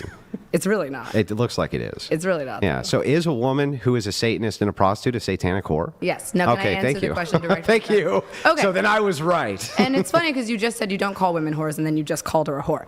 But no, I make descriptive statements on what is. You've been doing this the whole night, bitch. No, let me answer the question. I don't think it was right. I make a descriptive statement on what is a whore. Somebody paid a ridiculous amount of money to ask me a question, and I would like to answer it. I can't wait to hear it. Okay. To be honest with you, Andrew, I think you debate in bad faith. The whole concept of I'm trying to dominate my opponent is not necessarily the way to debate. If you're trying to reach a common ground and create a mutual. Now she's trying to teach him how to debate.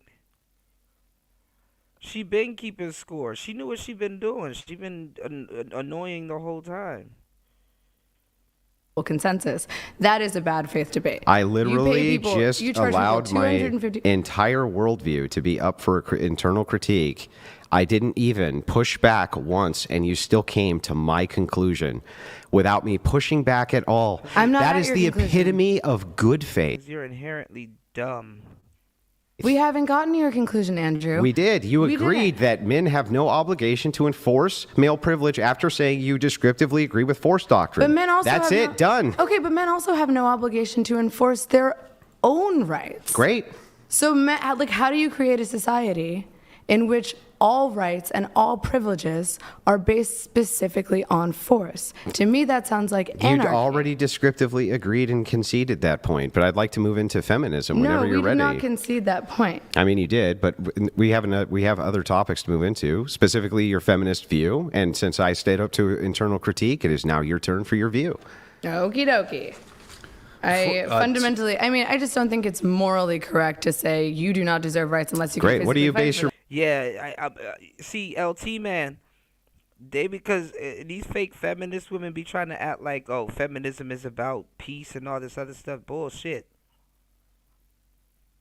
Even if I was a damn, let's be honest, even if I was a damn lesbian, I would slap the fire out of this woman. Charlie Murphy hit her with one of them Rick James punches. Unity. Unity. I'll only date a guy if he makes 6 figures. No, 7 figures. Because of inflation. Yeah, because of inflammation. Yeah, and he has to be over 6 feet tall. No, 7 feet tall. Because of inflation. Yes. And he needs to be okay with me having an OnlyFans. 2 OnlyFans. Yes. Because of inflation. This stupid. This stupid. I am not. This stupid. This is stupid. I am smarter than the hot 18-year-old. We smart, she's stupid. I spent my most valuable years allowing my body to be used because no one ever taught me what love is or how to respect myself. And all you can do is make fun of me for it. You stupid. Stupid. This stupid. Stupid. Stupid. Is stupid. The stupidest of the. This stupid is so stupid. This stupid. This stupid. This stupid is so stupid. Leave her alone. I'm over 7 feet tall. I make 7 figures. And I do want her. Do you have a 7-pack? This stupid man. Oh, Lord. What's going on, EB in the place to be? Good to see you, man. What's going on?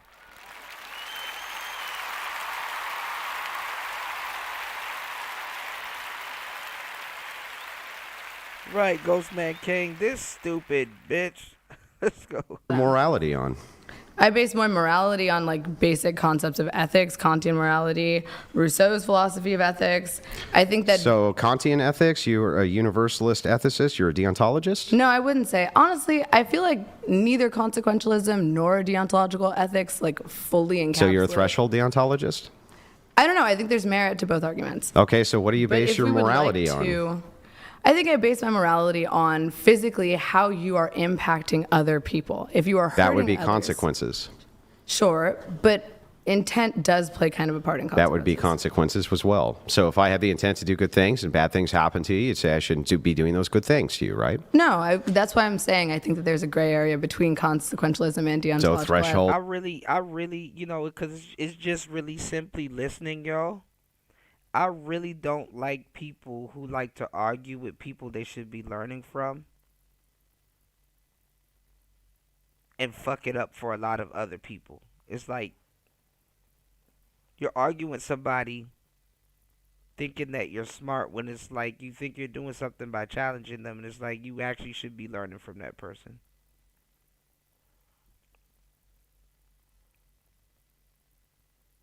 I shut off at that point.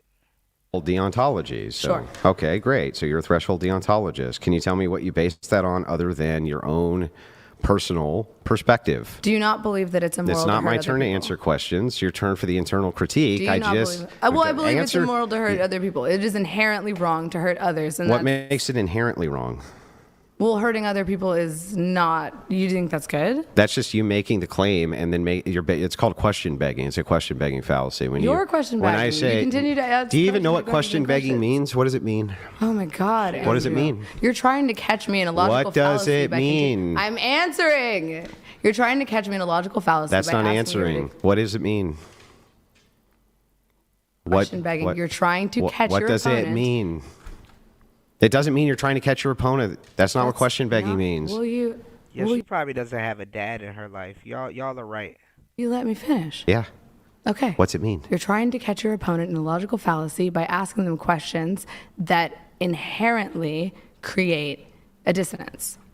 What the fuck are you talking about? That is not what the question begging fallacy is. So then how do you define it? It's not a definitional thing. It's a fallacious thing. When I ask you, is this inherent? You say, listen, it's inherent because it's inherent.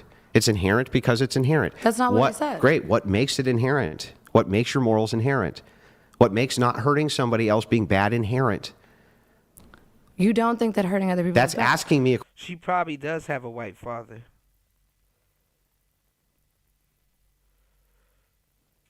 She probably does have a white father. question, not answering it. What makes hurting other people bad inherent? Inherently, you are denying them the right to their bodily autonomy. Yeah, but what makes that bad? It's bad because it's. How did she get back to bodily autonomy?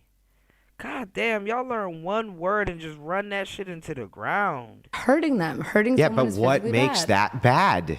You don't think that hurting something That's someone is asking bad? me a question, not answering it. It's bad because it's immoral. It's bad because it's bad. Now you have done a circular, fallacious argument. Sure. What is bad? This thing over here, that's bad. What makes it bad? The fact that it's bad. Why is it bad? Because it's bad? Is that why it's bad? like Is a it cat in the hat. bad because it's bad because it's bad?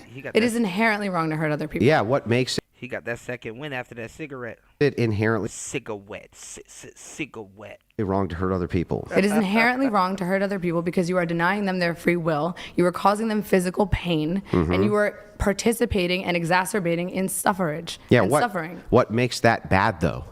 You don't think that causing other That's people to suffer asking is me bad. a question.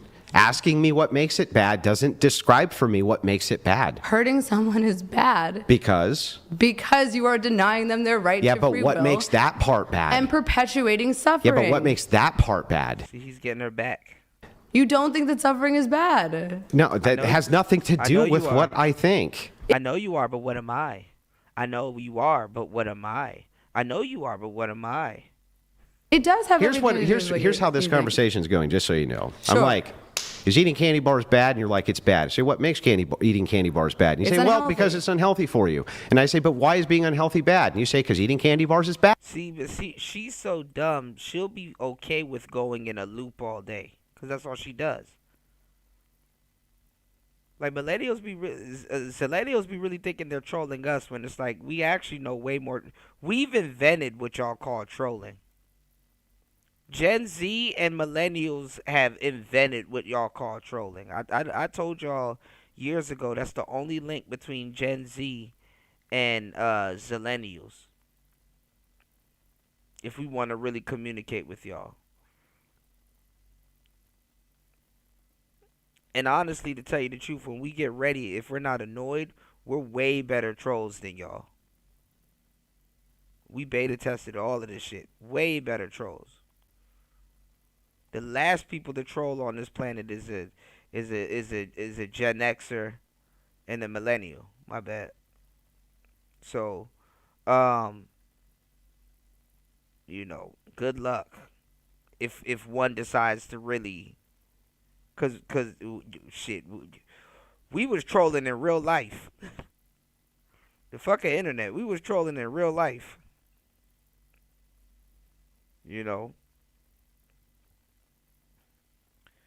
So,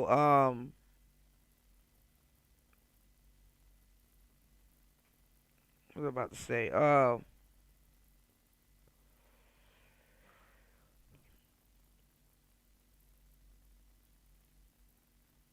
Yeah, she's a hybrid. That's what I said. You said her dad was probably white. He probably was. But what was I about to say?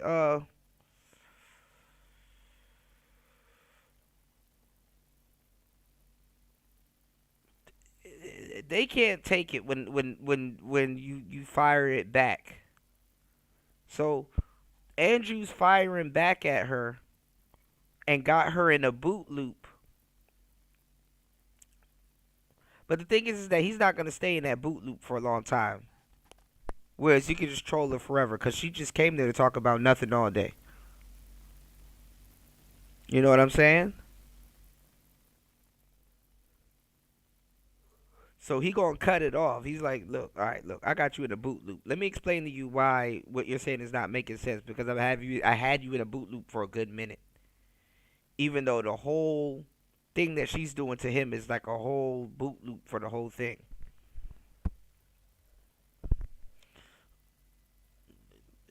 She'll sit there and take it. And I'm not gonna lie, that's still a genius method, because guess what? It'll get him back to talking sense, and then she'll get back to trolling him. So pay attention. Bad. You are causing physical harm. Okay, so you are disrupting society. So eating a donut is immoral? I'm not talking about candy bars anymore. Is eating I'm a talking about donut your immoral? initial Is statement. eating a donut immoral? No, because you're not causing a physical harm You're to anyone causing else. physical harm? To someone else. It is an exercise So of is your free making will. donuts immoral? No. But even if people are going to eat them and it causes them harm? But eating one donut is not going to cause someone physical harm. Yeah, but if you there's eat a donut in excess, then that causes someone physical harm. But that is not something that you are policing. If you make donuts and then force someone to buy and eat 10 Got it. donuts in front of you, then that Okay. would be causing a physical harm. When you say the word inherently, what you mean is something which is like based inside the human experience? What do you mean by inherently? I mean, on an instinctual level, does it not Instinctual. hurt someone to cause harm? Although, of course, there are people I'm just who asking are what do you sociopaths mean and by don't feel that. inherently?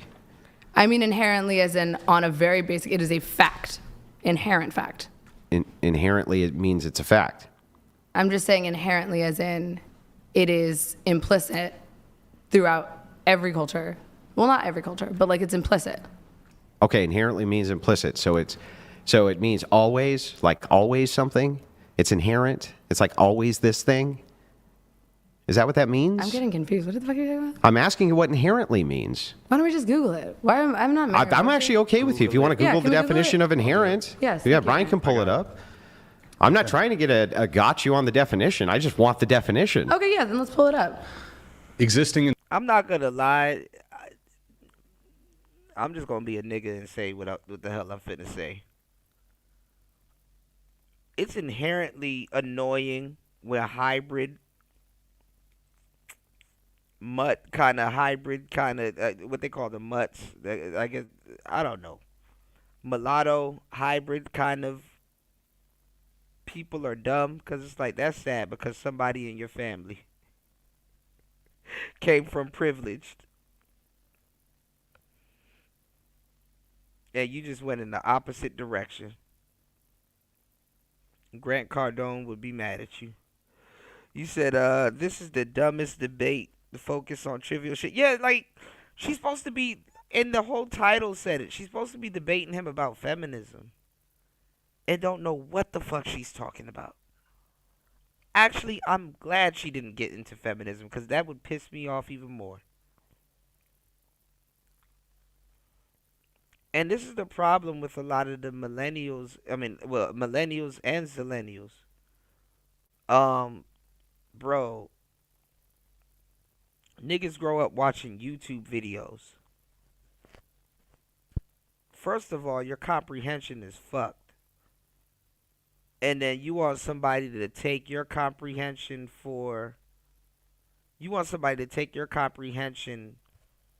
over what you've interpreted from a YouTube video? And then certain little conversations and nuances that you're talking about, you're not even good at comprehending a YouTube video. And that's all you grew up on? And what I mean that's all you grew up on, I mean from an educational standpoint. It's not like, hey, you had to break down an article, you had to read and comprehend, you had to listen and comprehend, you had to watch and comprehend, you have to have hands-on and comprehend. You have to no. Your only job is to break down a fucking YouTube video or what's being said in the YouTube video, and you can't listen well. You can't comprehend well. It's literally the epitome of you only had one job. You only had one job. And that's still cumbersome for you. Okay. Shit. And something as a permanent, essential, or like always. Characteristic. That's what I said. attribute. I said always. So I just want to make sure. Hang on. Yeah. Existing. Read the rest of it. There's a few others. Do you want just the first Just one's the first fine? one. Okay. Existing in something as a permanent, essential, If Google is your God, something's wrong with you. or characteristic attribute. So it is a permanent attribute from your view that hurting somebody else is bad. Yes. Why? Because you are causing them physical harm, which is a disruption to social order. Why is that bad though? Well, because you would have no social order, you would not be able to progress as a society, and physical harm is painful. You are causing someone pain. It is bad to cause someone pain. Yeah. I think that's an But you inherent just fact. do you understand what you keep saying is it's bad because it's bad. Well, it's causing a because it's negative. bad because it's bad. You are taking something away from someone, Mm-hmm. which is their physical, just capability. and So if existence. it were the case Yes. that most of society believed that enslavement was fine because it was inherent that some people were allowed to own other people, would that be bad? But that's not an inherent truth. Well, what makes physically hurting someone else an inherent truth? Physically hurting someone else is an inherent truth because you are denying them bodily autonomy and the ability to control what happens to their Christ, body. her and this fucking word. Rick James been tripping the whole time, War Master. I damn near want to choke this bitch.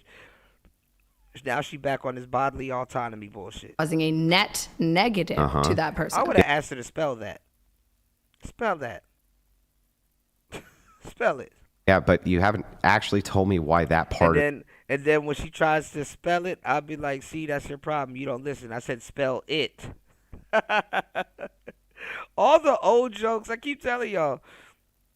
I've been even saying this since the pickup days.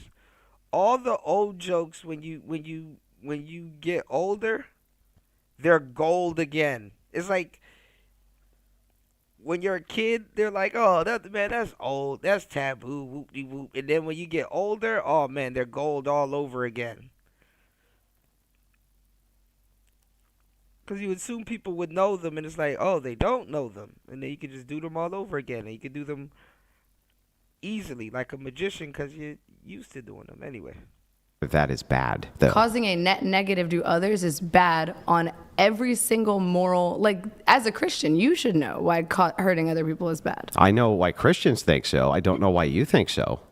I think so because, again, you're robbing them of their bodily autonomy. Yeah, but you don't tell me why that's actually bad. So you start, this is what makes it question begging. You start with the assumption as the conclusion. You start with the premise as a conclusion. Hurting people is bad because it's bad to hurt people. Yes. That's your position? No, I'm saying hurting people is bad because you are robbing them of their physical autonomy and you are creating a net negative to another person. So if you could hurt people collectively in some way and it causes good outcomes, would that be bad? Yes. Well, then you just negated what makes it bad. Well, that's because I'm not a consequentialist. Then why are you making the claim that this is bad if even the good results are still bad? But it's not a good result if you are hurting people at a net negative. If it is a net negative, then it is not good. If hurting people is a universal net negative to those people, and the more people you hurt, the more negative it is, then hurting people in that instance is also bad. What makes it a net negative, though?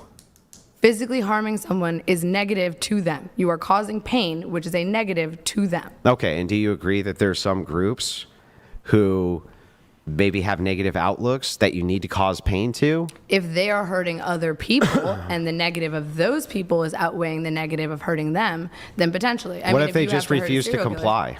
But that's why, like, going back to the force theory, that's why force is used in some situations to control others. And it is used immorally when it is not controlling someone who is putting a net negative. I want to tell you about a little island called Papua New Guinea. Oh, God.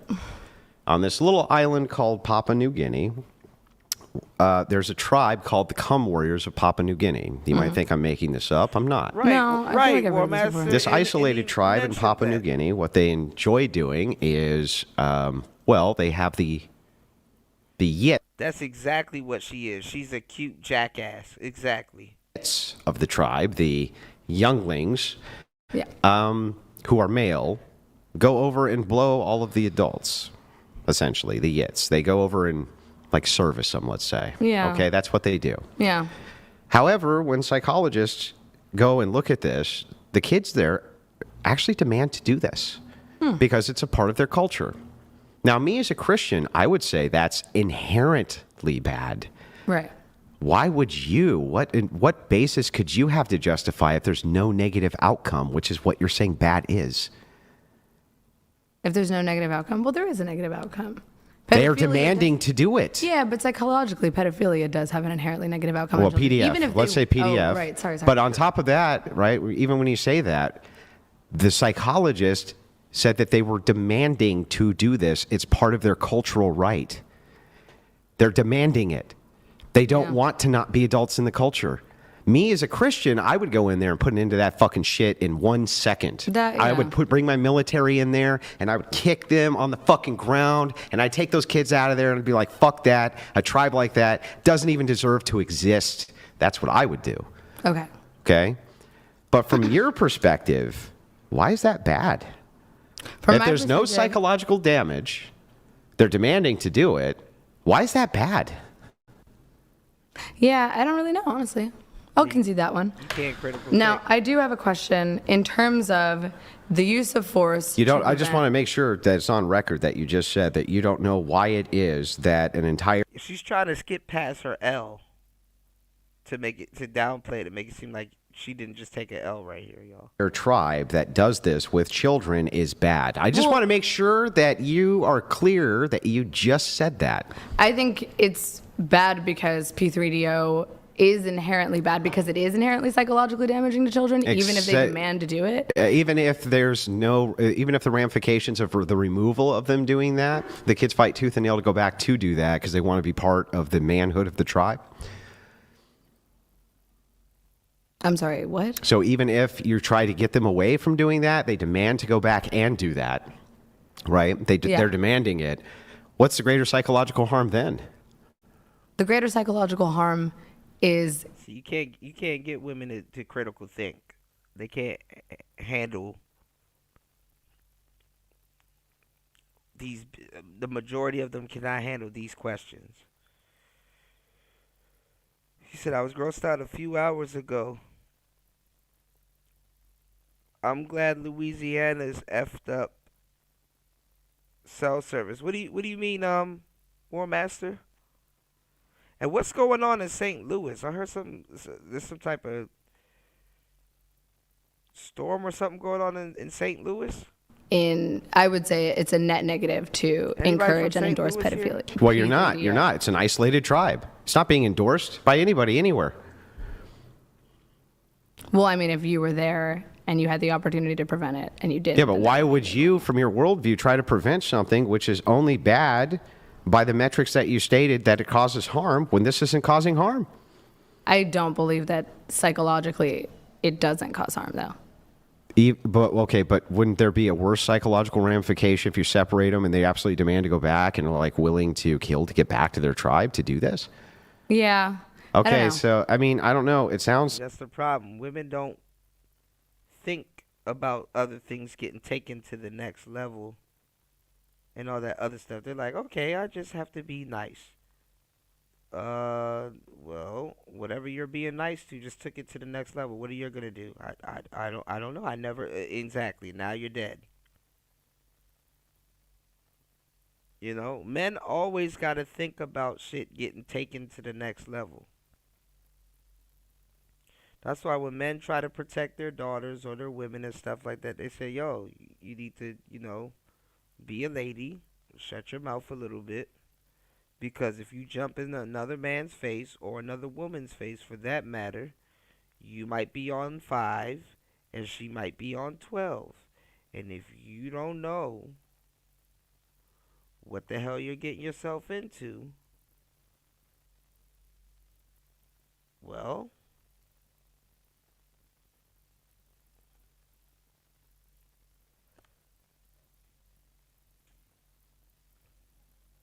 what do you expect people to do? The fact that you got to tell women to not jump in a man's face or provoke something or de-escalate something is crazy.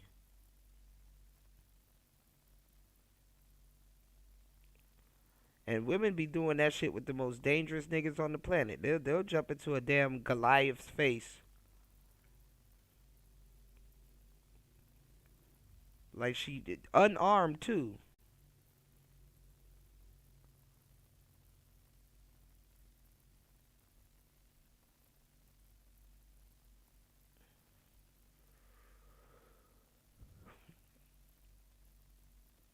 And I blame Hollywood and stuff like that, because they show y'all Wonder Woman and shit like that. Some 90-pound bitch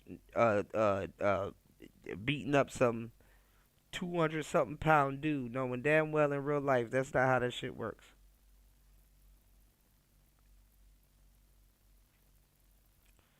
So go ahead and jump in front of some of these dudes' face, trying to be Wonder Woman and shit like that. You gonna wonder if you're a woman. After you slap the fire out of you, or you slap some stars out of your ass, the dude will slap the sonic rings out of you.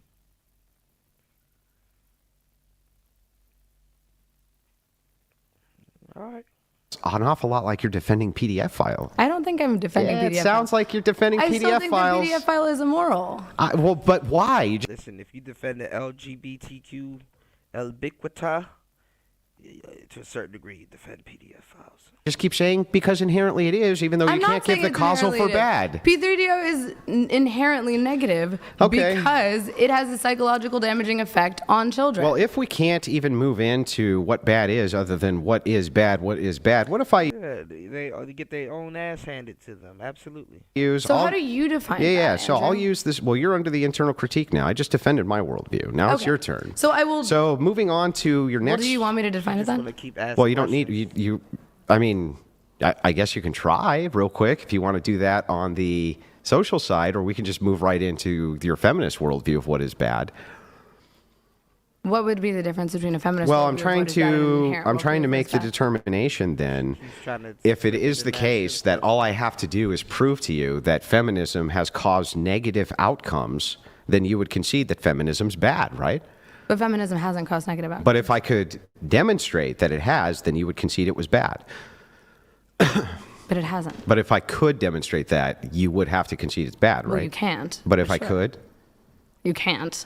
but if I could, would you concede it was bad? I want to hear your definition of what is bad, though. Why would my definition of bad have anything to do Well, because with what I your think definition of throughout bad this is? entire debate, you have been advocating against the free will and the bodily autonomy. She still he needs to get her back on point. He still needs to get her to answer questions. She got him still asking questions.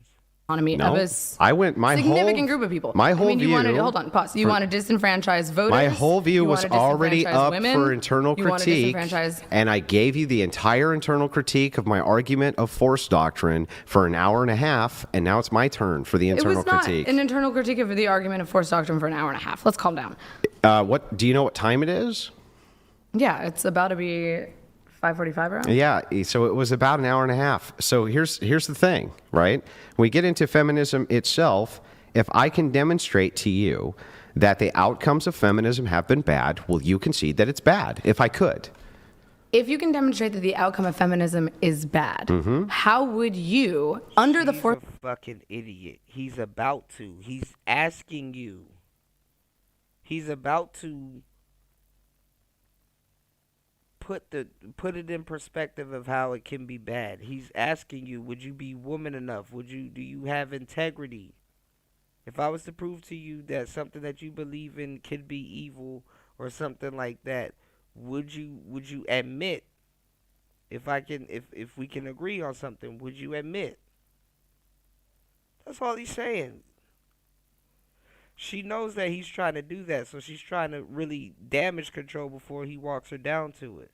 Force doctrine, then that would be saying that to Has remove- nothing to do with my view. No, let's You're pause now that. under internal critique. I'm saying that under the force doctrine, the Mhm. only way to remove feminism would be through force. If we can both agree, That's not the only way to remove feminism. really, but I thought all power comes through force. So then what? how would you remove power? The fundamental building blocks of power would still. Girl, we can birth you out of the fucking feminist mindset. Y'all not even smart. We can birth you out of the feminism mindset. Don't nobody need to force you to force shit.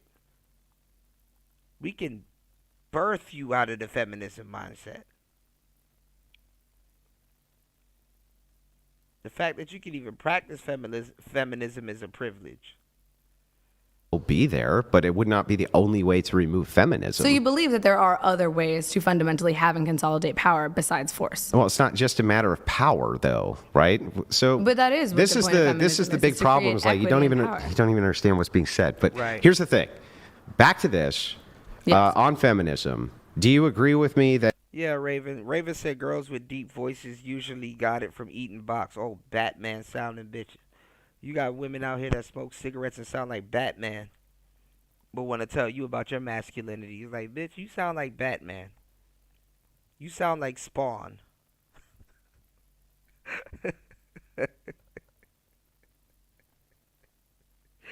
Bitch, you sound like the Punisher. Don't try to tell me about masculinity. You sound like Bane. That feminism has not kept its promise of protecting women? I think it's making progress. I think it's done better, but I don't think it's Well, complete. how is it done better if we've had now about 150 years of feminism and women are in more dangerous situations they've ever been in the history of the United States? Why do you believe women are in more dangerous situations now? Well, I'm Good question. Good question, bro. Now, this is what we came here for. sorry. Do you agree with all of the RAINN statistics on sexual assault and all these various things? Well, sexual assault statistically has increased, but Wrong woman though. She about to lie her ass off and dance around the questions, y'all. again, the amount of reporting has also increased. And so has STDs. Before sexual so assault has was not. so has STDs. So Well, that has affects so, men and women. so have mental illness. Not as much as it does women, and Okay, not as but I much. feel like Hang on, you're not as much conflating- as mental. Hang on, I'm going to give you the laundry list. Sure. Mental illness is much higher in women. Single motherhood much higher in women. Right. Divorcee much higher. Right. All of the by every single conceivable metric for negative outcome, you would have to concede that we've had nothing but negative outcomes from feminism. But I the think you're intact family conflating- home has been completely eliminated due to feminism. That's not true. Yes, it is true. I Why think you're are conflating causation and correlation, though. okay? I'm sorry. Is it feminists How are you claiming and that feminist organizations that push for no-fault divorce all over the United States?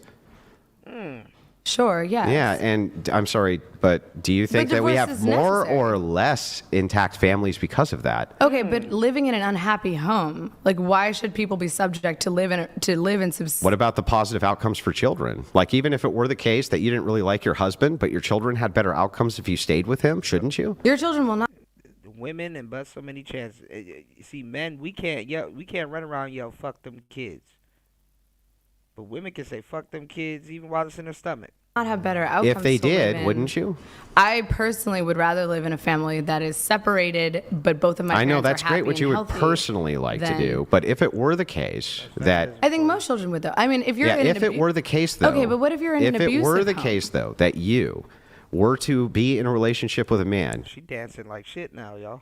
you didn't particularly like him, but you stayed together and your children had better results because you stayed together, right? Would you stay together with him? That's my question. Yes, but what if you're Yes. forgetting about? But you're Okay. forgetting about abusive relationships. You're forgetting about a relationship in which one parent is an addict. Nope, not You're forgetting forgetting it. about one parent in So a here, we'll relationship go in which a parent over- is a cheater. Yeah, we'll go over a those child too. would be significantly. It would be significantly more beneficial I'll to a give you child to the be removed yeah. from a I'll give you the parent stats there as well. that is- So as we dive into this, understand that cohabitation between men and women is what leads to mostly abuse, not marriage. The marriage rates of abuse are very low in comparison to cohabitation. Cohabitation is the standardization which you see with divorcees. That's where most of the abuse comes from. Where it doesn't come from usually is from the husband in the home. But you're saying that cohabitation is leading to abuse, and marriage is cohabitation. No. Cohabitation would be you're living with a man without being married to him. Okay, so you think that they should marry, but like that would be having a child out of wedlock, which is Yeah, you don't need to Against have the a Christian child out of wedlock either. You like these things are not mutually exclusive. So if it is the case, you have cohabitation at least. Yeah, most feminists are having children out of wedlock, even when they get with their lesbian partners. They don't get married first before they start adopting kids. Have y'all noticed that? Y'all be adopting kids out of wedlock too. Eh? God damn. Leads to more abuse. The prescription for that, for the less negative outcome, would be marriage, right? no. The prescription for that would be to separate those two people. If cohabitation, And truth be told, a lot of feminists would get mad at her for dating a man. Y'all forget that part. A lot of feminists would actually get mad at her for dating an actual man. of two partners who are not married is leading to abuse, then why should those people then get married? Yeah, That okay. doesn't make any sense. Okay, no. The fact that they're married and the fact that when you're married, there's less abuse than when you cohabitate would point and indicate that cohabitation is a bad idea. Not that marriage is a bad idea. No, I think it would point and indicate that couples who cohabitate without being married, it's better. Why should they get married? Why should you get married to someone who you cannot even cohabitate with? Because abuse rates skyrocket when you cohabitate and are not married. So those who are cohabitated in an abusive relationship, once they get married, you're No. claiming that that abuse Cohabitation stops. itself leads to more abuse. Okay. Nah, I don't hate the kids. What's going on, D Chicago? I don't hate the kids. But we gotta keep it 100. Okay. So then why would the remedy of that be for those two people to get married? Because oftentimes the cohabitation begins from divorce. So you're saying that cohabitation, what the fuck does that even mean? It means that post-divorce, women tend to cohabitate more, especially when they have kids. And it's the cohabitation with these people which leads to the abuse in their kids or the abuse of them. So you're saying that they should stay in an unhappy relationship instead of leaving Only that if we relationship care to about cohabitate. outcomes. And you said, But a lot of fathers stay in a bunch. See, they don't even know how to handle it when they're met with that same thing that they put men through. You know how much dads stay in fucked up relationships just to keep the family together and drink himself into a stupor? If it is the case that I stayed with my man and the outcome for my kid was better, you should probably do that. So if it's the case that I can demonstrate for you that when women leave their husband, the abuse rates for them and their kids skyrocket for cohabitation.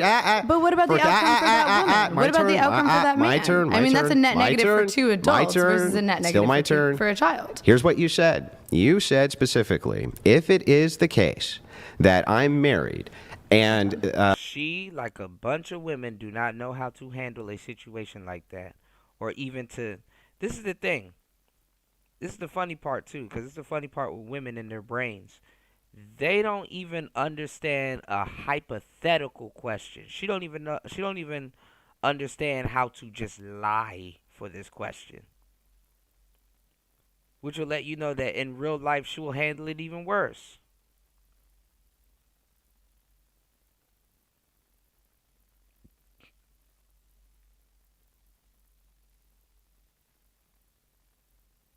Let's go. The results are better for my kids. Wait, 1 second. 1 second. You gonna filibuster the debate? Calling me, hold on. Why is your mom calling you in the middle of a debate? While she's doing that, here. There we go. Hold on. Okay. Hold on. Now we're gonna let I'm pretty sure her mom is way worse than she is. chats come through. Pop champagne. Yeah, that's for the What up, olive guys? jar. Bring it. Savage destruction tonight, Andrew. Oh, I don't want to get a pickle Cheers. jar.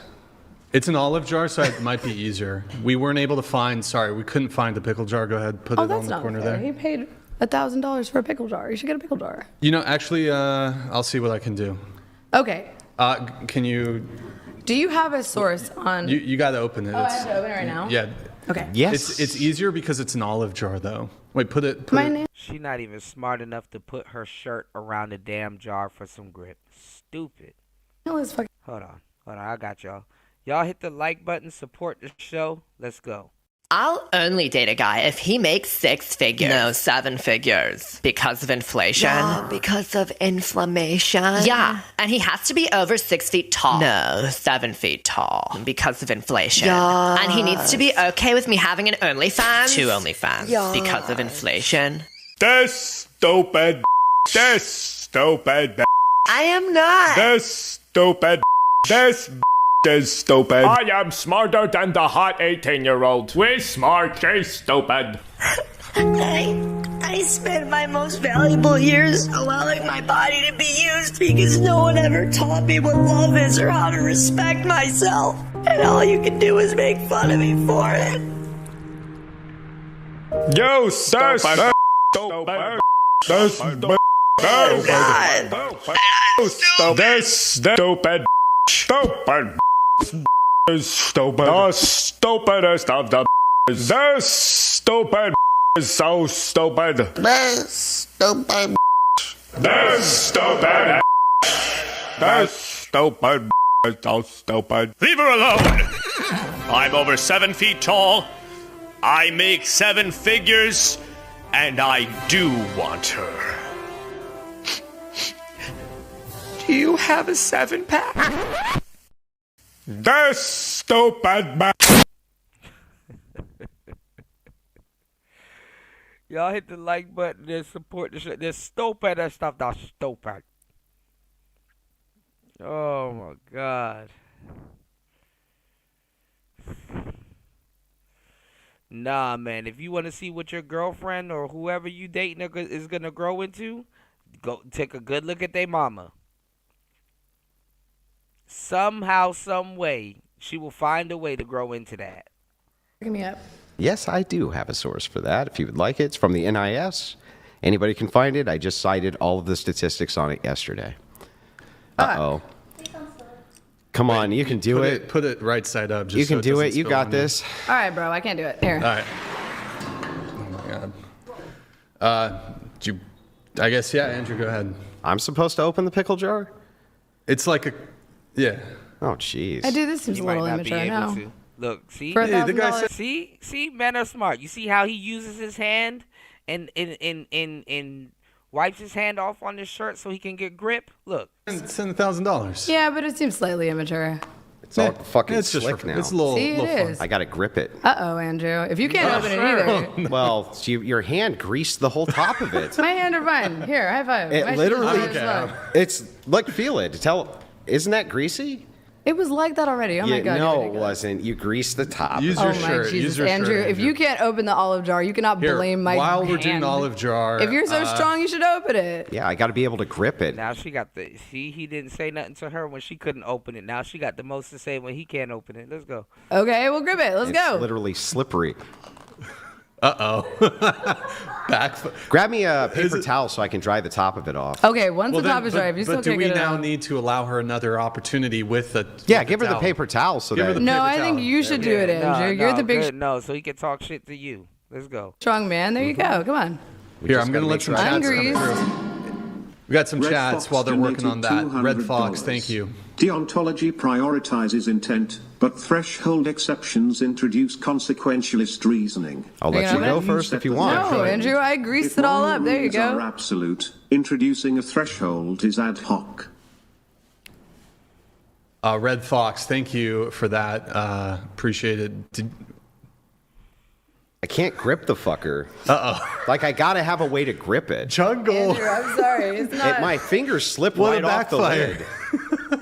My fingers are literally slipping off the lid. I just can't grip it. You know what? Maybe the olive jars are harder than the pickle jars. They're not hard to open, but I can't grip the fucking thing. Watch this shit. So you can't blame me for my greasy fingers now. Like, go on. It's still greasy. The top of it's like, You tried it with like 4 feel million it yourself. Tell me Should I'm I wrong. You know what? Is that not greasy and It is actually a sticky? little greasy. Yeah, it's pretty fucking greasy. I'm going to let... But it's the top, not the Lulu sides. donated $200. Lulu, thank you for this. Katara, you got good morals, Who's but you're not Katara? engaging with Andrew on the level in which he's challenging you. Oh, he's calling me. You're Here, you know what? Let me Yeah, comment. this is not about the openable. ideas you believe in. Fucking Fort Read a Knox. philosophy book. Here, go. Yeah, just can't grip the Okay, now They're not even acknowledging they $200 super chats. That's crazy. I want it to be. I got open. It's this, like pissing boys. me pisses off. me off. Yeah, Should I know. should it's we have fine, Jake it's try? You'll see the same thing. It's Come just on, bro. greasy. It is... See? It's My fucking hand greasy. slided. It My just hand slides slided. off of it, yeah. Okay.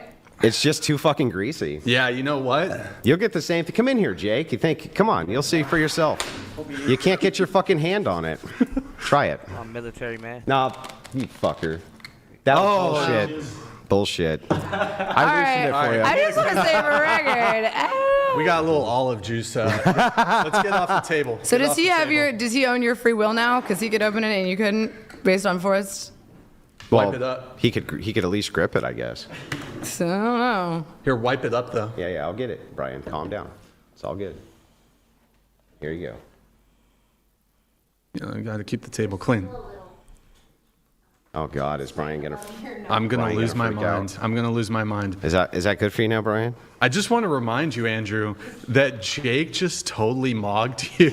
Well, didn't Jake just totally mog you? Well, hey, I only got it. He for mogged all of us. If we're being Didn't Jake just mog you? You had He it kinda for a mogged all of minute, us. Andrew, and you It were was standing greasy up and as shit. fuck, and You I were couldn't grip standing it. up and shit.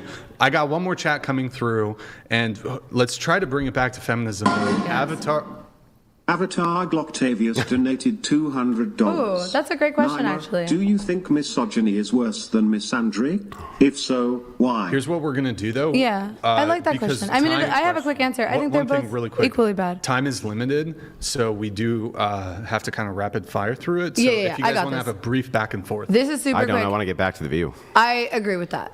No, I don't think misogyny is worse than misandry.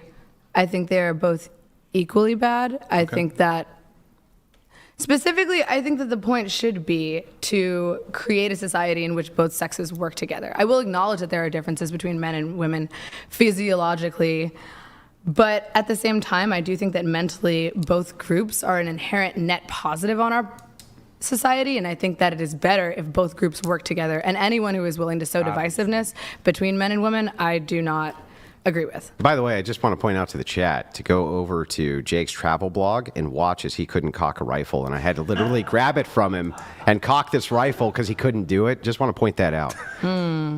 He's salty that Yes. The jar. It's Indiana Wilson in the Jar of Doom. Would it be worth covering male privilege, for example, as it relates to feminism? Wait, I just wanted to really quickly say on the topic of cohabitation versus marriage in necessarily an unhappy home, as we both agreed that feminism is the advocacy of women's rights on the basis of equality and equity of the sexes. To be able to promote that women can also get a divorce as well as men, I don't think is advocating in favor of cohabitation, and both can be true. I don't think that those are mutually exclusive. There's better topics to cover, I think. Do you want The problem with that is that we're using your metric for what is bad. Under your metric for what is bad is the negative outcomes. There's negative outcomes with those relationships, therefore they are bad. I already told you that I'm not an inherent consequentialist. Yeah, I know, but every time I try to get a justification out of you, you just went back to negative outcomes. Otherwise, bad is bad is bad is bad is bad is bad Okay, is but bad. you can't really quantify the net negative outcome of something that doesn't happen. Actually, I can quantify the negative net outcome. I can look at what happens to the children who are abused. I can give you the stats from the NIS. I went over all of them yesterday, right here on this very program with a different feminist debater. So then what you're arguing is against cohabitation, but not against the right to Unless get it's a divorce. feminists who are doing everything they can in order to produce the outcomes for marriage and cohabitation. I mean, I don't know who you're talking to, but I'm You not don't know doing who I'm everything I talking can to? produce the outcomes against. Got like it. you can say that cohabitation is bad, but women still deserve a right to divorce a husband that Okay, is. well, let's move on. We'll move on to the next one. I'm fine with that. Yeah. And we'll do the final internal critique for the debates done. What's the next topic, Brian? Or do you want me to bring one up? Do you have something we could cover not gonna answer any of the differentials when it questions. comes I to don't even know privilege, why male y'all privilege versus female privilege. What's the question? What's the? Do you believe that do you think male privilege exists? Yeah, I mean, in a certain sense, is yes. it greater than female privilege? I think that we all have inherent privileges, and I think it's important to talk about intersectionality when we talk about privilege. Because, Yeah, but you what's know. the question is asking specifically, do you think that Andrew, you don't let me finish my Yeah, statement. because- You want me to finish the statement because you don't know where I'm going with it? yes or no, do men have more privilege in society? Not to waste time. I think some men do, yes. But again, like I would think that a disabled man probably has less privilege than a able-bodied woman, depending on what his disability If is. we were to take all women and put them collective as a group and all men collective as a group, would you say that men are more advantaged or have privileges over women, or that women are privileged and have advantages over men? Yeah, I would say collectively, men probably have more privileges. than Okay, women. so now we understand exactly what it is that we're arguing. So Yes. let me just start with this. What about the draft? What about the draft? So how is it that men are privileged over women when men can be drafted and women cannot? Well, that would be an example of when women have a privilege over men. I don't think the draft should apply to anyone, though. To be But it honest, I does think the apply draft to men, I know, right? and I don't even think we should have a draft. But I think we do that have a is draft. inherently immoral as well. Yeah, but we do have a You're draft. not welcomed in the world We where do, you don't know descriptively. anything about I know, and we And shouldn't. how could it be that men, young men especially, can be drafted at the age of 18, 19, 20 years old, be sent to fight wars often on behalf of women who can vote them into those wars, right? How is that a privilege that men have? And what is if you had to pick anything that you could point to for women that is on par with that duty that men have, I want to hear what it is. I would say probably the societal role of the traditional wife and the inability for certain women, or the. Did you just compare a woman being a housewife to a man in a war?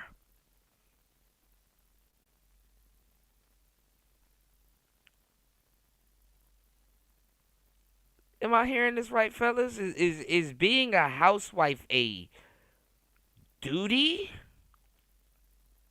that all women have to do and get enlisted to do?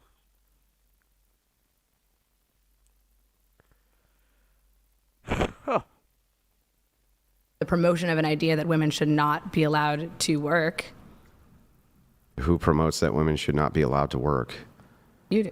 No, I don't. So you think that women should be allowed to work? Women have always been able to work. And you think that outside of the home? Yeah, of course they've always been able to work outside the home. Hey, that's great. What does that have to do with anything?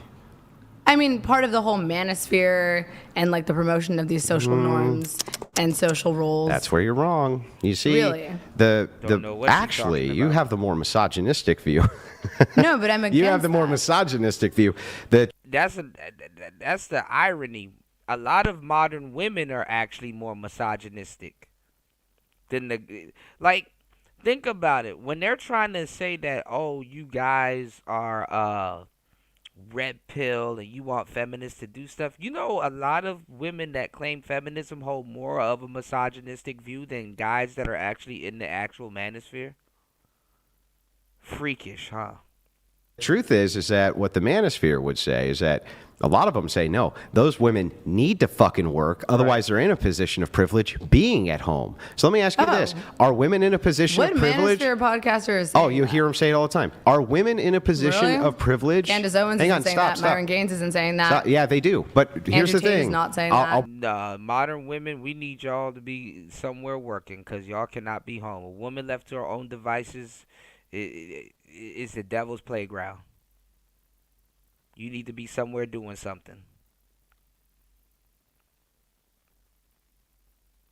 And to tell you the truth, the reason why a lot of y'all are mad that men aren't retiring y'all and keeping y'all in the house, look at the Diddy and Cassie situation. Tell you the truth, though, I just threw that in there. But to tell you the truth,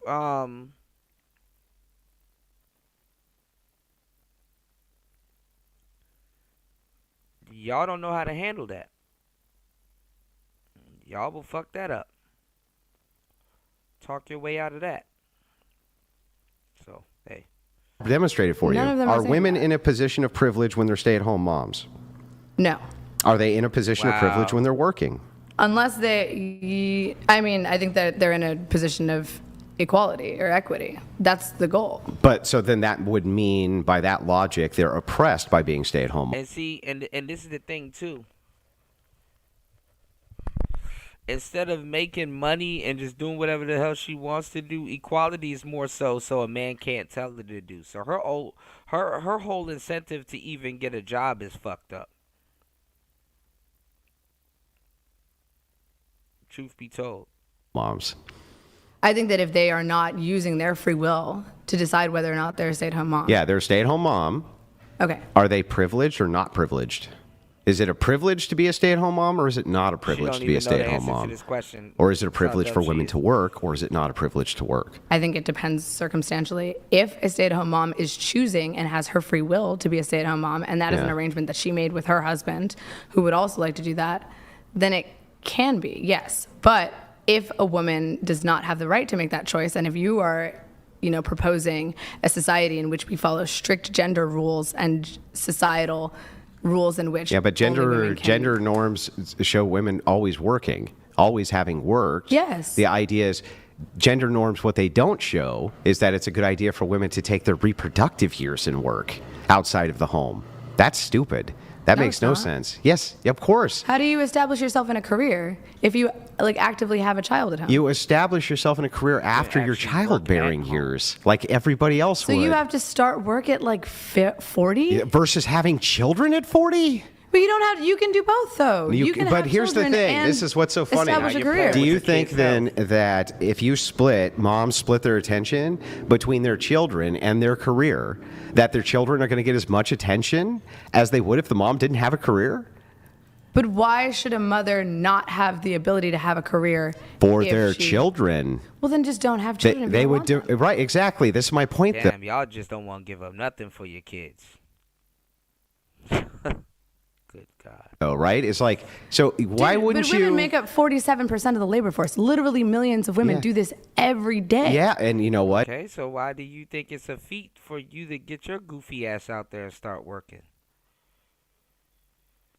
Women run around and said they tired as fuck too. They're overworked. It happens. Our birth rate, do you know what it's at? It's a lot lower, significantly. Why? Because women are having kids older.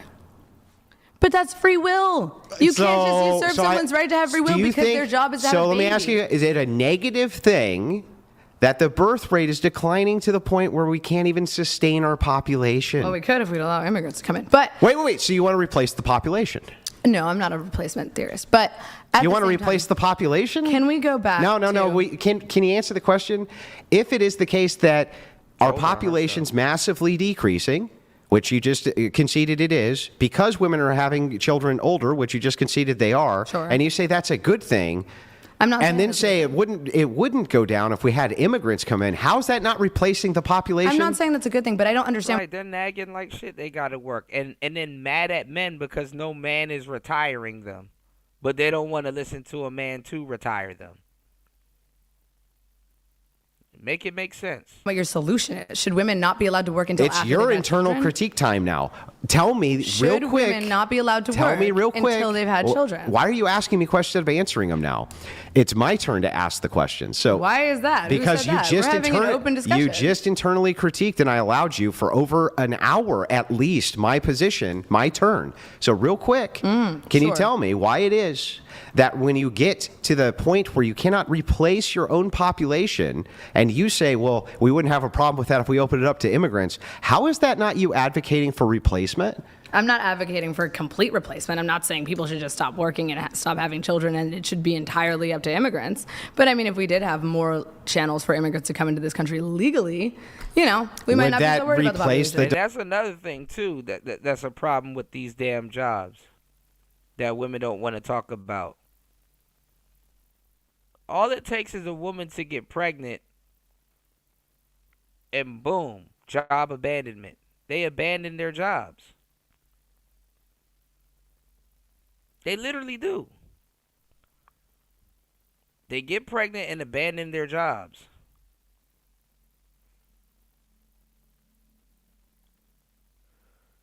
Job abandonment. Domestic population? What's the problem with doing that, though? Would are we not all humans? Would it replace the domestic population?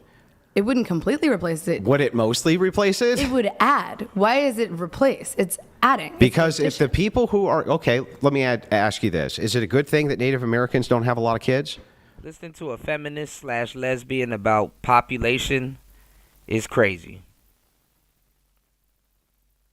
When her own feminist sisters, to a certain degree, if it gets too extreme, they would oust her for having a man.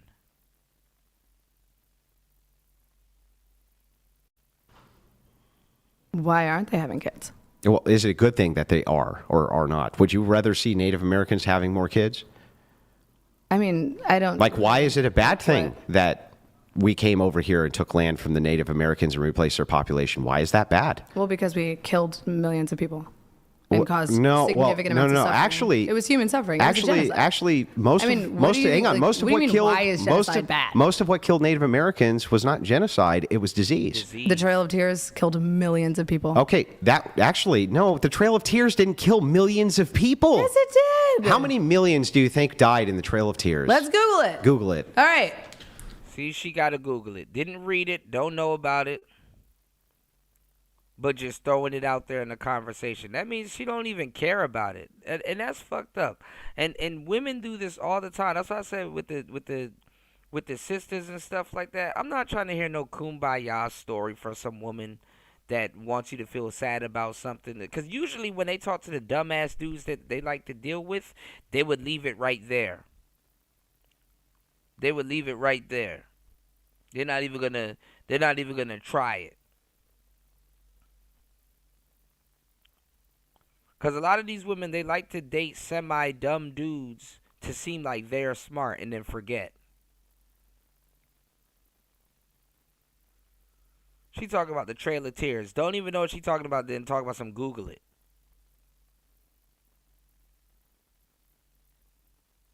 Taking other people's suffrage as a joke. That's sad. Yeah, intellectually ignorant. What's going on, INC? Good to see you. You said White Zaddy don't care. Laugh out loud. You're pregnant. Get your pregnant punk ass up and go to work. Yeah, make me my goddamn shmoney. Make me my munyon. Yeah, they avoid smart dudes.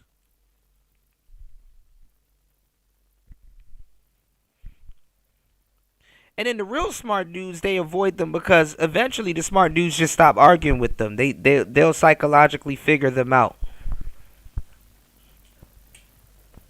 That's why I said women like this, if you want to stay with them, because sadly women like this got some good coochie. I'm not even going to lie to you. But women like this, if you want to stay with them, bro, you have to stress them the fuck out. And troll them. And don't take them seriously. Rule number 1, don't take her seriously. For real. How many millions died at the Trail of Tears? And treat her like a brat. It says an estimated 4,000 out of 16,000 Cherokee Look people. at that. She said millions. Or wait, forced to relocate. Let me see deaths. How many millions? It says estimate that 6,000 men, women, and children die on the 1,200-mile march called the Trail of Tears. Cherokee. Millions. Okay. So is 6,000 anywhere close to millions? So let's just look and at colonization. million. Can't even take her word for it. And then look, she don't even say she wrong. She just breezes over it. How many Native American people were killed from colonization? Can you Google that one for me? Yeah, disease. Now trying to move the goalposts. How many Native How many were killed by disease? How many Native Millions. Americans killed by Colonization. It's a millions of people. No, disease killed them. It's a millions of Disease killed the overwhelming amount of You Native know that Americans. we used chemical warfare, or not we. Oh, we did, Yes. huh? So we didn't understand anything about how diseases worked, but we were able to use diseases for chemical warfare, huh? What do you mean we didn't understand how disease worked? When do I you never said think? that. When do you think we understood the disease process? You know that smallpox blankets that were infected with smallpox, Total were myth. given and gifted to. No, How- it's not. how- No, do you- the fuck it's not. Okay, Bullshit, let me ask you a Andrew. That's question. not a myth. You get sick, Yeah. and you don't understand how the disease process works because science hasn't discovered it yet. And then you hand a blanket that sick people have used to another person, not Will understanding you fact check that one too, Brian? Check it. Yes. Which one? Okay, Smallpox. wait. First of all, how many millions were Check killed? this. Now she done ran out of intellect. See, and that's another thing with these broads. They don't even have stamina to keep their lives up, so they just go to Google. I'm gonna just throw lies out there real quick, and then when I can't substantiate the lies I'm gonna throw out there because I'm not as smart as I presented myself at first, just go to Google. Funny part is that her little goofy ass boyfriend need to be listening to this stupid shit because he the one that's gonna have to put up with it. Smallpox myth. Hit that one first. in the United States, in North US. America, or the In North entire America. Americas? Ooh, actually, including- if we did, You're include just the entire goalpost Americas. shifting. I mean, but that's not true. I said that millions You of people said were millions killed of through people colonization. died during the Trail of Tears. Okay. Stop lying. All right, then let's include all Holy of shit! Stop lying. And also, check. All you have But to the do whole is point check that the you disease. said is that Native Americans All you were have to killed. do is check the disease rates. It was 80 to 90% of all natives died from diseases. And by the way, the question that smallpox you were blankets. asking- The smallpox blankets happened hundreds of Andrew, years after calm down. colonization. Calm down. The question that you were smallpox asking. blankets happened hundreds of years post colonization. The question that you were asking, let's fact check that. But while you're doing that, the question that you were asking Uh-huh. is, was the colonization of the Americas bad? And I'm saying, yes, it was, because it resulted in the deaths of millions of people. Got it. So if the outcome, and that would be a negative outcome, right? Yes. So oh if my Jap- God, why is my if entire family Japan calling me? if Japan wants to keep itself Japanese, is that negative? For what purpose? Because they just want to be Japanese How are they doing that? by not letting in any immigrants. Are immigrants coming into their country and are they detaining them in cages? and Very, sending them out? very few are ever allowed to come in. Yes, very few. I mean, if they're not physically hurting or endangering those people, then I wouldn't say that's necessarily a negative. But I think it depends. Right, cosplaying Keisha. Take your ass back to the hood, Keisha. Nice try. Nice try, Keisha. Fake ass mulatto. Nice try. Depends on the outcome for the Japanese population. So as if the well. Japanese, let's just say that they only wanted their domestic population to be Japanese, there's nothing inherently wrong with that. I don't know. You don't know? Can I answer the question? If there's a net negative that happens when the Japanese population self-isolates, then I do think that Why even listen to anything she has to say? This woman lied about the Trail of Tears. Didn't even give a fuck about having no type of... Didn't even care.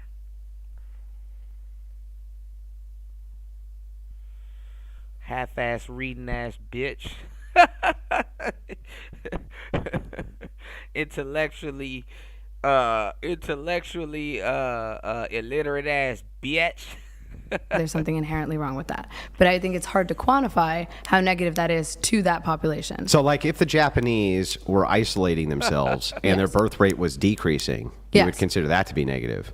Yes, if they were losing population, if they were losing a labor force because of self-isolation, if people were starving and people could not make enough money because of Well, they self-isolation. weren't just they're not starving, Well, but I they're guess, just yeah. not reproducing. If people aren't reproducing and they're incapable of reproduction or... They're capable of it, they're just not. Yeah, I mean, if it is hurting that population, then I would say that's a net negative. Okay, for so sure. then if white people aren't reproducing, is that hurting their population? It depends. Do they want to reproduce? It's seemingly the like primary edict is reproduction, right? Okay, sure. Okay, so then if white people are not reproducing, that's harmful to white people's population? Well, if the primary edict is reproduction, then why aren't they reproducing? Well, because they defer what's happened is there has been a massive campaign to defer all women's childbearing years for college years. This is in every industrial country we look at. So what are you structurally I'm asking you this question. Race-based I'm asking you, is it inherently bad that white people aren't reproducing? No, if they have... So is it inherently bad, like you just said, that the Japanese people aren't reproducing? I guess no. If they're So then exercising why- their free will. But What this the is the point. fuck? How is it Andrew. bad if the Japanese don't reproduce, but it's bad if they don't, but it's not bad if white people don't? No, I'm not saying it's bad if either group does. But What you I'm just saying did. is it depends on the effects to that population what she's and why saying. they're not reproducing. If they're not reproducing as an exercise of free will, Gotcha. and they are happier without reproducing, then why is that negative? So if we were to look at like the mental health outcomes of women who reproduced versus those who didn't, which group would you say would be happier? I'm not sure.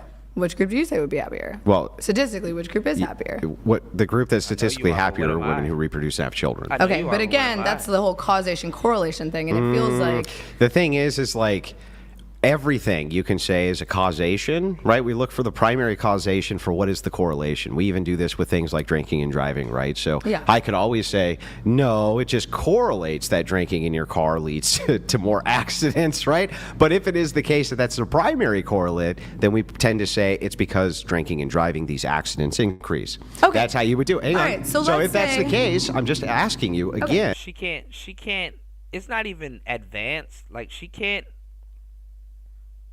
I don't know. Autism is crazy.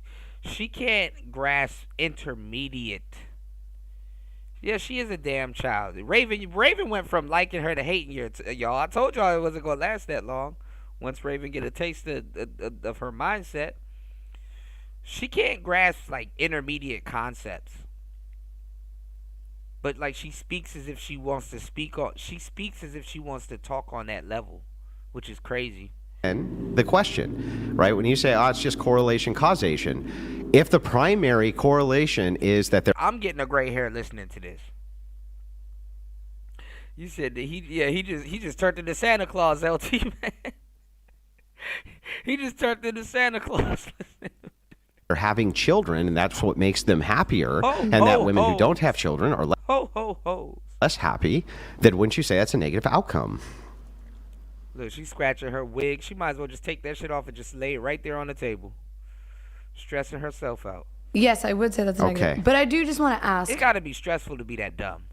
So let's say that is a negative outcome. What is your solution? Lights on and nobody's home. Why is she still trying to ask him questions when he needs to be questioning her? Hopefully he don't fall for this.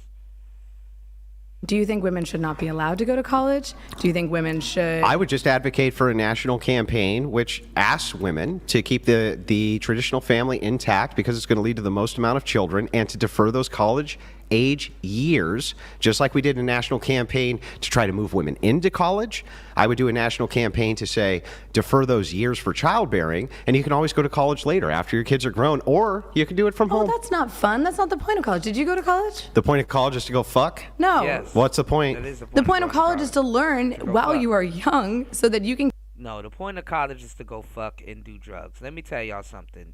College will have your kids on all kinds of drugs and put them around drugs that they normally wouldn't have gotten before. Okay? This is their first time away from home. They get to wild out. They didn't have access to Adderall, but guess what? On campus, now they do. They didn't have access to lean and Molly, but guess what? On campus, now they do. Oh, yes. Oh, yes.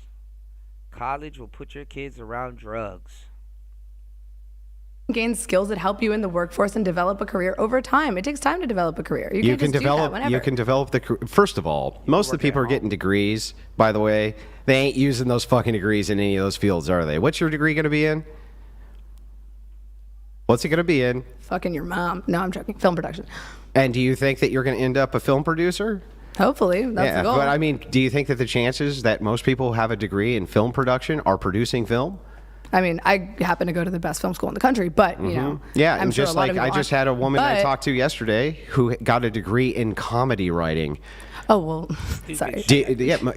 Or psychology or sociology. These fields are completely oversaturated. But these skills are Underwater basket weaving. still useful, and we also know that. Oversaturated. But we also know that people on average who get a college degree, the median income for those people is higher. Yeah, but guess what? The negative effects mentally much higher than if they don't have children. They're college educated. So your plan is to usurp people's free will. How are on you their usurping it by behalf. having a campaign just asking people to defer? Okay, and then if they choose not to do that, what They happens? can choose, but Okay. here's the thing: it was extraordinarily. Then do that. Have fun. It was extraordinarily effective to have the propaganda which said that women should be going to college. If you look at the college rates pre the propaganda, post it, right? You can see that it had a great They don't understand that Neanderthal caveman. effect. You could have the same type of effect which asked women to defer that for childbearing years because they're happier, more well adjusted, and guess what you would be promoting then?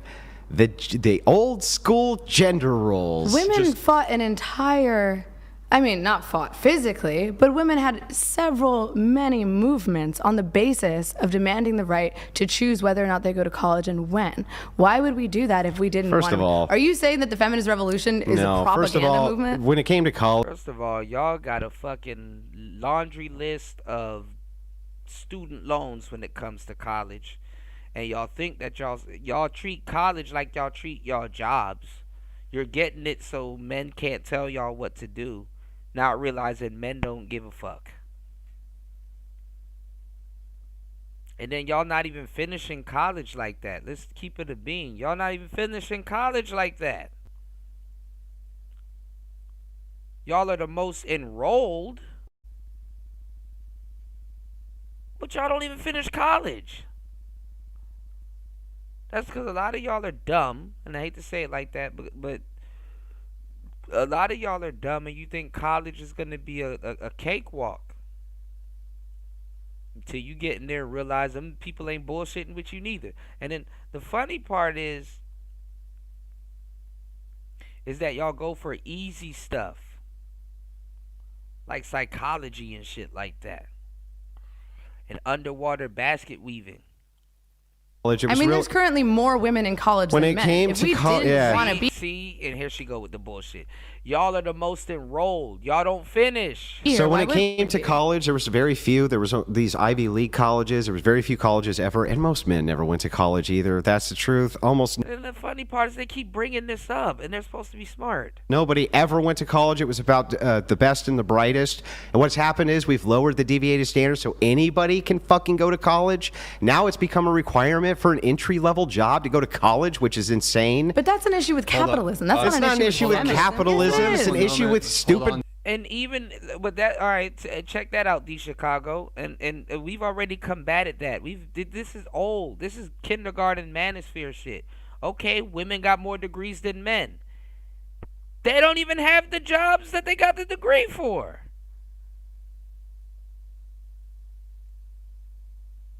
They don't even be going for the jobs that they initially got the degree for. They can't get those jobs. And then men don't care. Like, okay, you got a degree in a job that we don't give a fuck about. They want us to care more about their profession than they do. They don't even be working in the fields that they went to school for. Just feminist one moment. propaganda. It's not feminist Just a moment. propaganda. Just a moment. Bitches will have a whole doctorate degree and be bagging groceries at Publix. I need to do a quick sidebar with both of you really quick. So, viewers, we're going to take a 20, 30-second intermission. Then get mad at you when you ask her, why are you here? Just stay tuned. Hold on for just a moment. What do we do? No, you guys didn't do anything. One moment, guys. They'll be still looking for a man to save them. Doctorate degree and all, you know? Bro, okay, yeah, your wife got a hold of your phone. I didn't say anything about controlling what degrees they get. I just told you what degrees they get. Have you not heard what I just said? I don't give a damn about what degrees they get. I don't care about what degrees they get. I don't care about what path they go down. I don't care about what job they get after they get said degrees. We don't care. That's how men are. We don't give a fuck about none of that shit. We don't care. You said, then why care? I literally said 1 billion times, we don't care. What are you talking about?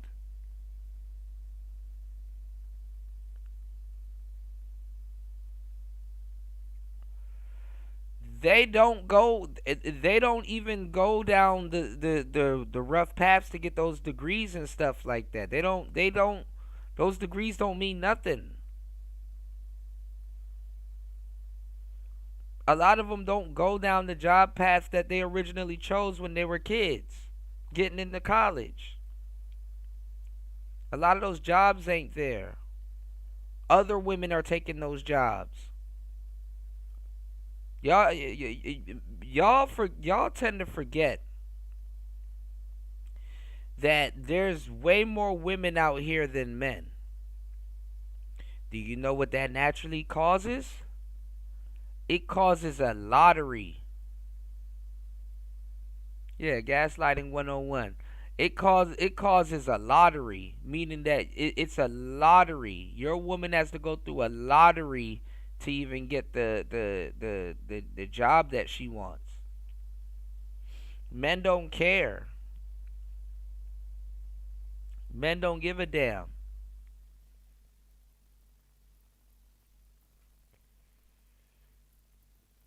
She got to go through lottery chances to get what she wants. Good luck. 90% of the indigenous population in the Americas, or about 55 million people, died during the colonization period. Continued. Yeah. Do we want to see the rest? How do we see the rest? Yeah, it's going to come in just 10 seconds. Pasty George, thank you for the message. If you guys want to get your own message here as we are getting ready to wrap up the stream, streamlabs.com/whatever, $200 TTS, get them in. Pasty George donated $200. Thank you, Pasty. This drastic population decline is attributed to a combination of factors, including disease, forced displacement, and violence. In Canada, a similar pattern of population decline occurred. So it is true that violence and forced displacement did kill a lot of Native Americans. I'm not disputing that. Yeah. What I am saying, though, is that disease killed the overwhelming amount of the Native population. By the way, did we ever get the results on whether or not smallpox? The smallpox blankets. Also, if he's not going to answer, we are going to drive up to Northern Cali, so I probably can't stay if I'm being honest. Well, just keep an eye on your phone, and if he gives you an answer, he gives you an answer. We'll do, in that case, here's what we're going to do. Oh, Mary, can I have you, hold on, I'll send you a private chat, Mary. Give us a moment, guys, while we're just figuring out a few things here.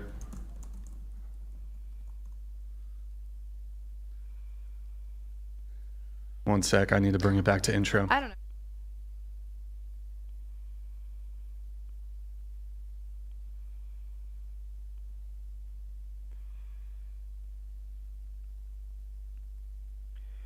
Like, I don't know why y'all be trying to force us to care about a woman's career. Okay, keep us posted on that. Yeah, he's on D&D. I mean, what do you want? Yeah, I think his lady got his phone again. 1,000 Suns. Sometimes his lady be going on YouTube on his phone and be arguing with us. So that's what happened. Shout outs to the Real D Chicago, wherever he at. His lady got his phone.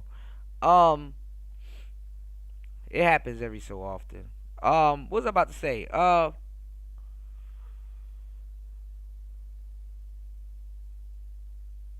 we will date a woman wearing a big, juicy Popeyes biscuit on top of her head. I don't know what. See, the problem with women, and I gave you guys this game a long time ago, and I need you guys to really listen to me when I say this. And this is not like a shot at women, because this is not a bad thing, but it's just something that y'all got to pay attention to as men. Women are theoretically incomplete. They are theoretically incomplete. And what happens is, being that they are theoretically incomplete, they try to become men in a lot of cases, or try to they try to complete themselves. And when they try to complete themselves by, emulating men or trying to become like men, remember, it's their world. It's a movie starring them, featuring them, directed by them, and co-starring them and stuff like that. They insert too much of their biases into what they have going on. And what happens is, when women try to complete themselves, they tend to forget. They really try to become the men that they're attracted to. So they go out and they go look and they try to replace all of the stuff that they're attracted to in men. They try to become that thing. She's attracted to a man's, job and earning potential and all that other stuff. So that's what she goes out and tries to do, because she believes that she's acting like a man, or on the behalf of men and stuff like that. That's what they do. You understand what I'm saying? So that's what they believe in when it comes down to, trying to be like men and stuff like that. You know what I'm saying? So they're so caught up in their world, they tend to think that men are attracted to the same thing that they're attracted to. You know what I'm saying? And they don't realize that men don't care about any of that stuff. So what happens is, they try to become, like the men that they're attracted to, and they try to complete themselves that way. They absolutely try to complete themselves that way, and don't realize that men think different. They have their own, thought process. They're not attracted to the same thing that women are attracted to. Women try to complete themselves. Even when they become studs and stuff like that, they try to become or emulate the men that they're attracted to. They try to become, even when they become studs and they use their imagination and quote unquote become men, they try to do the same thing, and they don't realize it. Now, this is the thing about that.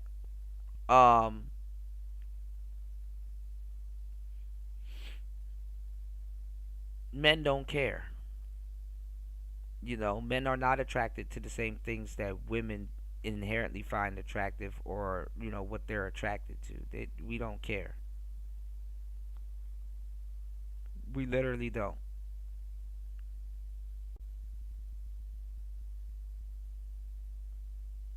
So they kind of get upset about that. They get upset about that. We will take a woman working at Walmart. We don't care.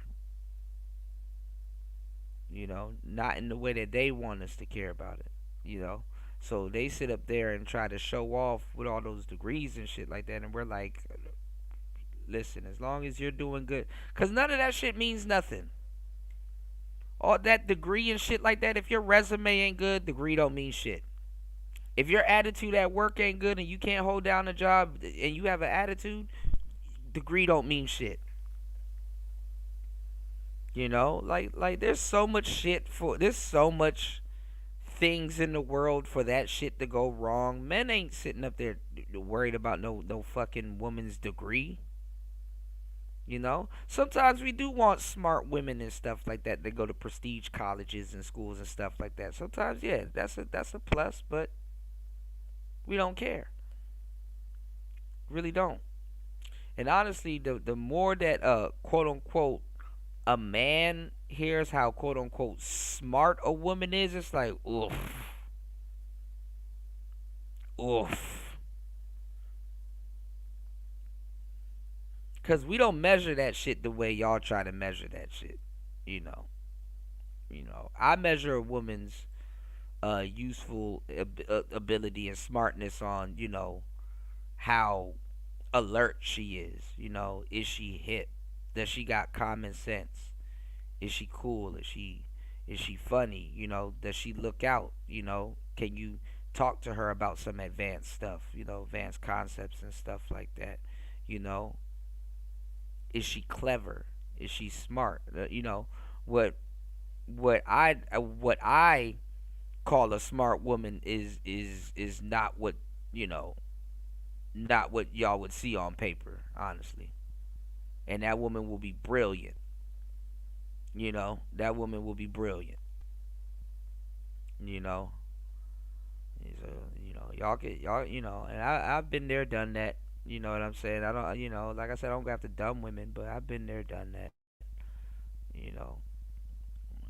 Go chase them women with them degrees that's gonna talk crazy to you when they barely. And the funny part is that, man, they barely be getting through school. Man, I'm actually starting to get flashbacks. Don't make me really get to preaching. They barely be getting through school. They be having simps do they work for them, which I think that's smart too. Shit. But they barely be scraping through class.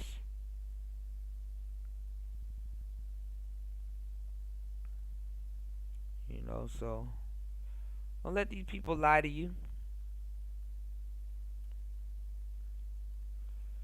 They barely make it through school.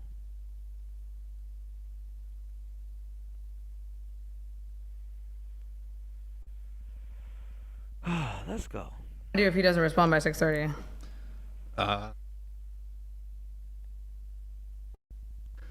Why don't we just do this? Why don't you guys give your closing statements, and time permitting, we'll allow for like a little overtime. Okay. We'll just do that. So, Andrew, are you going, or I get to go last. I open first. So you give your closing statement up to 5 minutes, then Andrew will give his. Go ahead. Okay, hold on. Wait, I put it back here. Yep, take your time. What's a nothing accomplished here?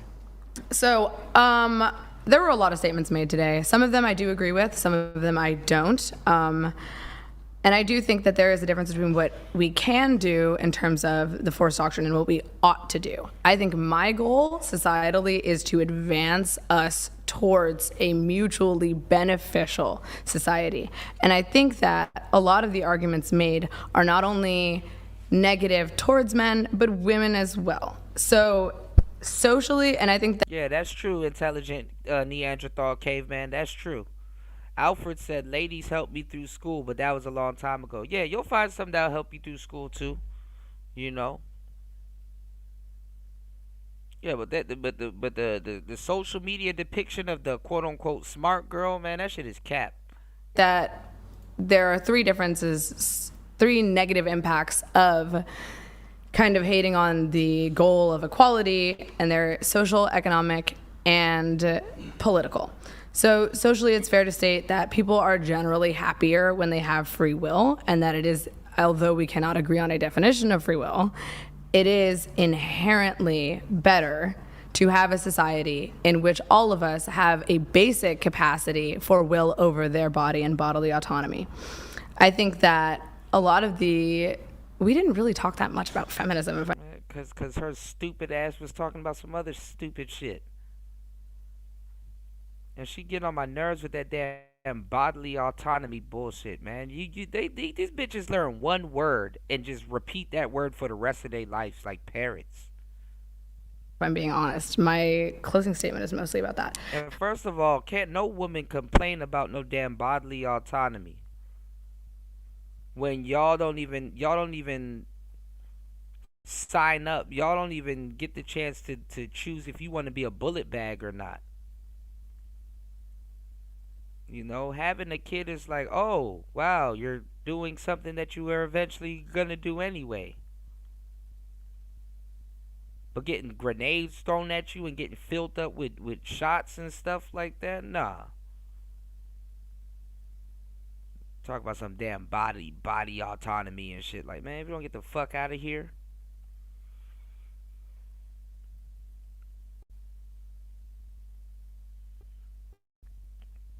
Men don't get to decide if they want to be a bullet bag or not.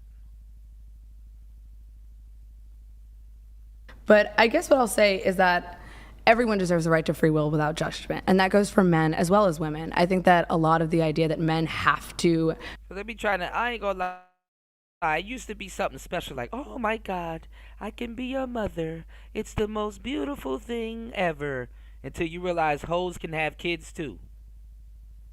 Until you realize hoes have kids too. Hell, a damn dog can have kids. A puppy can have... like... Oh, being a mother is the most beautiful thing ever. Like, we get it. But shit, hoes get pregnant and deliver kids too. Maintain force over others, and that if they don't do that, they are emasculating themselves. It is inherently stifling to young men. I think it's negative to young men. I think it encourages aggression against each other and against women, and I would argue that the equal force doctrine is inherently immoral. It is immoral to police and dictate society exclusively on the basis of force. If that was the case, then all of our presidents would be the president because they won a fucking arm wrestle. Oh my God, she is fucking spieling. What is she talking about?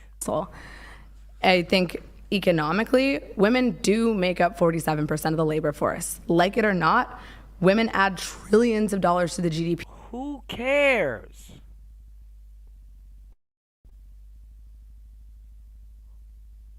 Who cares?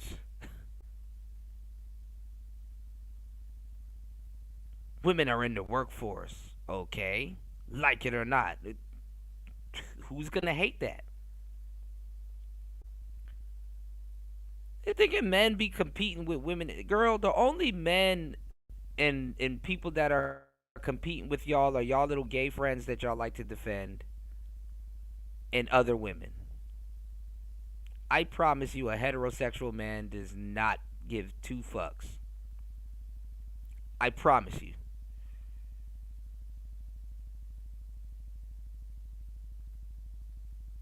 Alongside men every year. If we were to have women just step away from working and exclusively run the household, don't say some shit will crash, because no, it will not. We would be economically handicapping our own society. And in terms of men, no, it would not. The wage stagnation for the middle we will replace y'all with AI, which is what's happening right now.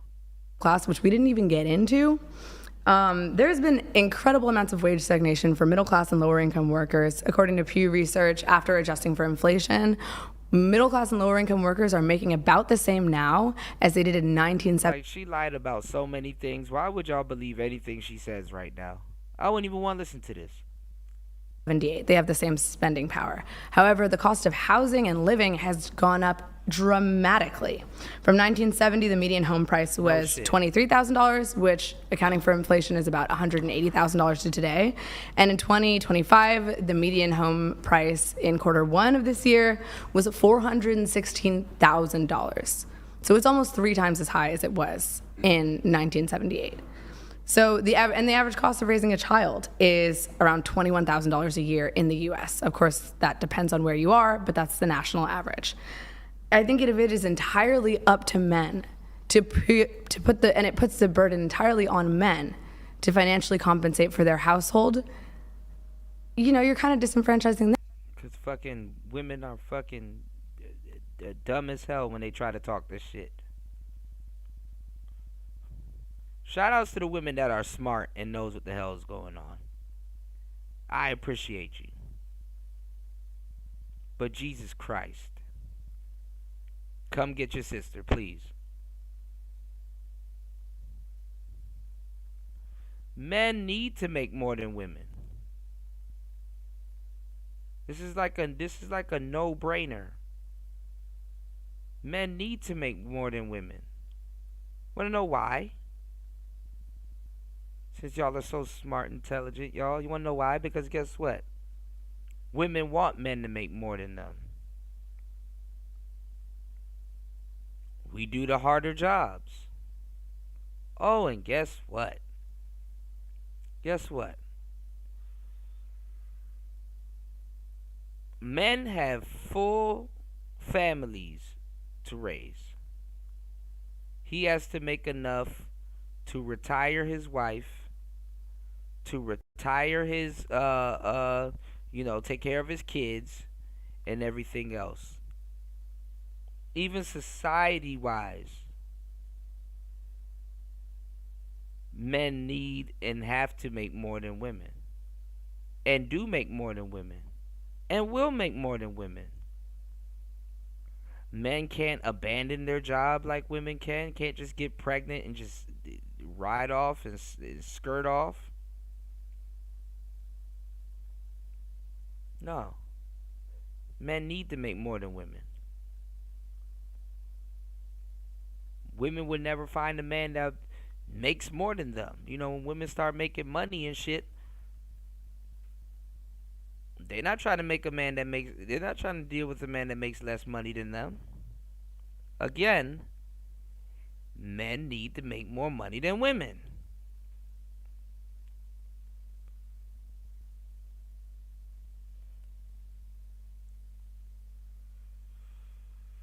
You said, in my opinion, I think she needs to put a pamper on her mouth and stop talking shit. That's just my opinion. Yet she's just babbling. Like, women have the luxury to not worry about some of the stuff that they say. They just throw words around. Words mean nothing to them. They don't even mean half the shit they say. As a man, if you say something at 3 a.m. in the morning, come the next day or 3 a.m., the next day, you better be saying the same shit. You got to stand on everything you say.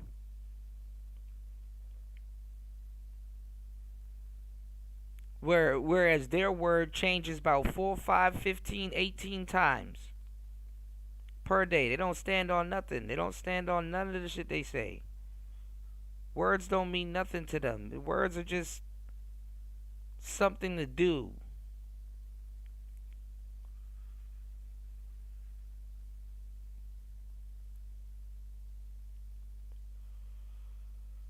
Men make more money than women. Try again. You don't even have to you don't even have to try hard enough. Men are making way more money than women. And women contradict themselves so much. Because see, while that man that has to make all of that money, that shit goes to his family. That shit goes to contributing back to the world. Because men don't take from the world. We give to the world. That shit goes back to his family. That shit goes back to the world. Right? Whereas that woman that want to make all the money is selfish. It goes to just her. And her cats or whatever the hell she got going on, you know? Men got to make enough money to take care of themselves, their families, and retire their wives. So men are going to make more money than women. And y'all don't want to take no real job. Y'all don't want to take no labor-intensive jobs. And plus, most of the women in the world that are wealthy,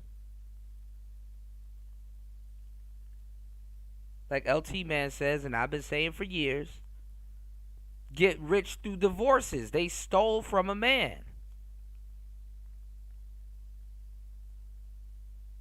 And go right in front of the judge and say irreconcilable differences. They steal from men. So a lot of women are thieves. Them on a level as well. I think the economic standard you're trying to hold men to is impossible and unfair, and I don't think that you've had to live it because you're not the age of most men who are starting a family. And they steal from their kids too. And who are starting work and who are starting to carry the financial burden of a society in which like taking millions from a baby. They are the sole providers for their household. And then again, money is power. And if women don't have the ability to make money, then they don't have the power to dictate what they do with themselves. And they don't have the power to... Women don't spend their money on power. They spend their money on Sephora and makeup and all kinds of other stuff. They don't necessarily spend their money on power. See, when the man gets rich, he got to open up a youth center and give back to his community and blah, blah, blah, and take care of his wife and take care of his kids.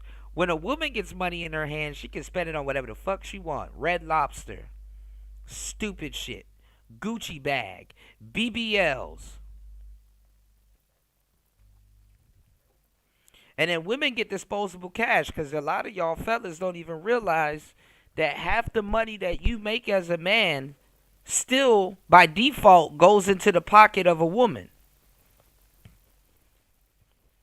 I do this shit. Y'all be forgetting, y'all talking to one of the godfathers of this game. I do this shit. I know what I'm talking about. I'm definitely not a rookie. Get basic resources for their children, like food and water and lights and housing. And then politically, I think this one got kind of messy because Andrew doesn't seem to believe in basic representation for either men or women. But I believe in a representative government. I think that it is fundamentally illogical and practically impossible to create a government that is not based on the representation of all people. I just think that's immoral. And maybe I can't answer why that is, but I think a lot of people agree that they would like the right to vote. And just because you are stupid does not deny you the right to vote. But despite being... She said that earlier, though, that if you're stupid, you shouldn't vote. This woman don't know what the hell she talking about, man. Slightly more than half of the U.S. population, women have yet to make up 30% of the government. In history, the total number of female Supreme Court justices is 6 out of 116. And you should thank God for that, because I would not have... Man, listen. I would not have no shit like you in my government. Hell no. That's like 5%. And I just don't think you can claim to have a representative democracy if it has never accurately represented the population. Yeah, they don't know that shit, LT, man. Half the money you own go to the women anyway. The female tax. That's in a man's budget. A woman tax. They forget the female tax. Women have disposable money. This is why they duped a lot of these goofy ass women like her that like to talk too much. It's like, yeah, go over there and talk. That's what you do best. Send that bitch to law school. You talk too much. Go argue with them people in them damn courtrooms. Make something of yourself.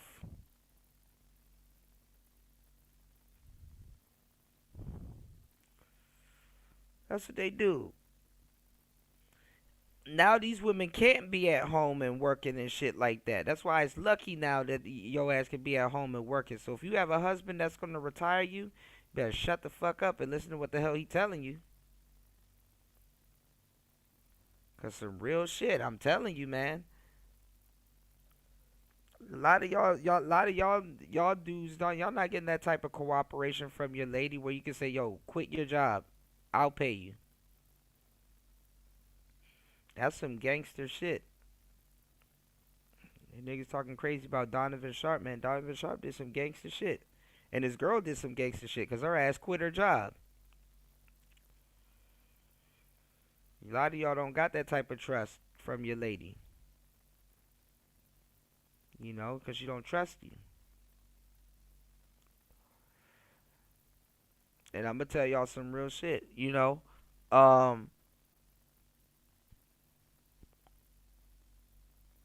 Females, they done stretched the damn economy. So anyhow you can find a man that can keep you at home as a housewife or something like that, you found a good thing. You found a rare man. You found a blessing. Because women got to work to their 60. They duped y'all into the damn economy. These feminists are so stupid. It's like you got to even realize right now. The smart women, let me tell you what the smart women are talking about right now. The smart women on the internet are becoming pick-me's and talking about some trad wife shit right now. Because they have foresight. They already see ahead. And they're like, okay, yeah, we need to go back. You know, whether we're faking or being real, we need to find some man that's going to take care of us and keep us in the damn household. Because for real, economy and tax, like, it don't even, even economical, economy wise, it don't make no sense for a woman to be working right now. And then right now, if you do want to work as a woman, you are better off working from home.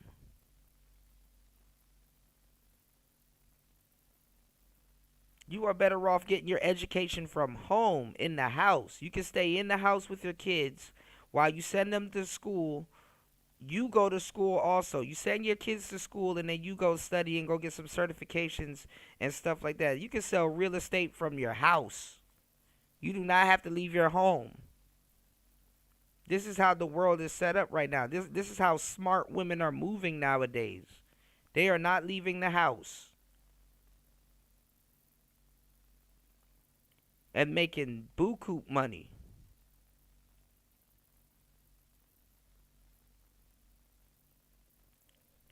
Sitting up there in front of other people's face and getting talked to sideways and shit like that, and have to work your ass off and all kinds of shit like that, man. Getting fired and all kinds of goofy shit like that for your attitude and all kinds of stuff, man. That shit old.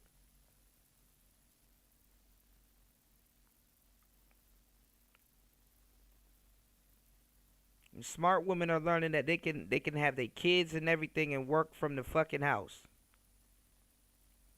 You know, nothing wrong if you got a job that you go to and stuff like that and you like to commute and stuff like that. But look, you can save a lot of money not driving to work. You can make money right there from your house. All of that bullshit. You don't got to be in no fucking grocery store catching coronavirus and shit.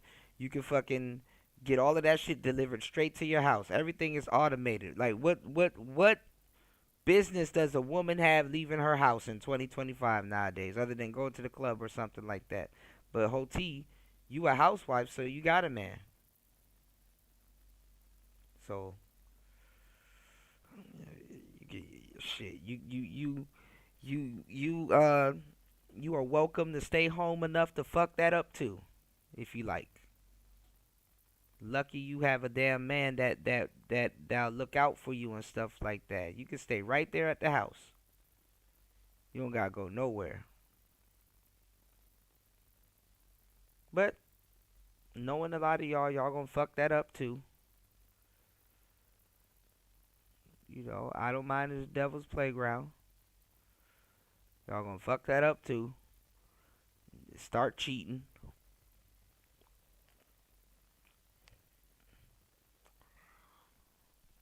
No, I never said now they can't leave the house. I literally just said you can go wherever you want and do whatever you want. But I'm saying now, if you smart, you can do that shit from the house. So if you want to be a housewife and stay home, you're living a fucking housewife dreams.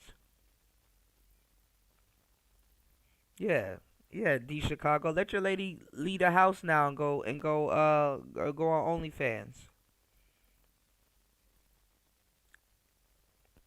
If you open to be a cuck. Black Manosphere said nobody likes to work or want to work on. Right. You can go to school at home. Take online classes. Nigga laughing, talking about some now she gotta stay in the house. Man, nigga, you lucky you in a house that got air conditioning and Wi-Fi and all kinds of shit. Y'all are so dumb. Y'all want to go to a fucking work establishment and do the same shit you gonna do at home. You're gonna be in a controlled, air-cooled building, protected, and working and doing the same shit. Y'all just as dumb as the people that go to the club and pay all that money to sit on their damn phone all night at the fucking club. When you could just play some music in your damn house, go get some fucking strobe lights off of Amazon, and go do that same stupid shit at home. And go pregame at home. That's how dumb humans are. Y'all go out and y'all go get drunk and then play. Let's see if we can make it home in one piece. And crash y'all cars.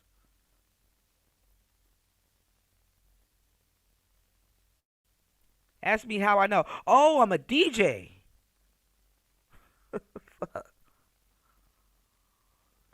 Niggas really be thinking they better and shit. Nigga, if you don't stay your ass in the house, it's an underrated flex to make it home. Some of y'all lucky y'all got a roof over your head. Enjoy it. Who the fuck want to spend all that time in somebody else's building and on the street and sleep on the whole time? LT Man said, and 1,000 is cheap with 3 women at home. Yeah. LT Man said, I need at least $1K a month for the girls, personal and fun. Nobody and fun for them. Nobody told me I needed a budget for that. Yeah, man, women are a secret tax. I'm not saying you gotta spend money on women, but it's dumb to be around women. I'm not saying you gotta spend or trick money off on women, but it's dumb to be around women without money. You know? I came up with the concept of the prodigal daughter. Yeah.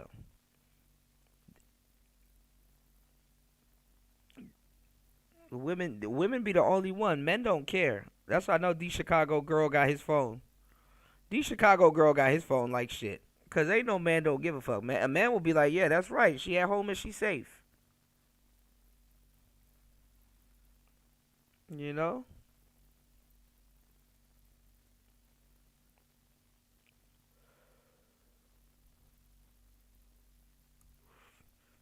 Shit, a lot of women were homebodies. See, yeah, the Chicago wife got his phone. His lady got his phone for sure. A lot of men don't make enough money for y'all fantasy. No, actually, a bitch that make enough money can stay in the house too. Nice try though. A lot of women don't make enough to stay their ass in the house. Don't sit up there and try to direct that shit at men. A woman staying in the fucking house ain't got shit to do with no fucking man. Nice try though. See, I know when I'm speaking to a lady. Get that man back his phone. Like, god damn.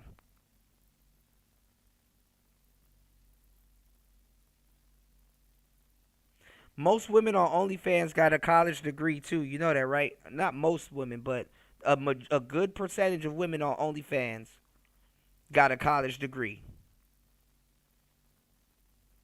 So, what's going on, D-Mac?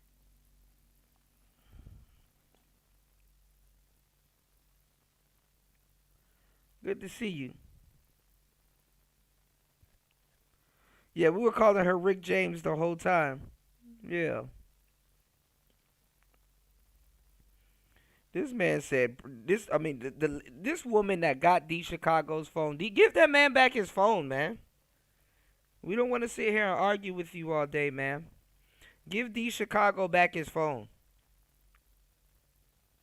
Cause you making him sound weird. Give that man back his phone.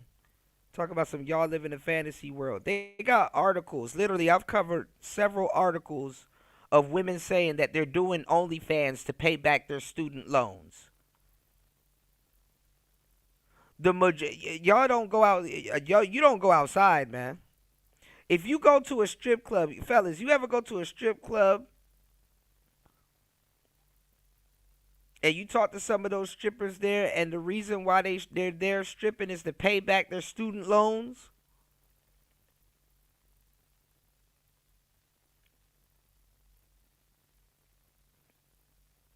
Being a waiter and a waitress and stuff like that. Yeah, his lady got his phone. She be getting his phone and be coming in here and arguing with us every so often, man. Talking about some men don't make enough money to keep a woman at home. Men don't need to make enough money to keep women at home. Y'all are feminists, right? Make enough money to stay home. The fuck you talking about?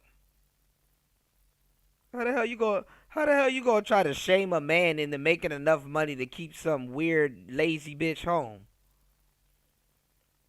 What's going on, Link? It's a privilege. I literally got done saying it's a privilege for your man to keep you home. Right, LT, man. If shit, I'll be a stay-at-home dad. Shit, yeah, go get the munyon. Fuck you talking about?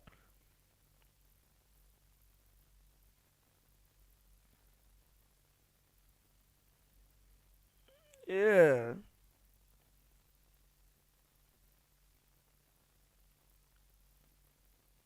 Yeah, man. Half them girls on OnlyFans got degrees and stuff like that. Y'all don't hear me. We said y'all are the most enrolled. But them girls not graduating. But it doesn't sound like Andrew wants a representative democracy anyway. So I guess that's besides the point. But in closing, I think that it's important to note that you literally cannot have a society of men or only women. We actively just have to work together. There's nothing we can do to avoid having to live and work together.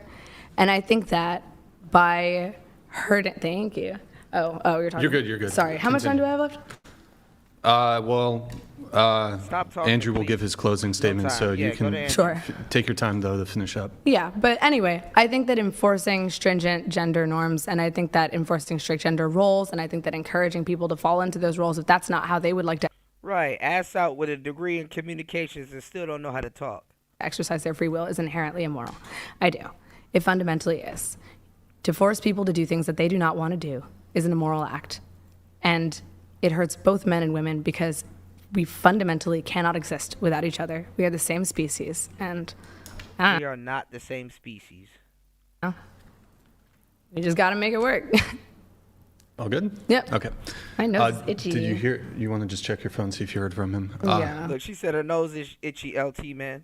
All right, Andrew, would you like to give your closing statement? Yeah, so my opponent, this debate was particularly annoying because she just literally has no idea what she's talking about. She contradicted herself multiple times. She conceded the Force Doctrine. She said that there was millions of people who died on the Trail of Tears, just to name a few crazy ass things that she said. She did a question-begging fallacy, which then moved on into another contradiction when we went into what actually even makes a thing bad. She couldn't decide on what even her ethical purview was, in which she was holding feminism to the standard of an ethical purview. We couldn't even get past a lot of that. So then we move into feminism itself. She ends up conceding to most of my points there as well. She says that if the Japanese, if their birth rate went down, that would be bad by her standard. If white people, wouldn't be bad. But then she contradicted that as well. It was this one contradiction after another. In fact, I would say, out of all the opponents I've ever had, this particular one contradicted herself more than maybe any other I've ever dealt with. When I go back through it. Man, they be high-key stupid.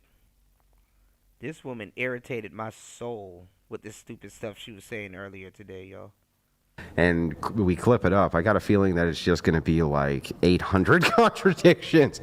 The other thing to focus on, too, is that she conceded altogether Force Doctrine.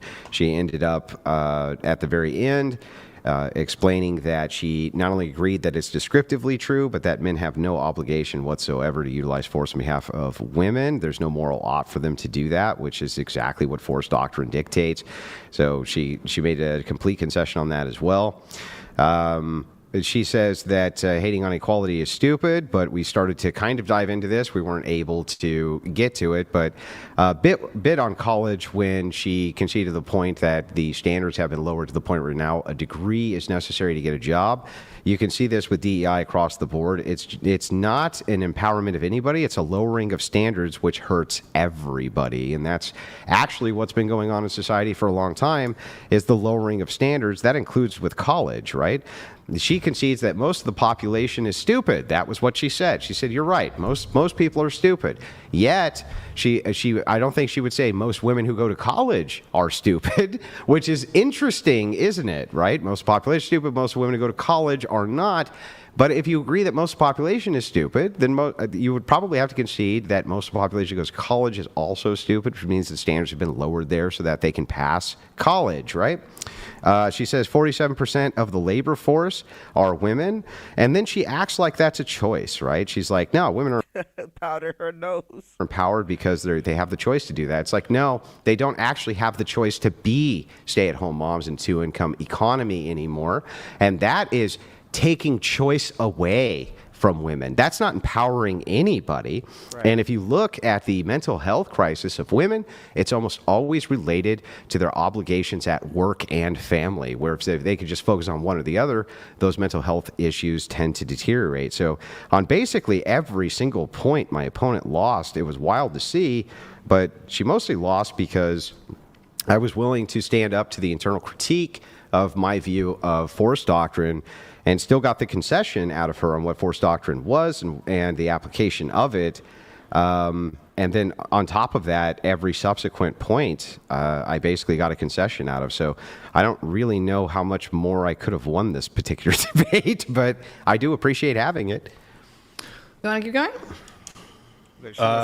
Did you hear back from... No, I didn't, but let's just do it. How long? Yeah, I'll do the 30. Okay, here, so let's do this. We'll do overtime.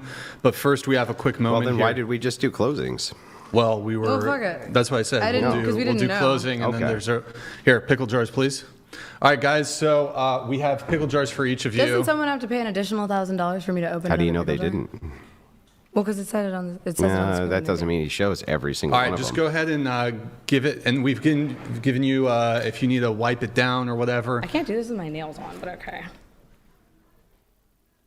All right, I didn't get it. Give it another, come on. Oh, no, it's gotta so tap hard. it. You gotta tap it? All right, let's see. Do it on the table if you can. Oh, shit! Wait, put it on the table, put it on the table. Oh. Uh-oh. Oh, I got myself. Oh, no. There we go. Okay. Just gotta be able to wow. grip You know, the fucking thing. you undersold yourself a little bit. You undersold yourself. That wasn't that hard. All right, take them off the table, please. Well done I to got both myself of you. very messy. Well done to both of you. I do just want to go back to some of the claims you made in your closing. I'm not really interested in debating my closing. No, I'm not debating your closing. Let's focus on feminism, though. So bring it to feminism. I mean, it's all of this is feminism. I though, think like that it or part of not. the issue is that you seem to have this inherent need to. Why do you say inherent so much? It doesn't make you sound smarter. You gonna let me finish? I'm really actually wondering, why do you say inherent so much? Because you've argued this point on many claims. You seem to have an inherent need to limit the free will of others. You say you don't want more people to vote. You say you don't want women to go to college. You say you don't want women to be in the workforce. Everything is about limiting the free will of both men and women on a certain point. When it comes to the concessions, I agree that I did concede on a few points, but I think that that's healthy to admit when, your opponent makes a valid argument. However, I will say in terms of your argument, out of both your desire for less people to vote, out of your belief that stupid people should be somehow prevented from voting, and out of your beliefs on feminism, you don't actually promote a practical application of those beliefs. What does that mean? What's impractical about any of the applications of my beliefs? It's impractical to create an IQ test for people to be then paid to do unpaid labor that's volunteer-based, but you're paying for their housing in order to allow Do you a agree that you minimum can amount of have people like to vote? 50 different options for how you can limit the idea that uninformed voters can go after informed voters? Who's creating and these that options? Are you creating all of Can I these finish the options? answer or no? Just No. let me know. No. No, Okay. you can do it. I'm joking. Yeah. So if you can see that you can have like 50 different ways in which you can skin the cat, right? Some of those ideas, you may bring up valid points against them and say, well, okay, well, perhaps that's not practical, but like, here's a practical application. If you limited voting to the age of 35, what's impractical about it? It's impractical because all of the population that's under 35 would be subject to laws that they have no say. Yeah, so what? See, so that's what I'm saying. All you that want to do is doesn't tell limit me free how it's will. impractical. What's impractical about it? It's not necessary. It's impractical because millions of people would not be able. What are you doing? I'm trying to figure out where we get to the impractical part. What's Okay. impractical? It's such You're a just negative giving me more descriptors. Millions of people impractical won't be because able to do millions of people something. wouldn't- Yes. Millions of people right now can't kill people. That's impractical. It's like, what Throughout makes it human impractical? Because throughout human history, people have fought for the right of self-determination. It is clearly Where? a right that here. We That's fought an not all entire throughout war human about it. history. What are you talking about? That's one example. We fought a war about it. The British fought a war about it. The Haitians have fought a war about it. Lord, so you're talking the about Indians fought a war that's about not all throughout history. It is entirely human That's history. one block of history, The modern Holocaust? history. What does that have to do with anything? Holocaust What are you talking about? World War II was founded on a belief that people should not be killed. That was a fight in terms of free will. That was a fight for the free will World of War others. II was founded on the belief. She said the Holocaust. I'll only date a guy if he makes 6 figures. No, 7 figures. Because of inflation. Yeah, because of inflammation. Yeah, and he has to be over 6 feet tall. No, 7 feet tall. Because of inflation. Yes. And he needs to be okay with me having an OnlyFans. 2 OnlyFans. Yes. Because of inflation. This stupid. This stupid. I am not. This stupid. This is stupid. I am smarter than the hot 18-year-old. We're smart, she's stupid. I spent my most valuable years allowing my body to be used because no one ever taught me what love is or how to respect myself. And all you can do is make fun of me for it. You stupid. Stupid. This stupid. Oh, God. This stupid. Stupid. Is stupid. The stupidest of the. This stupid is so stupid. This stupid. This stupid. This stupid is so stupid. Leave her alone. I'm over 7 feet tall. I make 7 figures, and I do want her. Do you have a 7-pack? This stupid Oh my God. Belief that people should not be killed. The Nazi Party and Hitler was trying to limit the free will of others. Yes or no? No. They weren't. No. So Not you don't at the beginning think of that, the war. No. You don't think that taking over other people's countries and territories is limiting their free will as a country? No. You're When threatening the sovereignty of a nation. You're talking about practical applications. When you're talking about like the beginning of the war, you're talking about the Treaty of Versailles. The Treaty of Versailles led to Western and Eastern Germany being divided by the war powers. The war powers, when they divided them, it created all sorts of conflict in Germany. Hitler began off of a campaign for unification of Eastern. She don't know. She's just throwing shit at the wall, hoping that it sticks. Spray and pray. And Western Germany. Okay, and then he went on. Actually, you would be making the point that And then he went on because to there was invade- conflict in the First World War, which led to the Treaty of Versailles, Not listening. She just wants to talk. that Germany got fucked. That's what you would be arguing. But then he went on to invade many countries. Which Yeah, he went threatened on their to sovereignty, invade. you know, Yeah, he went on to on the invade basis Poland. of That's a hatred. and we went on to invade Germany. Like, Yes, what's your point? again, And so we did are the fighting- Russians. Exactly. All of these fights are about sovereignty and free will and self-determination. No, they're not. All of them. No, Yes, they are. not all these fights are Yes, about they free are. will and sovereignty and self-determination. Some of them are about exploitation. Some of them are about wanting land. Some of them are about money. Some of them are about expansionary Exploitation considerations. is the denial of someone's free will. That is what that No, is. they're not all these fights are not about free will. You'd have to demonstrate that. How is every fight about They think everything's about feminism and oh, men are fighting about like every fight doesn't have anything to do with feminism. free will? Not every single fight. That's why that shit is a disease, man. It's a disease. What the fuck are you, I just what are you said talking about?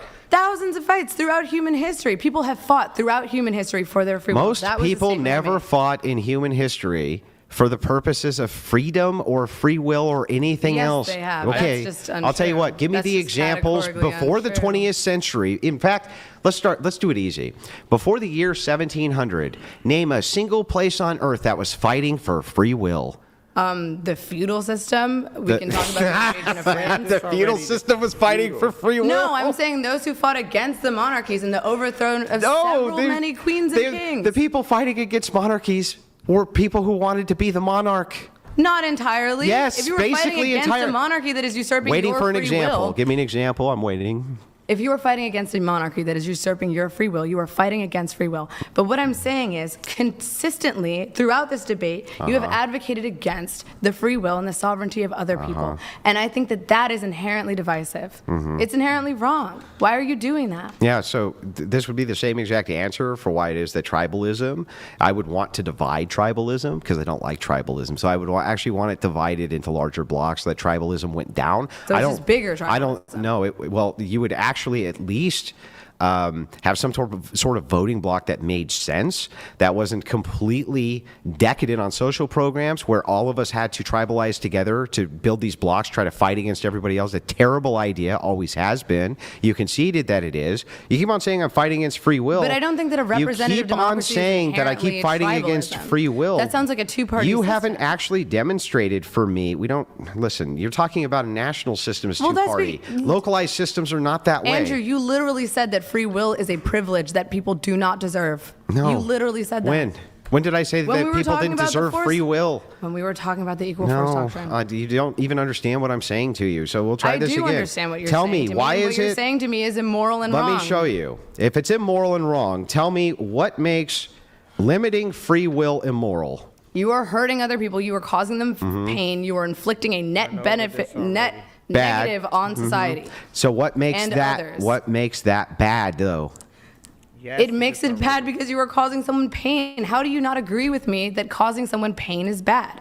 Like, how are you not understanding that Causing people pain is bad. Why? Because causing them pain is bad. Yeah, but why is that? Because it's bad. You're increasing human suffering. You are increasing human suffering. Yeah, but you Increasing human haven't told me why that's a problem. So you think that increasing human suffering is moral? Do you understand that if I ask you a question, you haven't told me why Butterfingers taste good, and you're like, so you're saying Butterfingers taste Andrew, bad? yes or Makes no fucking sense. Do you think that increasing human suffering is moral? No, I don't. But so I have. we agree. I have epistemic justification for that. Why do you think it's bad? Why? Because you're increasing human suffering. That doesn't tell me why it's bad. You're fracturing society to a, like, you're talking about you don't like tribalism, but yet people need to usurp their right to exist based on force.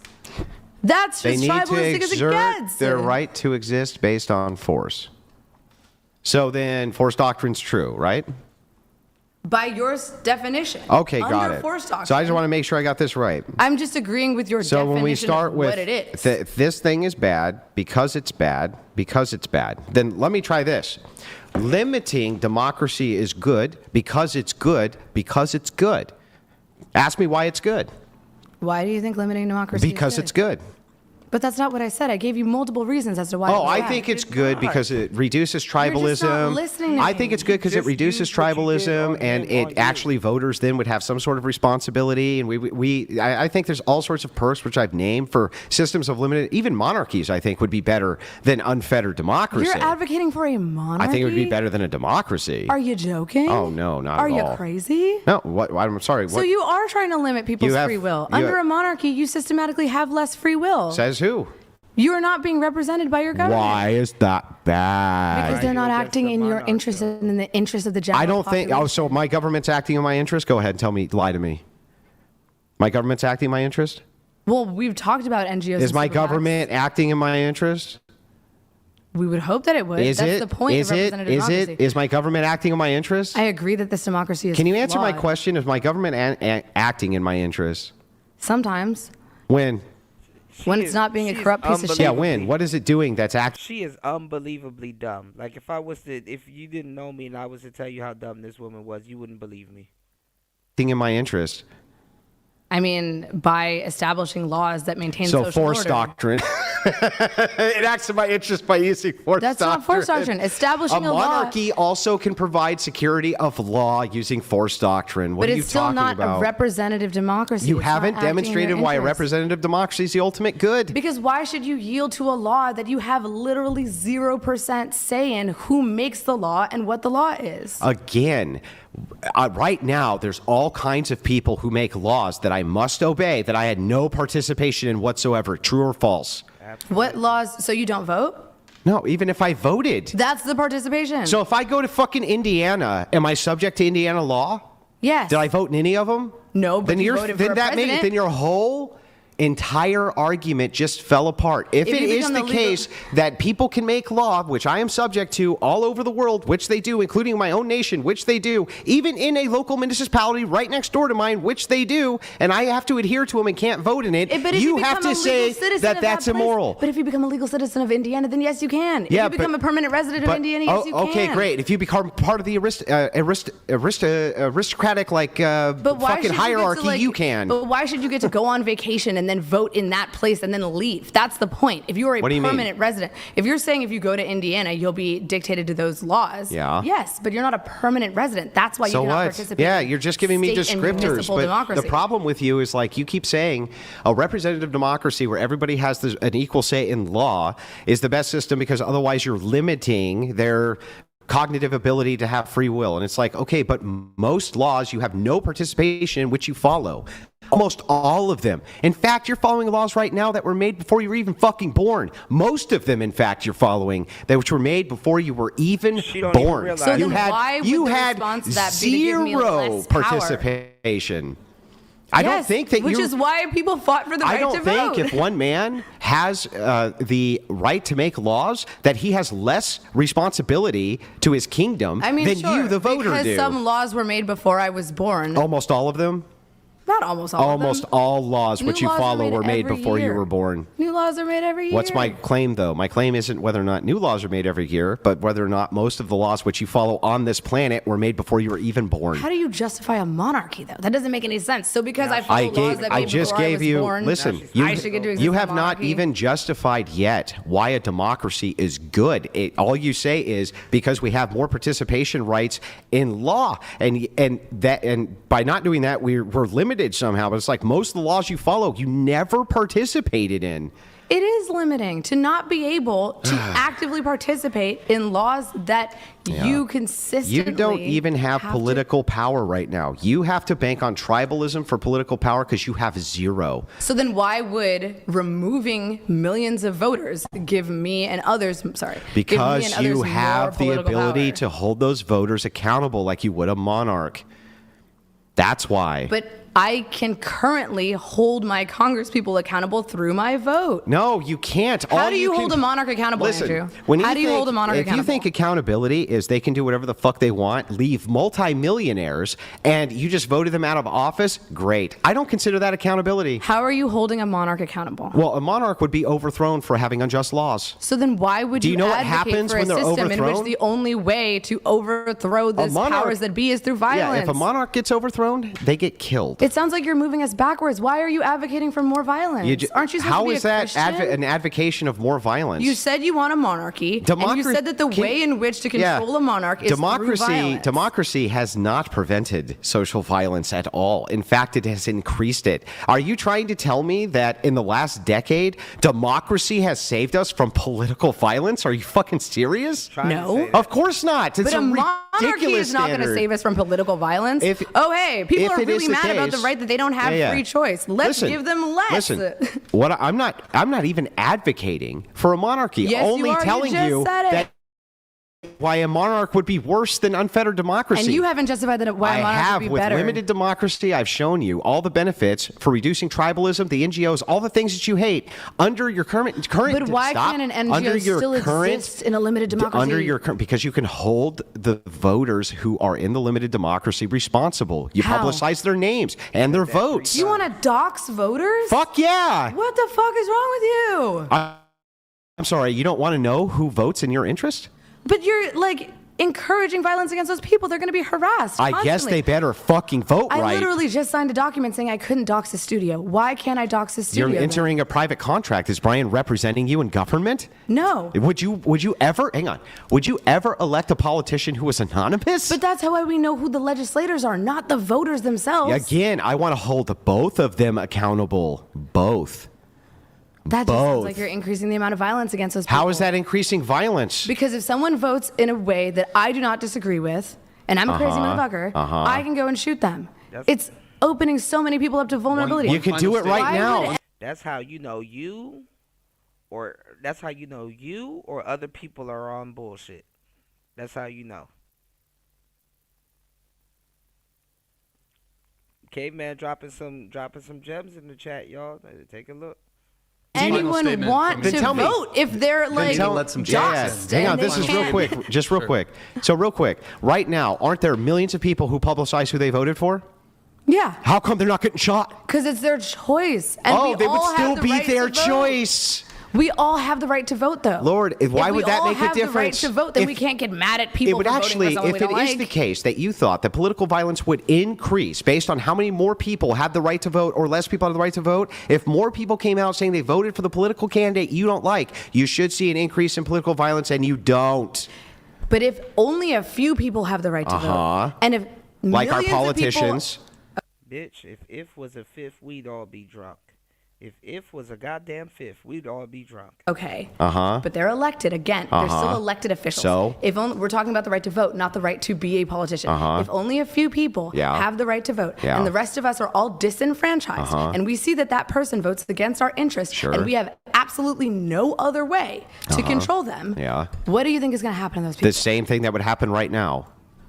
What would be the distinction? If you came out and said, I voted for Kamala Harris and you're not getting shot now, why would you be shot later? Because now millions of people don't have the right to make that choice. So what? They're going to be mad about it. Millions of people don't make the choice now. You don't think millions of people don't make the choice now? And not only that, here's what happens. Here's your great millions benefit. Of people do. I'm going to explain the great benefit that you have.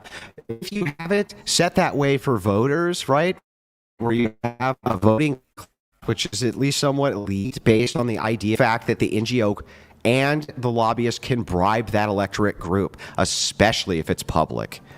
If they can't approach voters, they can't do things like that, you eliminate that problem. But those things are public for legislators now, and we still have NGOs No, they're not, bribing because them. what happens is they bribe the electorate. They bribe the electorate through drafting NGO legislation for the voter. Trump just took $1 million upon $1 million. He took a $400 million bribe from the Saudis. No, he didn't. Yes, he did. No, he didn't. The plane. What plane? He just got a private jet donated to him. Oh, I got to let the chat come in. I got to let the chat come in. Octavius. Octavius donated 200. They mean that plane that he was just talking about, that we were just talking about, that's going to be This is for you. Nah, what would you say are your top 3 takes that would trigger Andrew? Oh, also, can women be sexist towards men? Can black people be racist towards white people? Let's do this. Answer the 2 questions at the end, then come back to the Okay. top 3. I think that there are different types of sexism and different types of racism. So, in terms of, I actually have the definitions of some of the types of sexism. Here, I'll pull them up. No, I got you. Very quick. While you're looking at that, I'm going to let this one come Pasty through. George donated $200. Thank you, Pasty. Appreciate Andrew it. is Final correct. call, the guys. disease was a significant contributing factor in the decline of the indigenous people's population. No, in both Canada It was the and primary America. cause. The infected blankets were minor incidents. Correct. Thank you, Pasty. Okay. So can you women go be, back to the question? Can women be sexist towards men? Can black people be racist towards white people? Okay, yeah. So there's actually multiple types of sexism and racism. There's hostile sexism, benevolent, systemic, interpersonal, internalized, and ambivalent.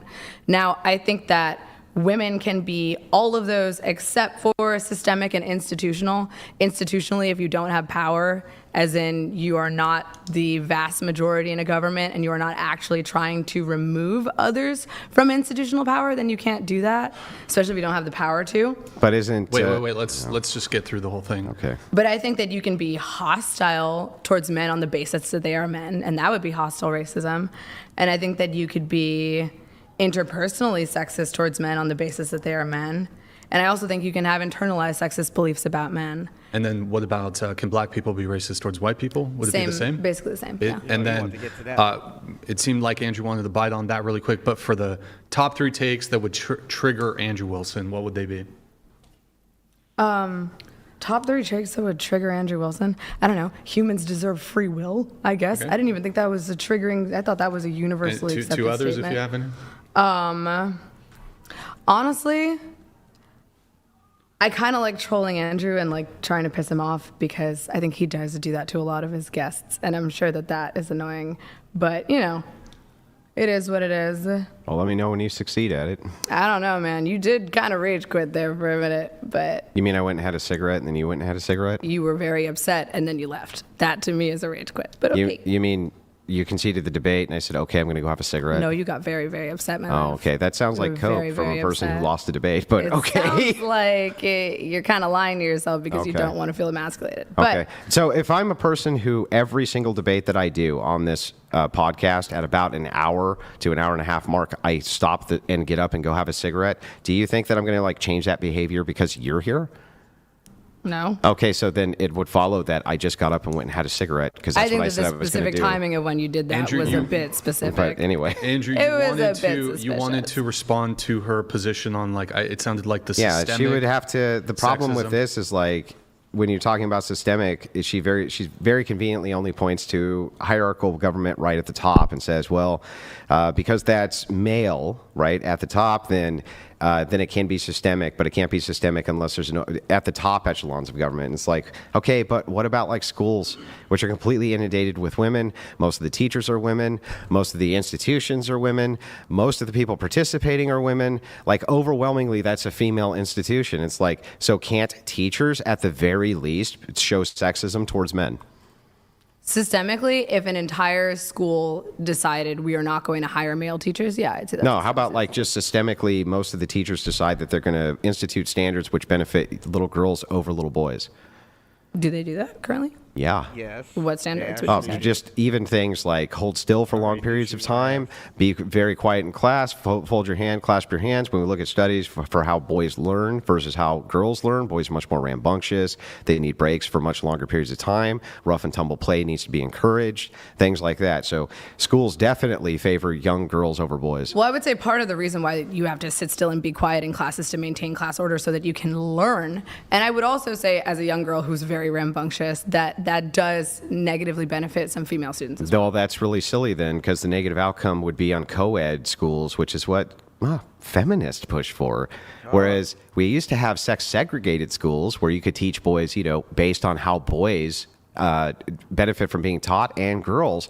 Now it's all But I'm co-ed. saying that if I'm a girl who benefits from how boys are being taught, then why would separating me to a school that is exclusively No, for we would girls? you would get separated to a class with other girls who were like you. But if the entire group, So you're a segregationist? if the entire, what do you mean? That how is that is saying that? She's an idiot. She wasn't alive to understand that that's how schools were.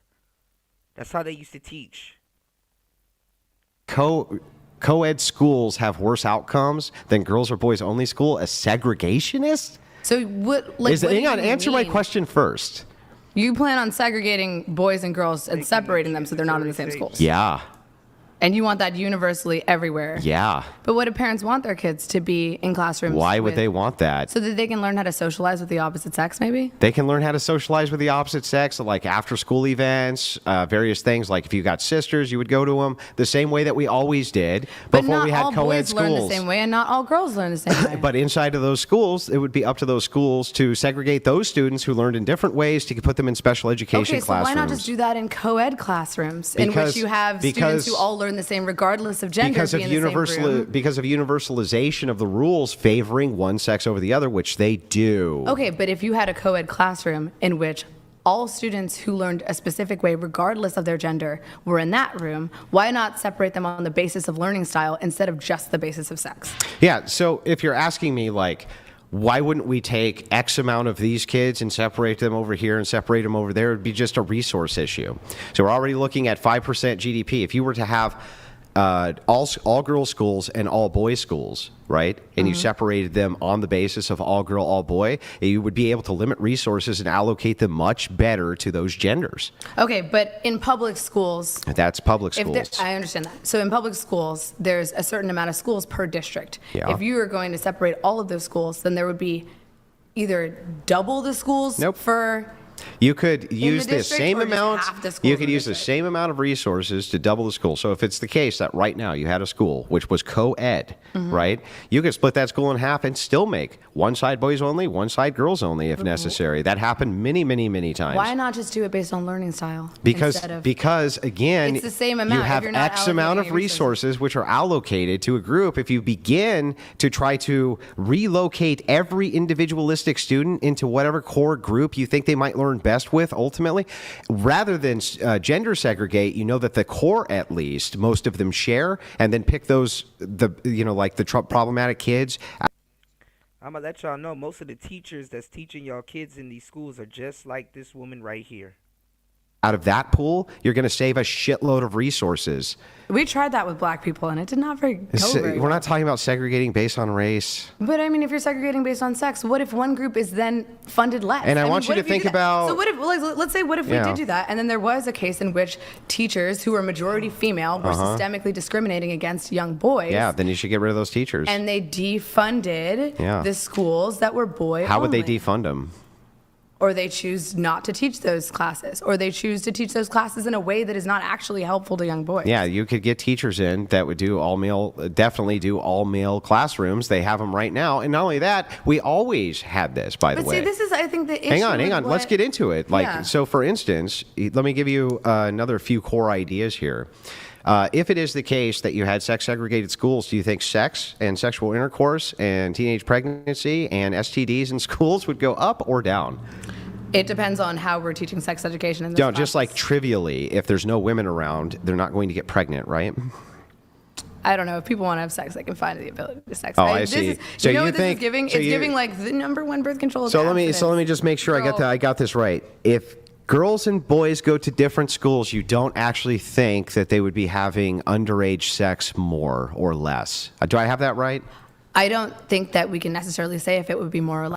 You mean to tell me that you're a feminist and you don't know that those lesbian girls ain't gonna be licking up on the... All right, never mind. So I mean, are they less horny? So like, How could would we determine whether or no, not they're children just are as less horny, but they Okay, just so don't have then- access. They don't have access Why don't they have access? because they're in different schools. But do they not have a phone? Well, how is they? Even if you have a phone, how do you have the same access as you do if Susie's sitting 3 fucking desks down? That's insane. This is like this is giving boomer a little Are you ever going to respond? Respond to the You argument. still have access to them through social media. Oh my. He thinks he's a boomer when he's actually a Gen Xer. And that's another thing with Gen Zs. The funny part is that y'all are gonna get a real funny interaction when you listen to Gen Zs. Cause the funny part is that millennials, we lived a good side of life that the Gen Xers lived also, right? But if a Gen Xer, and this is how crazy the world is right now, if a Gen Xer was to describe the latchkey concept and the type of life that they lived, a Zillennial is not gonna believe them. You know, like all boys school, all girls school and stuff like that. They have that. They're literally trying to culture appropriate stuff that happened in the tail end of the millennial generation and what happened all throughout the Gen X generation. They're trying to reintroduce that shit as new. Not knowing that it already happened. Maybe we should have all girls schools and all boys schools because they think it's a brand new concept.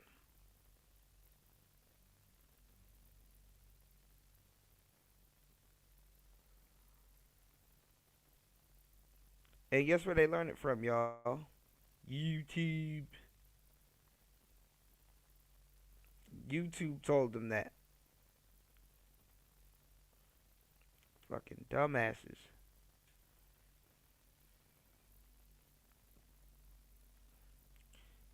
Late to the party, illiterate, and don't even understand.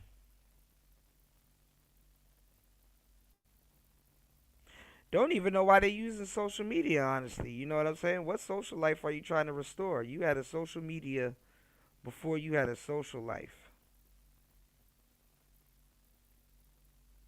What are you trying to restore?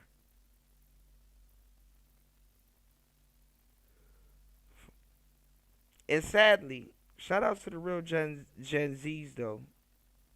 You know, but sadly, I'm going to say this too. The internet for them now, and some of the stuff that I'd be talking about and will be able to tell you, it's just nothing but a big ass participation trophy. I hate to say it, but it's true. It's just nothing but a big ass participation trophy. The people would look at you and be like, "Hey, you won," and you'd be like, "What did I win? What, I was playing something? What was I playing for?" It's just a ribbon.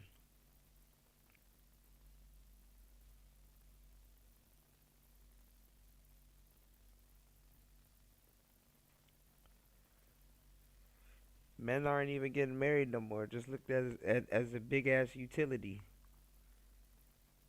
It's kind of a trap. You know what modern man is really supposed to do? Because you really don't have a social life. Your dating pool has increased. And really the trap is sprung for you to just sit up here because you don't know why you utilizing your phone and doing what you're doing. You know, romance ain't there. Foreplay ain't really a thing. Chivalry is gone. What you're pre-set up to do as a young man, you're just overly exposed to sex and OnlyFans and Pornhub, and you're just supposed to just use your phone, fulfill your carnal urges like have sex until you fuck around and get a woman pregnant.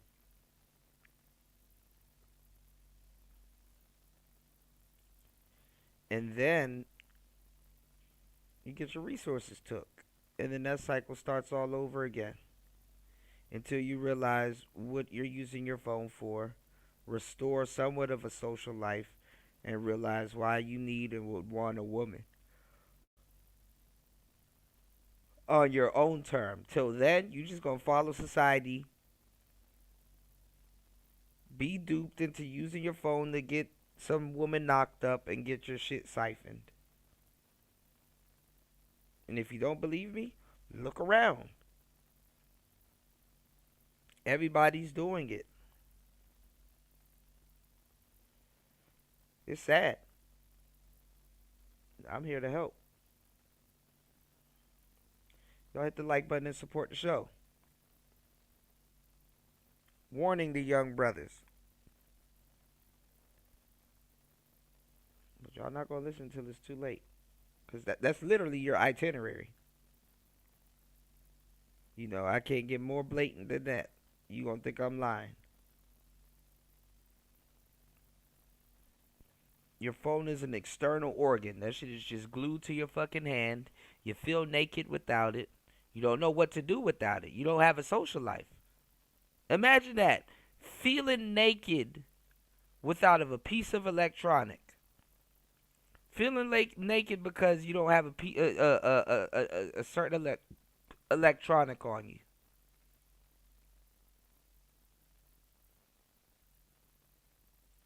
Hell, if a zillennial go to work and leave their damn phone at home, they wouldn't know what the hell to do.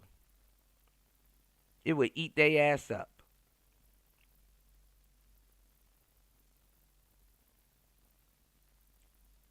What are you going to do on your break? Like what normal people used to do? Go take a walk and go get something to eat?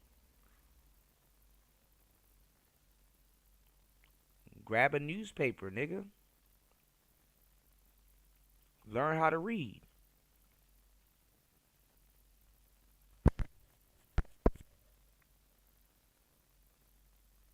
The fact that you feel naked without your phone is crazy. Naked. Think about that feeling. That's a visceral feeling. You know, butt naked and in the wild and no protection and stuff like that. Like, dang, the fact that you get that same feeling without your phone.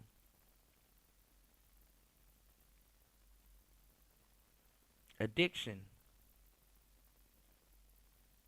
Guys back in the day used to go to therapy for internet addiction. So what do you think the average person is suffering from now? Trauma.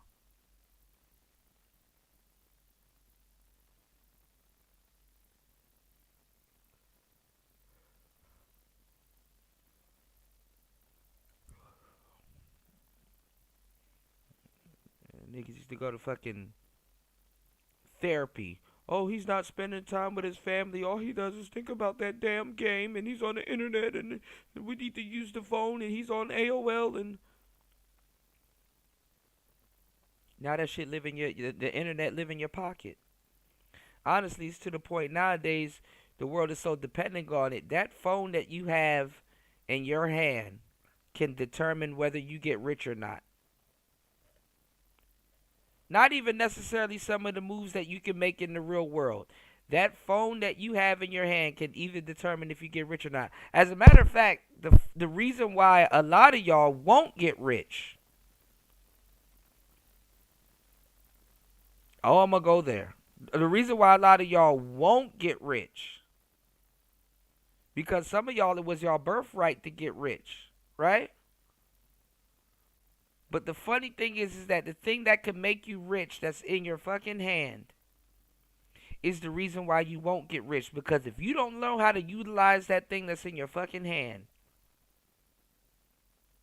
and use it every day in a way to make you rich, it will distract you.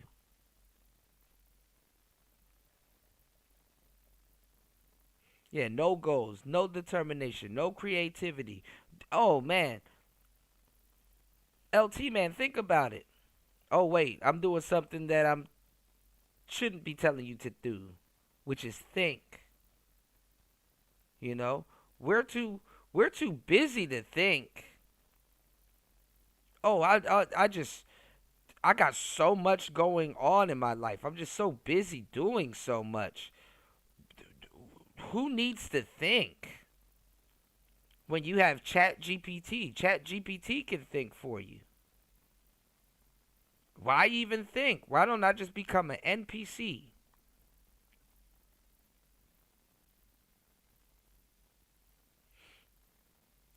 Nowadays, we're not even living in the age of information anymore. I keep telling y'all, we live in the age of misinformation. If you're not specific and you don't know exactly what you're looking for, it'll be forever hidden under your nose. You hold your phone under your nose, you know?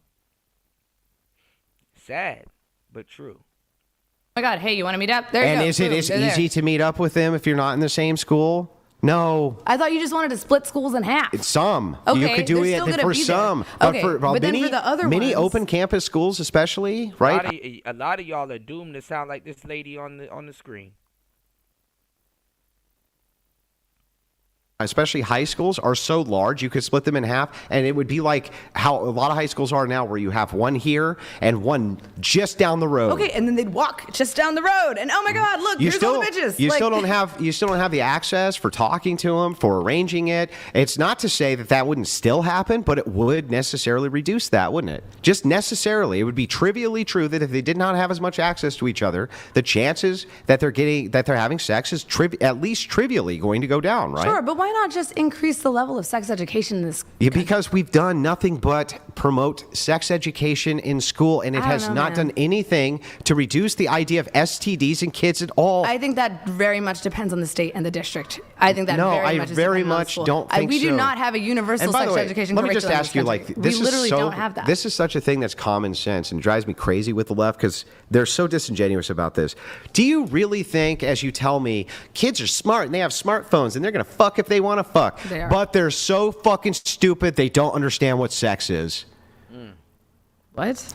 Are kids so fucking smart that they're going to intelligently bypass your sexually I know exactly where he's going with this.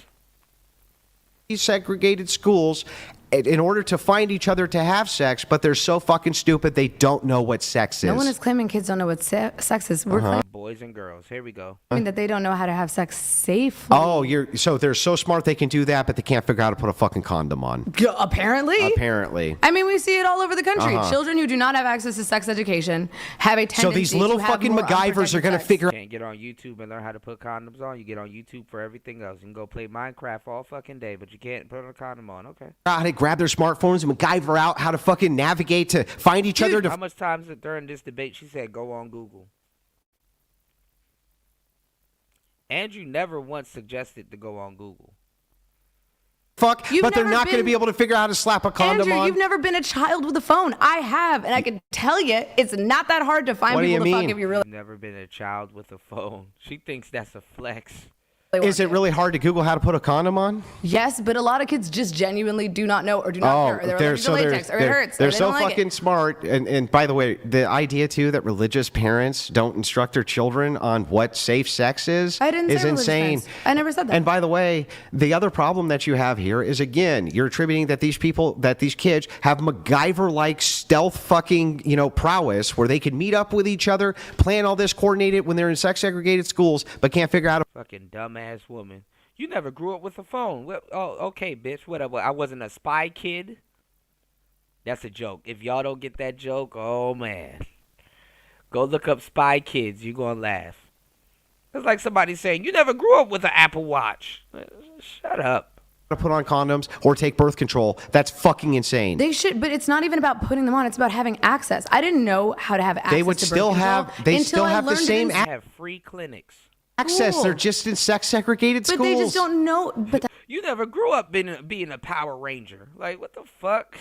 that's what I'm saying. You don't have to do all that. If the goal is to eliminate Because these iWatches, fake ass Power Ranger. unprotected and Increasing unsafe sex. sexual education in schools is not preventing these issues at all.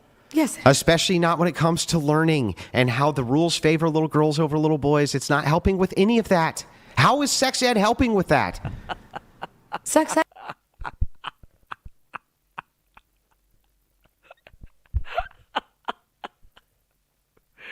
Shout outs to Link dropping the huge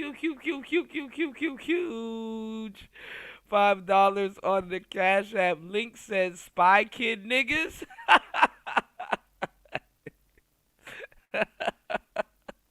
More. Wendy? Thanks, Chuck. We're standing here in front of the Olympic Liquor Store in Queens where scores of African Americans have been lined up for hours. We spoke to a few of them earlier. Ladies, may we get a word? Hide the money, y'all. There's poor people around. With your broke ass.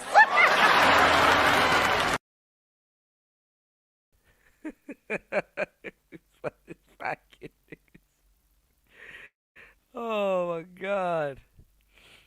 Holy shit. Oh man. Yeah, these kids are morphing nowadays, man. These kids are morphing, man. Holy shit.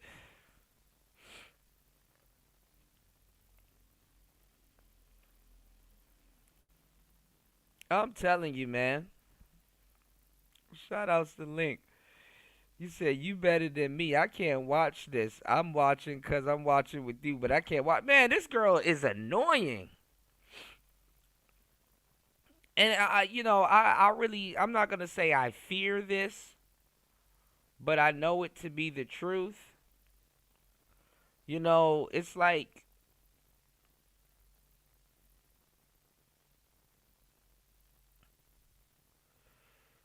people aren't going to have an interest in educating these young little spoiled brats. Because people don't want to educate them now. They're going to be like, shit, well, go use your phone. Go Google it.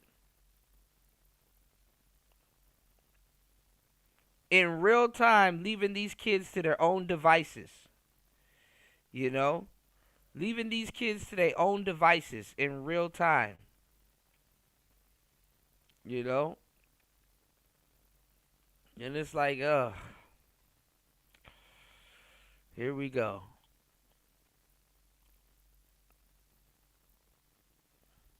Yeah, you got legal prostitution and stuff out here. Talk about some men don't have access to sex. Like, get the fuck out of here. Man, listen. These kids are watching Corn and OnlyFans and all kinds of stuff. These kids got students that's sitting beside them that got OnlyFans accounts, you know? They mamas on OnlyFans. How much sexually free can you get? Y'all want more and just blame shit on men. You did? Shout outs to Clean Base TV. I appreciate that, man. Thank you for dropping the huge dollar on the Cash App. I appreciate that. I'm going to spend it at the Diddy party tonight. I got you, bro.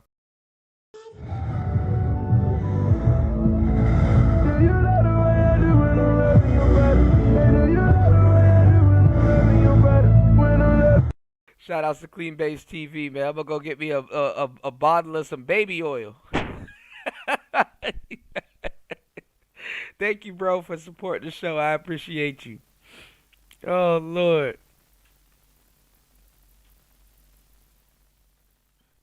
Yeah. Caveman, G.I. Joe and stuff like that. Yeah, Power Rangers came a little bit later. You had Transformers. LT Man said before Power Rangers, they were called Voltron. Exactly. Yeah, you had Voltron. Yeah. I love the hell out of Voltron. I'm not gonna lie. When the millennial age, we had some weird stuff, but the Gen X, y'all had the better stuff, you know? Y'all got mechs and stuff like that. You know, but if you were a true millennial, you know, you kind of grew up with some of that stuff. I grew up watching, you know, Transformers, Beast Wars, you know, Tron, you know, Johnny Quest, Tailspin. I used to love Tailspin. Oh, man, with Baloo and that little plane and shit. Oh, I used to love the shit out of Tailspin. Darkwing Duck, you know. We used to have VR Troopers. Y'all remember VR Troopers? We used to have Beetleborgs. You know, so it got a little jiggy for us. You know, used to watch Thundercats, Street Sharks. Oh yeah. You know, wasn't no goddamn Coco Melon and you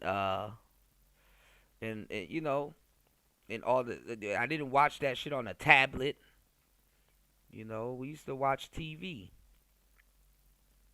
You know, this shit wasn't robbing our brains of dopamine, you know. These tablets rob your kids' brains of dopamine before they even know what the hell is going on. You did?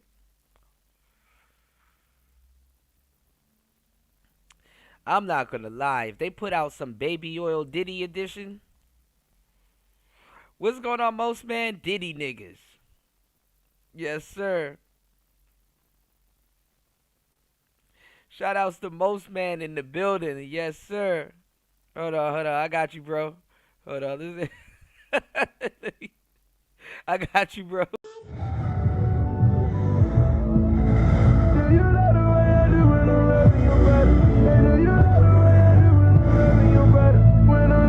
Shout outs to Most Man. Good to see you, man. Holy shit.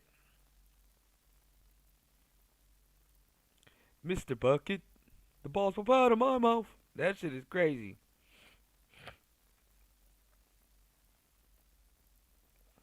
Alright, let's get back into this real quick. Let's go. Hold on.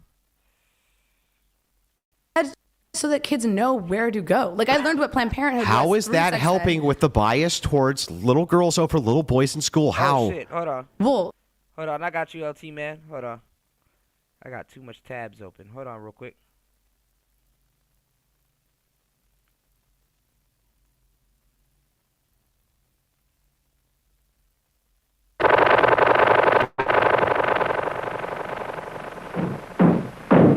And see, let me tell y'all something too, because it's the same thing with Scooby-Doo and all the other stuff.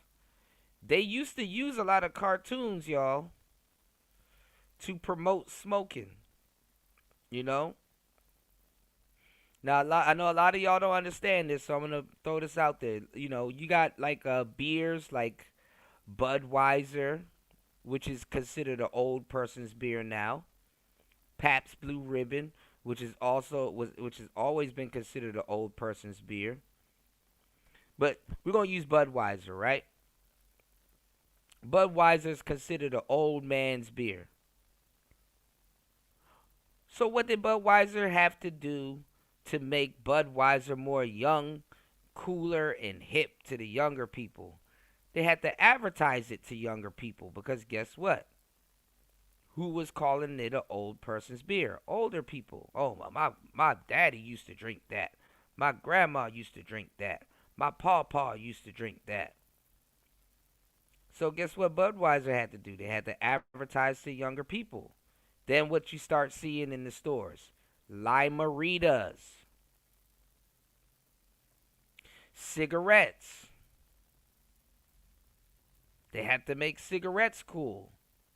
But what did they have to do? They had to start advertising it to younger people.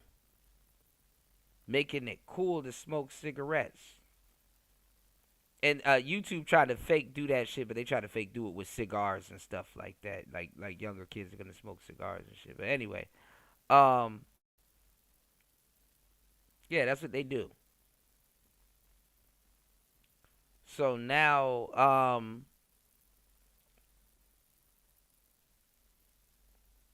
and not even now, then they used to use cartoons and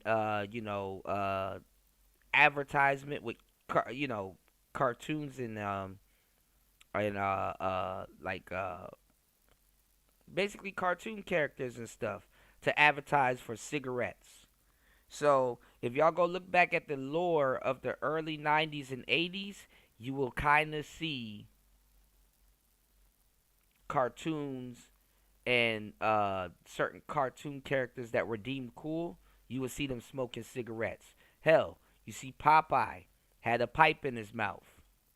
You see, and you can believe if you want if he was eating spinach or smoking it.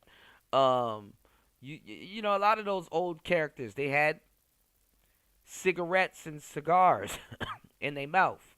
If you ever, because I have, if you ever bought a car that was made in the 80s or the 90s, that shit came with like, y'all call it aux plugs now, but not aux, but like, auxiliary plugs now. But them shits came with like 50 different cigar lighters and cigarette lighters and ashtrays. One car, 5 ashtrays and lighters. They sure work hard, don't they, Barney? Yeah? I hate to see them work so hard. Yeah, me too. Let's go around back where we can't see them. Gee, we ought to do something, Fred. Okay. How's about taking a nap? I got a better idea. Let's take a Winston break. That's it! Winston is the one filter cigarette that delivers flavor 20 times a pack. Winston's got that filter blend. Yeah, Fred. Right, filter blend makes the big taste difference, and only Winston has it up front where it counts. Here, ahead of the pure white filter. Winston packs rich tobaccos specially selected and specially processed for good flavor in filter smoking. Yeah, Barney, Winston tastes good, like a cigarette should. Bro, Winston's suck. Winston's are disgusting. Old truck driver cigarettes. Winston's are horrible. The Flintstone has been brought to you by Winston, America's best-selling, best-tasting filter cigarette. Winston tastes good like a cigarette. Bro, Winston is like smoking it's like smoking wet cardboard.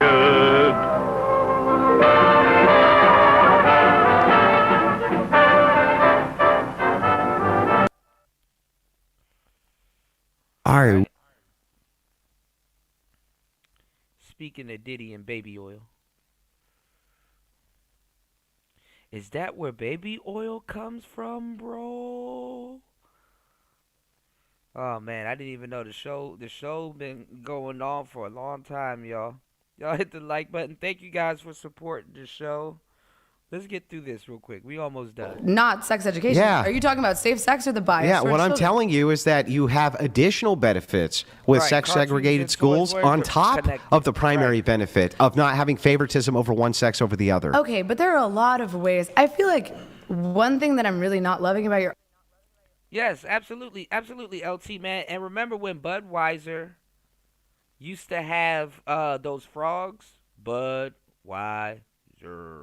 They used to also use animals to reach a younger age crowd.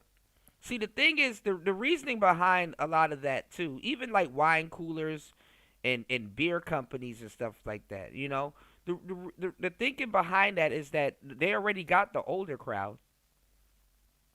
You know, they've already turned some of the older crowd into full-fledged alcoholics.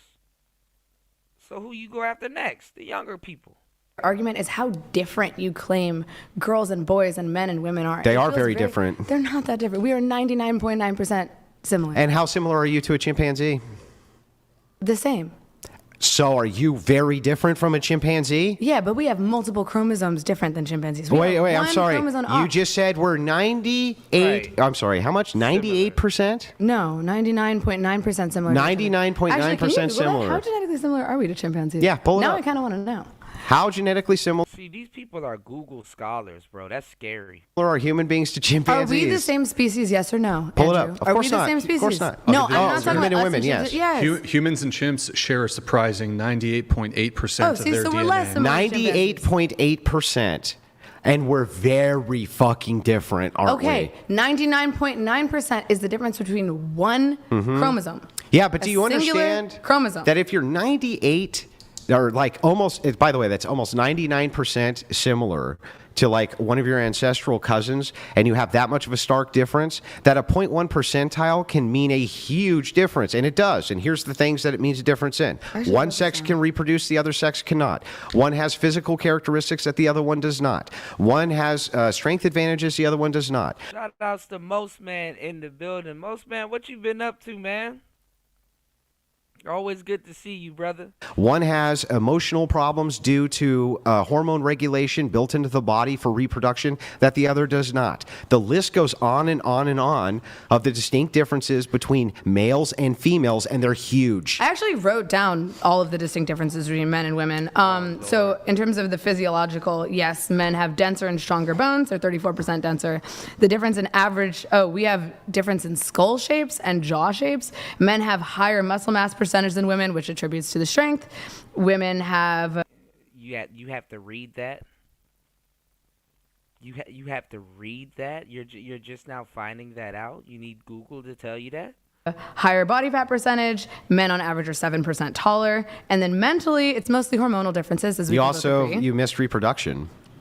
Oh, sure, yes. Yeah, women, that's the big one, right? Women have reproductive capacities, including a uterus, and they have... Do y'all remember that that show, Tales from the Crypt? I remember that show. Oh my God, no, not Epstein with Diddy on the back of the bike. That's hilarious. Oh man, they should have never gave people AI, LT man. They should have never gave people AI. You ever saw the TV movie miniseries called V from the 80s? No, I have to look it up. It might be. If I see it, it might be familiar to me. I never seen this series called V. Now, I used to be asleep when this show comes on, but actually I sat up and watched it a couple of nights, and it actually was very funny. I used to actually, surprisingly, like MASH. MASH was actually a pretty cool show.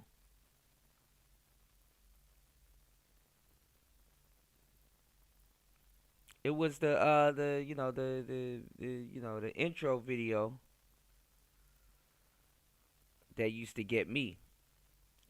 MASH was, if you actually sat down and woke up in the middle of the night and watched MASH and got it a little bit, it was a pretty cool show. One of my favorite shows coming up was I like the Jetsons.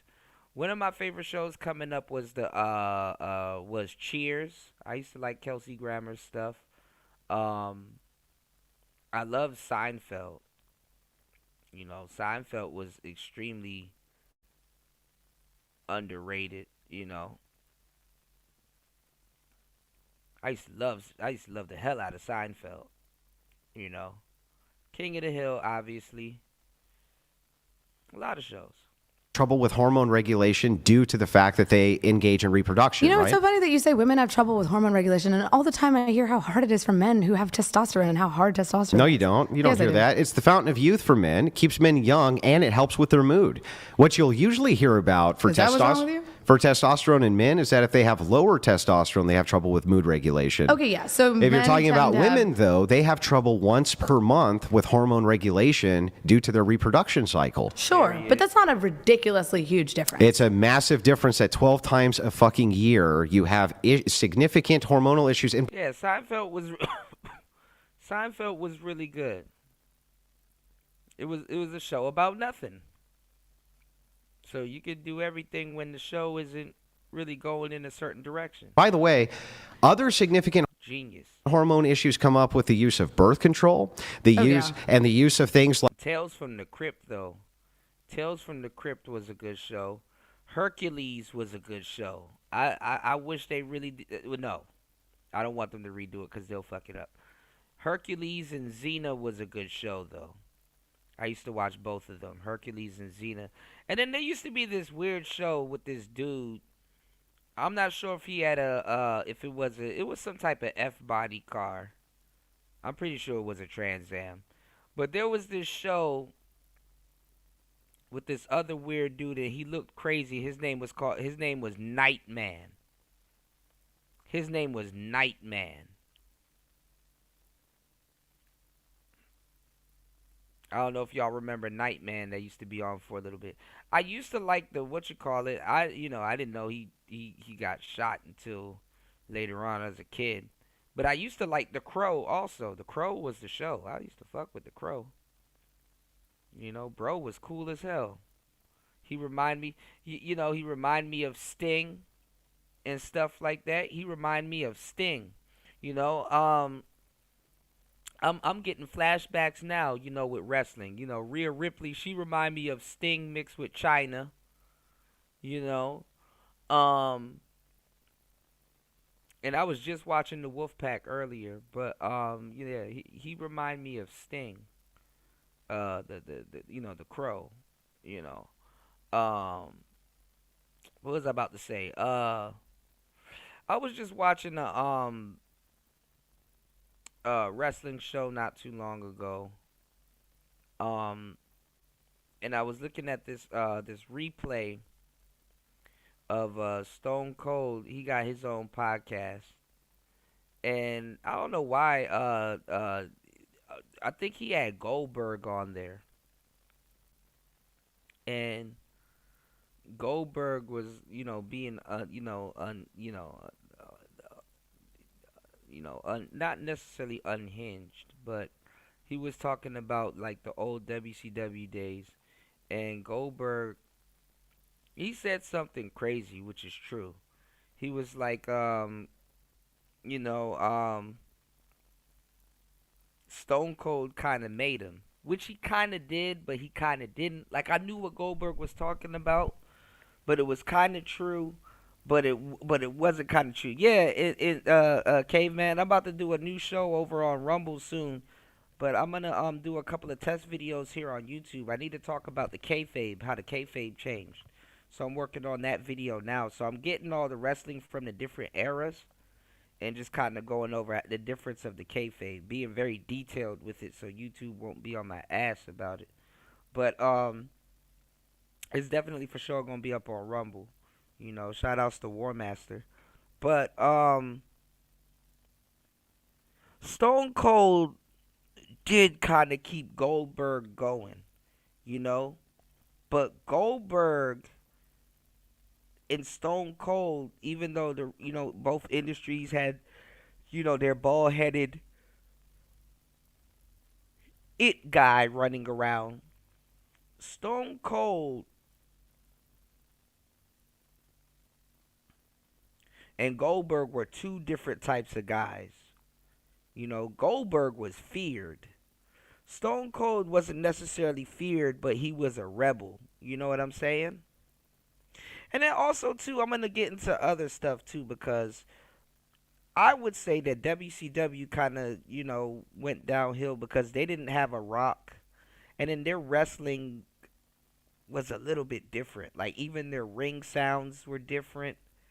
I think their ring was a little bit smaller. WCW, how it was filmed, it just looked different. It was a different feel than WWF at the time. And then also, too, like I said, they didn't have a Rock. They didn't have an equivalent. Even though some may argue other guys were bigger, like Booker T and all that. There was a lot of, they had a lot of talent on WCW, but it was just completely different. It almost feels like now in hindsight, WCW was designed to fail. Also, too, I wish I paid a little bit more attention to TNA and AEW and stuff, Yeah, I definitely watched the documentaries on the history of wrestling and stuff like that. I was just watching a Junkyard Dog documentary, which is pretty cool. And like I said, earlier today, I watched how the Wolfpack was formed. I forgot that the Wolfpack and NWO was going back and forth and back and forth and back and forth and defecting and all kinds of shit. That shit was crazy. But yeah, I'm definitely gonna geek out on the wrestling content like this, which are again tailored to one sex, the sex that is capable of reproduction. So when you're talking about the distinctions between these sexes, they're way wider than you are pretending they are. Why do you keep trying to separate us? Because we're not the same. Species, we're not the same people. We are. We're not the same. We cannot survive without each other, and we are the same species. And these differences are not necessarily negative. Can you tell me again how it is that we're not night and day difference when you have one sex who's much stronger than the other? Much. It's significant. I don't know. We both were not able to open that olive can, Book. Yeah. So anyway. One sex is significantly stronger than the other sex. One sex does not have the same trouble with hormone regulation, does not have a uterus, doesn't even have the same internal organs. Their plumbing doesn't even work the same way. The way they urinate, other than a uterus. No. The way they urinate doesn't work the same way. The entire sexual plumbing doesn't work the same way. The physiological differences are actually quite wide. All you've mentioned is reproductive organs. Yes, we all know we have different reproductive organs. Not just reproductive organs. We have different ways in which we. Yeah, I kind of like what Triple H is doing. The direction that he's going in, but it's like night and day. Once you get acclimated to what Triple H is doing versus what Vince McMahon used to do, bro, man, half that shit in the Attitude Era, they could never do that shit nowadays, which is crazy.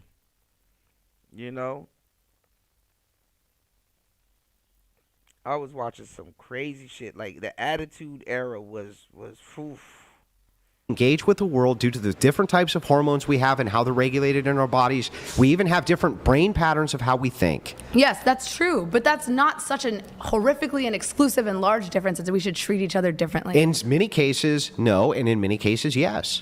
So what cases would you say no? I already told you, like in cases where you have a predominant occupation of one sex over the other, where they have power over young people, right, and they're in the dominant position, they can only look at it from the preference of that sex. If that's the case, then if you had sex segregation in schools, you would end up having more tailored education to that particular sex. So can I say, just my issue with all of the things that you're talking about is practical application. It comes down to... That is practical. It's not impractical. But wouldn't it be slightly more practical if we encouraged... Wrestling back then was better. Now everything looks scripted. I'm going to talk about it on my kayfabe video. Now wrestling took on like an anime patina.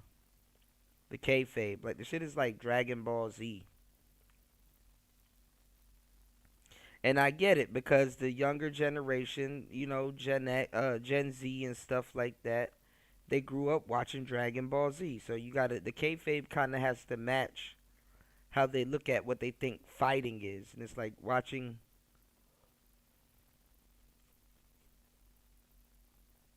Yeah, I stopped watching wrestling during like 2006, 2007, 2008. I missed the majority of John Cena's era.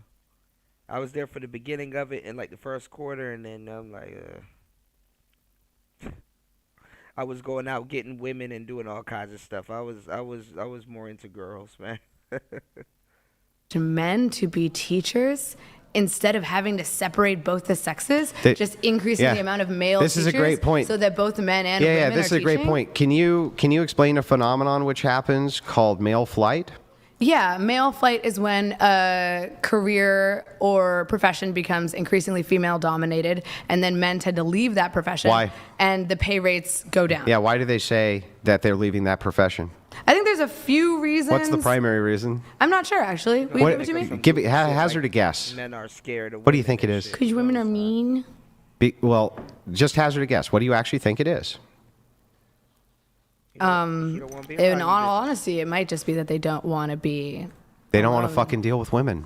They don't want to Really? deal with the overage of women and the problems which are unique to them that women don't understand, Well, then how do and you vice versa. expect to have a wife or a family or female children? Well, it's if really you interesting, don't right? want to deal with women. Yeah, the difference is that having women have authority over you in a dominated female field is like hell on earth for men. Inside of your personal home, where men are generally considered. Fun fact, it's actually hell on earth for other women too.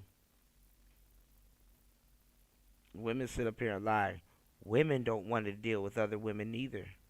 The head of the household, that problem doesn't exist. So men are incapable of working with women if women I hold didn't say powers. incapable, did you I? You just said it was hell I on earth. asked you about the Is it really subject. hell on earth to have yeah. Right. I mean, I wouldn't say wrestling is necessarily fake, but some of the shit is obviously fake, you know. But they are taking bumps, and both ways, you know. Pause. They are taking bumps, and they are doing, you know, a lot of other things, you know, to say the least, you know. Yes. Female boss, Andrew? Not female That boss. sounds a It's little when you have a bit saturated, when you have a saturated female demographic in a job, you have male flight. Yeah, I mean, imagine being around 5 versions of this girl right here and have to work with and for them. I would leave too. You said we have male flight, and Yeah, women are annoying as fuck, you know. Shout outs to Raven, man. Raven, man, where you been at? We were just jumping into the wrestling talk, man. Shout outs to Raven. Raven in the building. you hazarded. Your only guess was because they don't like women, basically. Can you actually look up the reasons for male flight? Yeah, look it up. I mean, that just sounds like bullshit to me. It's like, oh, I can't have a job. Why don't you just hear it from an actual man? Like, why you got to look it up to validate it? Because women are here. I mean, that's crazy. Because to me, they dude. cause unique problems, right, from the perspective of the men who they're in charge of. And you don't yes. think men cause unique problems to women? Perhaps, but here's the thing. Women don't fly away from male-dominated professions. And it's not a woman's job to fix a man's problem, but it's damn near always a man's problem to fix a woman's problems. It's only men who fly away from female-dominated professions tend to make more money. I mean, that might be part Well, of it. no, that's not always the case, especially not with education. I mean, when we're And usually when they follow men into certain places, it's to police them or keep an eye on them. talking about male flight, the phenomenon. Like the let's take second like half of this nursing, for definition- instance. Nursing is a very highly paid profession, but one of the reasons It that could be they higher. can't get male nurses in is because they don't want to fucking deal with women. You say that nursing is a very highly paid profession. Highly paid, yes. But compared to doctors, which are much more male dominated, they make significantly more than nurses, despite both having to get Are you similar saying that training and being similar. women have the same access to become doctors as men? In fact, through your ideas of DEI Not and if we things can't like go that, to college. you can still go to college. Well, not if we wait until. Y'all are the main ones going to college, so you know you can't use that. Remember, we're going to college more than men. We got more degrees more than men. Remember? Okay, actually, let's go back to your whole. Let's wait until after you. Yeah. See now she wants to move the goalpost again. Have kids to go to college. If a woman really wanted to become a doctor, that's 4 years of college and 6 years of medical school. Right. She a child. And then a residency. And then a residency. So that's But they're like, doing the residency as a doctor, basically. Yeah. So that's like, but it's around like, well, I want to say 10 years. Yeah. So. Okay. So if you start going to college at 40 after your kids, well, would you say would that start you'd at want like people- 32, 33 probably, and you'd be done about 41, 42, So you'd 43. be involved in a residency while you're raising For children. that particular occupation, yeah. As well as school. Why is that any different than just having a job while you're raising kids? What do you mean? Well, the whole premise is that women would wait until after they've had children to go to school. Yeah, the point is But you that, also said that women in the workforce It doesn't split the attention from the children and the attention on the job. Like, for instance, would you say, especially this example, you picked the worst one. Attention in would you school say, does Would you definitely say that split. if a woman wanted to become a doctor and have children, that would be considerable in the way of time that she would have to spend working on being a doctor, like a considerable amount of time, Yeah, but especially I'm at not a residency. But I'm not against women spending time on their careers while raising children. Yeah, but don't you think that that's going to defer attention in a major way? Well, if men your are taking children? care of their children as well. They're working. But if both partners are working and if both partners are taking care of their kids and their kids are getting equal attention from what's both happening parents, is you're just outsourcing care. You're just going to outsource the care from the mother. You don't have to do that. You My do family have to didn't do that. How do both parents work, but you don't outsource any care? My parents did it. How? My dad had a more flexible schedule. When my mom was there, she took care of me. When my dad was there, he took care of me. And when They nobody was communicated there, with each who took other. care of you? This girl grew up. What's going on, EB? This girl grew up on her damn phone. Shut up. This woman grew up on her damn phone talking about some mother took care of her. Man, get the hell out of here. I mean, I think they were almost always there. Okay, so Unless then, they went on like a date so night. then they we had both a weren't nanny. working full time then. They were both working full time. Okay, so you happen to be in the one unique position school. where it's so flexible, one parent could always be home with you. Yes, I went to school. That is not the case But for you the go to vast school, majority and of people. your children go to school. They're so you're gone for, outsourcing. like 8 hours so you're a day. outsourcing your care to school. So if a person Yeah. starts, so if these people start their workday, I thought you were talking about a nanny. Yeah, but you even- consider even school then- to be outsourcing childcare? yes, of course. Okay, but it's also like it's illegal to not provide an education. Yeah, for your but does children. school need to be 8-9 hours a day? I mean, it's like 8 to. If we are producing some of the least educated children on planet Earth in any Western nation, is the 8-hour school day really something that's beneficial? The reason it's 8-9 hours is exactly for that, to try to accommodate a 2-parent income and be a babysitting apparatus by the state. So what would If you advocate as the? Yeah, I would say 2 hours of school a day is perfectly acceptable. 2 hours of school. Get the fuck out. Well, I don't know. How many hours of school a day did What you do do? you? What is? Was it like 10 minutes for social studies? Half an hour. No, you don't for do math, you don't do subjects like that. 30. People don't learn like. No matter how much hours she did, that shit did not work. And we're seeing a product of her education right here.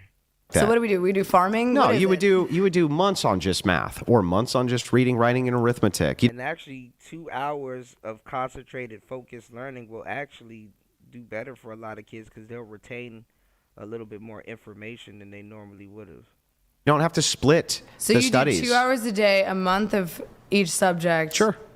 Why? Because people's minds, especially young minds, are tailored much better when you're trying to learn detailed things like this, with having an hour or two and then a lot of playtime and a lot of unlearning and a lot of things like that. Kids actually do a lot unlearning? better. Yeah, they unlearn So you're things. learning things for 2 hours and then you just spend the rest of the day unlearning what you just learned? No, not unlearning what you just learned. You would be unlearning other things.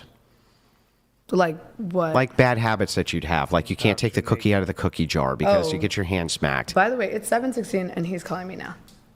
Hey, Bun. You want to come up? Do you mind grabbing my boyfriend for me? Yeah, we're going to close out now. Okay. All right, see you in a sec. Love you. Bye. But just real quick, I got this last question. Sure. How is it that you went to school and had hours and hours and hours and hours and hours and hours and hours and hours of learning, right? Yes. Okay, great. How did you think that millions of people died on the Trail of Tears then? they were forcibly removed from their You homes thought through millions of people died on the Trail of Tears. I guess all those hours and hours and hours and hours and hours of history really didn't sink in too well. Well, I mean, learning complex thought and reading comprehension doesn't just mean like rote Most kids memorization. can read. I got a number wrong. Yeah. Like Andrew, come on. And here's the thing, right? Is like if you're, especially when you're talking about reading and literacy, homeschool kids outperform public school kids. Oh, it's not even in the same universe. Yeah, I used to think that homeschool kids would have been dumb as hell, but a lot of them are actually fucking smart. And usually most of those curriculums, hour or two a day. What is your source on that one? Oh, I can pull up a ton. Homeschooling has become one of the biggest alternative and most studied alternatives since COVID-19 because of the lockdowns. I have a pretty cool documentary about homeschooling. I guess. Do you guys want to do a mini close? You each get like a final 1 or 2 minutes. Well, I'll just make it super easy. So, or we'll let her go first, then Go ahead. you finish. So go ahead if you want to do a 1 to 2 minute close, then we're out. Okay, I mean, I just think a lot of what we just talked about is objectively a little bit ridiculous. I don't understand why you would segregate children and massively increase or decrease the hours that kids are in schools, and now women don't work, and now all of these things. It sounds like you want to turn society upside down, which, you know, good for you, but I would advocate that it's better to, it's not completely broken, but it's not, like, if you understand, like, the system we live in is not completely broken to the point where you have to completely and radically destroy it and create an alternative that. Why you gotta use all of those words to try to back up making somebody seem like they're like this like extreme misogynist? Radically destroy it? Has no practical application at all. Like, we've never done that. We've never done segregated schools for 2 hours a day. A lot of places do segregated schools. I don't know about 2 hours a day, but they do segregated schools.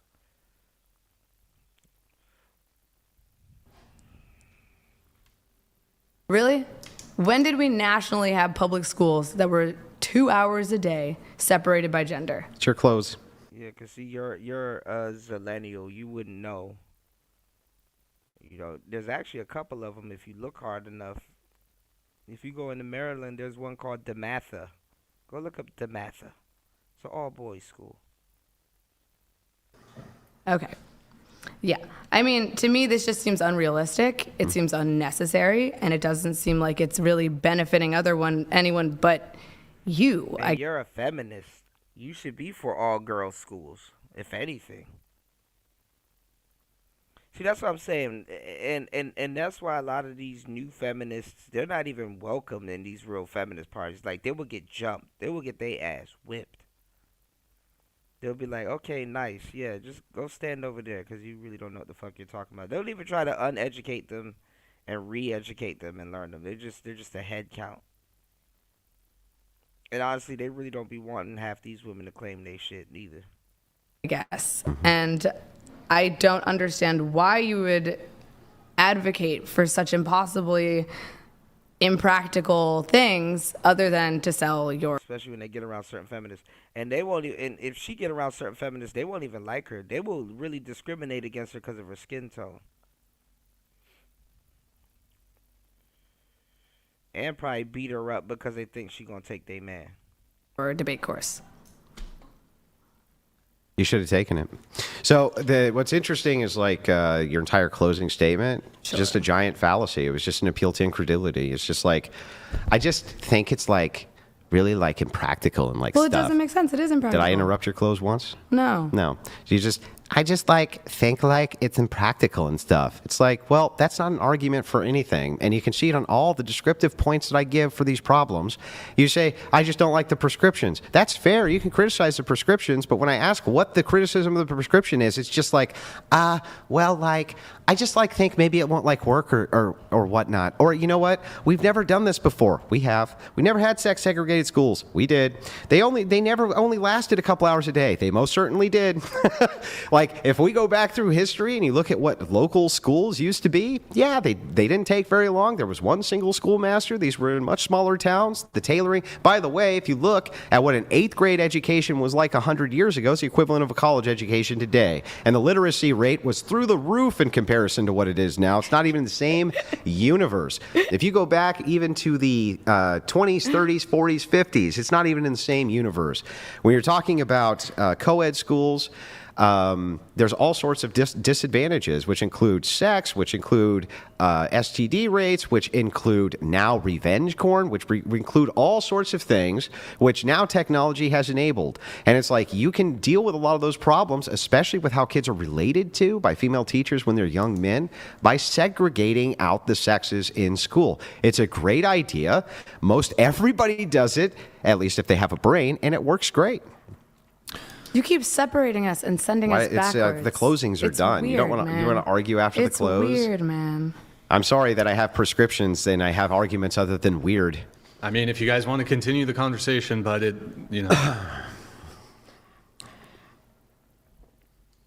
like weird, man. Like everyone should just get together, and sing Kumbaya, man. No, we shouldn't just get together and sing Kumbaya, but we should try and advance as a society instead of trying to do things. Women are always trying to bring goofy ideas to things like we already haven't done it. You know, I think we should have segregated schools. We did that already.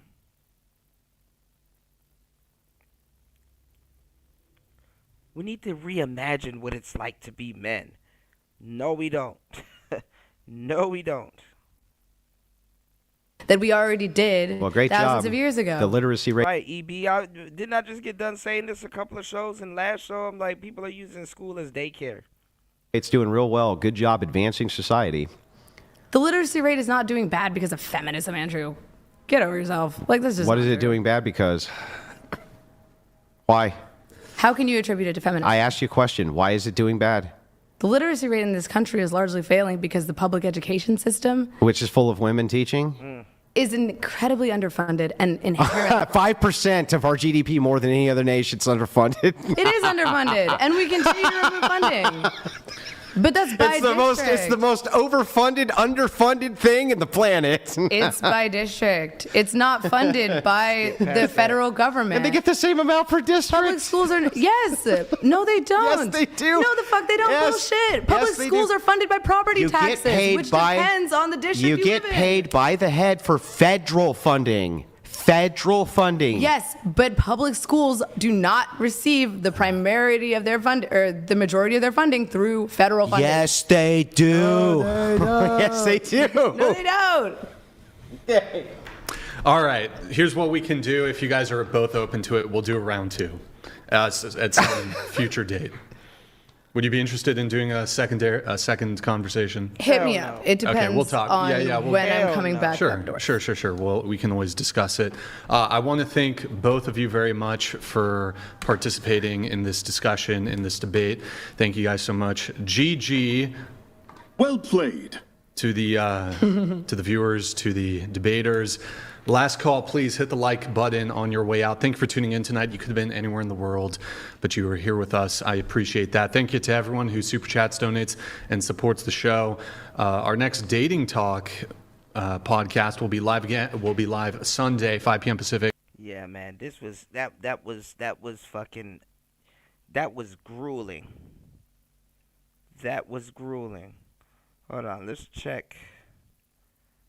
Before we get up out of here, let's check a little bit of what LT Man sent me real quick. This can't be the same girl. Hold on. Ooh, he gets to choose. All right. Who really wants to go? I don't want to pick on. I don't want to pick on somebody who doesn't want to get picked on. Okay.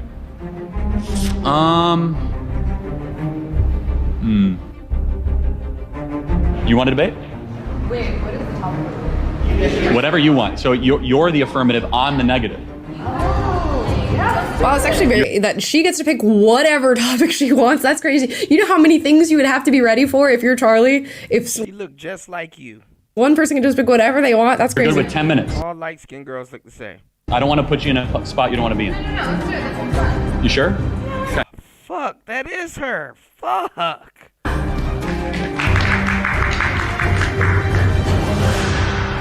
There it is. Okay, I guess The claim I'm making is that affirmative action is constitutional. Oh my God, her voice is annoying. Why do I feel like somebody gave her that claim? I feel like they gave her a list and she got to pick the claim on that one. And actually, War Master, God damn it. Where's War Master when you need him? And shout outs to LT man for sharing this. How did you find this woman in a sea of these feminists? Both these girls look the same. War Master, are you still in the building? Shout outs to LT man. How did LT man find this woman in a sea of this? How does this work? God damn.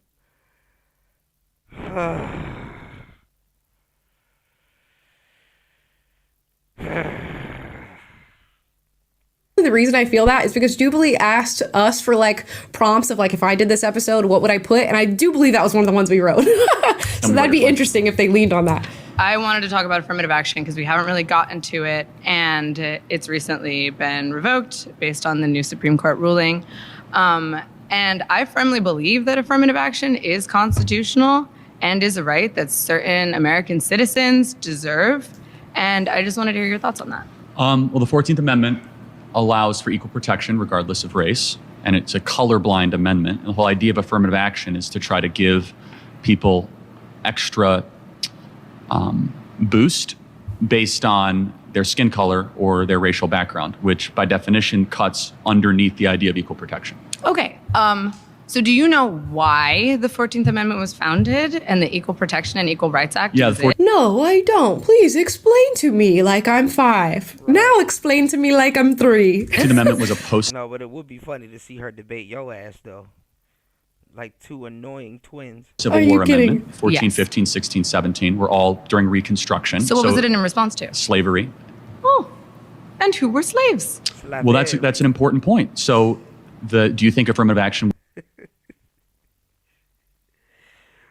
Oh, shit. Right, LT, man. Oh, shit. Is this all over again, y'all? I'll only date a guy if he makes 6 figures. No, 7 figures. Because of inflation. Yeah, because of inflammation. Yeah, and he has to be over 6 feet tall. No, 7 feet tall. Because of inflation. Yes. And he needs to be okay with me having an OnlyFans. 2 OnlyFans. Yes. Because of inflation. This stupid. This stupid. I am not. This stupid. This is stupid. I am smarter than the hot 18-year-old. We smart, she's stupid. I spent my most valuable years allowing my body to be used because no one ever taught me what love is or how to respect myself. And all you can do is make fun of me for it. You stupid. Stupid. This stupid. Oh, God. This stupid. Stupid. Is stupid. The stupidest of the. This stupid is so stupid. This stupid. This stupid. This stupid is so stupid. Leave her alone. I'm over 7 feet tall. I make 7 figures, and I do want her.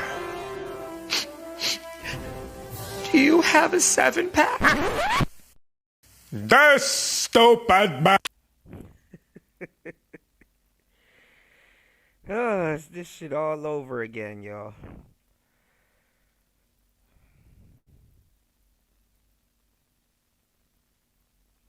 Yeah, he called it the Golden Dome. He was calling it something else. I forgot. We went over it earlier today on today's show.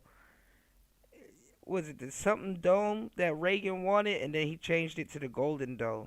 will help heal the multi-generational problems of slavery? I do. I really do. Okay. Because, so let's just talk about the history for a second. Slavery begins in the early 1800s. Earlier. Right. No. Slavery? 1816 is the beginning of slavery. 1619. Oh, yeah, I guess it would be. Okay, first slaves come in 1619. Oh my God, this girl is dumb. Okay, I can't do this, y'all. All right, we're going to have to save this for the next show. I can't do this. I can't do this. All right, man.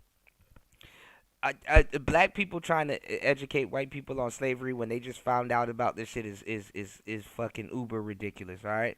Shout outs to everybody here. I appreciate you guys. Thank you guys so much for hitting the like button and supporting the show.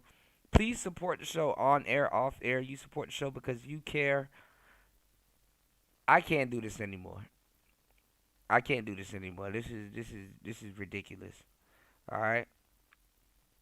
Thank you guys. Much love. I appreciate you guys. I will be back very soon. Before you know it, we will be live again. Make sure you guys hit the like button. Please support the show on air, off air, anywhere. It's Player Talk Radio. I am your gracious host, DJ Kuda. I'll see you guys on the next one. Peace.